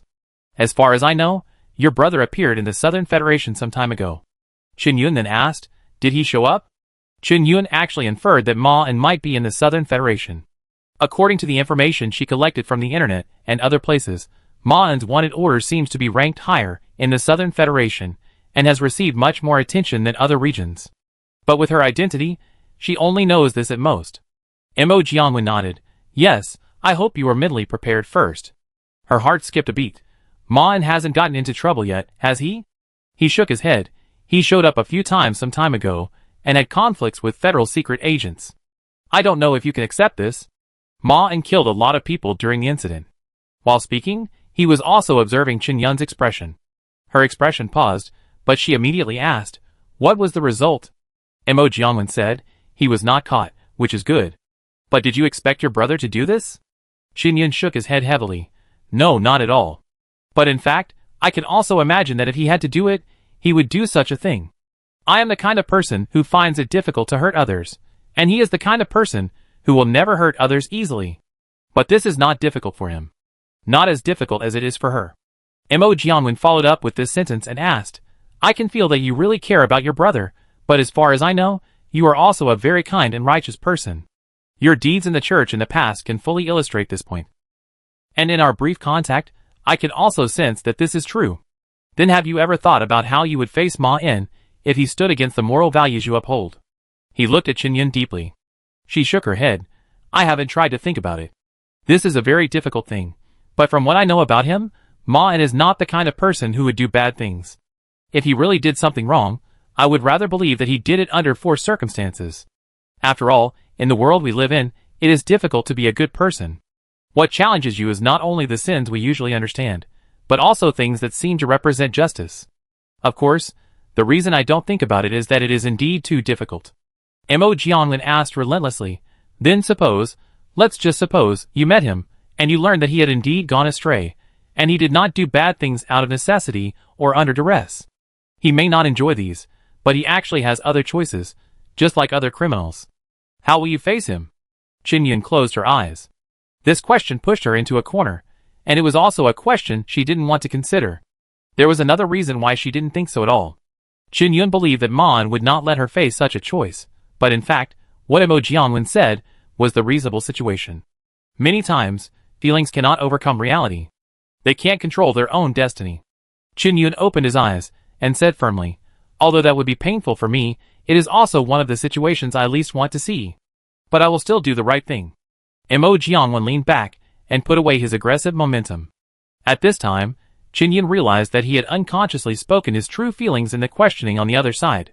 You really have a hand, she said calmly. Is this your purpose? Do you want to know what choice I will make when faced with this dilemma? This sentence was also said to cover up her surprise. Qin Yun didn't think that she would expose her thoughts so easily. Is it because she is still too concerned about Man's affairs? Emo Jiangwen apologized. I'm just too curious. In fact, the purpose of collecting these is definitely not to ask you this question. Before this, I didn't even know your situation, but after knowing this, I really couldn't suppress my impulse. I talked to Bishop Fu. You are almost a saint in his words, and your past experience has proved that you must value your relatives very much. Therefore, it is difficult for me to imagine what you will do when faced with that situation. Qin Yun said puzzledly, Saint, but I am just an ordinary person. Emo Jiangwen smiled and said, this is what they like to say most. Qin Yun calmed down. Do you have any news about my brother? Emo Jiangwen nodded. Of course, otherwise I would not dare to ask you like I did just now. He directly pointed out the meaning of the next action, because Qin Yun must have noticed his arrangement, and directly pointing it out can not only make the other party feel his sincerity, but also effectively reduce the negative impact of doing so. Even if Qin Yun knew that this was his way of apology, he would accept it. He looked a little more serious. This information was brought to me by my secret friend. I would like to ask you to keep it confidential, and not mention it to others casually, otherwise it may cause me some annoying troubles. Qin Yun nodded. I understand. Emo Jiangwen said, now the Southern Federation has withdrawn the wanted order for Man. Qin Yun said in surprise, but I just saw that he is still on the wanted list this morning. Emo Jiangwen replied, the kind of wanted order that asks ordinary citizens to provide clues will deliberately lag behind the news, but I have some inside information. Your brother Ma En is no longer on the wanted list. Qin Yun stared at him nervously. Do you know why? Emo Jiangwen shook his head slowly. I only know that they received the news of the withdrawal of the wanted order, but I don't know what it means, and even if I know it, I certainly can't say it casually, otherwise it will be considered as leaking federal secrets. But I can continue to pay attention to this matter, and tell you immediately if there is any new news. Qin Yun looked at him and said, if you can? The man took out his mobile phone naturally, then add a friend. Yes. Qin Yun nodded, thank you. Emo Jiangwen smiled. You're welcome, I just can't stand other people in pain. Qin Yun said with gratitude, Bishop Fu is right, you are really a good person. The man accepted her thanks with a smile. I just did what I could. Ding. Qin Yun suddenly looked at the information on her mobile phone. It was her friend who sent the information. Sorry. Qin Yun said, I suddenly have something to deal with. If you have something urgent, go first. Emo Jiangwen said with a smile, I will look forward to seeing you next time. Qin Yun showed him an apologetic look, said goodbye briefly, and walked out quickly. Emo Jiangwen still sat in his original position waiting until Qin Yun left the front door of the restaurant, and then a thin, old, twisted figure walked out of the curtain beside him. The old housekeeper stood beside him, and asked, Why don't you tell her that Ma En is safe? Emo Jiangwen shook his head. If I tell her now, what excuse should I use to ask her out next time? The old housekeeper then asked, What do you think? The handsome man pointed to the mobile phone on the table and said, Good progress, I'm going to get a friend. The old housekeeper looked at his master with some doubts. Is this the purpose of our coming here? Don't you want to see how the legendary Sister Ma En is? Emo Jiangwen looked at the old housekeeper in confusion. Don't you have eyes? When such a beauty appears in front of you, do you still have the energy to think about work? The old housekeeper asked doubtfully. Really? But you and I have seen countless beauties, and we could also find a few who can compare with her. At that time, you were not so. The man was still staring at the direction she left, his eyes blurred and empty. No, they are not even 1/10,000th of Qin Yun, you can't see it at all. How beautiful. Chapter 239. Qin Yun walked into the elevator. Now she was full of doubts about this dinner. Although Emo Jiangwen said that he just found a random reason to deepen the cooperation with the church, and this statement was obviously much more reasonable than that he did it for himself. Even if he was really interested in her, He just called her by the way. She herself should not affect Mo Jianwen's donation. If she did not go to the dinner today, Mo Jianwen would find another reason to renegotiate this business with the church. For them, this is business. However, in the following conversation, Mo Jianwen's performance made Qinyun feel something was wrong. Since he had figured out that he was still paying attention to Ma An's affairs before the meeting, he also specially collected the corresponding information in advance. During the communication, Qinyun also felt a little awkward. Obviously, she was not the kind of person who would be easily led by the nose, but for some reason, the conversation still fell into Mo Jianwen's control. Afterwards, she came to her senses and couldn't figure out how he did it. This is also the reason why she chose to leave immediately after receiving the news. If it is not necessary, Qinyun no longer wants to contact this guy. In fact, she is not sure to go to him again, as the other party thinks. The message Qinyun just received mentioned the information that Mo Jianwen told her at the dinner table. She has spent money to contact informants in the Southern Federation in the past few months, and has been constantly buying information about Ma In through the dark web. Although this is not a small amount of money for her, she can barely afford it. If it doesn't work, she can still borrow money from the bank with her identity as a church pastor, but this is enough to support her to get the information about Ma In without Mo Jianwen's intervention. After all, the most important thing for her now is not to know Ma In's situation. Although she hopes to keep track of Ma In's movements at all times, this is not a realistic idea, nor is it really good for Ma In. She is now concentrating on gaining a position in the church. The elevator slowly opened. There were several people standing in the corridor opposite her, walking towards her, and what surprised her was that two of them seemed to be clergy of the Holy Church, but she had never seen these two faces, and the other people following them did not look like simple characters. Qinyun quietly put her hand into her arms, and then walked towards them naturally. She passed by several people peacefully. Fortunately, Qinyun walked to her door. But at the moment she pushed the door open, she almost intuitively felt something was wrong, and at the same time stretched out her hand from her arms, and pointed the object in her hand towards the door. "Hey!" The man who appeared in her room exclaimed, looking at the black pistol pointed at him with a shocked face. Qinyun lowered the muzzle of the gun slightly. "Bishop Fu, why are you in my room?" Bishop Fu looked at the black pistol with a serious expression. "Don't you want to explain this to me? You don't seem to have a gun license. This is illegal." Qinyun looked down at the pistol, but still held it tightly. "I'm sorry, but Bishop Ding's death has hit me hard, and I feel that I will use this thing one day." The second half of the sentence is indeed true. Although she has not thought clearly about what to do with this gun, and has no real idea of using hot weapons, after Ma In was wanted, she felt that she would definitely need it. While collecting information about Mark through various illegal channels, she also got a little closer to other gray industries, and then naturally bought this pistol. "What are these?" Bishop Fu stood up, revealing several other guns of different lengths behind him. "These don't look like they are for self-defense." Qinyun blinked innocently. "I lack a sense of security." "Qinyun." Bishop Fu interrupted her heavily, his expression angry and helpless. "Who brought you to these things? I can't imagine you doing such a thing without telling us. You know that lying is against his teachings, right? This is not the only mistake you made." Seeing this, Qinyun's expression became a little more serious. "Bishop Fu, of course I will follow his teachings. I know that I should not exceed the laws of the mortal world. Nor should I hide my colleagues from sin. But I'm not a child anymore. He asks us to act in a kind and just way, but how many of us really follow his teachings perfectly?" She knew very well that these bishops were almost all involved in some areas that were not particularly legal. Although they did not reach the level of murder and arson, the church also gained a lot of benefits by exploiting loopholes in the law. Otherwise, who would serve the gods so sincerely? Bishop Fu shook his head heavily. "No, but you are different, you. You are a kind and innocent child. We have high expectations for you. Now that the gods have not returned, we have to stand in the mud if we want to gain a foothold in this bad world. But we do this so that you can stay away from these dirty things." But he looked at Qinyun with some regret. Qinyun shook his head and said, "There is no need to do it. And I have my own views on good and evil. I didn't use these things to hurt anyone." "Unlike them?" Bishop Fu asked angrily. "Really? Then how do you explain the things in the computer? Your illegal transaction records on those websites, Qinyun. Do you know that your brother is a dangerous wanted criminal? He found it." Qinyun fell into silence.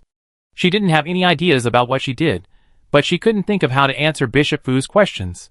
Bishop Fu pointed at her computer and said, "They said you are very professional, and know how to clear your traces on the internet. I don't want to know how you learned these, But I want to ask what you want to do with these. Qin Yun asked. Bishop Fu said sternly, what you should not try to find is the so-called magic and divine arts, as well as the secrets of our church. This is worse than your wrong idea about your brother. It is these that attracted the investigation of the tribunal and exposed all your illegal acts to us. If I hadn't stopped them, you would have been taken away now. Qin Yun's expression became more excited. So this is true? The church's statement to the outside world is that the tribunal had been disbanded as early as the Middle Ages. Bishop Fu shook his head with disappointment. Yes, you might have been exposed to these in the near future, but now it's not possible. The church will conduct a comprehensive investigation on you, confiscate these illegal firearms, and let you receive correct education again. Qin Yun asked, because I inquired about the secrets of the church? Bishop Fu strongly rebuked. No, it's because of your wanted criminal brother. He is a murderer. The wanted order says that he killed more than 20 righteous special agents in Dongsansu. Can't you see these words? Or when facing your brother's problem, the morality we taught you is no longer so important. Qin Yun denied. No, of course not. I still know good and evil and right and wrong, but I will not easily believe what the Federation told me. I have lived with Ma En for more than 20 years, and I know what kind of person he is better than you. Some people will change and waver easily, but that's because they don't know who they are from beginning to end. Ma En is not that kind of person. He will not do the things you see. Bishop Fu sighed. You love him very much. I understand this feeling. Sometimes love will blind your eyes, making you go astray without realizing it, and you still think you are on the right path. Love is the most vibrant force. Only hatred and it can make kind-hearted angels fall into hell without hesitation. He looked at Qin Yun sincerely. This is not your fault. You are mortals like us. We can't always be on the right path. We can only keep correcting our mistakes. But Qin Yun's words made him quite disappointed. I am not wrong. Bishop Fu looked at the girl opposite in confusion. Why didn't I find you such a persistent girl? The truth is clearly in front of you. Your brother Ma En is a sinful murderer. You can't help and cover up for him. No matter how deep your love for him is, how can you not see such a simple fact? Qin Yun's next words made the bishop completely shocked. This is not your fault. Neither of us did anything wrong. Even if our ideas are opposite, it does not mean that one of us is wrong. The reality is not so simple black and white. We just stand at different angles. I can fully understand your thoughts. In your opinion, this is the best way for me. In your eyes, I refuse to see the sins of Ma En because of the influence of family affection, but in fact, this is not the case. If Ma En really did something wrong, I would never protect him, and I have no right to forgive him on behalf of the victim. But in fact, you are also blinded by your concern for me. You think I can't handle my family affection for my brother correctly, but as you said, we are all mortals who can't always walk on the right path. Your basis is everything in your eyes. But you didn't see Ma En in my eyes. No one can see it, so only I can make such a judgment. I understand that you who can't see the scene in my eyes will definitely not understand my thoughts. But I hope you can believe me, just like I believe him. Bishop Fu opened his mouth, not knowing how to respond to Qin Yun's answer. The arguments she used to refute him were all the words he had just said when he taught her a lesson, and Bishop Fu couldn't say anything at all, because the rebuttal to this passage was self-contradictory. The question now was no longer who was right and who was wrong. It was whether he was willing to believe Qin Yun. And he was willing to believe Qin Yun both rationally and emotionally. Qin Yun has used clear logic to prove that she understands what she is doing and knows how others view her. If it was someone else, he would have given up trying to persuade her. But if it wasn't Qin Yun who did this, she would have been taken away by the Inquisition. Fortunately, the independence of the Inquisition has been reduced a lot under the reforms of the new Pope over the years. Otherwise, they might not contact him, and would just do it directly. If that were the case, it would definitely cause a misunderstanding. Now he is the only one in the Jinrongzi church who knows Qin Yun's identity completely. And the responsibility she carries. I am willing to believe you. His tone returned to calmness. But this does not mean that you are right. You may still be just using excellent arguments to dispel my doubts. Trust cannot replace the truth. And the church and the Inquisition do not have that much patience. In their opinion, you seem to be trying to abuse the power of the church and other things to cover up a criminal. The situation in my eyes is not particularly different from what they think. You can indeed trust your brother, but I do not accept your way of resisting the federal judgment. The court has already decided to sentence you. You can pack your clothes because they will take you away from here soon and lead you back to the right path. And you can also take the opportunity to get in touch with the things you care about. Divine magic. They originally planned to treat Qin Yun in a gentler way, But the current bad situation made them change their minds. Qin Yun looked at him firmly. I will not leave. I am his sister, and it is my responsibility to take care of him. Bishop Fu did not take her resistance seriously. After going to the court, Qin Yun would change his mind. I am not asking for your opinion. You know it yourself. The church does have some privileges in the secular world. We can take you away directly. Qin Yun silently pointed the gun at his chest again. No, you can't. Bishop Fu said confidently. You won't shoot. Because you are too kind. You are right. She said as she pointed the gun at Bishop Fu's thigh. I can't pull the trigger at your chest, but I can shoot through your thigh, and you can enjoy the best treatment without any sequelae. You can take me away by force, but this is the direction of the situation. She knew she would use it. Bishop Fu smiled. It's okay, child, you can shoot me. Because he is protecting his followers. It's time to show Qin Yun the power of the gods in the mortal world, and then she will realize what is right. Although this may make her blame herself for a short time, as long as she is guided correctly, Qin Yun will understand that this is good for her. She will slowly accept the reality. But just when Qin Yun was about to pull the trigger. Dong dong. Is anyone home? Chapter 240. Bishop Fu asked, Who is it? Qin Yun slowly put the gun into his arms. I go and ask him to leave. Bishop Fu narrowed his eyes. You have to know that no matter who is involved in this matter, it will not end well, and no one can help you. Those cold-blooded monsters of the tribunal have not left here yet. Don't do anything stupid. If it's him, let him leave quickly. It's good for both of you. Your brother is already stuck in the quagmire. He won't want to anger the church. And he can't fight us. Even though Qin Yun's expression was very natural, Bishop Fu still vaguely sensed something. Click. Qin Yun opened the door. She looked at the familiar and unfamiliar faces outside. Her bright eyes trembled slightly, and her face almost instinctively showed joy, but soon her expression became complicated, and something that could not be described in words was written between her eyebrows. Ma Yin just looked at her silently. Qin Yun's expression slowly calmed down, and then stared at Ma Yin and said, I'm glad you're okay. Ma Yin nodded slightly. I have a lot of things to tell you. Qin Yun seemed to be sure of something after hearing this. But she was not in a hurry to confirm her thoughts. Are you still being? Qin Yun took the initiative to lower her voice. Ma Yin shook her head. No. Just when Qin Yun's expression was slightly relaxed, a male questioning voice came from behind her. Is it him outside the door? Bishop Fu appeared behind her, his eyes fixed on Ma Yin standing outside the door.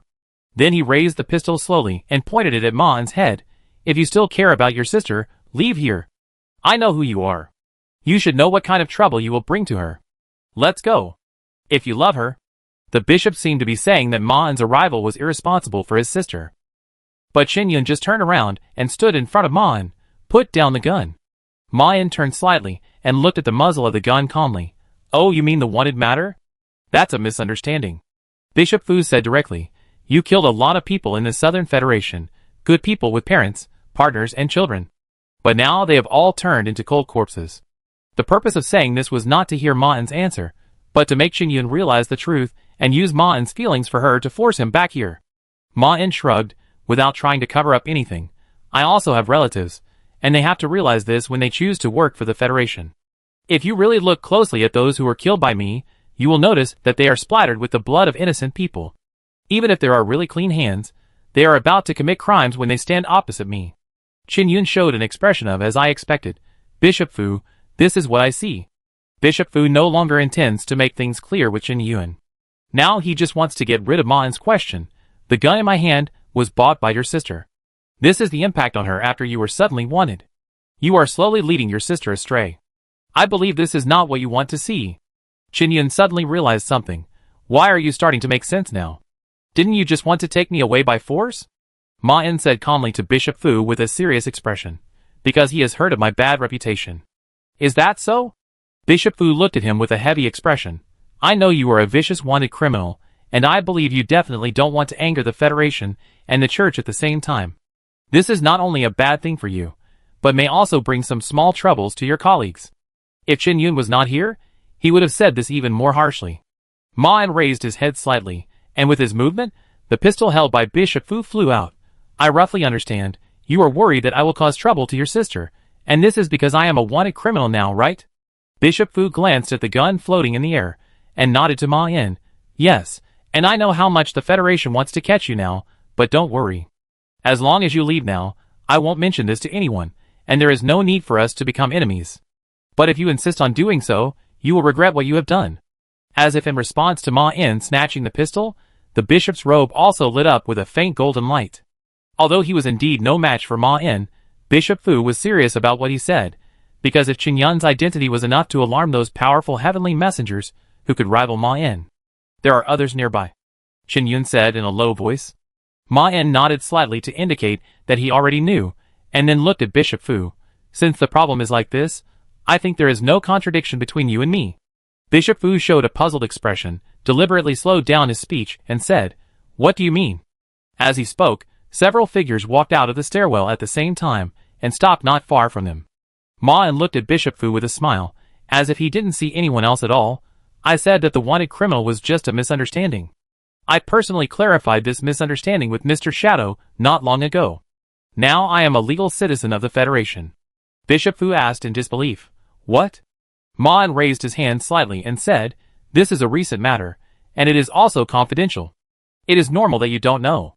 But you can always ask your friends working in the investigation department, and they will tell you that we have signed a ceasefire agreement with the Federation, and from now on we will no longer attack each other. Can I talk to my sister alone now?" Bishop Fu was still struggling. How can I be sure that what you said is true? Ma En turned his head and glanced at the other church members who appeared.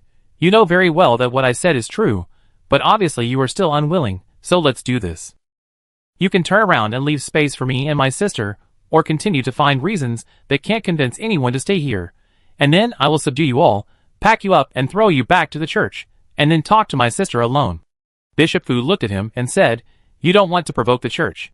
We have God's protection." Yes, all of them together are not Ma En's opponents. But they really have God's protection. Ma En looked at him and said, "Really? We have already reached a truce with the Federation, which means that all my colleagues are free. Of course, now they have all returned to their relatives and friends, but if they knew that I was treated unfairly by the church here, they would definitely not watch their companions being persecuted. You should also know what kind of people they are, so. Bishop Fu, do you want to bring hostility from the Salvation Alliance to the church?" Bishop Fu only realized after hearing this that the person in front of him was not only a 4th level ability user who could easily kill him, but also a core member of the Salvation Alliance. This can be seen from his ranking on the Southern Federation's wanted list. No, if you are really not a wanted criminal anymore. Bishop Fu lowered his head slightly. Then I have no reason to stay here anymore, but I hope you can talk to her properly. We can't violate morality because of feelings. Ma En looked at him and said, "Then why are you still standing here?" Even though he was very unwilling, Bishop Fu still didn't dare to stay here any longer. He could only turn around and walk towards the elevator in a somewhat embarrassed manner. Even the judges who were usually arrogant didn't dare to say anything about it, and followed him dejectedly. After they all left, Qin Yun looked at Ma En with some relief and said, "Will this not cause any trouble?" Ma En nodded, "It's okay. For me now, these are just trivial matters. What he can really do is much more than what he just claimed in his words. Even the church can't do anything to him at will, and he won't hurt Qin Yun, so it's impossible to attract enemies who can be called troublesome." Qin Yun nodded at him. "I'm glad you're back, go in first." Before Ma En realized it, he had already followed Qin Yun's words and walked in. Qin Yun closed the door, then looked at Ma En for a few seconds, and after making sure that he didn't intend to speak immediately, Qin Yun finally said the problem that had troubled her for several months. "You encountered some problems, right?" Ma En nodded. "Yes, but now it has been dealt with." Qin Yun shook his head gently. "That's not what I meant. I'm talking about the fact that you can't recognize me." Ma En paused and asked, "Does it look obvious?" Qin Yun smiled and said, "Of course you are my brother. I can feel a familiar smell on you, but there are many things that make me feel strange. This is not a change that can happen in a short period of time, and you even lost some things that you would hardly give up. And your choice of words, and the expression on your face when you look at me are so abrupt. If I am not mistaken, you should have lost your memory." It is reasonable for Qin Yun to be able to detect her own abnormality, but it is a bit beyond Ma En's expectation that she can accurately say that she has lost her memory. It's as if she has ruled out all other possibilities. Ma En nodded. "Yes, I only remember things from shortly before I was discharged from the hospital to now." Qin Yun nodded as a matter of course. "Is there any way?" Ma En replied, "I once recalled fragments of memory by looking at familiar scenes, but I never remembered anything after that, and I have tried some supernatural means since then. I came back to see if I could remember anything. If you don't mind, I want to ask about my past. Chin Yun said quickly. Don't be so polite, I'm not used to it. Just tell me what you want to do, but before that, I want to ask you a few things. Chin Yun's expression became a little serious, and even Ma En sat up straight reflexively. What you just said is true, right? She looked into Ma En's eyes and asked, you didn't do anything bad. Ma En replied, it's true, and the fact is just the opposite. I did a lot of right things during this period. Chin Yun's expression calmed down. That's good, and how long do you plan to come back this time? Ma En felt a little nervous after hearing this, and was a little worried that his answer would disappoint Chin Yun. It shouldn't be particularly short, but I may leave here to find other things soon. By the way, I actually have a lot of money now, which can be put into your card. Chin Yun immediately said in an admonishing tone, I am not short of money, but you should save some money, maybe you will need it someday. In this world, money is useful. Ma En interrupted almost reflexively, this little money is no longer important to me. But Chin Yun smiled. Do you feel familiar? Ma En immediately reacted, did you talk to me in this tone before? Chin Yun nodded. I said this when I was young, but later you didn't need me to take care of it. But I am serious. Money is really not important to me now. If you need money to do something normally, you don't have to give me money. If it really doesn't matter to you, I can keep it for you. Of course, I will use it if I need it, but to be honest, I don't have any need for money now. In fact, Chin Yun never refuses Ma En's kindness. Even if it is just out of love for her brother, she will choose to accept Ma En's help and giving. She knows that this is often the way to make him happiest. And she will do the same thing to Ma En. She said this just because she really doesn't need money. Ma En said, what I said is true. As these few sentences were established, he seemed to have found something vaguely. Before seeing Chin Yun up close, he didn't feel it so deeply, but now Ma En is very sure that he cares about the woman standing opposite him. Even if he can't recall any memory of her, the things engraved in his bones can't be erased. Can't be erased. I seem to have some feelings. Ma En said, now I also unconsciously relax my spirit. His words stopped abruptly. Ma En's eyes jumped over Chin Yun's shoulder and looked at the window behind her. A hunched old figure was standing outside the window on the 5th floor, watching Ma En. But this figure clearly had no eyes. Nothing. Tick, tick, tick, tick. A silent blankness was ushered in. Chapter 241. Everything is normal and natural. This is how Ma En felt after meeting Chin Yun.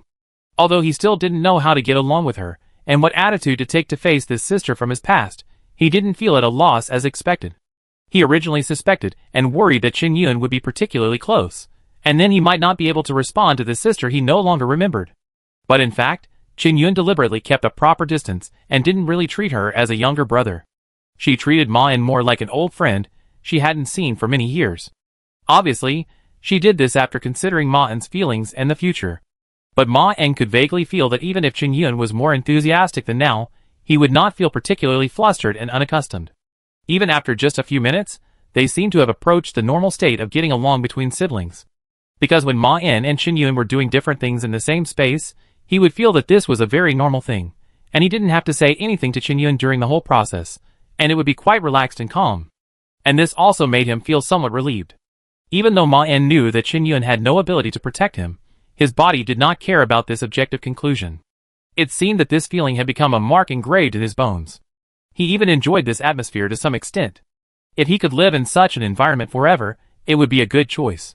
Maybe in the eyes of outsiders, this was a kind of indulgence in a peaceful life, but it was also something that many people wanted but could not get. In fact, it might be the same for Ma En. He did not forget that Chin Yun had other problems. Even if he could drive away the bishop of Jin Rongzhou, the other party was afraid of his power and identity. But angels are not afraid. After thinking about this, Ma En immediately realized that he began to worry about Chin Yun because he saw her, and at this time he also completely understood why there was an angel in the control bureau in the past. He wanted to solve the problem with Chin Yun. But Ma En did not forget what he came back here for. He closed the diary in his hand and looked up at his sister, who was squatting a few meters away looking for something. Did you find anything? Chin Yun stood up and pointed to the things on the table.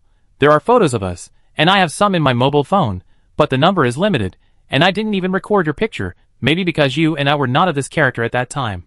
What's in the diary? Ma En shook his head. It's all lies. Chin Yun raised his lips slightly. Yes, when we were little, you and I were not the obedient type, and only you would write down the truth obediently. Ma En paused, then asked, she? Chin Yun turned around and looked at Ma En calmly. It was a tragedy. I could never imagine how she would encounter such a thing, although they found Xiao Yu's charred body outside the orphanage and finally caught the criminal who killed her. But when this matter just ended, I had no way to accept their conclusion, and I was unwilling to believe that this was the final answer. I was desperate to find some other truth, as if I could avenge her personally. It's as if she's not dead yet.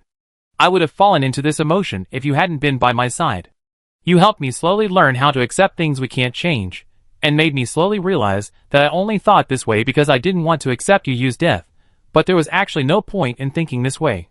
Do you still remember these? She looked at Ma-En expectantly. Ma-En shook his head. I can't remember them all. And in fact, if she thought this way, what she said to Qin Yuan at that time was not true. Her suspicion was actually correct. It was even possible that she thought this way at that time not only because she couldn't accept Yu's death, but maybe she really noticed something. But for the sake of protecting her, I still persuaded her not to be obsessed with this matter. Qin Yuan nodded slightly. Then let's take a look at the photos of the past. Although she knew that Ma-En would not be able to recall the past so easily, Qin Yuan still felt a little uncomfortable after hearing that he had forgotten even this, but she did not show it to avoid Ma-En thinking too much. She opened the photo album. Look at this. This is a photo of us when we were a few years old. Qin Yuan pointed to the first page of the photo album, which was a photo of 3 children standing together.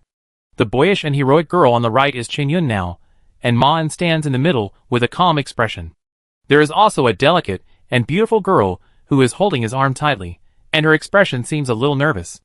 Celia is very afraid of strangers. When this photo was taken, there were many people outside the orphanage around. Qin Yuan explained, at that time, she especially liked to follow you, or she would stay with me. Qin Yuan flipped through the photos while talking, but Ma-En didn't remember anything when looking at the content, but he was more confused. Look at this one. Qin Yuan took out his mobile phone. This was taken when we went to the amusement park. I still remember that the staff member who took the photo for us was a girl of the same age as us. The photo shows Ma-En and Qin Yuan, who are already teenagers, and they both look in a good mood. In fact, I know that you were no longer interested in those entertainment facilities at that time. Qin Yuan looked at the photo with a smile. We went here only because it was a childhood wish, but we really had a lot of fun those days. She found another photo in her mobile phone. Look at this. Qin Yuan said, this is the photo they took of you when you were admitted to the hospital. At that time, your mental condition was very bad. I was very worried that you would not be able to survive, but now you are still by my side. Although you have lost your memory, I am very happy that you can regain your normal mind. Those days were the second most difficult time in Qin Yuan's life. Ma-En nodded slightly. You don't have to worry about this problem anymore. Now he couldn't tell his sister the truth about her mental problems. She was still under the surveillance of the angel. Ma-En flipped through the photo album in his hand, and then raised the question that bothered him. In these photos, why is there no Sally? Chapter 242. Master. Mo Jiangwen, who was lying on the sofa, opened his eyes, and looked at the housekeeper, who was standing respectfully in front of him. What's wrong? The tall and thin old man hunched over and said, something went wrong. Mo Jiangwen asked calmly, what's wrong? The old housekeeper said, the tribunal and the church did not act as we expected. They did nothing to Qin Yuan, nor did they cut off her other channels to contact Ma-En. She was even driven out not long after entering the building. Mo Jiangwen narrowed his eyes slightly. The old housekeeper continued, Ma-En is back. Mo Jiangwen paused when he heard this, then he raised his eyebrows and said, now? The old housekeeper nodded. He has been living with Qin Yuan. Mo Jiangwen sat up straight when he heard this, and then showed a cautious look. Didn't you say there is enough time? The old housekeeper reminded calmly. What we have done now is actually enough. Mo Jiangwen said, it depends on your perspective on this matter. Although the current situation is a bit tricky, it is not bad. I can still find a new entry point. The old housekeeper said helplessly, Master, we have already talked to them, and now it's time to get down to business. And isn't your purpose of contacting Qin Yuan for Ma-En? Mo Jiangwen was silent for a few seconds when he heard this, and then looked at the housekeeper's eyes, and saw the strange scarlet. Are you the master or am I the master? But the old housekeeper was not scared. We promised them that doing business should be honest, which is what you often tell me. Are you going to break your principles now, my master?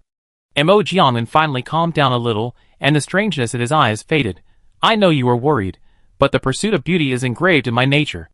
If I hadn't seen her, it might be okay, but now you let me notice the existence of such a beautiful thing, I can't take my eyes off it anymore. The old butler said, but now Ma-En has returned.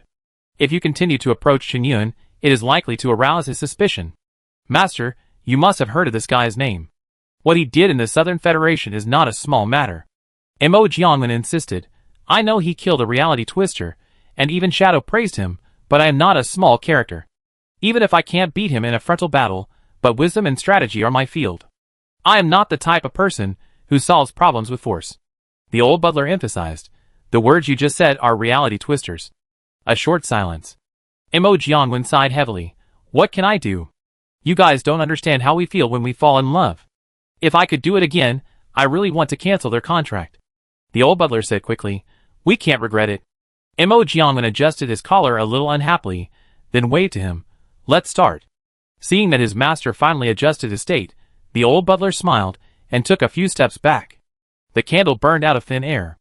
Mo Jiangwen raised his hand to smooth the hair on his forehead, and then two small black horns were revealed.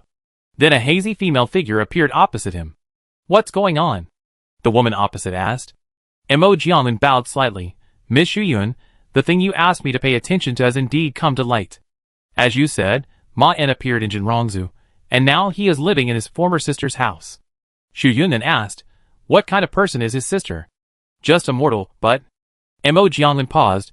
Based on my observations during this period, her position in the church seems to be a little strange. I think if she is involved, it may cause some other troubles. Xu Yun asked in confusion. Isn't this what you like to do? Mo Jiangwen shook his head repeatedly. No, you misunderstood. Those who want to cause trouble for the church are called demons. We who do business all pay attention to peace. If it is not necessary, we will not provoke the church. Of course, if you insist, it's okay, but that's another price. Xu Yun immediately refused. No, Ma En may not cause me trouble. As long as he has a little self-knowledge, he will not cause trouble for me. I asked you to keep an eye on him just in case. After all, this guy is more or less worth a look. Mo Jiangwen then said very consciously, there is also some news about the New Day Club you asked us to keep an eye on. My people have found some clues. If everything goes well, there may be news in a few days. Xu Yun nodded. Keep an eye on them. No matter who wants to intervene, solve it for me. If you encounter obstacles that you can't handle, notify me immediately, and keep an eye on Ma En to make sure he doesn't get involved in this matter. Mo Jiangwen lowered his head slightly. Yes, sir. Xu Yun's figure slowly disappeared as he said this. If they weren't so generous, I would have stopped trading with them. Mo Jiangwen raised his hand and rubbed his forehead, and the decorative short horn that had just appeared disappeared. The housekeeper said, as if he didn't hear the host's complaint, Miss Xu Yun is one of our best customers, and she is also our frequent customer. If we can complete this order smoothly, it will definitely be beneficial for us to continue to cooperate in the future. You know, the contract she can provide us is not just these small things. Mo Jiangwen protested like a child. If the next contract still affects Chen Yun, I won't take it. The old housekeeper sighed. Okay, but Xu Yun just said that Ma En may not really stand in our way. Mo Jiangwen suddenly smiled. Do you really believe her words? Are you as stupid as her? She thinks that Ma En will not dare to intervene because of fear. Can she hear what she is saying? He dares to follow Shin Shao. What else is he afraid of? The old housekeeper replied, but in the end, he chose peace. I believe that Ma En must have been a strong-willed warrior in the past. But choices change people. You and I know this very well. He is not afraid of getting involved in trouble, but he is not willing to jump into a mud pit that he just climbed out of. Mo Jiangwen was not convinced by him. Then do you want to bet? The old housekeeper smiled. It seems that you have never underestimated Ma En. What you said just now was just because of Chen Yun. Mo Jiangwen smiled. Of course, I am not those humans. Chapter 243. Chen Yun silently looked at his brother, who looked puzzled. He looked as normal as before he asked this question. What's wrong? Ma En noticed something. Chen Yun whispered, I don't remember a person named Selly. Ma En was a little surprised to hear this. But as far as I know, there seemed to be 4 of us when we were young. Chen Yun asked with concern, You saw non-existent people again? Ma En asked, I could see non-existent people before? Chen Yun nodded. You often saw hallucinations before you were hospitalized. But although your mental state at that time was better than other mental patients, it was not particularly stable. It was obvious that you had serious psychological problems at that time. This is quite normal. He did this to cover up the fact that he could see the angel, so he would definitely take the initiative to show that he could see hallucinations to dispel their suspicion. Thinking of this, Mayan began to recall how he knew about the existence of Selly. But he couldn't find anything. Ma-en could still remember how he heard about Chen-yun and Yu-yu, his childhood playmates, but he couldn't find out how Selly entered his memory. He just didn't know when he had such a person in his memory. Fortunately, he had the habit of storing memories. Wait for me here. Ma-en said this and disappeared from the spot. After a few minutes, he reappeared at the place where Chen-yun was. This is not a mental problem, Ma-en said to Chen-yun, who was worried. Now, he couldn't let the other party know that the mental problem was just a lie to cover up his killing of the angel. She was obviously relieved after hearing the answer. Okay, what happened just now? Ma-en replied, this is just a small matter in the abnormal field. But I don't know exactly what happened now. Maybe I need to spend some time to investigate. Chen-yun nodded, without asking further. If you need to deal with this matter now, go ahead. Ma-en nodded slightly. Okay, I do need to do something. He planned to meet Carrie. Marn had just reread his stored memories, and completely recalled what happened to Carrie, but this also made Marn fall into deep doubt. Why did he suddenly mistakenly think that Carrie was really his childhood friend?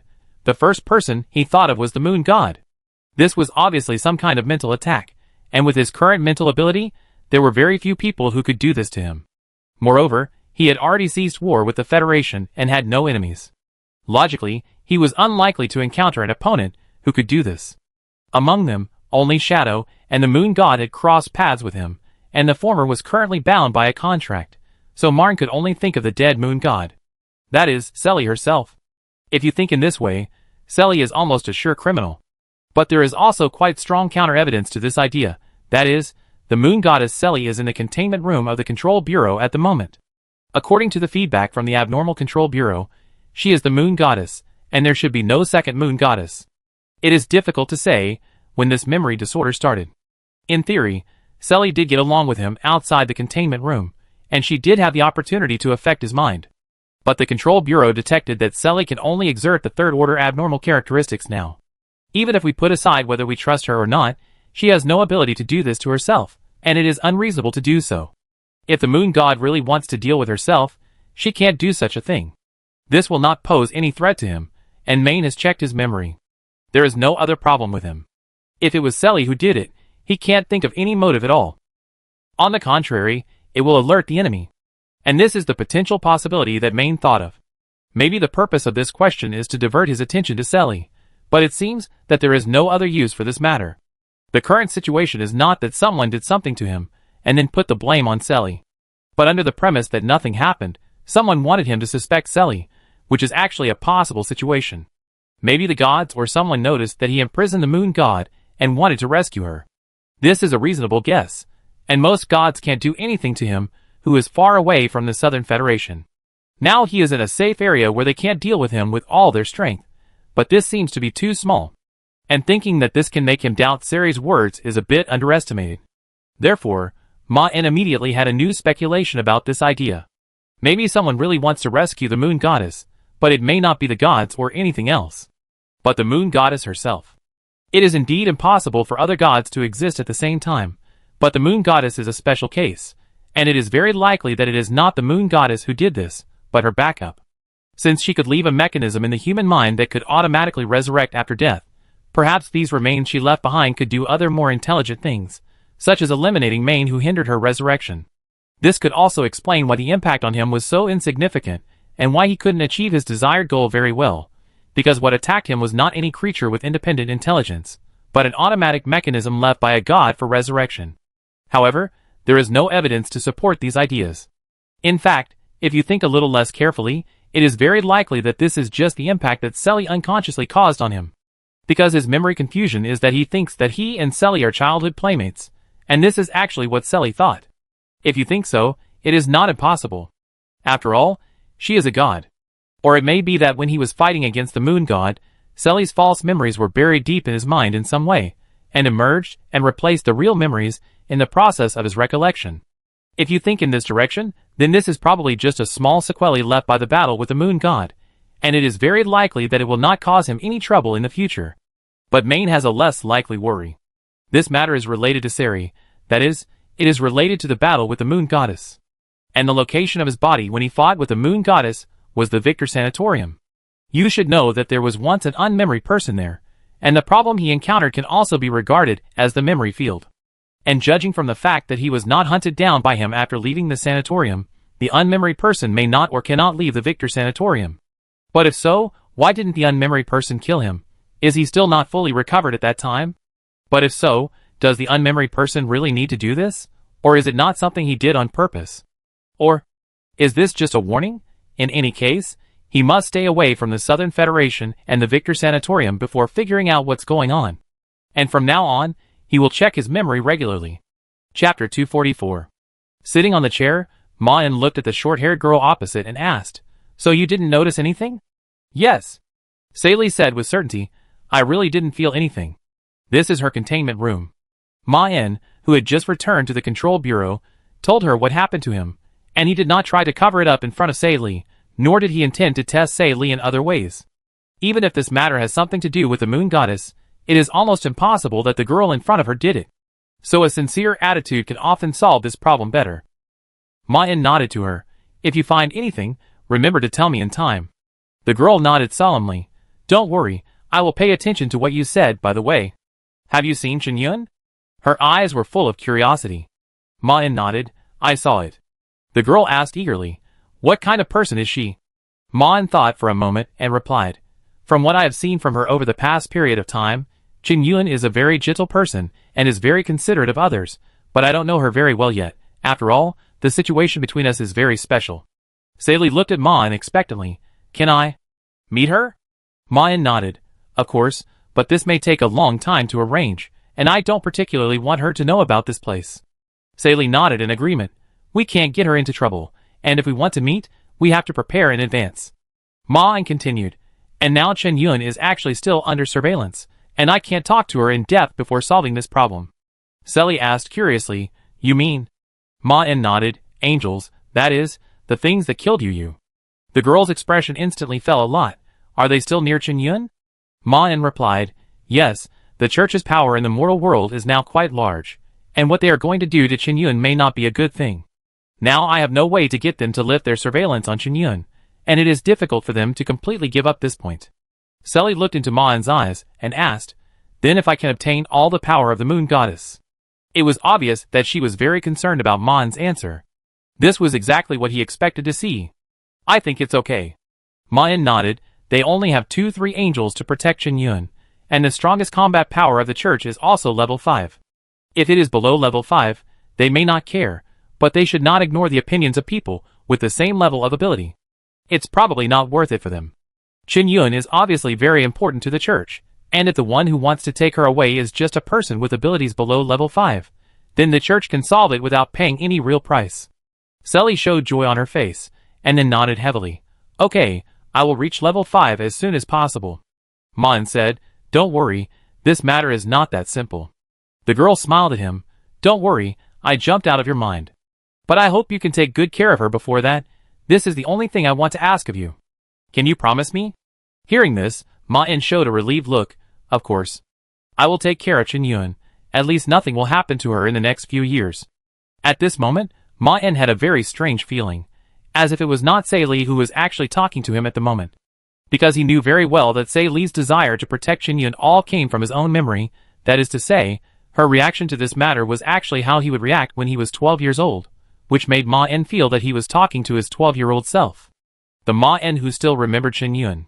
Although he instinctively didn't want Chen Yun to be hurt now, the emotions in his heart were actually far less clear than Saili's, and were closer to a vague impulse. "Well, then I leave her to you." Saili looked at Ma-en and said, "I will also work hard." After hearing Ma-en's promise, she was completely relieved. As a spiritual entity that appeared out of thin air, Saili could not trust other people in the world as much as she trusted Ma-en. This feeling was only slightly different from trusting herself. Ma-en then asked, "How is Shinjiha?" The girl shook her head. "Too complicated. What the moon goddess did to him was really terrible, and this was only done in a short moment. If she really spent time and effort to destroy Shinjia's mind, I might get lost in it." Ma-en said, "I didn't give her this time." Saili nodded and said, "It's good that this is the case. The damage she caused can still be traced. Although I am ashamed that I have not found any clues to heal him, my own observation has allowed me to learn some of the skills of the moon goddess." At this point, she looked a little more guilty.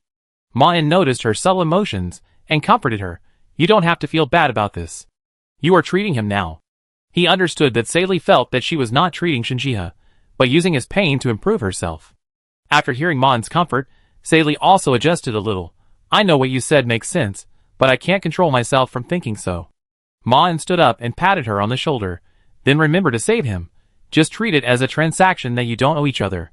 I believe Shinjiha will definitely be happy to use these in exchange for his own reawakening. Saili's eyes firmed up a little. Okay. Ma-in said goodbye to her briefly, then turned and walked out of the containment room. He still didn't get the answer. Maybe there is no answer at all. It's just a sequelae left at some point.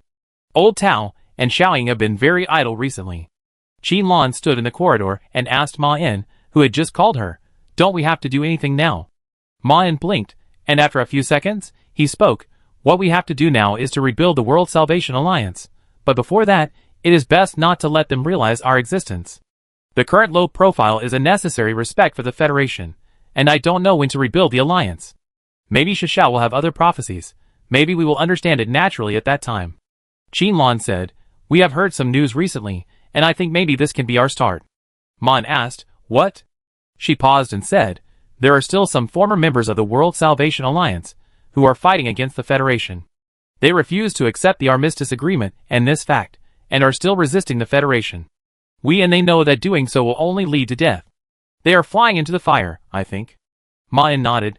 I will consider it, but I think you should understand. Qinlan lowered her head slightly. I know. We can't help everyone, I just think if there is a chance. They chose a dead end, but it doesn't mean they deserve to die. Chapter 245. Are you sure you want to do this? The shadow raised his head and looked at the dozens of phantoms floating around.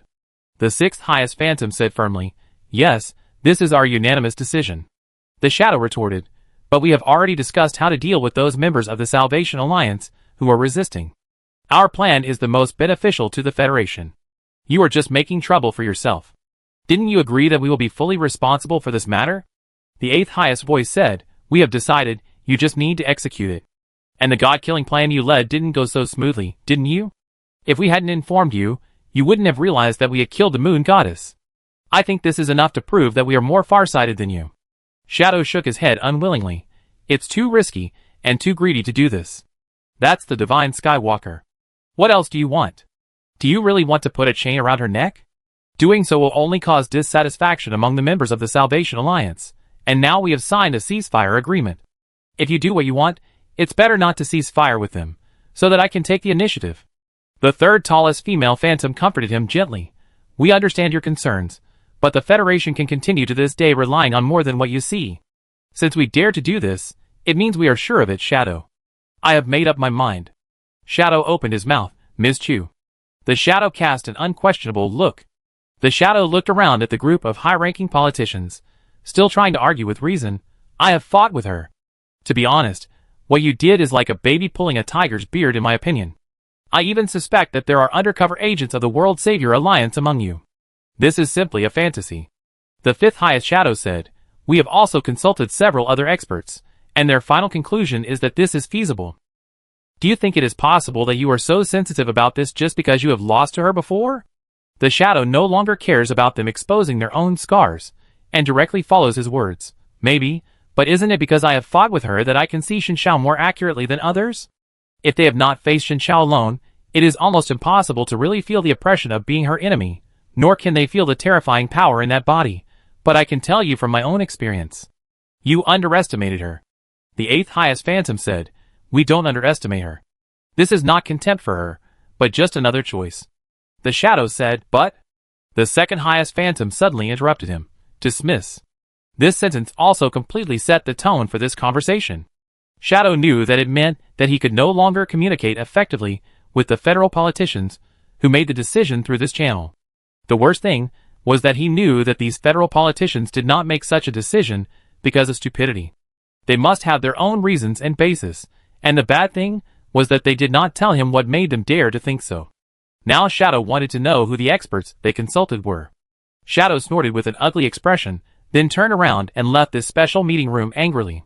When his body hit the wall, he did not enter any place in the world. In front of Shadow was a black ocean. There were countless tiny light dusts on the sea's surface that could not be seen by the naked eye, and occasionally there were slightly brighter light spots among them, and only when they were upwards could the outline of the light spots be clearly seen. Although the first two could not be seen clearly when they existed alone, when they gathered together, they would be like fluorescent algae floating on the water, forming beautiful glimmering ripples. Shadow closed his eyes, then let his spirit continue to rise, and then flew forward. Shadow began to soar freely over this vast ocean, and as he continued to pass over the sea, the weak light source in his eyes was constantly changing, and occasionally he could even see a luminous fluid of similar size to himself at the same high end, but they all tacitly kept a distance that could not affect each other. Of course, the images in the minds of those mental entities at this moment are completely different from his, and this is only the perspective that Shadow uses when he looks down on the entire world, so that he can find what he wants with the highest efficiency.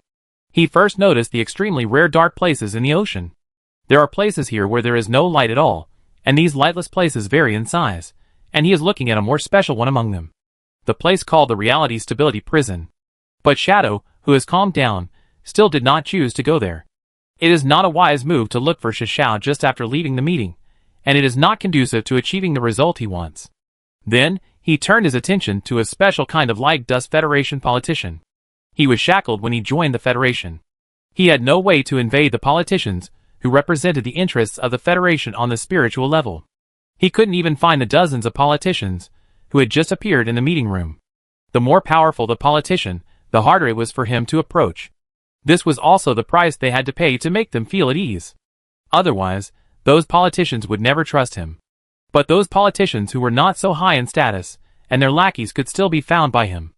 After all, their geographical location was no longer a secret to people of his class, but this was the most he could do. Shadow blinked. He appeared in front of a luxurious wooden door. At this moment, there were vast courtyards on both sides of Shadow.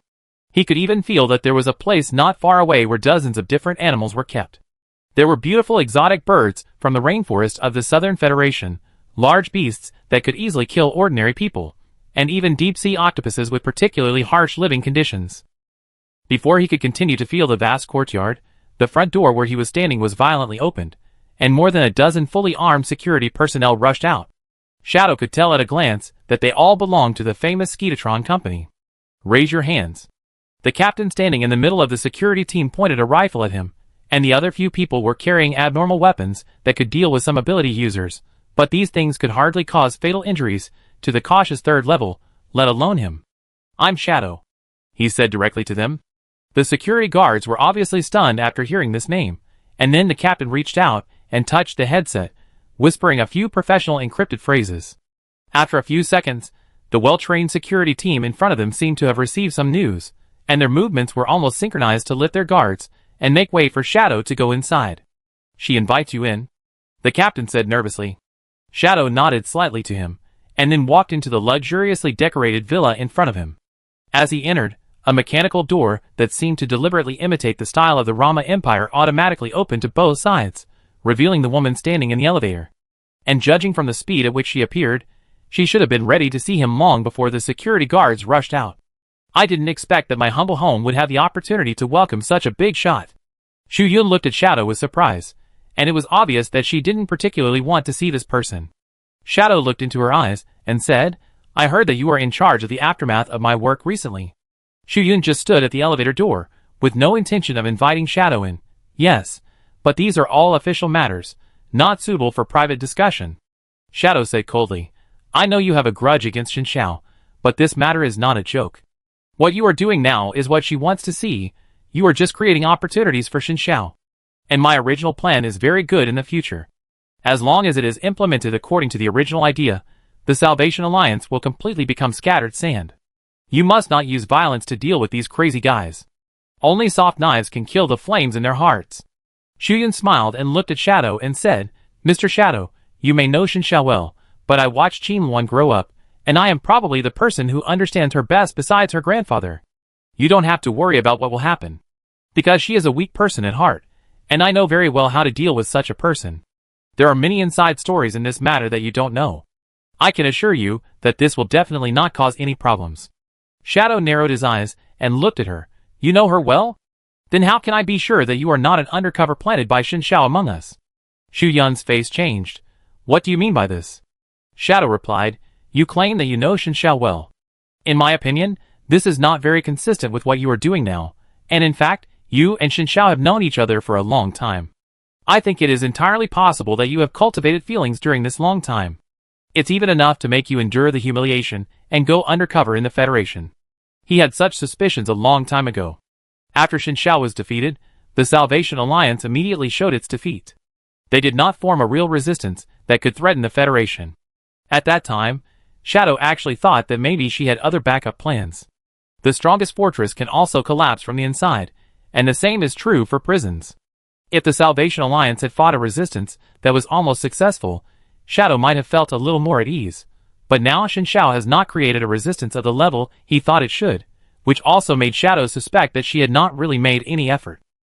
As long as he really solved a resistance that was worthy of Xiao, he would let go of this idea. After all, Shadow still remembered what Xiao had said. How could they defeat the past Xiao? In fact, he also knew that such an idea was close to paranoia.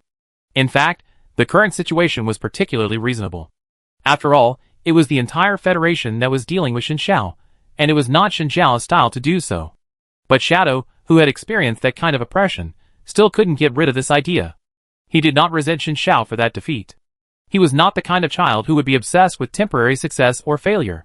But what Shadow did not say was that the defeat did leave him with an incurable shadow. This had nothing to do with Xiao as a person. The shadow was caused by the kind of power that could not be crossed. He tried countless paths to victory, but every time he reached the end, Shadow would see Xiao sitting there, as if he was destined to lose when he started this battle. It was as if Xiao had actually reached the future of victory, the moment he raised his arm to prepare to go forward. It was a desperate suffocation, and Xiao blocked every path to fresh air. The whole struggle that seemed like a battle only made him more aware of his future of defeat, but could not actually change anything. Watching himself die. How could such an opponent perform to such an extent, even if Shadow understood that the politician's evaluation of him was correct, and he was actually scared by Xiao? Shadow felt that this proved the danger of Xiao, and he could not blame himself at all. This was Xiao's problem. Your suspicion is simply a joke. After hearing his words, Xu Yun could not suppress her anger. You can only say such things because you don't understand Qin at all. If you realize who she is like me, you will do the same as me. And you are wrong. I don't hate her at all. I just feel disgusted by her existence physiologically. You are all attracted by the two words Xiao, so you don't even look down to look at Qin hiding behind that skin. You can't see her disgusting soul at all. Shadow suddenly smiled. The whole world can't see what you see. Maybe it's not because Xiao has an ugly soul hidden under the appearance, but because you have a unique look that is completely different from ours. You are the guy with a unique soul. Xu Yun's face was completely pulled down. Don't think you are. Shadow interrupted. I am Shadow. If you are not lucky enough to be in the Federation, you are not qualified to talk to me face to face. Xu Yun sneered and said, but I am so lucky, and I am destined to hold power. And you, a dignified 5th level ability user, can't invade my brain. Shadow asked, but you will offend me. Xu Yun raised the corner of her mouth contemptuously. Then wait for the punishment. You are not Xiao. No one will be afraid of you. They will only worry that the shackles on Xiao are not tight enough, and they will retaliate against them after they come out. Because only she will do this. Very good. This is the answer he wants. Chapter 246. Qin Yun looked straight at Ma and who was lost in thought. The table between them was filled with objects that Ma and was familiar with in the past. Some of them were found by her with great difficulty in the past few days, but most of them had been kept by her. After a few minutes of silence, Ma-en finally said, I still can't remember anything. Qin Yun cleverly concealed his loss, and said to his brother in a comforting tone, Don't worry, we still have a long time. Ma-en also nodded, It's okay, I actually expected it. They tried all the ways they could think of in the past few days, but all of them were like a stone sinking into the sea without causing any waves. Except for Qin Yun, nothing else caused any emotional changes in him, let alone recalling anything. But unlike what he told Qin Yun, he actually didn't expect the result to be like this. Ma-en originally thought that he would definitely remember something when he came back to meet Qin Yun this time. After all, when he just called his sister, he could feel something strange, and he had touched his sister's heart in the past.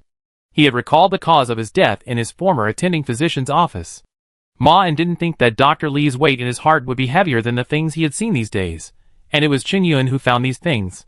During this period of time, Ma-in also deeply realized how much Qinyun knew about his past self, but this also meant that with her help, what he had come into contact with was the most likely to trigger his memories. Although there must be some things in his past that Qinyun didn't know, if these didn't cause any emotional fluctuations, Ma-in doubted whether those things in the past could really help him. Could it be that he remembered Dr. Li's death in the office just because he happened to be lucky? No, Ma-in doesn't believe in coincidences. You have to know that his telekinesis is still improving its resistance to memory erasure. It stands to reason that he could recall it at that time, probably because of its gradually increasing resistance to memory erasure. It should be easier to remember it now. The current situation reminds Ma-in of another problem he noticed not long ago. His memory of Selly is wrong. This is a problem at the memory level. Maybe the purpose of the person who made him is to prevent him from regaining his memory. Even if the purpose of the person who made it is not here, it may be that this incident has affected the process of regaining his memory. And if he thinks in a worse direction, his inability to regain his memory makes the least likely of his several guesses more likely. Maybe this is the real warning or revenge left by the unmemorable person. And the worst thing is that he can't do anything about it now. Even if the initiator of this incident is really the unmemorable person, he may have to pray that the other party will not retaliate against him again. Because if he could leave the Victor Sanatorium, he would definitely find a way to kill himself. At least, thinking from another perspective, Marn felt that he could definitely do it. Even if the unmemory could only affect the memories of others, he could still use other abnormal entities to create enough AI. Fortunately, as long as he didn't go back, he should be safe. Because the note left by his past self seemed to imply that the unmemory could not leave the sanatorium, or even if he could leave, he would not really come to hunt him down. His past self felt that as long as he escaped from there, he would be safe. Now all he had to do was stay away from the sanatorium and the Southern Federation. That was all. Although he couldn't remember anything, coming back to see Qinyun was still very helpful to him. It seems that we can only use that method. Qinyun said helplessly, I will start writing notes from tomorrow and write down everything you and I encountered when we were together. These days, she has told Ma-in everything that she thinks is more meaningful, but these are just a few fragments of his life, which is far from being able to truly summarize Ma-in's life, nor can it be clear who he is. Ma-in said, It's mainly before you were 18, right? She nodded, Yes, after that, I went to participate in the work of the church, and I had to live in the dormitory arranged by the church. That period of time was the time when we spent the least time together before you were hospitalized. After more than a year, we lived outside together. After that, although we didn't stay together all day like when we were children, at least we lived together. I still know what you usually do. Unfortunately, you suffered from serious mental problems after that. Ma-in said, Did I encounter anything worth talking about during that time? This period of time was also a blind spot that Qinyun had deliberately avoided in the past few days. Ma-in wanted to try to remember something. Qinyun thought for a while and said, You stabilized immediately after being hospitalized, and everything went smoothly after that. And soon the person in charge of you was replaced by Dr. Li, who was quite famous inside and outside the sanatorium at that time. At the beginning, I often went to the hospital to see you, but later the church arranged some work for me that I couldn't leave, and then I began to communicate frequently with Dr. Li. She paused here, but still kept a relatively natural look and asked, I heard that Dr. Li died not long before you were discharged from the hospital. Ma-in nodded. It was a tragic accident, but I had lost my memory at that time. Qinyun nodded slightly and recalled. He was a very responsible and good doctor. He often discussed your affairs with me in detail at that time. He said that after you were hospitalized, as you took the medicine on time, your condition was constantly improving, and then there was no special news for a long time. He would certainly be a responsible and good doctor, because I must have given him enough money privately. A long time? Ma-in asked. Qinyun said, Yes, but before you were discharged from the hospital, Dr. Li took the initiative to call me. He asked me some things about you, but they were not very important things, such as your previous hobbies and habits, many of which he had asked before. At that time, he told me that he did this because you seemed to have some signs of recurrence of your old illness. He said that you would mention people who were invisible as in the past, and this time it was even more serious than before. But I never heard from him again. Maybe you were on the verge of amnesia at that time. Ma-in nodded, Maybe, but I don't remember it. It seems that these are useless. But this should not be the reason why Dr. Li did that, because in fact he had no problems at all. What he said to Qinyun should be to reassure her, so the purpose of the last conversation was definitely not to cure the disease. According to Dr. Li's notes, he might have wanted to do something unwise at that time. Qinyun stood up. I see if there is anything that can help you remember. She pushed the door and walked out of the bedroom, and began to search in the living room. Dong, dong, dong. Someone knocked on the door. He instinctively wanted to get up and rush out of the bedroom, but he still restrained his impulse. Ma-in wanted to run out almost conditionally because he did not sense the existence of any soul outside, and after the impulse faded, he realized who appeared outside, so he did not reveal his anxiety. Hello, is this Ma-in's home? A familiar voice he had heard came from outside the door. Who are you? Chen Yun, standing behind the door, asked in confusion. Ah, you must be Miss Chen Yun. The man outside the door said enthusiastically, I used to work with His Excellency Ma-in. I don't think that can be called working together. Ma-in walked into the living room and looked at the Shadow standing in front of Chen Yun. Shadow smiled. But that was one of the few satisfactory collaborations in my career. We both handled our own affairs. Isn't it? Ma-in said to him, let's go inside and talk. He turned his voice. Shadow greeted Chen Yun politely, and then walked towards the bedroom location indicated by Ma-in. When he walked to Ma-in's side, his steps paused, and when he saw that Ma-in was not going to lead the way, he continued to walk over. He understood what Ma-in meant. Shadow pushed open the bedroom door and walked into a white reception room. Ma-in followed Chen Yun in, and then closed the door. He thought that the door would be Ingzi's office, but it was actually a finely decorated reception room, with various small ornaments exuding the atmosphere of life, and the tables and chairs were not standard office supplies. Obviously, this was not a private place. Ingzi sat on the sofa and began to fiddle with the coffee table on the table. Would you like some tea? Ma-in sat down opposite him. I thought you would wait for me there. Ingzi mentioned to him last time that he wanted to find an opportunity to meet, but Ma-in didn't expect him to come in person. Shadow made tea for him. Actually, I didn't expect it. I wanted to wait for a better opportunity to meet you. What I wanted to tell you is not clear now, and it is not the main topic we want to talk about today. Ma-in asked naturally, what did you want to find me for? Shadow did not hide anything. Didn't we deal with the reality twister and the son of the sun together? In fact, it wouldn't take that long to kill him, but I found something very interesting in his mind. The Sun God has an evil plan that threatens the rule of the Federation. And in that battle, you prove that you can defeat a reality twister of the same level. If other people heard about this, they would have many explanations in their hearts, such as you actually just won a miserable victory, or Hong Yuan is actually very weak. But I was there at the time, so I know very well what kind of battle it was. Ma-in asked puzzledly, what does this have to do with me? Ma-in meant why he should get involved in the affairs of the Federation. Shadow said, good question, I haven't thought of the answer to this question yet. Originally, I wanted to wait until I found the answer before coming to you, but before that I encountered some other troubles, and then I thought of you immediately. This matter is more suitable for you than what the Sun and him are going to do. Sun and him? This made Ma-in think of the double gods mentioned in the prophecy of Shinshao, but he did not reveal his concern about it. Will I help you with this matter? Ma-in asked curiously. Shadow said, I think it is possible, and I am not here empty-handed. Ma-in asked, what is it? He pushed the teacup to Ma-in. We signed a ceasefire agreement, which is the premise of everything. But you can imagine without me saying that there will definitely be a very small number of members of the Salvation Alliance who are unwilling to stop. According to the contract we signed, the Federation has the right to use violence against them. I believe you can also understand that this is a necessary sacrifice for peace. But in my opinion, they are all poor people who have been completely driven crazy by Shinshao. So we don't really plan to kill them. Yes, what we are going to do is different from what most people imagine. I was going to use gentle methods to make them give up resistance, and even if they would rather die than surrender, I would only imprison them temporarily. I can do this. But now there are some differences within the Federation on how to deal with your former colleagues. Some Federation politicians want to capture them, and use them as bargaining chips to threaten Shinshao to make new concessions. After all, we can't take action against other members of the Salvation Alliance now. And I want you to stop them.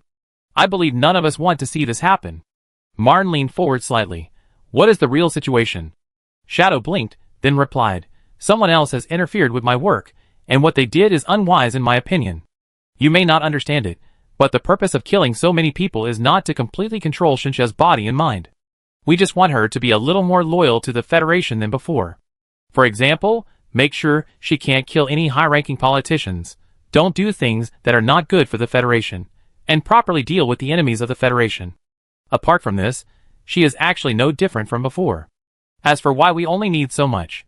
Of course, It is because it is unrealistic to completely control her, which involves many complex factors, but in fact, this is enough for us. What we are doing now is actually to grasp the degree of restraint on her. Most people's demands are just what I just said, but the problem is that the process of dealing with her is bloody, and will definitely make enemies with Xiao. Some politicians and people with special abilities have gone too far than others, and even I can't stand it. So they are worried that they will be retaliated by Xiao. That's why some people try to put heavier chains on her, because they are afraid that the monster will stretch out its claws towards them after walking out of the cage. Chapter 247. Ma put the teacup back to its original position. What are the disadvantages? Faced with Ma'an's question, Shadow paused obviously, but in the end, he told the truth. Your question can be rephrased. What is the price of greed? It is hard to say whether the concerns of those politicians and members of the Federation are right or wrong. Who can predict what the prophet will do? In fact, I and most of them know that Xiao is not a particularly vengeful character. The love, hatred of mortals seem trivial in front of her. But if this matter can be promoted, it means that some high-ranking guys in the Federation agree, and they are not stupid. No idiot can climb to that position. They are just selfish. With the joint efforts of many betrayers and our experts, we have basically understood how Xiao's ability works. Those who can decide this matter are also aware of the mystery, and this has given them new evil concerns. They understand that these are nothing to Xiao. Even if she is really angry, she can calm down her anger by pushing out a few particularly annoying bastards, just like using sacrifices to satisfy an awakened dragon. But the problem is that she is a prophet. We can't understand Xiao in the way ordinary people do. What she does is not determined by the surface situation, but by the future. Those smart people are still worried that Xiao will retaliate against them, and they think that the reason why Xiao will do this is that there are many other people in the Federation who are not as smart as them, and they don't know everything about Xiao. So they will believe that Xiao will take revenge for every grievance, and her revenge will establish her own prestige. If this is a future that is beneficial to Xiao's goal, she may take action. And the point is that Xiao doesn't have to kill people by herself. If she only kills people with ordinary means visible to the naked eye, those politicians will not worry at all. They can still restrain them to this extent. But what Xiao can do is to move the future in the direction of their death. She doesn't even need to meet them once. As long as the death rate of these politicians, who have grudges against Xiao, is much higher than the normal level in 10 years, everyone will know who they died because of. They will all be afraid, so they don't want such a thing to exist. And I'm sure you can feel it more or less when I say this. If we want to avoid this situation, then we have to put on her shackles that can really imprison her mind. In fact, we already have something similar. But the existing finished products will greatly weaken the power of reality twisters, which is in irreconcilable conflict with the way their power works, and this runs counter to our purpose. We don't want an ordinary 5th level ability user who is controlled. We want the Xiao Walker. Although we can ask the Research Institute to create a tool that can deal with Xiao, it will take a long time, and it will take more bargaining chips to put it on Xinxia's neck, which is why they suddenly want to hunt down your colleagues. But in my opinion, doing so will not benefit the entire Federation at all, and it will only be meaningful to those who may be retaliated by Xiao. Ma'an reminded, there are also those who indulge in greed and cannot control their greed. The reason why others are willing to support them is also very simple, because if they succeed, although it is true that they cannot bring any meaningful changes to the Federation as a whole, it can satisfy the selfish desires of most of them. Shadow casually took it over, yes, but they are not the focus of our attention. And the whole thing, in my opinion, is that the greedy are seeking their own death. You should understand how dangerous Xiao is just like me, and I don't think it is a good thing to keep delaying this matter. This will only lead the future in a direction that is beneficial to Xiao. Ma'an asked interestingly, so you came to me? Shadow looked at him and said, yes, you are a member of the Salvation Alliance. Logically, you would be happy to see things develop in the current direction. But the problem is that I don't think this is completely useful. Although my understanding of Xiao may be a bit one-sided, I am still a 5th level psychic, and judging people is also my strong point. If all this goes well, it will only benefit Xiao, and I also think there may be a problem with this matter, that is, Xiao may not really give in for the lives of these members of the Salvation Alliance. To be honest, they are not worth it. If they force Xiao to make a choice, her decision may be beyond their expectations, and I don't want to see this happen. The decision you make will often really change you. As a psychic, I know very well how powerless fantasy is. Thousands of thoughts cannot be compared to a real action.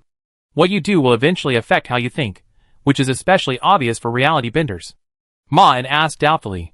You mean, you are worried that Shenxiao will change in a way you don't want because of a forced decision? But she has lived for nearly 30 years. Ma En suspected that Shadow would not tell the truth, at least not completely. Shadow looked at him and said, but she is Shenxiao. There is no forced decision for Shenxiao, and now she can't see anything. If she can still see the impact of her decision, it doesn't matter, but now she is blind. She could see, but now she is blind. Do you understand? Ma En nodded slightly. I know what you are talking about, but since this is what you are worried about, it is a good thing for us. Shadow shrugged. The enemy of the enemy may not be a friend, but may also be the messenger of doom. Even if this incident itself will not completely change Shenxiao, but what about the next thing? They will not stop easily after they start. What do you think will happen even if it doesn't matter to Shenxiao? They will continue to try, and then eventually stimulate Shenxiao and create a monster that none of us want to see. You have also seen reality twisters with your own eyes. They are not human at all. Ma En nodded. What you said is logically self-consistent, but the whole paragraph is trying to tell me that even if participating in this matter happens to be beneficial to both you and us, and in my opinion, such coincidences are often just lies. It just serves your purpose. And I believe in Shenxiao more than you do. Shadow did not respond accurately to this. Maybe, you can think that these concerns I have mentioned are nonsense, and I am doing this just because of the power struggle within the Federation, and I just happen to stand on the opposite side of them. Then think it other ways. Your former compatriots are about to face the worst fate. How do you feel about this? Ma En answered quite calmly. They made their own choices, but that doesn't mean I have to pay the price for their decision. This is not the result they want. They want the Federation to pay the price. Shadow sighed with regret. It's just a moth flying into a flame. What can they do? You and I know that this is just self-touching. If they really think about it, they can realize that this is definitely not the best decision for Shenxiao. Ma En said, I am not them, and I don't know why they do this. So I won't judge them. Although he actually thinks this is a suicide, Ma En will not ask others to make the best decision in their eyes, because he knows very well that his behavior may also be a bad decision in the eyes of others. People should be different. Shadow's face showed a little helplessness. It seems that you are indeed the kind of person I thought. No matter how I persuade you with emotion or reason, it seems that I can only use my last resort. Considering the above factors. How much do you want? He just looked at Ma En. Under the premise of being restricted by the suspension agreement, he could not predict how Ma En would answer. How much do you plan to pay? Ma En asked calmly. When hearing Shadow mention the sun and other gods, Ma En had basically decided to accept his commission, and the things he mentioned next were actually very suitable for him, which was exactly what Qin Mon had just told him. He can recruit those members of the Salvation Alliance outside to the Salvation Alliance, and this seems to be a hint from Shenxiao to Ma En, as if she is guiding him through Qin Mon and Shadow. Shadow smiled. Enough, only you can handle this matter. You are outside the federal system, have enough ability, and our transaction has basic guarantees. Others will not want to trade with me, because they are afraid of being usurped by me, but you don't have to care about these. There is a devil's contract between us, which is the basis of integrity. In short, you are the most reliable candidate I can find, so feel free to raise your price. I can afford it. Ma En suddenly asked, is this a secret conversation? If so, Shadow should come to him directly. Shadow smiled and said, your sister didn't hear what we said, and as far as I know, she should be one of the few people you can completely trust. By the way, I don't know if you noticed, but there are actually things watching her. Of course, I didn't let them see it. Ma En still nodded expressionlessly. I know. Although he had no expression in this conversation, Shadow showed a surprised look at this moment, as if he could sense something through Ma En's calm face. You knew it a long time ago? Those things are very good at hiding themselves. This is a bit beyond my expectations. This was originally a gift I prepared, but now it seems a bit embarrassing. Ma En said casually, then count the gift as a reward. Shadow nodded, good idea. Ma En said, I need you to do me a favor. Shadow asked, what? Ma En replied, I tell you, we can sign a contract first. We can write in the contract that this request will not be particularly harmful to you. Now he does have places where he can use Shadow's help, and there are two. The most recent one is the memory problem he encountered, and the second is the props that can be used to help Seili fight against the Moon Goddess. Originally, he wanted to take the risk of proposing something useful for the former, but Ma En just thought about it for a few seconds and still felt that this was too dangerous, and he also thought of a way to effectively deal with the former in that short moment. As long as he stores the memory regularly, and keeps checking it. Then it's the second thing, but he can't describe what he needs in detail. This is the case with both things. If you describe what you want in detail, the effect is likely to make Shadow aware of something. So he has to find what he wants first. But in fact, he was willing to do this without being paid, and Ma-En did not let Shadow realize this. In Ma-En's view, this is actually the first step in rebuilding the World Salvation Alliance. As long as he completes this task, he can gain new power with the blood of the divine sky and even move towards the 5th level. Shadow actually paid for nothing. At this moment, this victim is thinking about Ma-En's proposal. If this is the case, I have to carefully consider the wording of the contract, but considering our delicate relationship now, it is actually quite easy to achieve this. Now he has no way to hurt Maine, and Maine can't hurt him at all. Under such conditions, they will skip many troublesome steps when signing the contract. There is no need to set those complicated conditions. Just give some broad but important definitions, and the devils he finds will have sufficient business level. Maine asked, so what you want is to prevent them from being captured and used as bargaining chips for Shishao? Shadow nodded, yes, but there may be some more extreme guys among them. How to say? Don't like you very much. Maine said, because I am one of the main reasons for the truce? Shadow replied, you are an indispensable and important factor, and they just made the opposite decision from you. But you don't have to worry too much. Their hostility towards you is definitely much lower than that of the Federation. They are still members of the Salvation Alliance after all. Ma-En asked, are these the only requirements you have? Shadow raised his eyebrows and said, but it is not easy to find them, and it is even more difficult for you to convince them. You have to make them accept the conditions of the truce. You know, they are crazy people who are willing to pay the price of their lives for this. Ma-En asked, then can I understand it this way? You just want them to be unable to become bargaining chips for the Federation, no matter what method you use. Shadow asked, for example. Ma-En replied, for example, they will never show up. Shadow narrowed his eyes, and after a few seconds, he slowly said, I didn't expect you to be such a person. Ma-En smiled at him, you paid? And it's easier this way. Shadow realized that the contract might not be as loose as he originally thought, but he didn't care about it at all. If there were no constraints, he might have slipped into Ma-En's mind now. What a pity. Chapter 248. Mo Jiangwen yawned and tightened the 2 chains holding the hounds in his hands. They ran away again? The old butler was standing behind him, holding the other 8 chains in his hands, and whispered a few words to the 4 two-headed demon dogs at the end of the chains that Mo Jiangwen couldn't understand. The 5 hounds present barked a few times. After listening, the old butler relayed, yes, this time we are closest to them. The demon dogs said that those people only stayed here for a few minutes, and they could smell that these guys didn't enter the space where we were at all, but approached here in other forms. Master? The absent-minded Mo Jiangwen came back to his senses. I am listening to you. By the way, why don't you go and investigate it yourself first? I have something I want to do. The old butler looked at the dog chain in his hand. You know, we paid for it. If you leave now, it will be a pure waste. Waste is shameful. The demon dog led by Mo Jiangwen looked indifferent. After all, it was just like what the old housekeeper said. They had paid. Mo Jiangwen sighed, but I have other things to deal with. The old housekeeper sighed helplessly. You are still thinking about her, right? The devil couldn't lie about this. Yes, I think if I give you a chance, I might go back to the past to stop me from knowing her. But when you threw Qin Yun's information in front of me, when you and the church arranged a meeting between me and her, everything was doomed, and I would definitely fall in love accidentally. It's too late. The old housekeeper reminded, you are a devil, you don't know what love is. What you call love is short-lived pleasure, unnecessary betrayal, endless hurting each other, endless lies, and selfishly dragging each other into the abyss of destruction.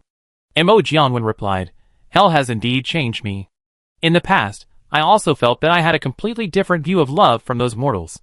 But if you open your eyes and look at this mortal world, you will also notice that their current view of love is not much better than what we played in hell, but the degree is different. And I didn't meet her before. The old housekeeper asked, then take action. Now use what you are best at. Lies, violence, tricks, poisons, or magic can all achieve your goals. You don't need to waste your time here. Do you know what you look like now? You are like those girls who fell into fantasy because of the night novels that told stories of adultery 700 years ago. The similarity is that you all take the story as reality. Mo Jiangwen admitted, I know I am indeed making a mistake. Yes, I should want to drag her into the abyss, put her in a sack at night, and bring her back to my pleasure palace in hell at night, but I can't do it. The devil's face showed shame. But I just can't do it. If I do my job, I should kill her, but this idea can't appear in my mind at all. I am indeed becoming weak and stupid, but this feeling is also wonderful. You know, I am a follower of the way of pleasure. And this feeling of being in love is the most irresistible experience I have ever encountered in my life.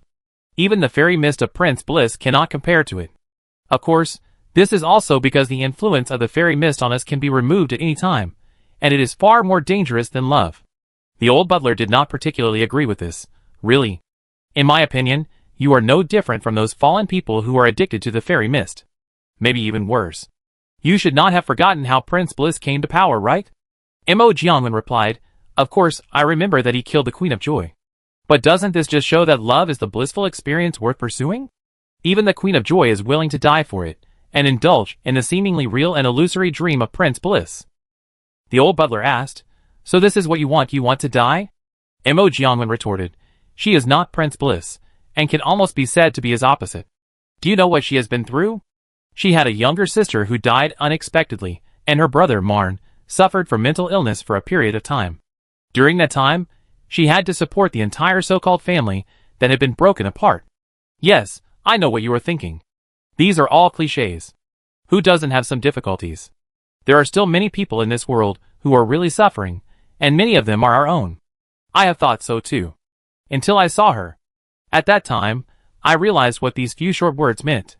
If you also have the talent to look directly into the soul, you may also fall deeply in love with her, but fortunately you don't, otherwise I will have to kill you. The old housekeeper said, I'm glad I didn't, but even if I had this talent, I wouldn't have fallen in love with her. Mo Jiangwen smiled and shook his head. You would have said that if you didn't see it. The old housekeeper knew that there was no point in arguing with his master about this matter, and now he couldn't listen to anything. But you know, this idea is crazy. The old housekeeper decided to persuade from other directions. If she was an ordinary mortal woman, I wouldn't even try to object, but the problem is that she is not. She is a believer of the gods and Ma and sister. Although if we are lucky, maybe we won't have any entanglement with him, but this is not the case. Xu Yuan and I have an appointment, and it is likely to mention Ma'an. And your untimely view of Qin Yuan will drag us into trouble, and it seems that there is more to it, right? After saying this, the old housekeeper looked at his master calmly. Mo Jiangwen admitted, yes, she has more troubles than that. But isn't that the charm of it? When we overcome difficulties together, we will also usher in the ultimate joy, which is what ordinary people call happiness. The old housekeeper said honestly, this idea is a bit unrealistic, and you and I both know what the right thing to do is. If you really want to take the risk of introducing her into the game you call love, then there is only one choice. Let her fall. Mo Jiangwen looked directly at the old housekeeper and said, then I would rather stay away from him. This sentence was so harsh in the old housekeeper's ears. He didn't even want to admit that the person standing in front of him was the professional cold-blooded devil of the past. If he could really be sure of this, he could try to break free from his own shackles, but unfortunately, he was too familiar with Mo Jiangwen. During his life as a slave, he had tried to escape 17 times and assassinated his master 4 times. These actions did not anger Mo Jiangwen, nor did they help him in any way. They only exposed his talents that he had deliberately hidden. In fact, it was difficult for him to tell whether his abilities were innate or squeezed out of his desire for life and freedom. But the result of these assassinations was that Mo Jiangwen promoted him, and gradually he became the devil's most capable assistant. From then on, he no longer needed to worry about his soul being consumed at will, and he slowly stopped thinking about fighting for freedom. After all, his life was safe after he came here. People often say that the one who knows you best is your enemy. He did not comment on this, but he himself was indeed Mo Jiangwen's enemy, and now he can barely be regarded as his closest person, and this dual identity gave him a comprehensive understanding of Mo Jiangwen. Even if Mo Jiangwen's personality changed drastically, he could still recognize him. His master was just crazy. And because he knew Mo Jiangwen well enough, he actually knew that he couldn't stop him. If he didn't have this damn contract, he might be able to wake him up, but now he was just a slave. Of course, he also thought about taking the opportunity to kill his master. Mo Jiangwen was now addicted to the hallucinogenic poison called love, and he couldn't make a rational judgment at all. He was probably the most vulnerable he had ever seen, but he couldn't make up his mind in the end. It's not that their friendship was more important than freedom, but the old butler felt that he couldn't succeed. Now he has been at ease for many years, and no longer has the courage and focus of his youth. So he could only point out the safe direction, as much as possible for his master and himself. No, I know what you are worried about. The old housekeeper said, you don't want her to become one of your kind. Even the kindest people can't remain innocent in hell. Staying with them will completely change her in a short time. The environment will determine her character. This is particularly obvious in hell. Few people can withstand corruption in hell. This corruption does not involve any power that affects the mind. But when pleasure and enjoyment are readily available, who would work hard for sweet food? When killing can still be respected, who would not use it as a last resort to solve the problem? The old housekeeper continued, and it is not okay to find a place to protect her like a bird in a cage. Mo Jiangmen replied, I have thought about this, but doing so will only tell others that I have a weakness. The old housekeeper said, you don't want her to fall into a devil, but you can't get along with her in the mortal world, so I have an idea that may be a little difficult to accept. Maybe you can seduce her to fall into a devil. Disgusted and nauseous. This is Mo Jiangwen's instinctive reaction when he heard the word devil, and his conditioned reflex idea is absolutely unacceptable. This is almost asking him to disfigure his lover with his own hands. But after just a few seconds, he realized that this bad idea is actually the most reasonable. If she is tempted to degenerate into a demon, she will draw a clear line between herself and the demons who advocate the way of pleasure. Although the demons with a high status and pleasure experience are far more open than humans, they are far from what the demons do. Any human who thinks he has morals will despise the way of pleasure. Moreover, a person with truly noble morals, like Chen Yun, can still retain most of his previous ideas after becoming a demon. You should know that there is actually a group of demons in hell that advocate not to do evil. Degenerating into a demon will not actually destroy the beauty of Chen Yun now. And that is also a different kind of beauty. Mo Jiangmen also heard that there is an extreme new way to play in the way of pleasure, which is to combine with demons.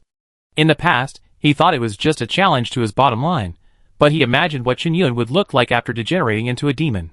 Unexpectedly, he felt that he would still love her as madly as he does now. Genius idea. Mo Jiangwen said, you provide a perspective other than the devil. I would never have thought of the wonderful idea of luring Chen Yun to degenerate into a demon. Although it sounds a bit crazy at first, I think it's completely feasible after thinking about it carefully, and it may even be the most reasonable way. The old housekeeper shrugged. I can understand the hatred of demons for you, but your disgust for demons is really unreasonable. Mo Jiangwen said, no reason is needed. But it is also difficult to lure a saint into hell.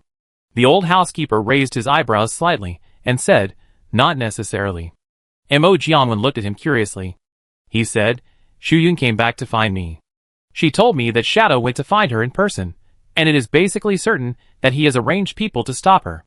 According to the information she got by some unknown means, he is probably the one chosen by Shadow. You know, I don't like the tone of her voice, but listening to her talk can also glimpse some of the context of this matter. She actually doesn't take us seriously at all. You and I are like two chess pieces in her hand, and the one facing her is Shadow. She was worried about your failure, so she urgently added the remuneration according to the contract, but she didn't worry about her own safety. She was very contemptuous when the Shadow appeared in front of her. Mo Jiangwen said, I disdain the 5th level ability users. I also want to have this opportunity. The old housekeeper said, they are just lucky, and that may be just for their own powerlessness and embarrassment. But in short, I think they should be helpless against each other. As long as they are involved in the Federation, they will be helpless. So Ma Yan, and we are pawns in their hands. For them, we are not allowed to see the light. Mo Jiangwen said, for us, the mortal's compromise is not important. We just signed a contract with them. Beyond this, it has no meaning for you and me. The old housekeeper said, it is meaningful to our opponents, and Shu Yun is not worried about what Ma Yan will do to her. After all, if he really took action against the federal politicians, it would violate the contract. Mo Jiangwen said, if he has any brains, he will not do this. That would be equivalent to giving up the shield handed over by the Federation. The old butler said, that's right, so this matter has become a race. Our advantage is that we are still in the dark. After all, you also know what kind of shackles the Federation has put on those people with special abilities. Shadow can't be sure like Shu Yun that Ma Yan's opponent is us. And Ma Yan's advantage is that he is a former member of the Federation. If he wants to, he will definitely find this information before us. It's not worth killing him, and we don't need to take risks for the Federation. So our best approach is to delay him. Mo Jiangwen looked at him expectantly. Do you have any ideas? The old butler said, yes, I have something that can meet both of our goals at the same time. Chapter 249. Mo Jiangwen looked up at the murals on the church. Although he scoffed at these stories that were processed by art, there was still some truth in them, and the fact that the destined returner existed still made him feel scared. Now he is no longer a young man who has just entered hell. He knows very well how the hell that created them came into being. Obviously, the dead Lord of Hell has not realized his long revenge until now, and they are just creatures created by his last wish after his death. If the destined returner really comes back as predicted, how will they face him? This concern was raised countless years ago. The demons thought that they could destroy heaven as soon as possible, and then they would not have to worry about this possibility. Mo Jianwen thought this was one of the strong evidences that the demons were not good at thinking. The demons' views are more simple. They think that the destined returner will come back eventually, and this is unstoppable. Even though scholars among the demons have proposed that there were several periods in history when they had the opportunity to threaten heaven, the demons just regarded this as a joke. Because the premise for this view to work is their cooperation, and there is only an opportunity. Mo Jianwen is more accepting of the mainstream view of the demons.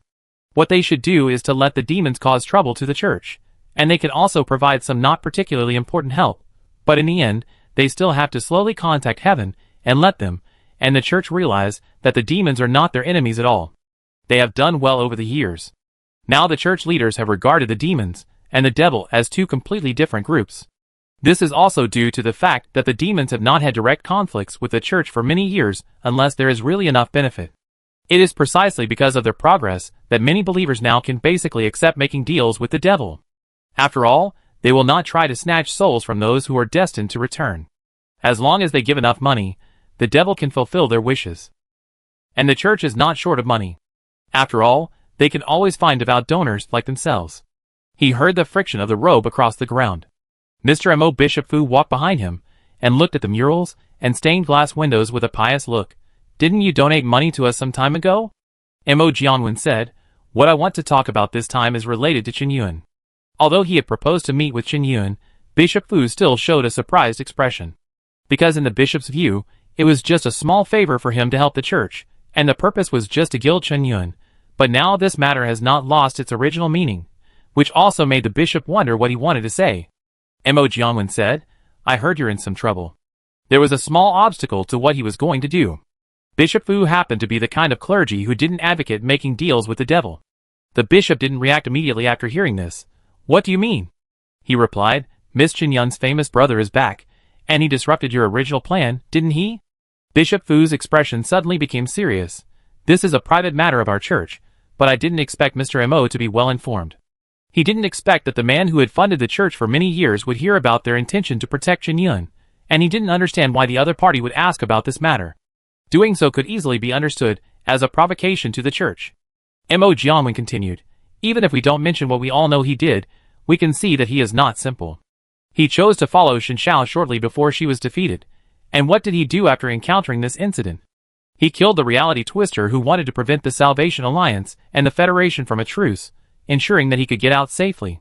He is a dangerous character. Although Bishop Fu was not very happy, he still had to chat with this generous sponsor, and he is still a member of the Salvation Alliance. Although they have disbanded now, this is only on the supernatural level. These guys are still connected, which means that now is the most dangerous period for the Salvation Alliance, since Shen Xiao was defeated.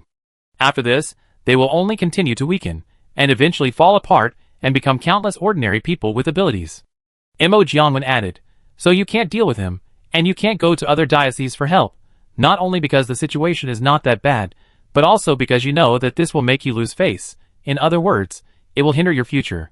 What do you want to say? Bishop Fu's expression has revealed some dissatisfaction, but he immediately restrained it. You did donate a lot of wealth here, but we have already provided you with something. This is an internal matter of our church. Mo Jianwen said, I can help you. Bishop Fu refused without thinking. No, it's just a small matter. The devil smiled and asked, really? Bishop Fu's expression suddenly turned cold. What do you want to say? The devil looked at him and said, don't worry, but I know this matter is definitely not simple for you. I understand the way you handle things, and I can see how much you value Chen Yun. Didn't you ask me to gild her? I just want to propose a deal that is good for both of us. The bishop looked at Mo Jianwen's eyes suddenly, and a golden light burst out of his eyes that mortals could not see. The hot holy light immediately submerged the devil's entire body, but after they dissipated, he was still standing there intact. Don't waste your energy. Mo Jianwen admitted, if I couldn't deal with your third-rate magic, I would have been caught by the holy hunter 200 years ago, And you don't have to think too much. I am the devil. In fact, I thought you had thought of it several times. After all, we have traded so many times. Bishop Fu looked at him with disgust in his eyes. I have never traded with the devil. Mo Jiangwen nodded. This is indeed an outstanding quality in your church. It's a pity that you did trade with me. Didn't I pay you in exchange for the church's protection and neglect? It's you who allowed me to stay in the mortal world with peace of mind. Bishop Fu looked at him and said, You concealed your true identity. The devil shrugged. But the fact is that we did reach a deal for many years. Whether you know my identity is not important at all. In the eyes of others, we have reached a close cooperation. I know you don't like us, but if you open your eyes and look, you will realize that your compatriots are trading with us. The church has become one of our biggest sources of customers. Even your leaders are trading with us big demons. They know us much better than you do, and are much smarter than you. They know what is right, and what is wrong. Your concerns about us are nothing but prejudice. Do you dare to say that we are not your best allies in the fight against the devil? Bishop Fu said, This is just my personal choice. Mo Jiangwen nodded. Then it's time to abandon your useless persistence. You cannot trade with the devil, and use your own methods to deal with the problems of Ma En and Chen Yun. We all know that you can't succeed. Someone else will eventually replace your duties. Then you will become a loser, but now there is an opportunity in front of you. You should understand that I can't do anything with the contract, and you should also understand that I can't lie to you. I can really provide you with a chance to solve this problem. Bishop Fu fell into deep thought. This devil is exaggerating. If he doesn't handle this matter well, there will indeed be higher-ranking clergy who will intervene in the future, and it is likely to attract the Tribunal of Inquisition, which will indeed cause him some minor troubles. But that's all. He failed to solve this problem. But this was not something he should have been able to solve. But he still couldn't help himself. What are your conditions? The devil smiled. If you apply for assistance now, they will only think that you can't deal with Ma En, a 4th-level ability user. Although he has the power to kill you, you have the entire church behind you, so you should have been able to convince him. At least that's what the high-ranking cardinals think. So you can only deal with Ma En alone, unless this matter is far more serious than it seems. Bishop Fu said, You want to give me a reason? But this will only make me admit defeat more decently. The devil shook his head. No, we are not attracting those arrogant judges, but messengers from the upper world. In the eyes of the church, you have dug out crucial information in a dangerous mine that is about to collapse, which is a particularly great achievement. Most importantly, this is also a good thing for Chen Yun. Bishop Fu asked, What is it? The devil took out a contract with a smile. If you want to know, sign it. Bishop Fu took it. The contract stated that the devil would provide important information and evidence that would help him get rid of these troubles and gain the church's praise, and the price was that he had to continue to protect Mo Jiangwen, and could not even reveal the existence of him and this transaction to the church or anyone else. Then, there were some scattered information, basically confidentiality clauses and the like, which also restricted the devil himself. This is a standard document. Very good. Bishop Fu took the pen handed over. I signed it. Of course he would sign it, because this contract used a standard document prepared for professionals, and the devil could not play any tricks on such a document, which was indeed a fact. But what's interesting is that there are many similar standard templates for more professional devils to choose from. There is naturally a mystery in his choice of this one. Okay, then I will provide you with these. Mo Jiangwen reached out and took out a bottle and several documents from his arms. These are the evidence in my hands, which can explain what Ma En did in Dongsanzu. Bishop Fu took the bottle and the document, and looked down at the soul floating in the former. What's in it? Mo Jiangwen said, It's full of souls of devil worshippers. They are the devil worshippers who cooperated with the church in Dongsanzu. But you and I both know that it was a tragedy.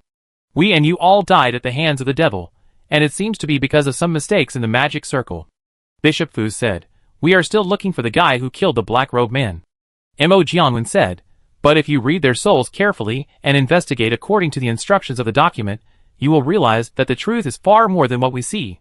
At that time, Ma En was sent to investigate these things. In fact, I can tell you that he was also involved in this matter. And as a follower of Shen Xiao, he also has sufficient motivation. This whole thing is to stop Shen Xiao's prophecy. In other words, she will pay attention to it and distract her attention. Naturally, she will send Ma En to deal with it. And he made a deal with the devil there and helped them kill the angels and the good people in that church. Bishop Fu asked in surprise, Are you telling the truth? This is not a trivial matter. Mo Jiangwen nodded. The real thing. It's really interesting that this bishop actually asked if the words from the devil were true, as if he would admit that he lied. You know, there is no guarantee in their contract that what he provided is true. These are of course false. But these are enough to meet the needs of the bishop. For this whole thing, true or false has no meaning, and these evidences are enough to deceive those winged people and the judge. His butler was an outstanding forger, and the souls in the bottle were indeed those of the devil worshippers. He bought them specially, and the contents mentioned in the documents were basically true, but the final conclusion was a little biased. Moreover, the process of their forging evidence was surprisingly smooth, and each time node could be perfectly matched. Many accidental coincidences led them to be explained by Ma N's intervention. These false evidences can be said to be natural. These coincidences even gave him an illusion that it was really Ma N who killed those angels and Shen Yun's former church members. The most interesting point of this matter is that the bishop himself does not care about the authenticity of the evidence. In his opinion, as long as they can help solve the small difficulties he is facing now, the price paid is just a trivial matter.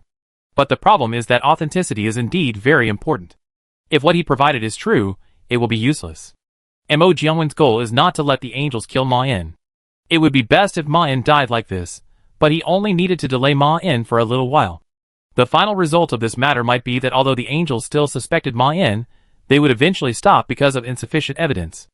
As long as Ma N handled it well, they would stop in the end. Then this matter would be over, provided that he did not intervene. The advantage of the standard template was that it could keep the bishop's existence secret, which cleverly took advantage of the nature of mortals, who were afraid of exposing their ugly secrets, and this created an opportunity for him to let Shen Yun see the truth. Then, he would personally hold her hand, and fall into hell together. Chapter 250. The smell of sulfur permeates everywhere in hell. The bad air environment is one of the few points that Long Qin is dissatisfied with here, but she is still very tolerant of this second chance and life given to her. After all, she should have died long ago. After the appearance of the devils also began to trade with mortal creatures. This group of despised traders actually taught them how to use the power of hell in other ways, and also made them understand the relationship between themselves and hell more deeply. This is a deal. Hell used its second life to exchange eternal hatred with them. When the devils avenge the mortals or angels who kill them, it means that the Lord of Hell is also avenging those who kill the destined returners. After knowing this, the devils feel that this represents the deprivation of their free will by hell, but most of the devils' ideas are still relatively simple. Since hell has given them a new life, it is nothing to put a burning fire of hatred in their chests. And they also tend to embrace hatred. After all, revenge can give them the highest pleasure, even far more than those pleasure-loving demons can get in those secret rooms. This is actually largely because revenge is sweet. And it is also very likely to be just. The demon girl stopped and looked up at the sky palace floating above. The hot magma hung around this magnificent palace, like a decorative waterfall. The main entrance was wide enough for hundreds of giant demons to pass through. There were many young dragons hanging upside down on the wall. They looked at every visitor with a covetous look, and they were also the first line of defense of this palace. She took a deep breath, then spread the black membrane wings behind her, and flew gently towards the palace of the Dragon Mother. Long Qin enjoyed the feeling of flying freely in the air. Although she was not born with dragon wings like a magic dragon, and could not feel the flight naturally like a winged creature, the thing behind her was not a mechanical structure, but flesh and blood connected to nerves and soul. This reminded her all the time that she was flying by herself now. The girl demon landed gently on the beautiful black dumb rock street, and naturally put away the membrane wings given to her by the Dragon Mother. Several demons nearby cast expectant eyes when they saw her. They had heard that she had an appointment to attend the bloody battle in the afternoon, and they were ready to watch it early. This was not only because the blood-splattering scene could stimulate their brains, but also because of the special identities of the two duelists. Long Qin ignored their strange looks. It was normal to spy on each other in hell. Some hot-tempered demons would cruelly kill any weaklings who dared to look at them, but in the eyes of most demons, this was a sign of weakness. If you are really confident in your own strength, why not accept the scrutiny of others, because their eyes will soon turn into awe. Long Qin walked to the door of the bloody arena. Unexpectedly, she saw her acquaintance here. Are you really going to duel with him? The beautiful woman flapping her butterfly wings floated in the air with a worried look on her face, and said anxiously, "You can't beat him. There are other solutions to this matter. I can go to see them for you." Long Qin smiled and said bluntly, "As long as you don't bet on the other side of me." The butterfly winged demon looked a little embarrassed, but immediately returned to normal. I learned this from the devil. They call it risk hedging. It would be best if you were alive. If you die, I can at least make a little money. I won't lose anything. This is nothing to the devil. There is no ridiculous fig leaf between them. No one expects the so-called friends to be loyal to themselves. If a demon really dies because of such a ridiculous idea, he will only become a joke to everyone. The butterfly-winged demon came here probably to make sure whether she has the confidence to win. If she shows fear of this, she will immediately borrow money from the devils to bet on the other side. Don't worry, Long Qin said, this is a duel I personally provoked. The butterfly-winged demon said, but even if you don't challenge, he will find fault with you in no time. And there is no fairness in such a battle. Long Qin said, if he would do that, it means he is afraid. Her opponent is the steel demon Carzo, who got this nickname when he was still a little devil, but came to the sky palace with the bloody storm he set off. Now the steel demon is one of the most trusted subordinates of the three-headed dragon mother. In other words, his situation is very similar to hers. Now she is also a hot new star under the dragon mother, and in the process of obtaining this position, she not only made many contributions, but also killed many competitors. The butterfly-winged demon was still a little worried, but he is not afraid of you now, but you who can kill him in the future. He hasn't made a move yet, which proves that you can't be killed yet. If that's the case, why did you bring this battle forward to now? Long Qin didn't really want to answer her question. I know I will win, it's that simple. You should be glad that you didn't bet too much on him. The butterfly-winged woman looked at her with fear, as if she was really worried that her friend would die in the duel, but Long Qin knew that she would turn around and continue to raise the bet, because she didn't believe in herself at all. The butterfly-winged demon felt that he definitely didn't want her to make money. After all, it was related to his life and death. And Long Qin did want her to pay a heavy sum. I'm on. She said this to her so-called friend. Long Qin turned and walked into the player channel. Many professional fighters on both sides of the channel also frequently cast curious eyes, as if questioning how an amateur like her could perform on the field. Obviously, they didn't think they would win. This may be because Steel Demon was one of them in the past. She walked out of the channel. Long Qin faced the scorching heat wave and looked at the tall demon with two pairs of legs and two opponents standing in the middle of the duel field. His body was full of high-temperature metal spikes. This layer of metal structure was draped over his body like an exquisite chain mail, and hot flames were brewing in the joints. Demons say that hatred and anger are twins, but Long Qin actually doesn't agree with this. This challenge was caused by his verbal provocation to her, which did anger her for a short time, but outstanding demons know how to turn anger into their most reliable weapon. She couldn't decide to challenge him because of anger itself. But hatred is different. Long Qin is also familiar with the hatred flowing in her heart. It has been with her for more than 10 years, and every time it flows through her chest, it will not stir up a trace of anger. Hatred has always been cold. She walked in.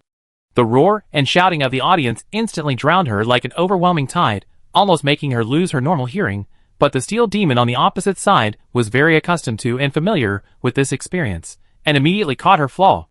She deliberately showed the flaw. Even though she had never officially stepped into the duel field, she had already figured out the problems that newcomers would encounter when they stepped into this place. She would always be fully prepared for every enemy, which is why she could kill them. Boom! The steel demon charged at her like a rhino. Standing in the duel field, Long Qin could clearly feel the vibration of the ground, and the wind and sand immediately rushed towards her, as if trying to drag her to the ground. She just jumped up and spread her wings. The entire duel arena suddenly became silent. Then, there was a deafening cheer. Because at this moment, the direction where the steel demon was about to hit was no longer the girl-like humanoid demon, but instead a ferocious dragon floating in the air. She swam nimbly in the air, easily dodged the impact of the steel demon, and then scraped the metal armor behind him with her claws. The steel demon seemed to have not felt the claws at all, and staggered and turned around belatedly. In fact, the dragon's claws did not leave any marks on his back. Your greed brought you to me, but it will also kill you. The steel demon's whisper came out of the metal armor, because you chose the wrong opponent. As he spoke, the pieces of metal armor on his chest were slightly deformed. They tilted up slightly, revealing a dark gap at an angle, and these black gaps eventually formed a hexagon. The hot flames rushed out one after another, and then gathered together, turning into a dark red pillar of fire that gushed out towards the petite dragon hovering in the air. Long Qin stared closely at the flames bursting towards her, leaned over and began to fly flexibly around this deadly high-temperature pillar.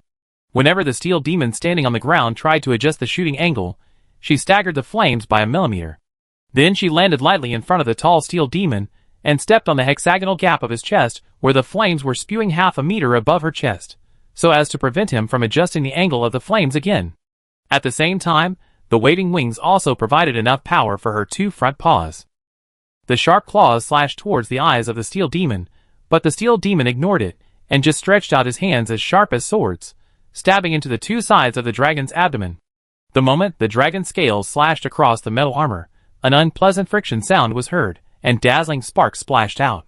As the sharp sword edge rushed towards Long Chen's heart, her life almost came to an end.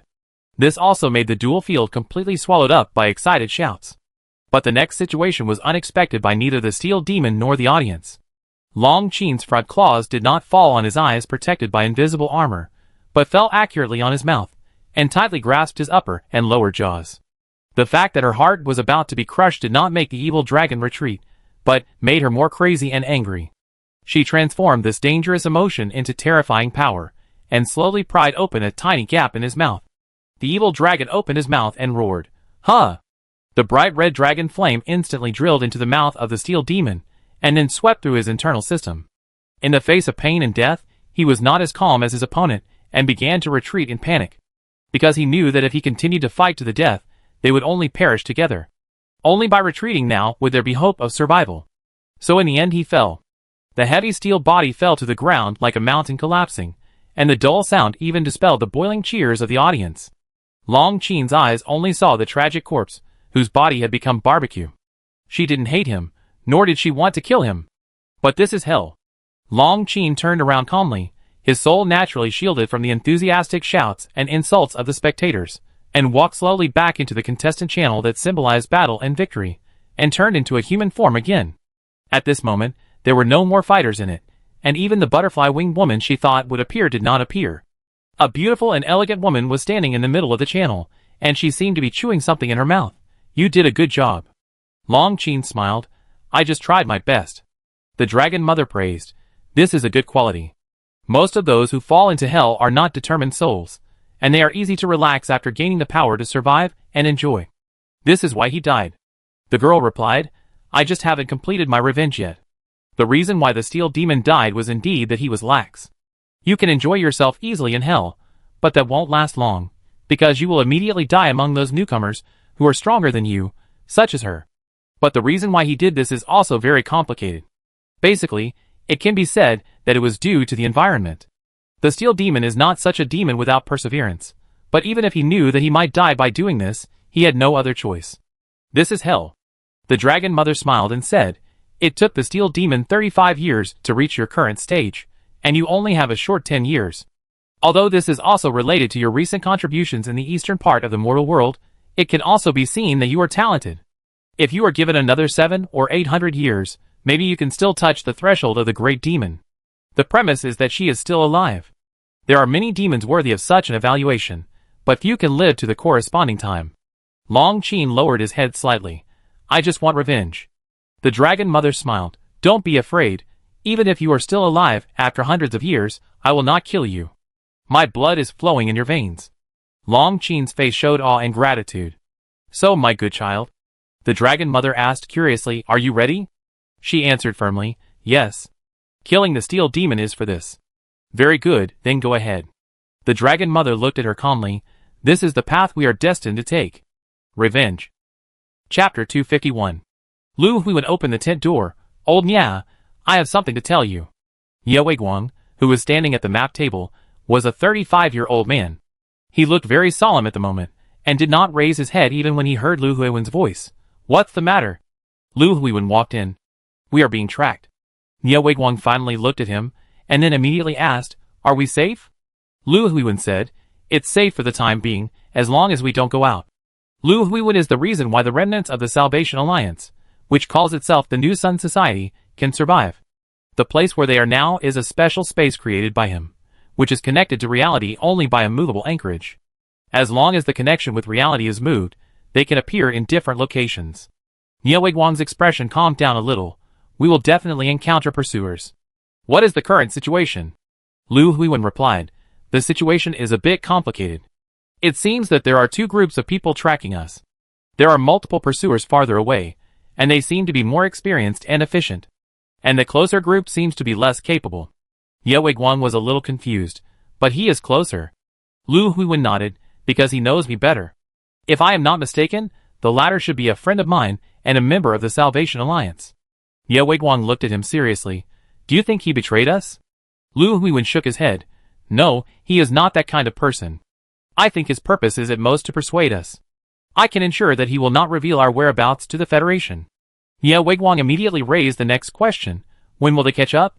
Lu Huiwen replied, I don't think I can find the former in a short time, but my friend may catch up in a few days. If you want to see him, I can change the route a little bit, and I can also take the opportunity to play a little trick on the first wave of people. Ye Weiguang shook his head. No, do you also want to betray Shishao? Lu Huiwen said, but even if we don't wait, we can't hold on for long. We used to work together.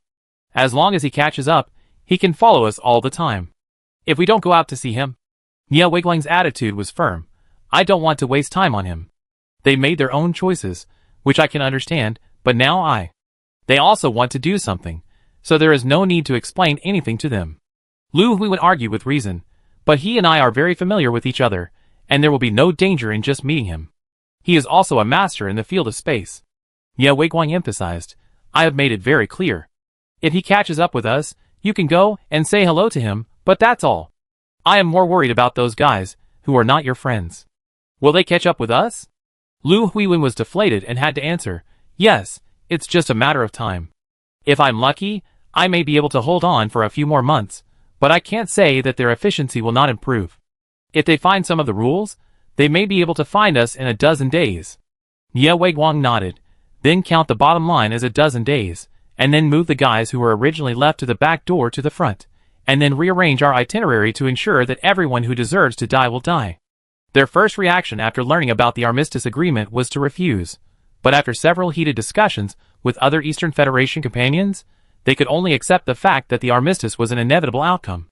It was also after those discussions that they got to know each other and decided to make different decisions. They knew very well that they were just a few fourth-level ability users. Although most things in the world might not be difficult for them, dealing with the Federation could be considered one of them, so they did not think of stopping the signing of the armistice agreement, and they also knew that they could not save Shishao. So they decided to retaliate against the Federation, and what they had to do was very simple. Kill those politicians who were deeply involved in this matter, those bastards who really made the decision to deal with Shishao and the Salvation Alliance. Until now, this matter has been going smoothly. Among them, there are ability users who are good at tracking and digging out the truth. There are also ability users like Lu Huiwen who can hide themselves and are not afraid of being tracked by the Federation prediction machine, and there are also ability users who can continuously output combat power. Lu Huiwen sighed, okay, but I'm still worried about the person following us. He is also our ally. Ye Weiguang smiled. Have you forgotten that we are fighting alone at this time? He walked out of the tent and walked to an open space outside.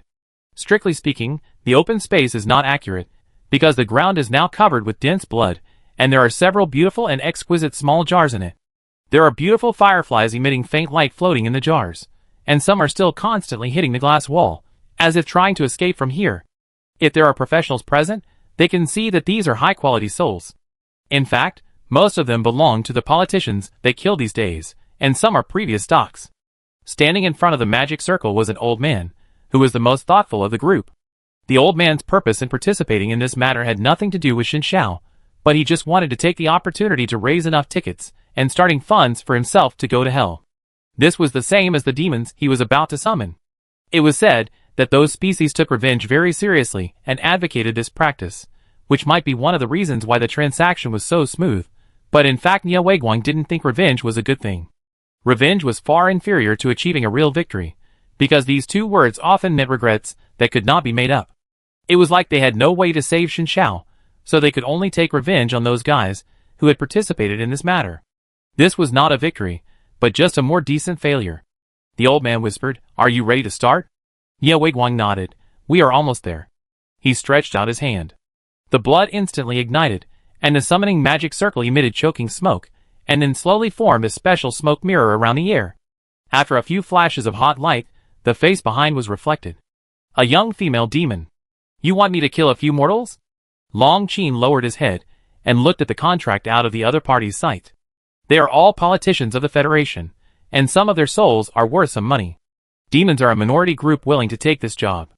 After all, the Federation can't control hell. It is a real lawless place. The old man nodded and said, "That's right." Long Qin raised his head and suggested, "I can get rid of them, but there is a small condition to change. After the mission is completed, send them back to me immediately and delete them. If you agree, I can add a few more names of equal value." The old man said in surprise, "We don't have extra souls." Long Qin shrugged. "No, after all, you are seeking revenge." Nie Wiguang nodded. "Agree with her." The old man glanced at him. "Be careful when doing business with them." Nie Wiguang asked, "She can't betray us, right?" The old man nodded. Nie Wiguang looked at the demon and said, "That's enough." Although they were reluctant to admit it, they were indeed seeking revenge. Hate would suppress human empathy. In other words, it would make it impossible to think for others. He no longer considered the purpose of the demon's request to stay in the mortal world, because this would allow him to kill more politicians. "That's enough." Long Qin smiled. "Deal?" The old man sighed and began to modify the contents of the contract. Although the members of the Salvation Alliance hated the demon cultists and demons, in fact, the demons were quite happy to do business with the Salvation Alliance, because the path of Xinxia's advancement was in line with the hatred of these demons. Her existence seemed to foreshadow a future without church and heaven. This was why the old man joined the Salvation Alliance. He was not a good man, and he had no intention of dedicating himself to any great ideal. Now he was here just to pave the way for the final moment.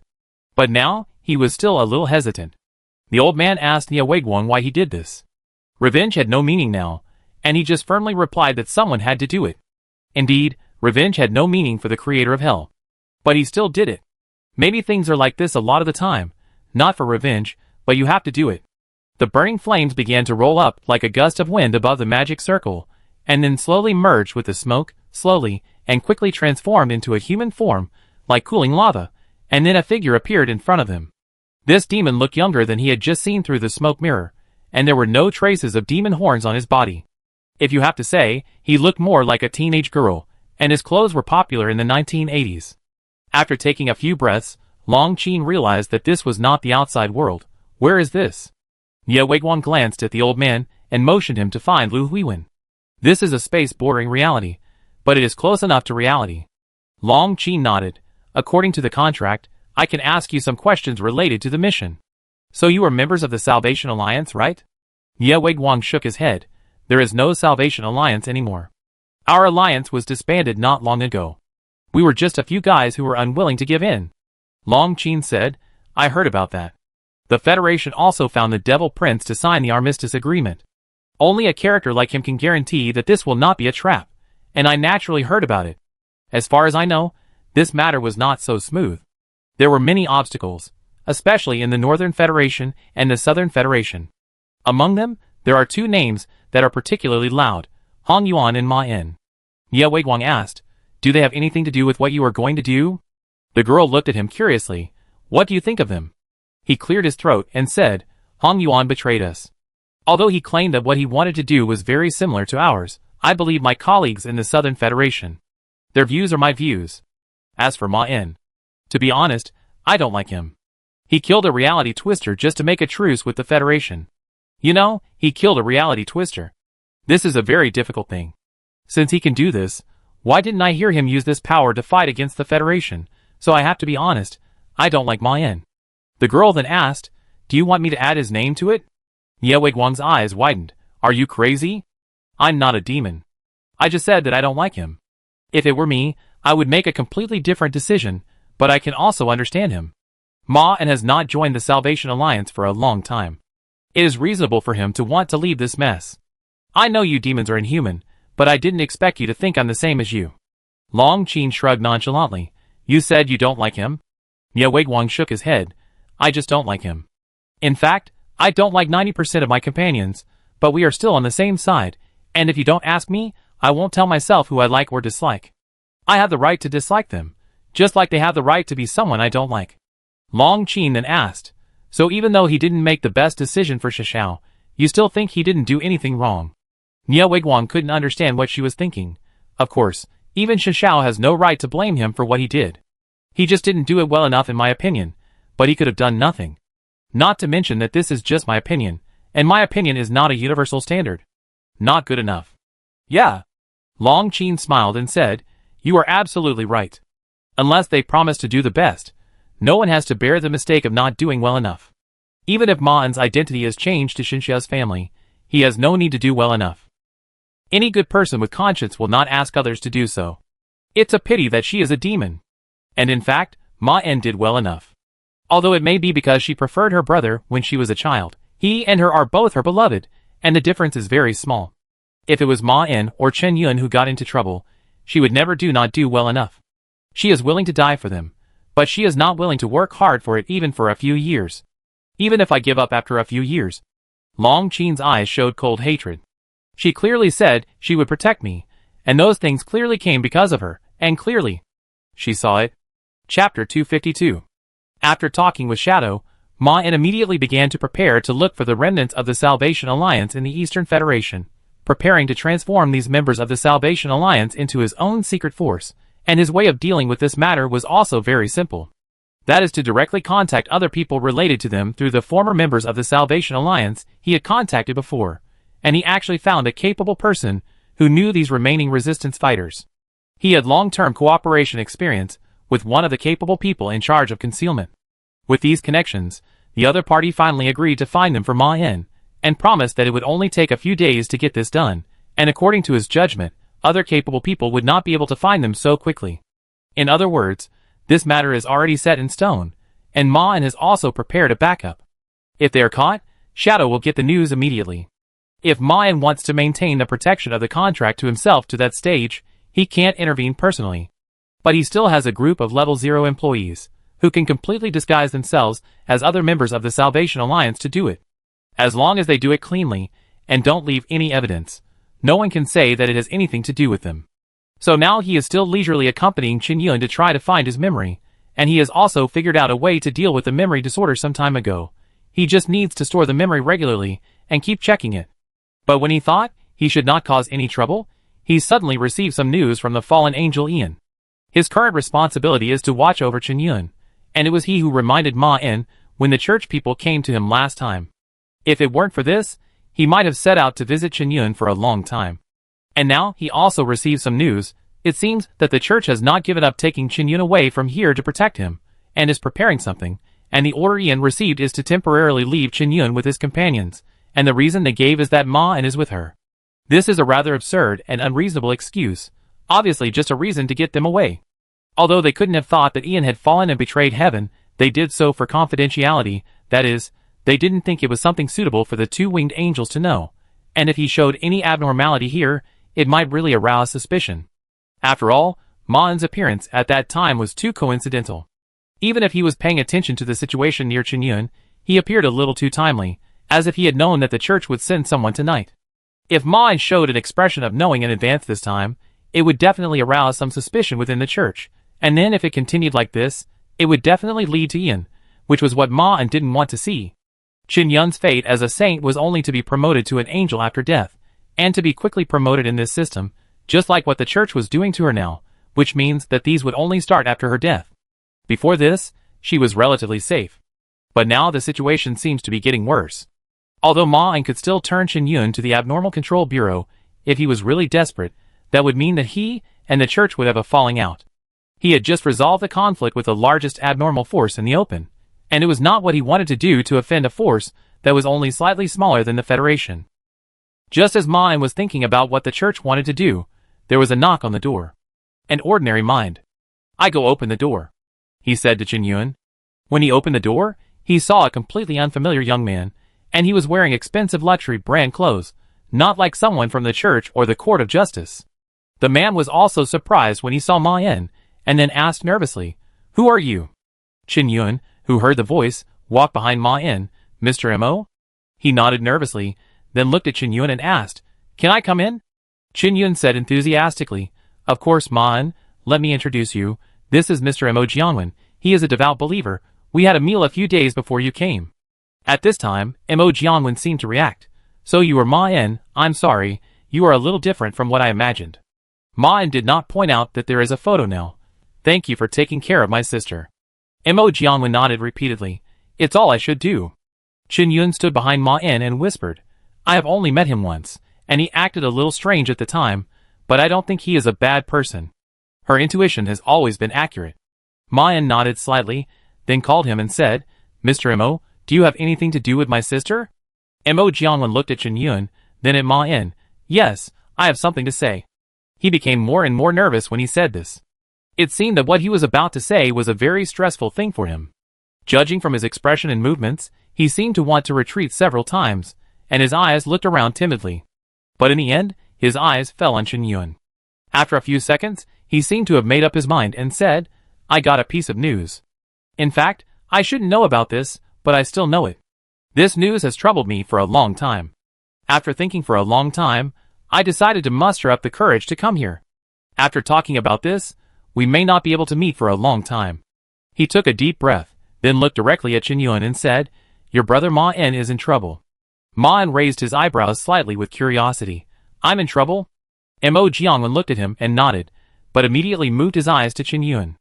Ma En could clearly see how much he cared about Qin Yun, and according to Qin Yun's words, they had just met. Well, but I just heard about it. I feel obligated to tell you about this, but in fact, I am also worried that this will cause any problems. Mo Jiangwen thought about it, and turned his head to Ma En. Why don't we talk alone? Qin Yun asked Mo Jiangwen first. What are you going to say that I can't listen to? Mo Jiangwen hesitated and said, something that may cause misunderstandings between you. Qin Yun looked at Ma En sincerely and asked, Do you think I want to leave? Ma En thought for a few seconds and chose to follow his intuition and said, Just say it directly. Mo Jiangwen looked at them for a few seconds and finally said helplessly, Miss Qin Yun, many of your former church members died in a fire, right? But I want to say that it was not a fire. Your brother must know this better than me. There are many inside stories that I can't say here.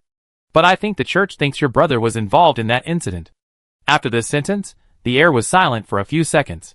Unexpectedly, the two people opposite him looked quite calm.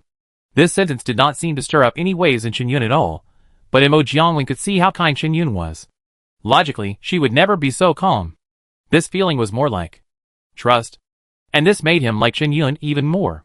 He swallowed his saliva deliberately again, and then continued, The bishops and clergy there were all killed, and they think your brother stood on the side of the criminals. They may come to you in the next 2 days.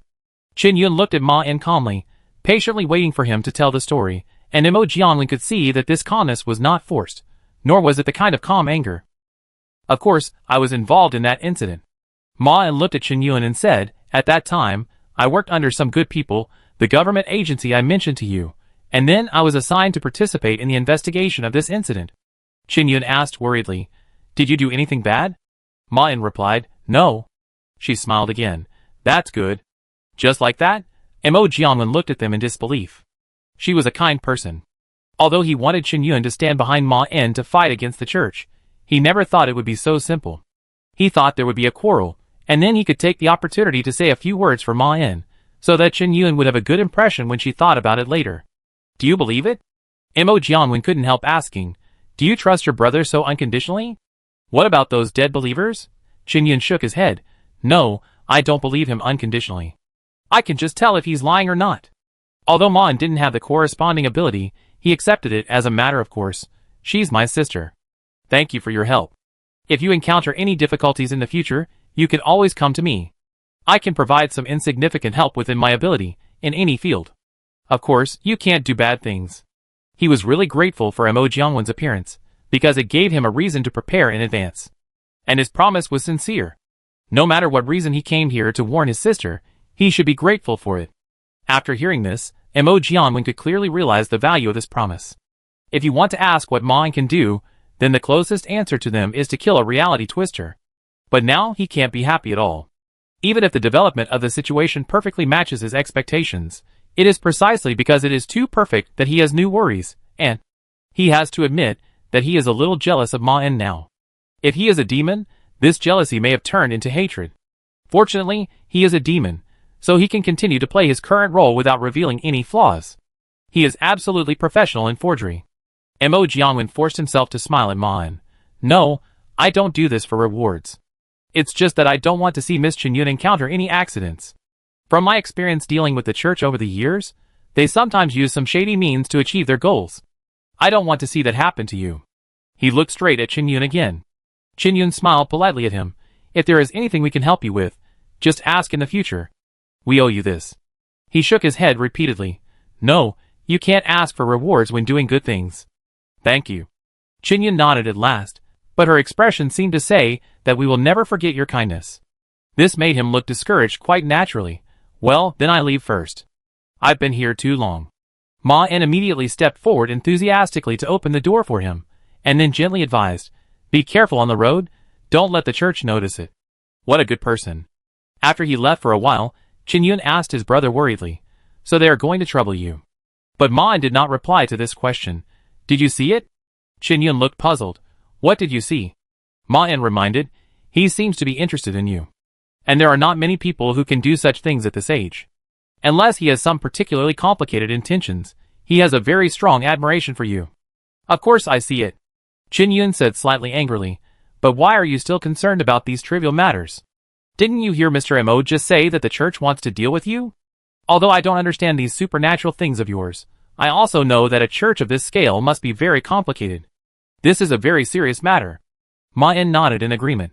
Yes, but Mr. Mo gave me enough time to deal with this matter, and they can't really condemn me for this matter, at least not when I am prepared. Then he immediately looked at Qin Yun with interest. But I didn't expect to see a man who is interested in my sister. What do you think of him? But if you want me to evaluate him, although he is a good person, he is still not so suitable. This made her curl her lips in dissatisfaction. Have you really lost your memory?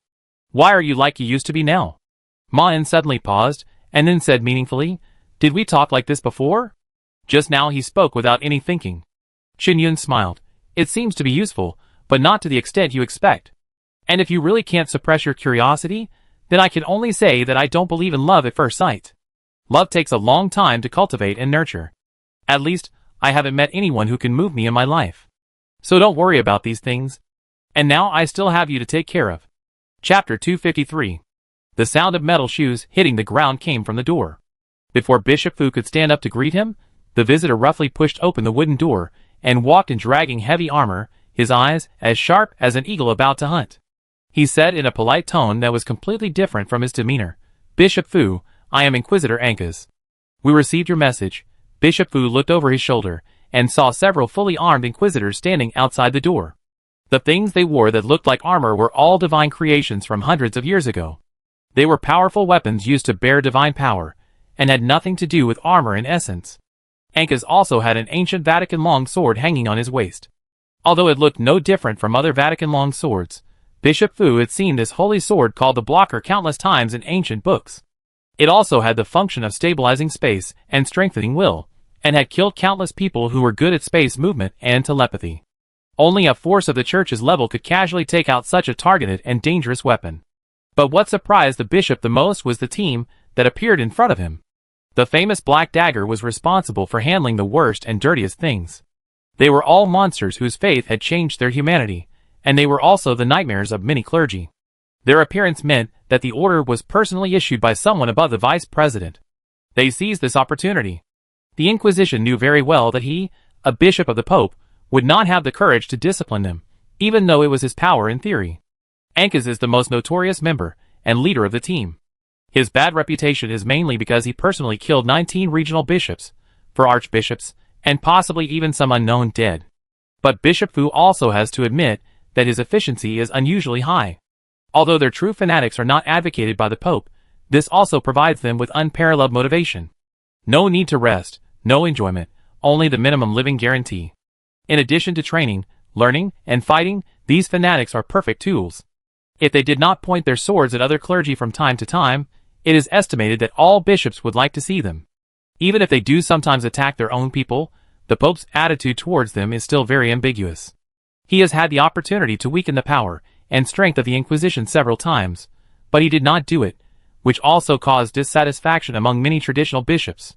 But the clergy, who are mainly young people under 40 like him, hold an opposing view. Although they also hate the troubles brought by these judges, they also think that they are indispensable sharp blades for the church now. Only stupid swordsmen will blunt their swords. Smart ones will hold the hilt tightly. So he is still very polite to these judges, which is not entirely out of fear of their reputation. Sir Ankas, Bishop Fu nodded. I am glad that you came so early. Let's go inside and rest first. Ankas refused mercilessly. No need, time is tight. Bishop Fu did not dare to say anything. Okay, let's talk about it here. You have also seen what I found. There are still many problems now. We must first confirm the authenticity of the content twice, and then find evidence that can make the final decision. He said this because he was worried that these judges would go directly to Ma En for trouble. They have always been known for their swift and decisive actions. It's just that the bishop's understanding of this point is a bit biased. Ankas looked at him and said, No, we just came back from Dongsantu. I can guarantee with my life that everything you submitted to me is true. The severity of this matter may be beyond your imagination. We have to kill Ma En as soon as possible. Bishop Fu expressed his concerns. I'm afraid this will affect our saints. Ankas interrupted again. It's okay, we will make sure she understands what her brother did. This is our duty. I have learned about the information of this saint, not to mention that as long as they are saints, they have a kind heart and can distinguish right from wrong. She will eventually understand and accept the death of her brother. Before that, she will be sad, unable to accept it, will blame us, and will hate us, but none of this matters. Because you can comfort her, and then throw dirty water on us. Isn't this what you are best at? The bishop's face became a little embarrassed. Well, this is just a stereotype. By the way, let's make a plan to deal with Marn. Ankas did not show him mercy in this regard. We are ready. He patted the holy sword blocker on his waist, revealing the white gloves he was wearing. We have thoroughly investigated the fighting style of this criminal, and someone from the Federation has also provided a detailed report and analysis of him, and also mentioned his battle with the reality twister. I may now be one of the people in the world who knows him best. And I think he is the type who is good at preparing for battle. If we continue to wait, the balance of victory will only tilt in his direction, so I decided to carry out the mission immediately after meeting you. Ankas did this because he was worried that the information would be leaked from the bishop. He did not trust these clergy sitting in the office at all. Bishop Fu quickly advised him, I have also heard of your name. You are the most outstanding trial team in the entire Holy See. Ankas interrupted, No, we are not. We are only the fourth best. Bishop Fu continued, Okay, you are the fourth most outstanding trial team, but what we are facing is not that simple situation. It is not a task for you to walk in with your sword in front and make blood all over the ground. We have to deal with Maine, a member of the Salvation Alliance, who defeated the reality twister. In other words, he is a follower of another reality twister. The judge's expression suddenly became particularly terrifying. There are no reality twisters in this world. They are just misplaced reflections. Bishop Fu immediately showed an apologetic expression on his face. Sorry, I mean the reality twisters they are talking about. This title is actually a rebellion against federal scholars. Some theologians do not agree with the existence of reality twisters. The person who is destined to return is naturally not a reality twister. He is the incarnation of gods in the world. At that time, he had proposed the prophecy of I will return, and this prophecy created a group called misplaced reflections, which are what other people call reality twisters. It should be pointed out here that they are not reflections of the gods themselves, but reflections of the incarnations of gods. There is a huge difference between the two. However, the most sharp counter-evidence of this view is that the so-called reality twisters existed before the arrival of the destined returner, and a theologian who is also an inquisitor proposed a new view. That is, the moment the destined returner made the prophecy, the reality twisters in the past were born. Yes, the destined returner has transcendence. He is before the past and later than the future. Time is a meaningless concept to him, so the fact that there were reality twisters before him is also explained. This is why they regard the inquisitor as a fanatic. Most bishops do not support his view. In modern times, they have gradually stopped mentioning this somewhat embarrassing concept of misplaced reflections to avoid being ridiculed and despised by scholars in other fields, as if this term had never appeared at all. Now their mainstream view is that those who are destined to return are not reality benders, but something far superior to them, namely gods. Only the inquisitors still cling to this outdated view, and it makes sense that they would think so, because it is necessary for their work. If they claim that those reality benders are just distorted creations caused by the prophecy of the incarnation of gods, then they can use this reason to dispel fear when facing those reality benders that go against common sense. They would say this: God will protect me. Ankas said firmly, those misplaced reflections are just problems that need to be corrected, and we are messengers protected by the true God. It is our mission to understand their mistakes. If I have the protection of the gods, how can I lose to a mere sinner? Why don't you say this to Shishao? Bishop Fu did not speak the truth. Yes, that is the mission given to us by God, but not for you. This is a perfect rebuttal, but he usually explains this to believers. Defeating evil is the mission given by the gods to all mankind, and happiness is the gift given by the gods to all mankind. So short-term injustice and misfortune cannot mean that the gods have abandoned you. He loves the world. But Bishop Fu did not expect that one day he would have to say these words to his colleagues, and it seems to work well. Ankas did not refute this matter, but instead said, I have felt the guidance of the gods, and I can imagine the scene of myself chopping off his head with the holy sword. I have seen the revelation. Guidance, a difficult statement to deal with. But fortunately, he has a way. Bishop Fu's answer is simple. Those dead judges also thought so, and this kind of thing is not uncommon. Ankas said firmly, do you know why those losers ended up like that? Their faith is not strong enough, and I know how pious I am. Good explanation. Their faith is not strong enough. He can't say that Ankas is not pious. If he does so, he will definitely be beheaded immediately. Bishop Fu thought for a while and said, the most important thing is that this matter is not just a simple battle. If it is just like this, I can completely hand it over to you, but Qin Yun may be present at that time, and we have to deal with our emotions. If we think about the worst possible scenario, maybe he will use the saint as a shield. How will you deal with it then? Ankas smiled. That's the best case scenario, so you won't have to bother convincing her. Let me tell you what the worst case scenario is.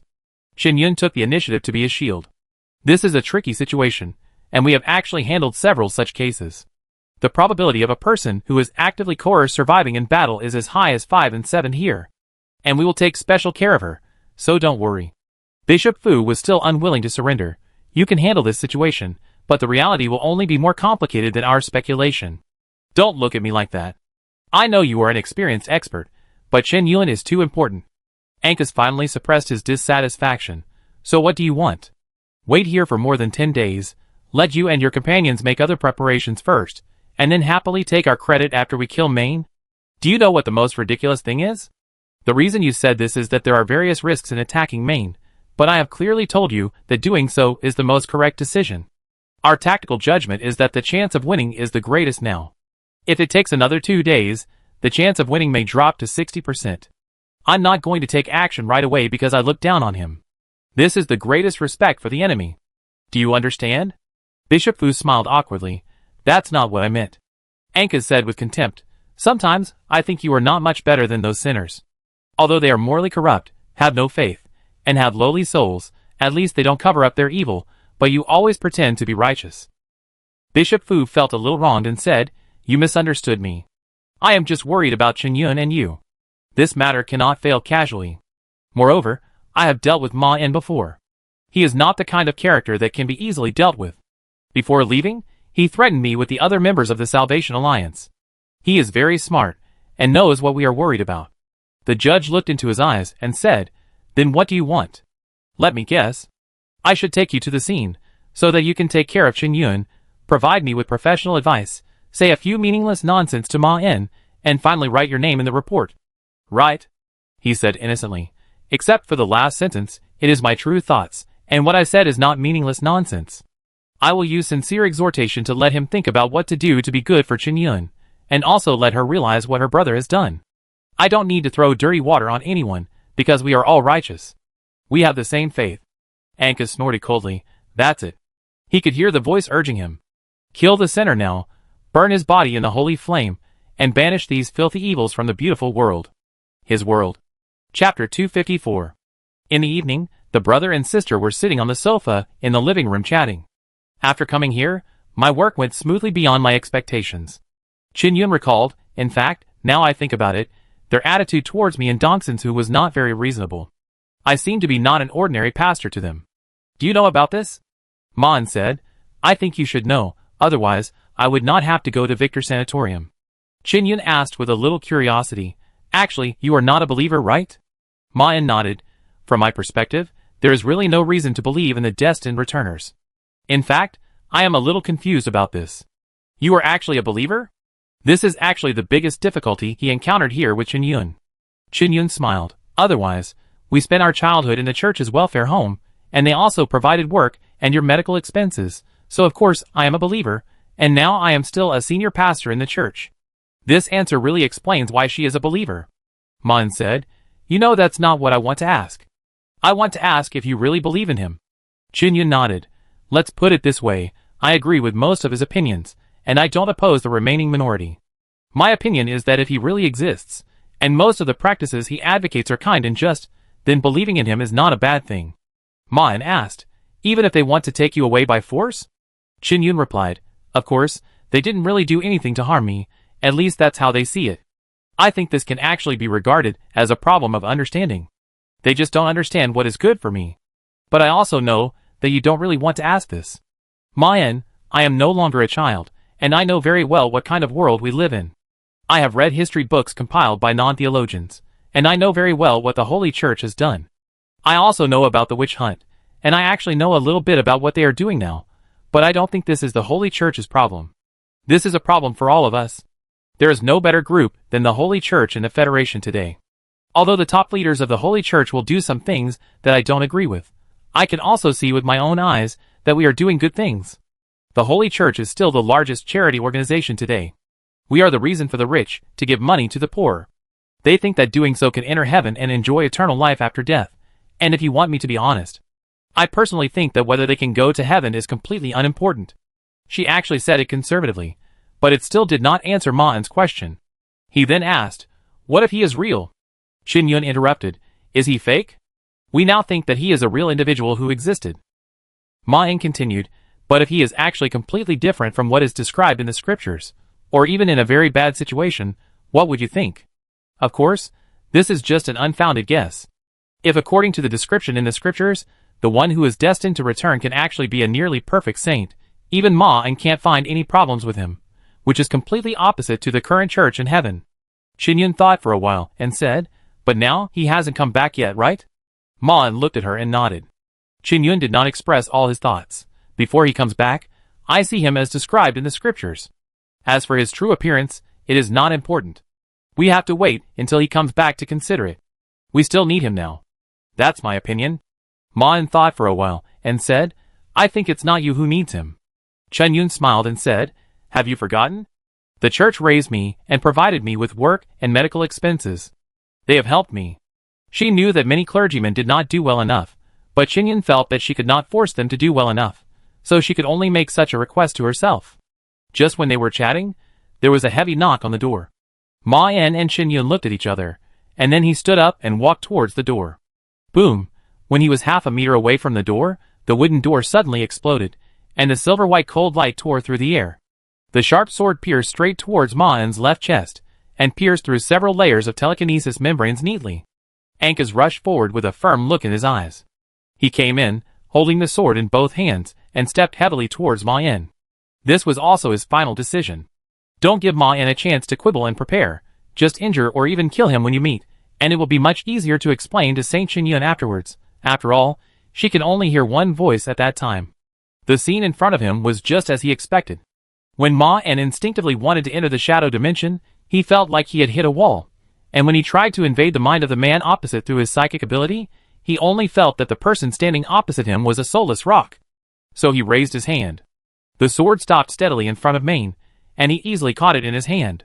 Maine looked at the man with wide eyes opposite him. What are you doing? God Body 4.5. The shock on Ankas's face was fleeting. With his professionalism, he dispelled the useless thoughts about victory. The pattern of sacred breath lit up on the shoulder armor, and the strength of holding the hilt increased several times. Bang! The sword in Maine's palm produced fierce friction, and finally fell on Maine's left chest in the eyes of everyone, and immediately pierced his clothes and skin. Then it stopped. At this time, Qin also appeared behind Ma'an, seemingly unaware of anything, staring at the armored judge who broke in, and asked in a genuine angry tone, Are you from the church? What are you doing? Ankas ignored the saint, and forcibly drew his sword away from Ma'an.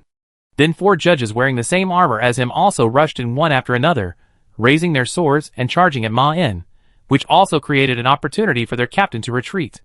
Under their coordinated attack, Ma'an really couldn't cause enough damage to anyone immediately, and they also used their burning swords to force Ma'an back to a distance where he couldn't chase Ankas. Do you want to go to war with the Salvation Alliance? Ma'an asked according to the plan. Although this question was very short because of the battle, it still posed a threat to them, because the actions of the Salvation Alliance have proved that they are not afraid of powerful enemies, and they are really likely to retaliate against the church. Even a powerful church is far less terrifying than their last enemy. Ankus prepared divine arts under the cover of his teammates, and showed contempt for Main's threats. We are his messengers, we are fearless. You should be afraid of us, because God is on our side. At this moment, Bishop Fu, who was standing outside the door, also walked in. He was still emitting many protective divine arts to prevent Main from pulling out his hands to kill him during the battle with the judges. The bishop scolded righteously, Main, you have committed the crime of colluding with the devil, and killed more than a dozen outstanding clergymen and countless civilians in Dongsansu. Your companions will not stand by a devil like you. Surrender now. We will also give you a chance to atone for your sins. But what surprised him was that Chen Yun still did not waver when he heard this, which made Bishop Fu feel that he should ask Chen Yun why he had such an attitude afterwards. Ma En asked tentatively, where is the evidence? Bishop Fu shook his head disappointedly. It seems that you are not going to plead guilty. Ankus. The silent judge was ready for the second attack. As the holy golden light flashed, a pair of beautiful golden wings spread out behind him, and the blazing flame slowly climbed up the sharp holy sword along his arms, and his eyes also reflected the golden luster. May my lord protect me. The other 4 judges who were still restraining Ma En seemed to be able to sense his thoughts, and almost at the same time, they kept alert and began to move away from Ma En's position to make room for their hungry captain. Ankus leaped up heavily, and then, dragged by the heavy armor, he hit Main like a meteorite. Boom! Main was slammed into the wall behind him, and was thrown onto the quiet street without slowing down. Ankus floated outside, and began to prepare for the next attack with other judges. At the same time, he watched Main, who was knocked away by him, tumbling on the ground in a mess, and looked at him struggling to find balance. But Main stopped before they expected, and had the leisure to observe the condition of his body. There seemed to be some scratches on his body. When the collision just now, Ankus used the holy sword to leave a light red mark on his lower abdomen, but it was also recovering at a very fast speed. Until now, his injuries were not considered light. However, under the premise that both his spatial ability and mental ability were targeted, he seemed to have no way to kill the opponent immediately, if you don't consider the multiple replaceable 4th-level abilities he still possessed at this time. But even though no effective counterattack has been formed yet, Ankus and other judges who flew out one after another in the air looked quite solemn. They all realized that they had not made any effective attacks just now. Main did not use other obvious characteristics. The power and speed brought by the Divine Body 4.5 were barely coordinated. He just bent his knees slightly, and looked at Ankus, who was looking down at him, and preparing the divine art. Boom! Main suddenly jumped high and rushed towards him at a speed faster than Ankus when he dived just now. The wings gave the judge enough speed and maneuverability, but it was just an external object created by the divine art. When facing Main's attack, his reaction speed was much inferior. Flesh and metal collided heavily with each other, and the other 4 judges turned around and rushed towards them. But Main, who had telekinesis, could adjust his direction in the air to avoid their pursuit. Then he stretched out his hand and pinched Ankus's neck and rushed back into the living room to ensure that Chen Yun was within his field of vision. But when they were gliding in the air, Ankus did not really lose his ability to resist. The moment Main landed again, he struggled to draw out the golden dagger and stab Main's waist. When Main stood up again in the living room, he noticed that as the deadly divine poison was rapidly flowing into his body, the stab position had turned into a strange golden color. It was at this time. The judges behind him rushed in, bathing in the sacred golden light and charging at Main, vowing to leave an indelible scar on this evil and dirty sinner with the burning sword. But Main completely ignored the attacks that were about to fall on him. He was not forced back as they expected, nor did he care about the divine short sword that had pierced his skin. Bang! Bang! Bang! Bang! Main raised his left hand and punched Ankus, who was held by him, fiercely and continuously. His flesh and blood fist first smashed the overflowing golden holy light, then the metal as fragile as paper, and finally the softest flesh and blood. Iron and flesh intertwined, and blood flowed out. Ahem! Ankus, who was held by Main, instantly vomited blood foam, and blood slowly flowed down the armor that pierced his flesh like a waterfall. Main did not try to completely destroy Ankus's ability to move, but turned to look at the other judges who were still standing. Some of them were shocked that the attack on Main's back left only a few burnt black marks, and some were looking at the wound on Main's waist in disbelief, which was slowly oozing out golden poisonous blood. Haven't you heard about what I did in the Southern Federation? Main showed curiosity about their surprise. I killed a reality twister, a bunch of high-level ability users in the Federation, and some incarnations of the Southern gods. Haven't you heard about these? Ankas, who was being carried by him, looked at the air with a sluggish look in his eyes. One of the judges said in disbelief, "We are fully prepared." This is actually true. Assuming that he has no other abilities to use, he will indeed lose in such a targeted situation, and can only escape from here through the Abnormal Control Bureau in the end. From this, it can be seen that they are actually well prepared. Even if Maine has other abilities that can be used, this would not be a simple battle. But now he has a divine body. Maine looked at these highly nervous church members. Suddenly he let go, casually threw Ankas to the ground, and then said calmly, "This is a misunderstanding." Bishop Fu stared and said, "What did you say?" Ma-en looked at him calmly. "I said it was a misunderstanding. I didn't do what you said? Or do you still have doubts?" He looked puzzled. Bishop Fu swallowed his saliva. "You beat him like this, and then said it was a misunderstanding." Ma-en smiled. "This is a misunderstanding, which means you shouldn't have tried to kill me at all. If it were when we were still at war with the Federation, I would have killed all of you. You should be glad that you are lucky." Bishop Fu glanced at Qin Yuan, who was now the main reason for his survival. "No, this is not a misunderstanding. We have sufficient evidence." Ma-en smiled and said, "You really misunderstood. I definitely didn't kill Qin Yuan's friends, nor did I kill those ordinary people who died in Dongsansu due to the Advent ceremony. It seems that you don't know anything at all, right?" Bishop Fu asked fearlessly. "Know what?" Ma-en looked at him with some amusement and said, "Don't you know that the battle was planned by Heaven and the Federation? That's right. Even the devil doesn't know your true purpose. You do this to create a chaotic future that can stop Shen Zhao's prophecy. You know what? I should kill the bastards of the Holy Church in heaven, but unfortunately I didn't. If I had realized the truth earlier, you would have to face the wrath of Shen Zhao now." Qin Yuan looked at Ma-en's back in surprise, and then looked at Bishop Fu with an angry look. "Is this true?"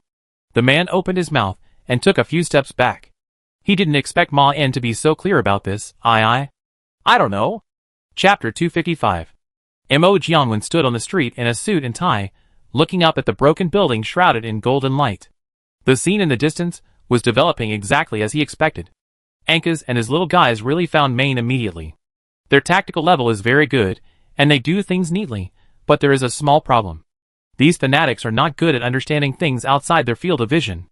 Of course, they will come to the conclusion of how to defeat Maine. In addition, they always have an inexplicable self-confidence due to their beliefs, so they must appear here immediately. It is very difficult to accurately judge the gap between oneself and others, especially these fanatics. They always overestimate their abilities.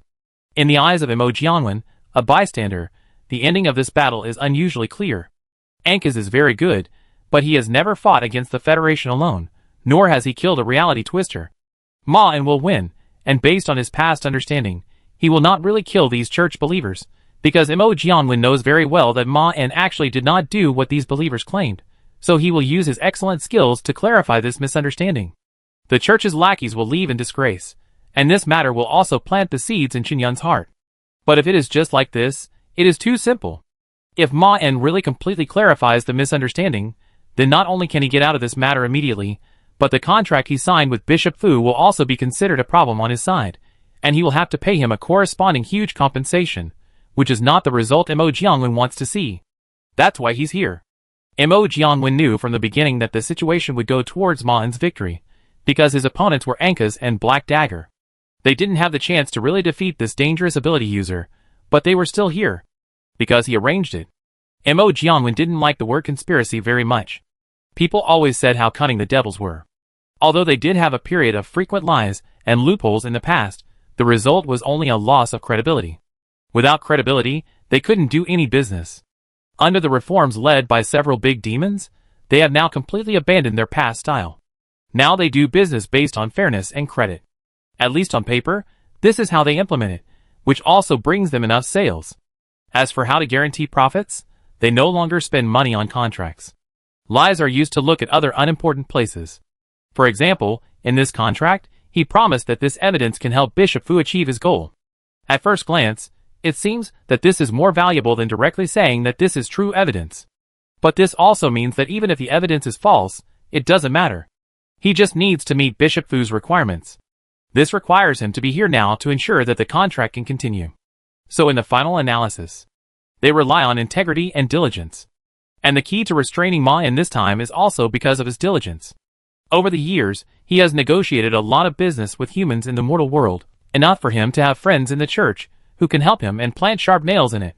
Ancus has never told anyone that he can hear the voice from heaven. This kind of auditory hallucination phenomenon is not a strange thing among the fanatics. Some theologians even think that although what they hear is not the guidance of gods and angels, it is not a simple auditory hallucination, but a special supernatural phenomenon that can be explained as a response. And the significance of this phenomenon in their view is to strengthen the faith of these fanatics. Mo Jianwen has no idea about the phenomenon claimed by the theologians, but he knows very well what Ancus heard.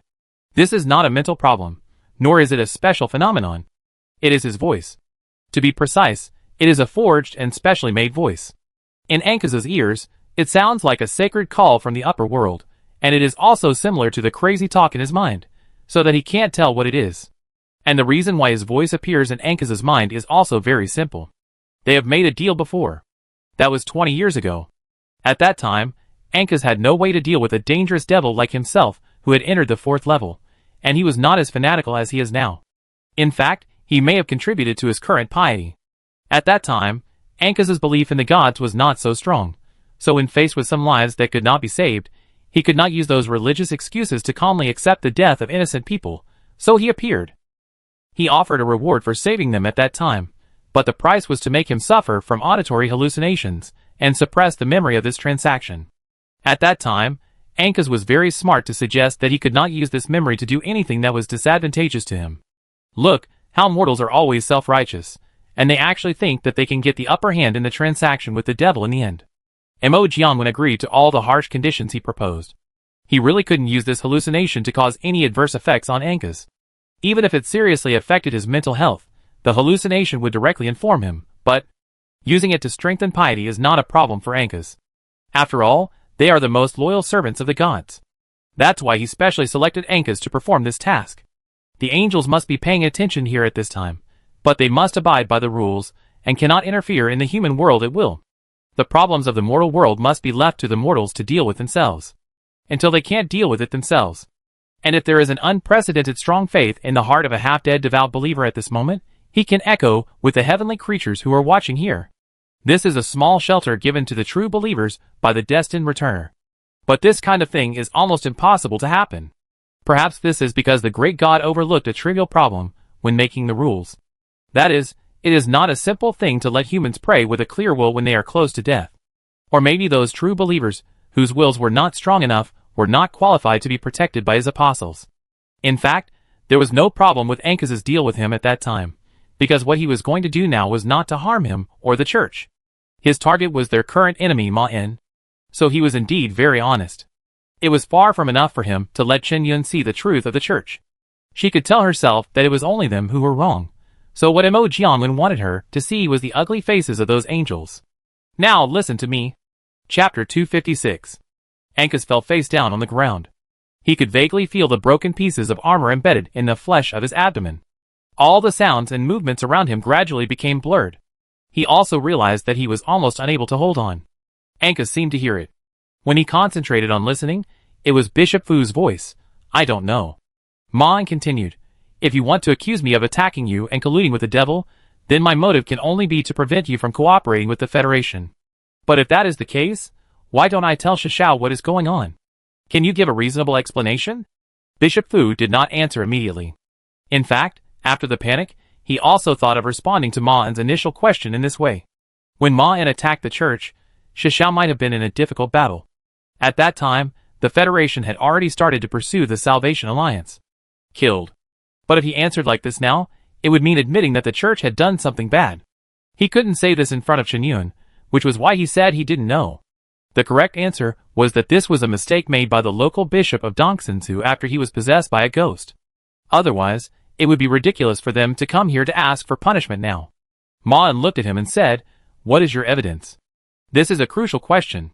When he received the kind reminder from Mo Jianwen, Ma-En began to worry that the church had really found evidence of his involvement in this matter. Before meeting Chen Yun, he might have been worried about how to convince her, but after seeing her, he became worried about dragging her into danger. Because Ma-En felt that she would definitely believe his explanation, which meant that this time, they would offend the church together, which was not a good result for him, who still had a lot of things to do. He also thought that if the church really had evidence, he might be able to make Qinyun misunderstand him, so that she would be safe, but Ma En was not sure that he could deceive her face to face. The reason why he did not take Qinyun away immediately was actually that Ma En firmly believed that he had not left any loopholes. Even if the church really found out the truth, he had to figure out how they did it. Bishop Fu tremblingly reached into his arms, took out a document, and handed it to him. "This is our investigation result." Ma En took it, and stood there flipping through the so-called evidence. Although he kept a nearly static posture during this process, Qinyun could still vaguely feel that he seemed to relax a little. The content inside did make Ma En feel relieved. The evidence mentioned here mainly involved several demons and demon believers, but Ma En knew that he had never seen any of them, which meant that this evidence was indeed false. Unexpectedly, this is really a misunderstanding. It seems that he doesn't need to travel around the world with Qinyun. I told you it was a misunderstanding. Ma En looked at the document and said naturally, "If you had sat down and talked with me at the beginning, I would have clarified your misunderstanding immediately. Then the judge wouldn't have to rest for several months." Bishop Fu asked, "How are you going to clarify this misunderstanding?" Ma En said confidently, "Let me tell you this, when I was working in the Coordination Bureau, I was responsible for erasing memories. It is impossible for me to leave my name and appearance in the minds of these devil believers. Do you think I am the kind of idiot who will leave flaws? If I was really involved in this, you would not be able to find any clues."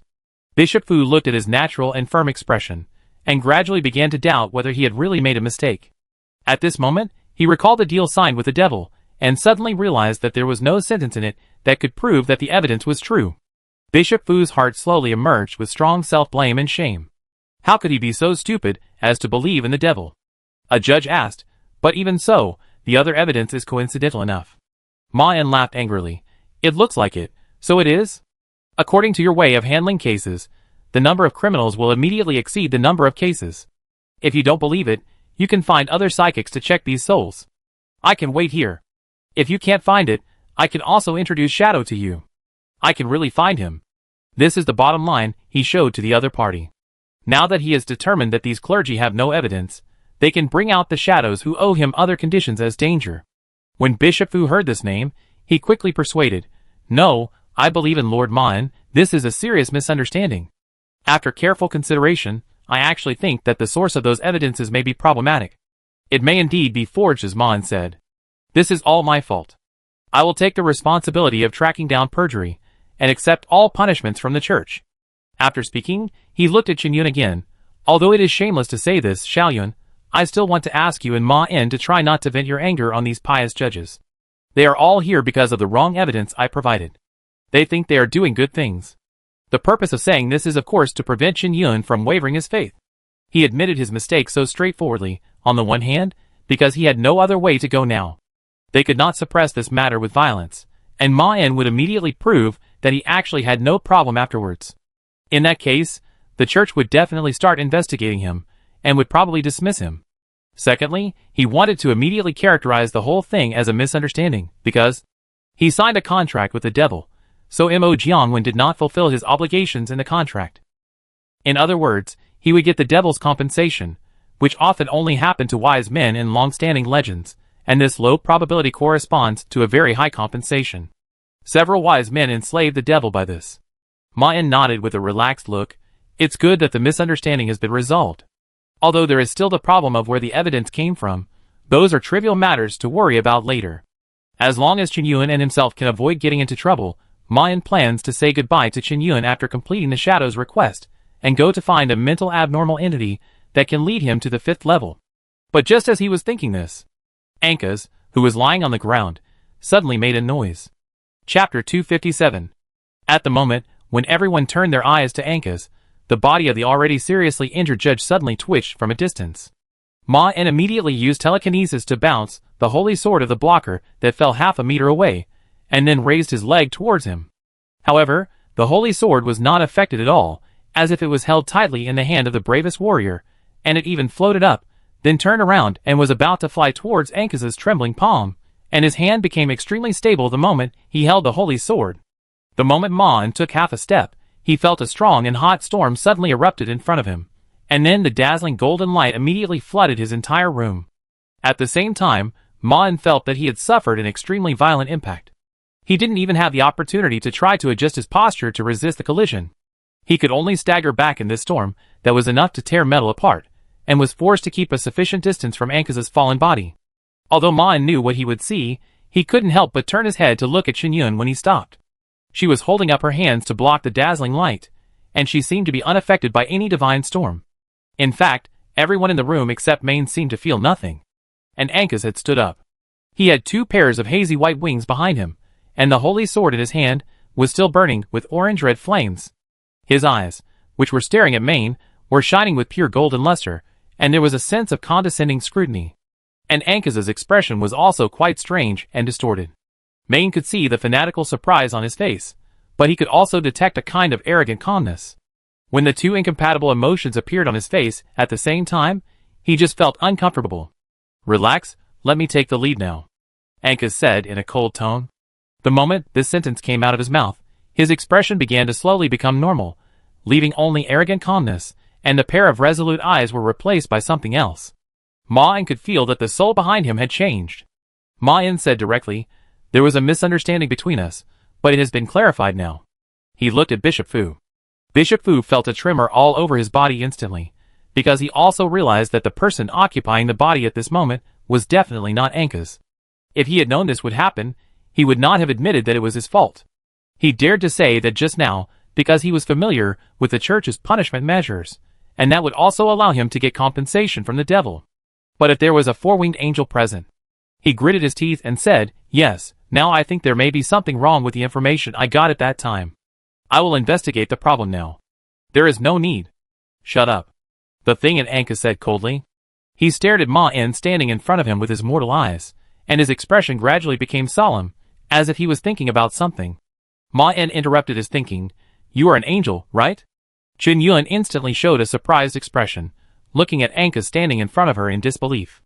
She never thought that she would actually see an angel, even if he appeared in the body of a mortal. And when she was in surprise, she suddenly noticed that the angel looked at her. A brief eye contact. The angel looked at Ma-en again and said calmly, "Anjadin, this is my name. Have you seen my compatriots before?" Ma-en replied, "No, but the storm just now was not something that a seriously injured judge could create." He had asked other people with abilities in Dongsansu afterwards. When the angels colluded with the devils to fight the devils, none of them saw the tragic battle. It seemed that only special people like Ma-en and you could see them. This question was a trap. The atmosphere gradually became a little solemn. Suddenly, the angel smiled at Ma-en with Ankas's face. "Don't be so nervous, I came with good intentions. Ma-en, in fact, we have always been paying attention to you. But this is not to say that you are special to us, but only because of your sister Chen-yun." Chen-yun looked surprised. "I?" Anjadin nodded. "Yes. Do you know that you are a mortal with noble character?" Chen-yun said uncertainly. "Maybe." Anjadin said firmly. "You have the highest love and tolerance for your family. You have taken on the pressure brought by your brother's hospitalization, and your heart is only full of responsibility and worry about your brother, without even the slightest distraction that other mortals may have. It is difficult not to do it, and not to think about it. And you also provide help to other strangers, and weak people without asking for anything in return. You have compassion before you become a pastor, and often lend a hand to other people in need. These are all noble qualities." Chen-yun said honestly, "I don't think there is anything special about me doing this. I just received the best education about good and evil since I was a child. The welfare home has the best teachers, and I also know what kindness means to the weak, because I am a weak person helped by you. You are the ones who made me alive, and who I am today. I am just doing what you did to me. If this were to happen to other people, they would make the same decision as me." Angaton shook his head. "You think too highly of human beings. You are not the only child in your welfare home, but most of the well-educated children can only become ordinary people with moral bottom lines after adulthood. Some of them are even unwilling to come back to see the people who raised them. But I can understand them. They just instinctively don't want to recall their worst and most miserable times. Some of them don't have any confidence from their families when they enter society and face others. Some of them who enter new families will also feel that this is a shadow that they can't talk about. They don't actually hate us, but they just don't want others to see their most pitiful appearance. This is our mistake. We should have." Chen-yun interrupted. "No, it's not your fault. We can strive to do better, but it's not your fault anyway." Ma-en looked at the scene in front of him quietly, without trying to interrupt the conversation, nor did he intend to point out the fact that Qin Yun's education and resources were far inferior to those of other children in the welfare home. He could already imagine what the angel was going to say. If it was true, this matter should be temporarily closed. Angerton did not comment on this. But the fact is that we have not been able to make these well-educated children have such noble character. They have been carrying too heavy shackles when they were born. Being able to master the skills of survival when they grow up is the best we can do. But you are different. Qin Yun, you are born with a keen understanding of good and evil. You can recognize what is good and right earlier and more clearly under the same conditions as others. This talent makes you what you are now. And it corresponds to the responsibility of doing good. This is not your obligation, but I still want to ask you, Qin Yun, are you willing to take the responsibility of making the world better and become a living saint? Qin Yun looked at Angerton in disbelief, and then waved his hands and said, how can I become a living saint? Those saints are all good people who have truly changed the world. They either cured the plague or stopped the war. I am just an ordinary girl. How can I be on par with them? Angerton said with deep eyes, you are wrong. They were canonized not because of what they did, but because they would do so. You are destined to do the same great deeds as them, and you must not regard the identity of a saint as an honor. This is a heavy responsibility. You can refuse me, but that means you refuse the opportunity to help others. Qin Yun hesitated after hearing the word responsibility. Are you serious? Angerton nodded. Of course, this identity will not bring you any benefits. In fact, we didn't intend to tell you about this so early. You should have done something really great like other saints before you were canonized. I mentioned this because of your brother. Ma Yan asked curiously, me? Angerton said, you are no longer a small character now. No matter who wants to find out, they can know what you have done. You are also included in our database, like those vicious fugitives and well-known ability users, and this will cause a lot of trouble for your sister. So after we witness what happened today, we want to let Qin Yun be conferred the title in advance. She will receive our open protection. Anyone who wants to provoke her must consider our revenge. You should also understand. Revenge is always easier than protection. And above that, I would like to make a request to you. Ma Yan asked, what request? Angerton said, you are in danger now, and you will also bring danger to her. And you also saw what she did when you left, but we all know how capable you are, and what kind of a strongman you are. She actually has no need to worry about you. And if you really cause trouble that can kill you, she can't provide you with any help, but I think with Qin Yun's character, she will still throw herself into your trouble without hesitation, just like a moth to a flame seeking death. And who knows what trouble she will bring you. So I think, if you are willing, we can temporarily suppress this worry and prevent potential risks in advance. I heard you have a way to erase memories. Qin Yun interrupted firmly. No, I don't think I will bring him any trouble. If staying away from him is better for Ma Yan, then I will patiently wait for his news to reach me. I still understand this. Angerton didn't look at her, but looked directly at Ma Yan and said, maybe she is right, but we should all know that Qin Yun will indeed jump into the fire for you, even if doing so can only increase your insignificant chance of survival, even if doing so will almost certainly make her die. Is this what you want to see? Although Ma Yan, who had no memories, was not as sure as Angerton, he could vaguely feel that Qin Yun could do such a thing, as if the angel's words were sincere, and maybe he would really consider doing so. But the premise must be that there is no other choice. Otherwise, he would not do something that goes against his sister's will. Besides, Ma Yan knew that these cunning angels had other intentions. No, he refused gently. The angel looked at him expressionlessly and asked again, really? My proposal can guarantee that she will be absolutely safe no matter what happens. If you die unexpectedly at any time, she can continue to live happily for the rest of her life. I think this is also a kind of kindness. This is a very obvious hint. Ma Yan looked at each other and said, she has already refused. The angel looked at Ma Yan with a slightly cold look. That's really a pity, but this is also within my expectations. Maine does not seem to be so easy to deceive. Many mortals are prone to committing stupid things because of concern and love. The cherubim once used this to create many great victories. Unfortunately, he could not reproduce this miracle. Angerton sighed and deliberately showed an apologetic look. Then I have to tell you something bad. When I entered Anka's body, I felt that the air around me seemed to be mixed with some annoying odors. During the time we talked, I determined the source of this evil smell. Maine, you have been in contact with demons. Maine responded calmly. I did kill demons. Angerton said coldly. But what I smelled was the breath of the dragon mother's offspring, and the three-headed dragon mother was one of the demons that descended on Dongsunzu. So I now doubt that you really colluded with the demon. Qin Yun suddenly asked, but Ma En said that you did bad things in Doxintu. If this is true, why can't he collude with the demons? Are we good people? Angeton smiled gently at her. Qin Yun, if Ma En knew that it was all true, then it was indeed as you said. But in fact, there is a misunderstanding here.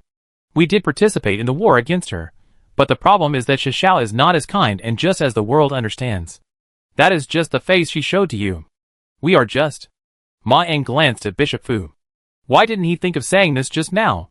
He directly claimed that Shishao was evil, which was countless times better than what he had just said. Then Ma En looked at the angel. Where is your evidence? The angel said confidently, this is the revelation he gave us. Humans cannot see the truth in our eyes. But you don't have to be afraid. We are not the kind of crazy people who kill people casually. All I want to do is take you to accept the investigation.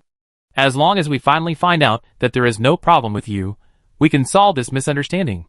Chapter 258. Check that there are no problems, and you can leave. Even if this is true, it means that he will be imprisoned for a period of time. This kind of deprivation of his freedom is most likely to affect the things that Shadow asked him to do. No, of course, he can complete the whole thing while in prison. After all, he can now use the name of the Salvation Alliance to directly influence several 4th-level ability users, and indirectly influence dozens of 4th-level ability users. As long as he wants, he can get the whole thing done while in prison. But there is also a problem with doing this, that is, other people who are interested will notice that he can complete the task while in prison, and for people in the Federation, this fact can easily lead to some other associations, such as Ma En has a high-level ability user who can be called. Then, they will naturally think of other members of the Salvation Alliance, although this is still far enough from the truth, and Ma En has also openly prepared an organization for the Salvation Alliance to help each other, but it is not very suitable for this situation. Moreover, this worry is not a rainy day. Shadow, and the members of the Federation who are on the opposite side of him may notice this. Even if this information is not enough for them to realize the truth, it will deepen their understanding and vigilance of him. But under these premises, Ma En still did not immediately decide to refuse. Because the result of doing so also means that there is a high possibility of a direct conflict with the church, and whether he wins or loses, it will give the church a reason to pin this matter on him, which is likely to confirm the speculation that he is colluding with the devil. Secondly, the accusation made by Angeton made Maine instinctively feel that something was wrong. He hadn't seen any demons recently. Could it be that even after so long, Angeton could still detect the traces left by that contact? Ian and other intelligent sources did not give him a definite conclusion, but this was obviously not very reasonable. Maine felt that the more logical fact should be that Angeton didn't feel anything at all. This was just an excuse he temporarily brought up. As long as Maine was taken away from here, they would show their true colors. This was in line with the image of an angel in Maine's mind. In fact, this was actually a better possibility. It was also possible that Angeton really noticed something, so it would obviously not be particularly easy for him to explain it clearly. After all, he really colluded with the demon. In my opinion. Ma En stood up straight, squinting at Angeton. What you just said is a serious provocation. There are countless good people in the Salvation Alliance, who followed her to fight, and died tragically in the battle. But now you say that Shishao is evil. Have you ever thought about what this sentence means to us? Angeton said nonchalantly, yes, and she is responsible for all your sacrifices. She is the sinner.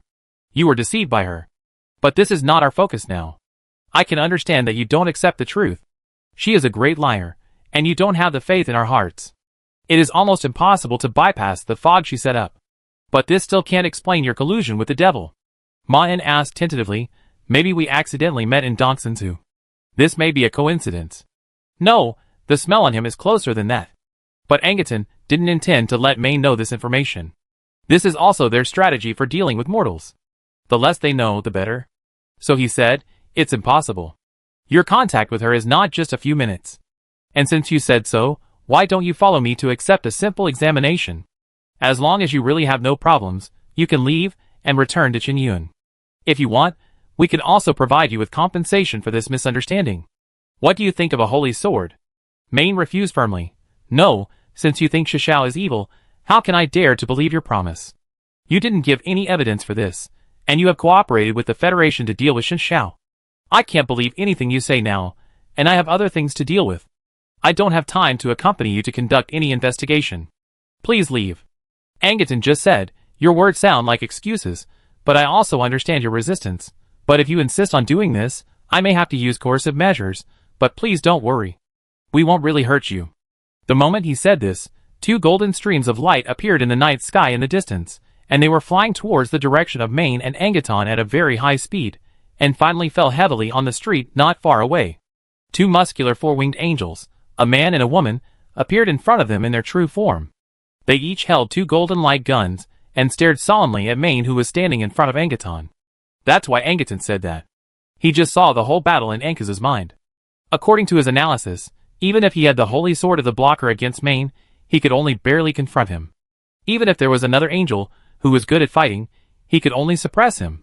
Only if the 3 angels fought together could they be sure to really capture him, and then they could do what they should do.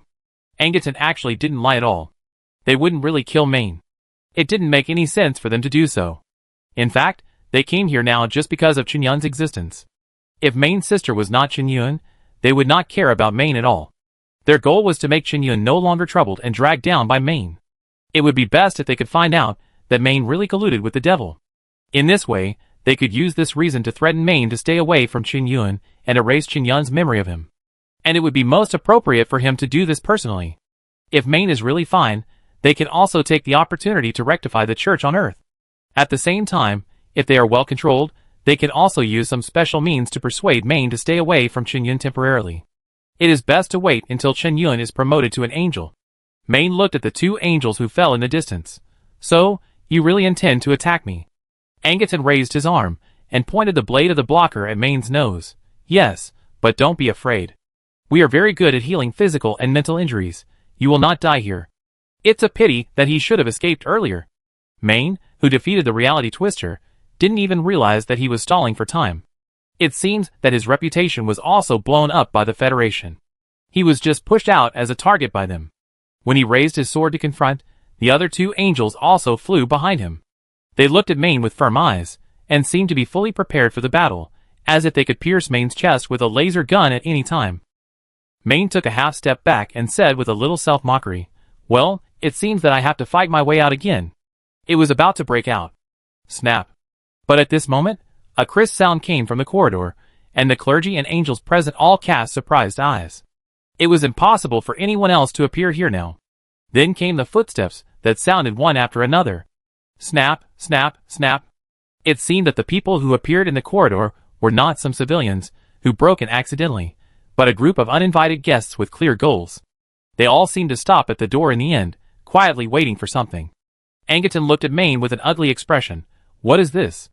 Maine asked calmly. "Isn't this what you want?" In fact, Maine was also waiting for time to pass, but unlike Angaton, the person he was waiting for was actually always nearby. The reason he waited was just to make their appearance reasonable. "The child is so rude." The old woman scolded outside the door, and then there was the sound of a cane hitting the wooden door. Snap. Angaton instantly felt that countless noisy and crisp collisions broke into his head like robbers. Countless villains made dizzying and unpleasant noises in his skull, constantly stirring his soul that exuded a holy breath. After staggering a few steps, he slowly came back to his senses. Almost instantly, he realized that the holy sword of the blocker in his hand had disappeared. A fat middle-aged man was looking at this extraordinary antique with curiosity. When he looked to both sides, he saw the deputy bishop leaning against the wall with a terrified face, several judges, who had not yet stood firm, and then 2 angels who were far more embarrassed than him. The male among them was staring blankly at the front, and many stone shackles, like vines, appeared on his body. The latter was trying hard to maintain balance, and there were countless red halos, like eyes, surrounding her. There were more than a dozen people with different temperaments standing at the door.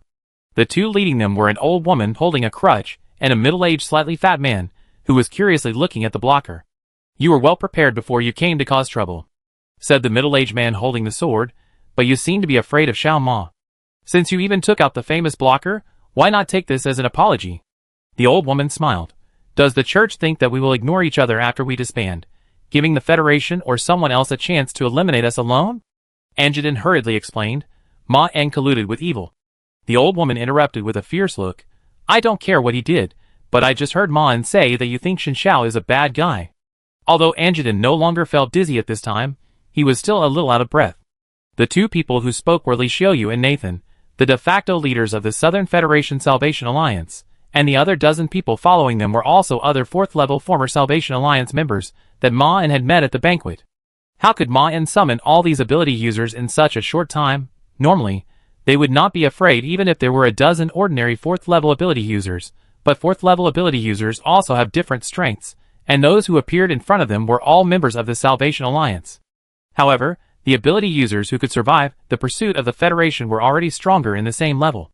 These ability users basically had comparable combat capabilities with Anka's, far from being comparable to the ordinary judges trained by the church with money. There were also 3 top-level talents of the same level present. They were comparable to themselves without Anka's possession, and slightly weaker than themselves now, but the gap was very small, far less than the gap in numbers. The other 2 angels were called by him temporarily, and were only slightly stronger than Anka's. In terms of overwhelming numbers, he had no chance of winning at all. It was impossible for ability users at this stage to fight one against many. The few who could do this were stronger than them, standing at the top of the same level, such as Main, who was not targeted, and Hong Yuan, who was killed by him personally. If there was no blocker, Angaton would not dare to try to take down Main with them. And when these people appeared, they did not really try to cause any harm to them, but took away the blocker. Nathan, who was holding the Holy Sword at the moment, also cut off the connection between him and the Holy Sword, which means, "It's over." I asked Ankas. Main looked at him and said, "Do you want to go to war with us?" He didn't answer me at that time. "Can you tell me the answer now?" Angaton looked at his 2 companions who were restrained, and the dozen or so difficult 4th-level ability users on the opposite side, and finally looked at Main again and lowered his head slightly towards him. "No, it's not." If he still dared to remain tough, the dozen or so former members of the Salvation Alliance on the opposite side would not let him go, and the Church in Heaven would not take any revenge for this, because that would definitely involve more members of the Salvation Alliance. He could not cause such trouble for Heaven. He was not qualified to do so. It was a crime. Everyone knew how difficult it was to deal with these numerous members of the Salvation Alliance. Even the Federation could do nothing about them in a short period of time, not to mention that the Church was not as good as the Federation, and this matter had a more serious meaning. Killing a former member of the Salvation Alliance could be a personal grudge, but it was different from going to war with the Salvation Alliance that had been disbanded. Even if they easily won for some inexplicable reason, it was not a good thing, because it would offend the future Xin Shao. And even the Federation would do this. They would be happy to see the Church kill members of the Salvation Alliance, and use this hatred to exchange some of the benefits they wanted with Xin Shao, and promise her justice, that is, revenge. This was a future that neither Heaven nor the Church wanted to see. Mon took the blocker from Nathan and handed it to Angaton nonchalantly. "So what happened here today? What do you think happened?" He swallowed and his brain worked at high speed. This is a misunderstanding." Mon smiled and returned the blocker to him. "Very good. I'm glad that the situation did not go to the result we didn't want to see. I guess there must be someone outside who wants to see us fight each other. This is a conspiracy from those bad guys, but we didn't let them succeed. We are all good people. Right?" Angaton nodded repeatedly and said against his conscience, Yes, there must be some evil demon trying to provoke a fight between us. Fortunately, you persuaded me in time and prevented us from falling into the tricks of those heretical demons. A disastrous defeat. Now they even have to worry about whether something will happen to Main recently, otherwise it will only attract the wrath of the Salvation Alliance, and his recent declaration that Shishao is evil also leaves no room for maneuver between the Church and the Salvation Alliance.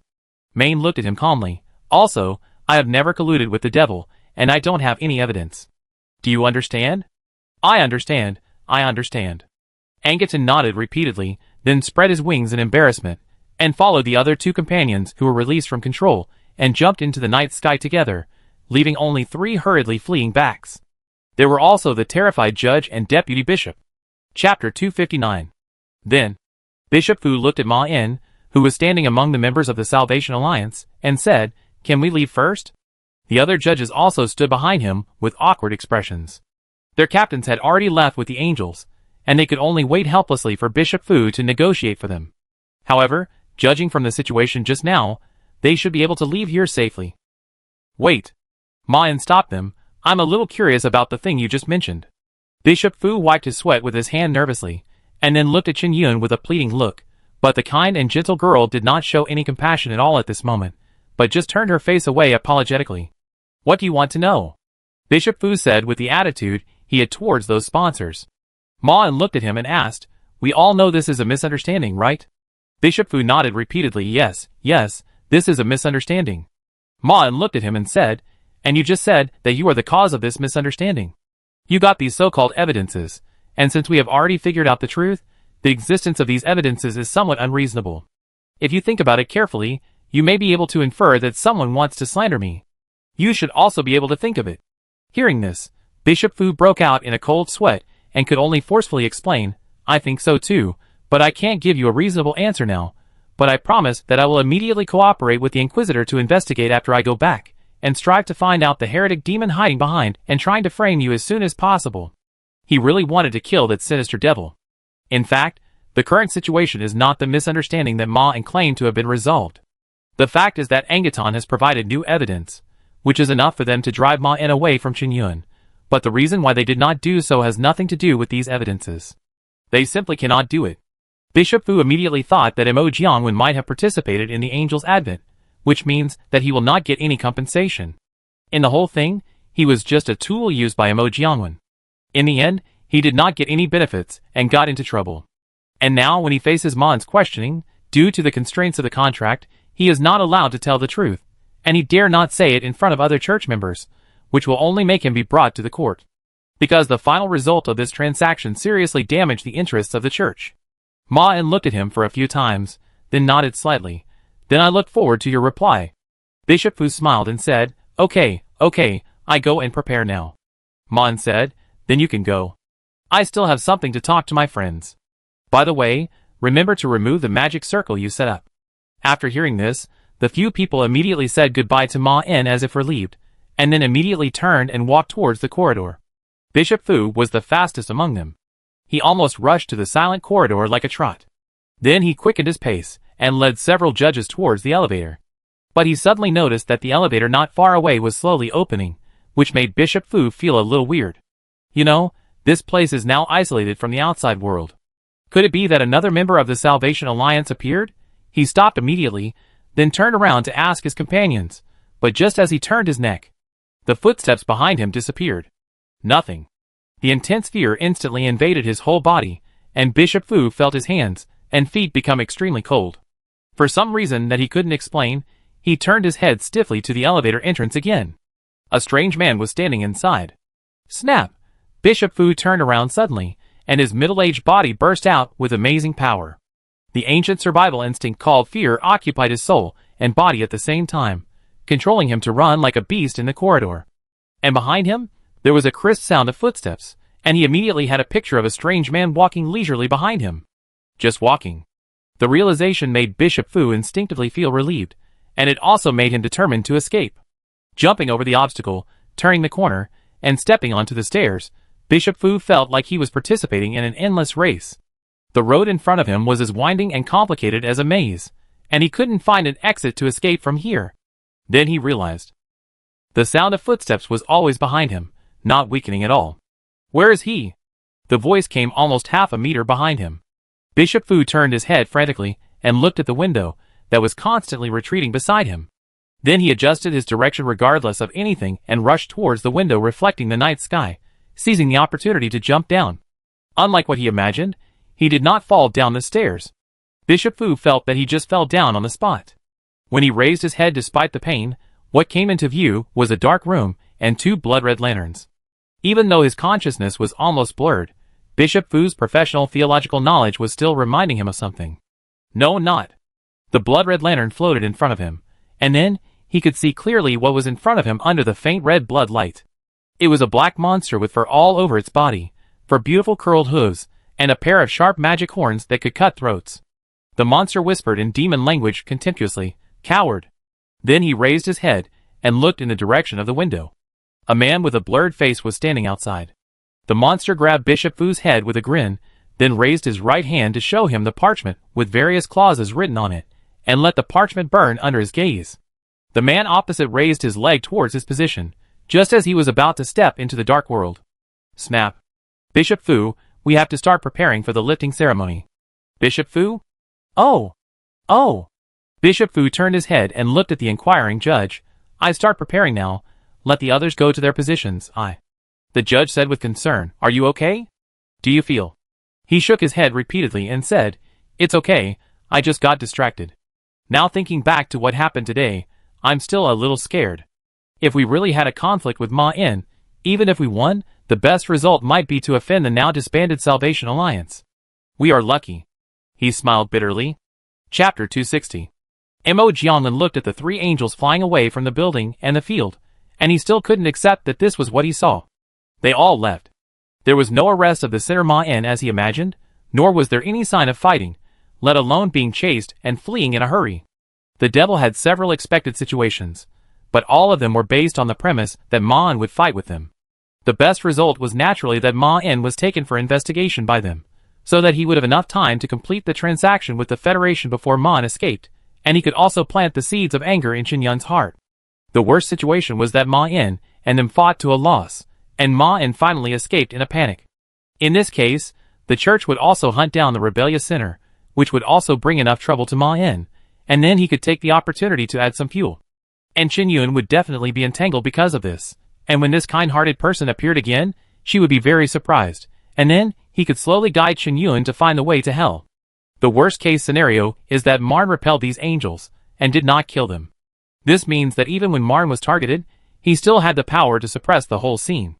If that was the case, he might have to reconsider the deal. If Marn could really do this, he would have to face the revenge of the church. If he could still settle the matter through fighting or negotiation, which was a very likely outcome according to their intelligence, then it would not be wise to continue to deal with Marn. If this is the case, Mo Jianlin will definitely start to consider other ways to lure Chen Yun to fall, and temporarily put aside the contract he had signed with Xu Yunqian. In fact, his deposit in hell can still afford a few failed transactions, but that would be a huge loss of both credibility and wealth for the devil, and no devil would accept this situation unless it was absolutely necessary. In addition to these, there are many other situations. For example, if Ma In is stupid enough to kill the angel, it will be much easier. At that time, he will not have time to execute the things that Shadow asked him to do, and he may not even live for a few days. He can wait until Ma In dies before looking for Chen Yun. But this is not included in the many situations that Mo Jianlin imagined. It seems that these angels were driven away by Ma In without any formal confrontation. This is not a good thing for him. If the matter is handled so simply by Ma In, it means that there will be no conflict between him and the church in a short time, which is very bad for his two purposes. Chen Yun might be a little better, at least she also saw what happened today, but as for Ma In, is he really going to start preparing compensation? Calm down and think about what Ma In would do. Now he may have begun to try to investigate what the problem is through Bishop Fu. After all, Ma In is not facing any threats that need him to deal with, but this is not a problem. After all, he is also a professional devil, and he still has basic business capabilities.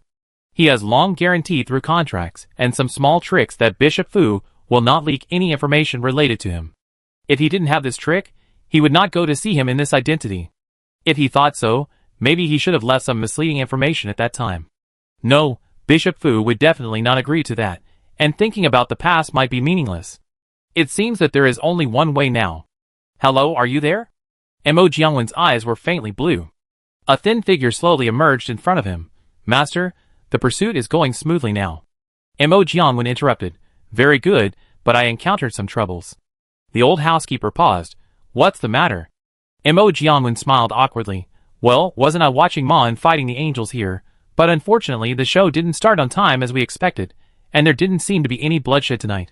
The old housekeeper said with a serious expression. You mean, Ma In forced them back peacefully? Mo Jianwen nodded innocently. The housekeeper looked embarrassed. If that's the case, the situation will be difficult to handle. Mo Jianwen asked. Why don't we give up this deal and focus on how to make Chen Yun fall into hell? The old housekeeper stared at him and said, So now your mind is still all Chen Yun, and you don't take our official work to heart at all, right? I now suspect that this is the reason for your failure. Mo Jianwen immediately defended anxiously. I have been doing this business for hundreds of years. Even if I occasionally get distracted and think about her affairs, I can still handle the business perfectly. The reason I didn't succeed is just because of bad luck. The old housekeeper sighed helplessly. Then how do you want to lure Chen Yun to hell? I don't think Ma In will watch it. Mo Jianwen replied. She is a saint. Only truly pious and kind people can get this title. I just need to expose the ugliness of heaven and the church to her. The old housekeeper asked, Are you kidding? Saints are not just so-called pious people. They also have a firm will. You can show her the truth, and I can tell you the possible ending now. Either Qin believes in the explanation created by the church for these evidences over the past thousands of years, or she will resolutely leave the church, but she will not fall into hell. Your original idea is slightly better than this. If the angel really kills Ma En, there may be a chance. And even if it comes to that extreme situation, she will have to be persuaded for several years if she wants to fall into hell, Mo Jianwen said firmly. I have time. The old housekeeper retorted, but you didn't succeed in getting the angel to kill Ma En, didn't you? Now no matter how patient you are, it's useless. It's never as easy as you think to make her fall. You can only reveal the true face of the hypocrite to her, but good and evil will remain unchanged. If you want to truly destroy their minds, you have to shatter their perception of good and evil itself. If you really want to seduce her to fall, don't think about taking these shortcuts. You have to spend decades preparing. After hearing the words of the old housekeeper, Mo Jianwen suddenly calmed down. Yes, he has always thought that it is too simple to seduce Qin to fall. Then we should do this, he said a little lonely. The old housekeeper thought for a while, and said, do what you just said. Mo Jianwen asked in confusion, but didn't you say?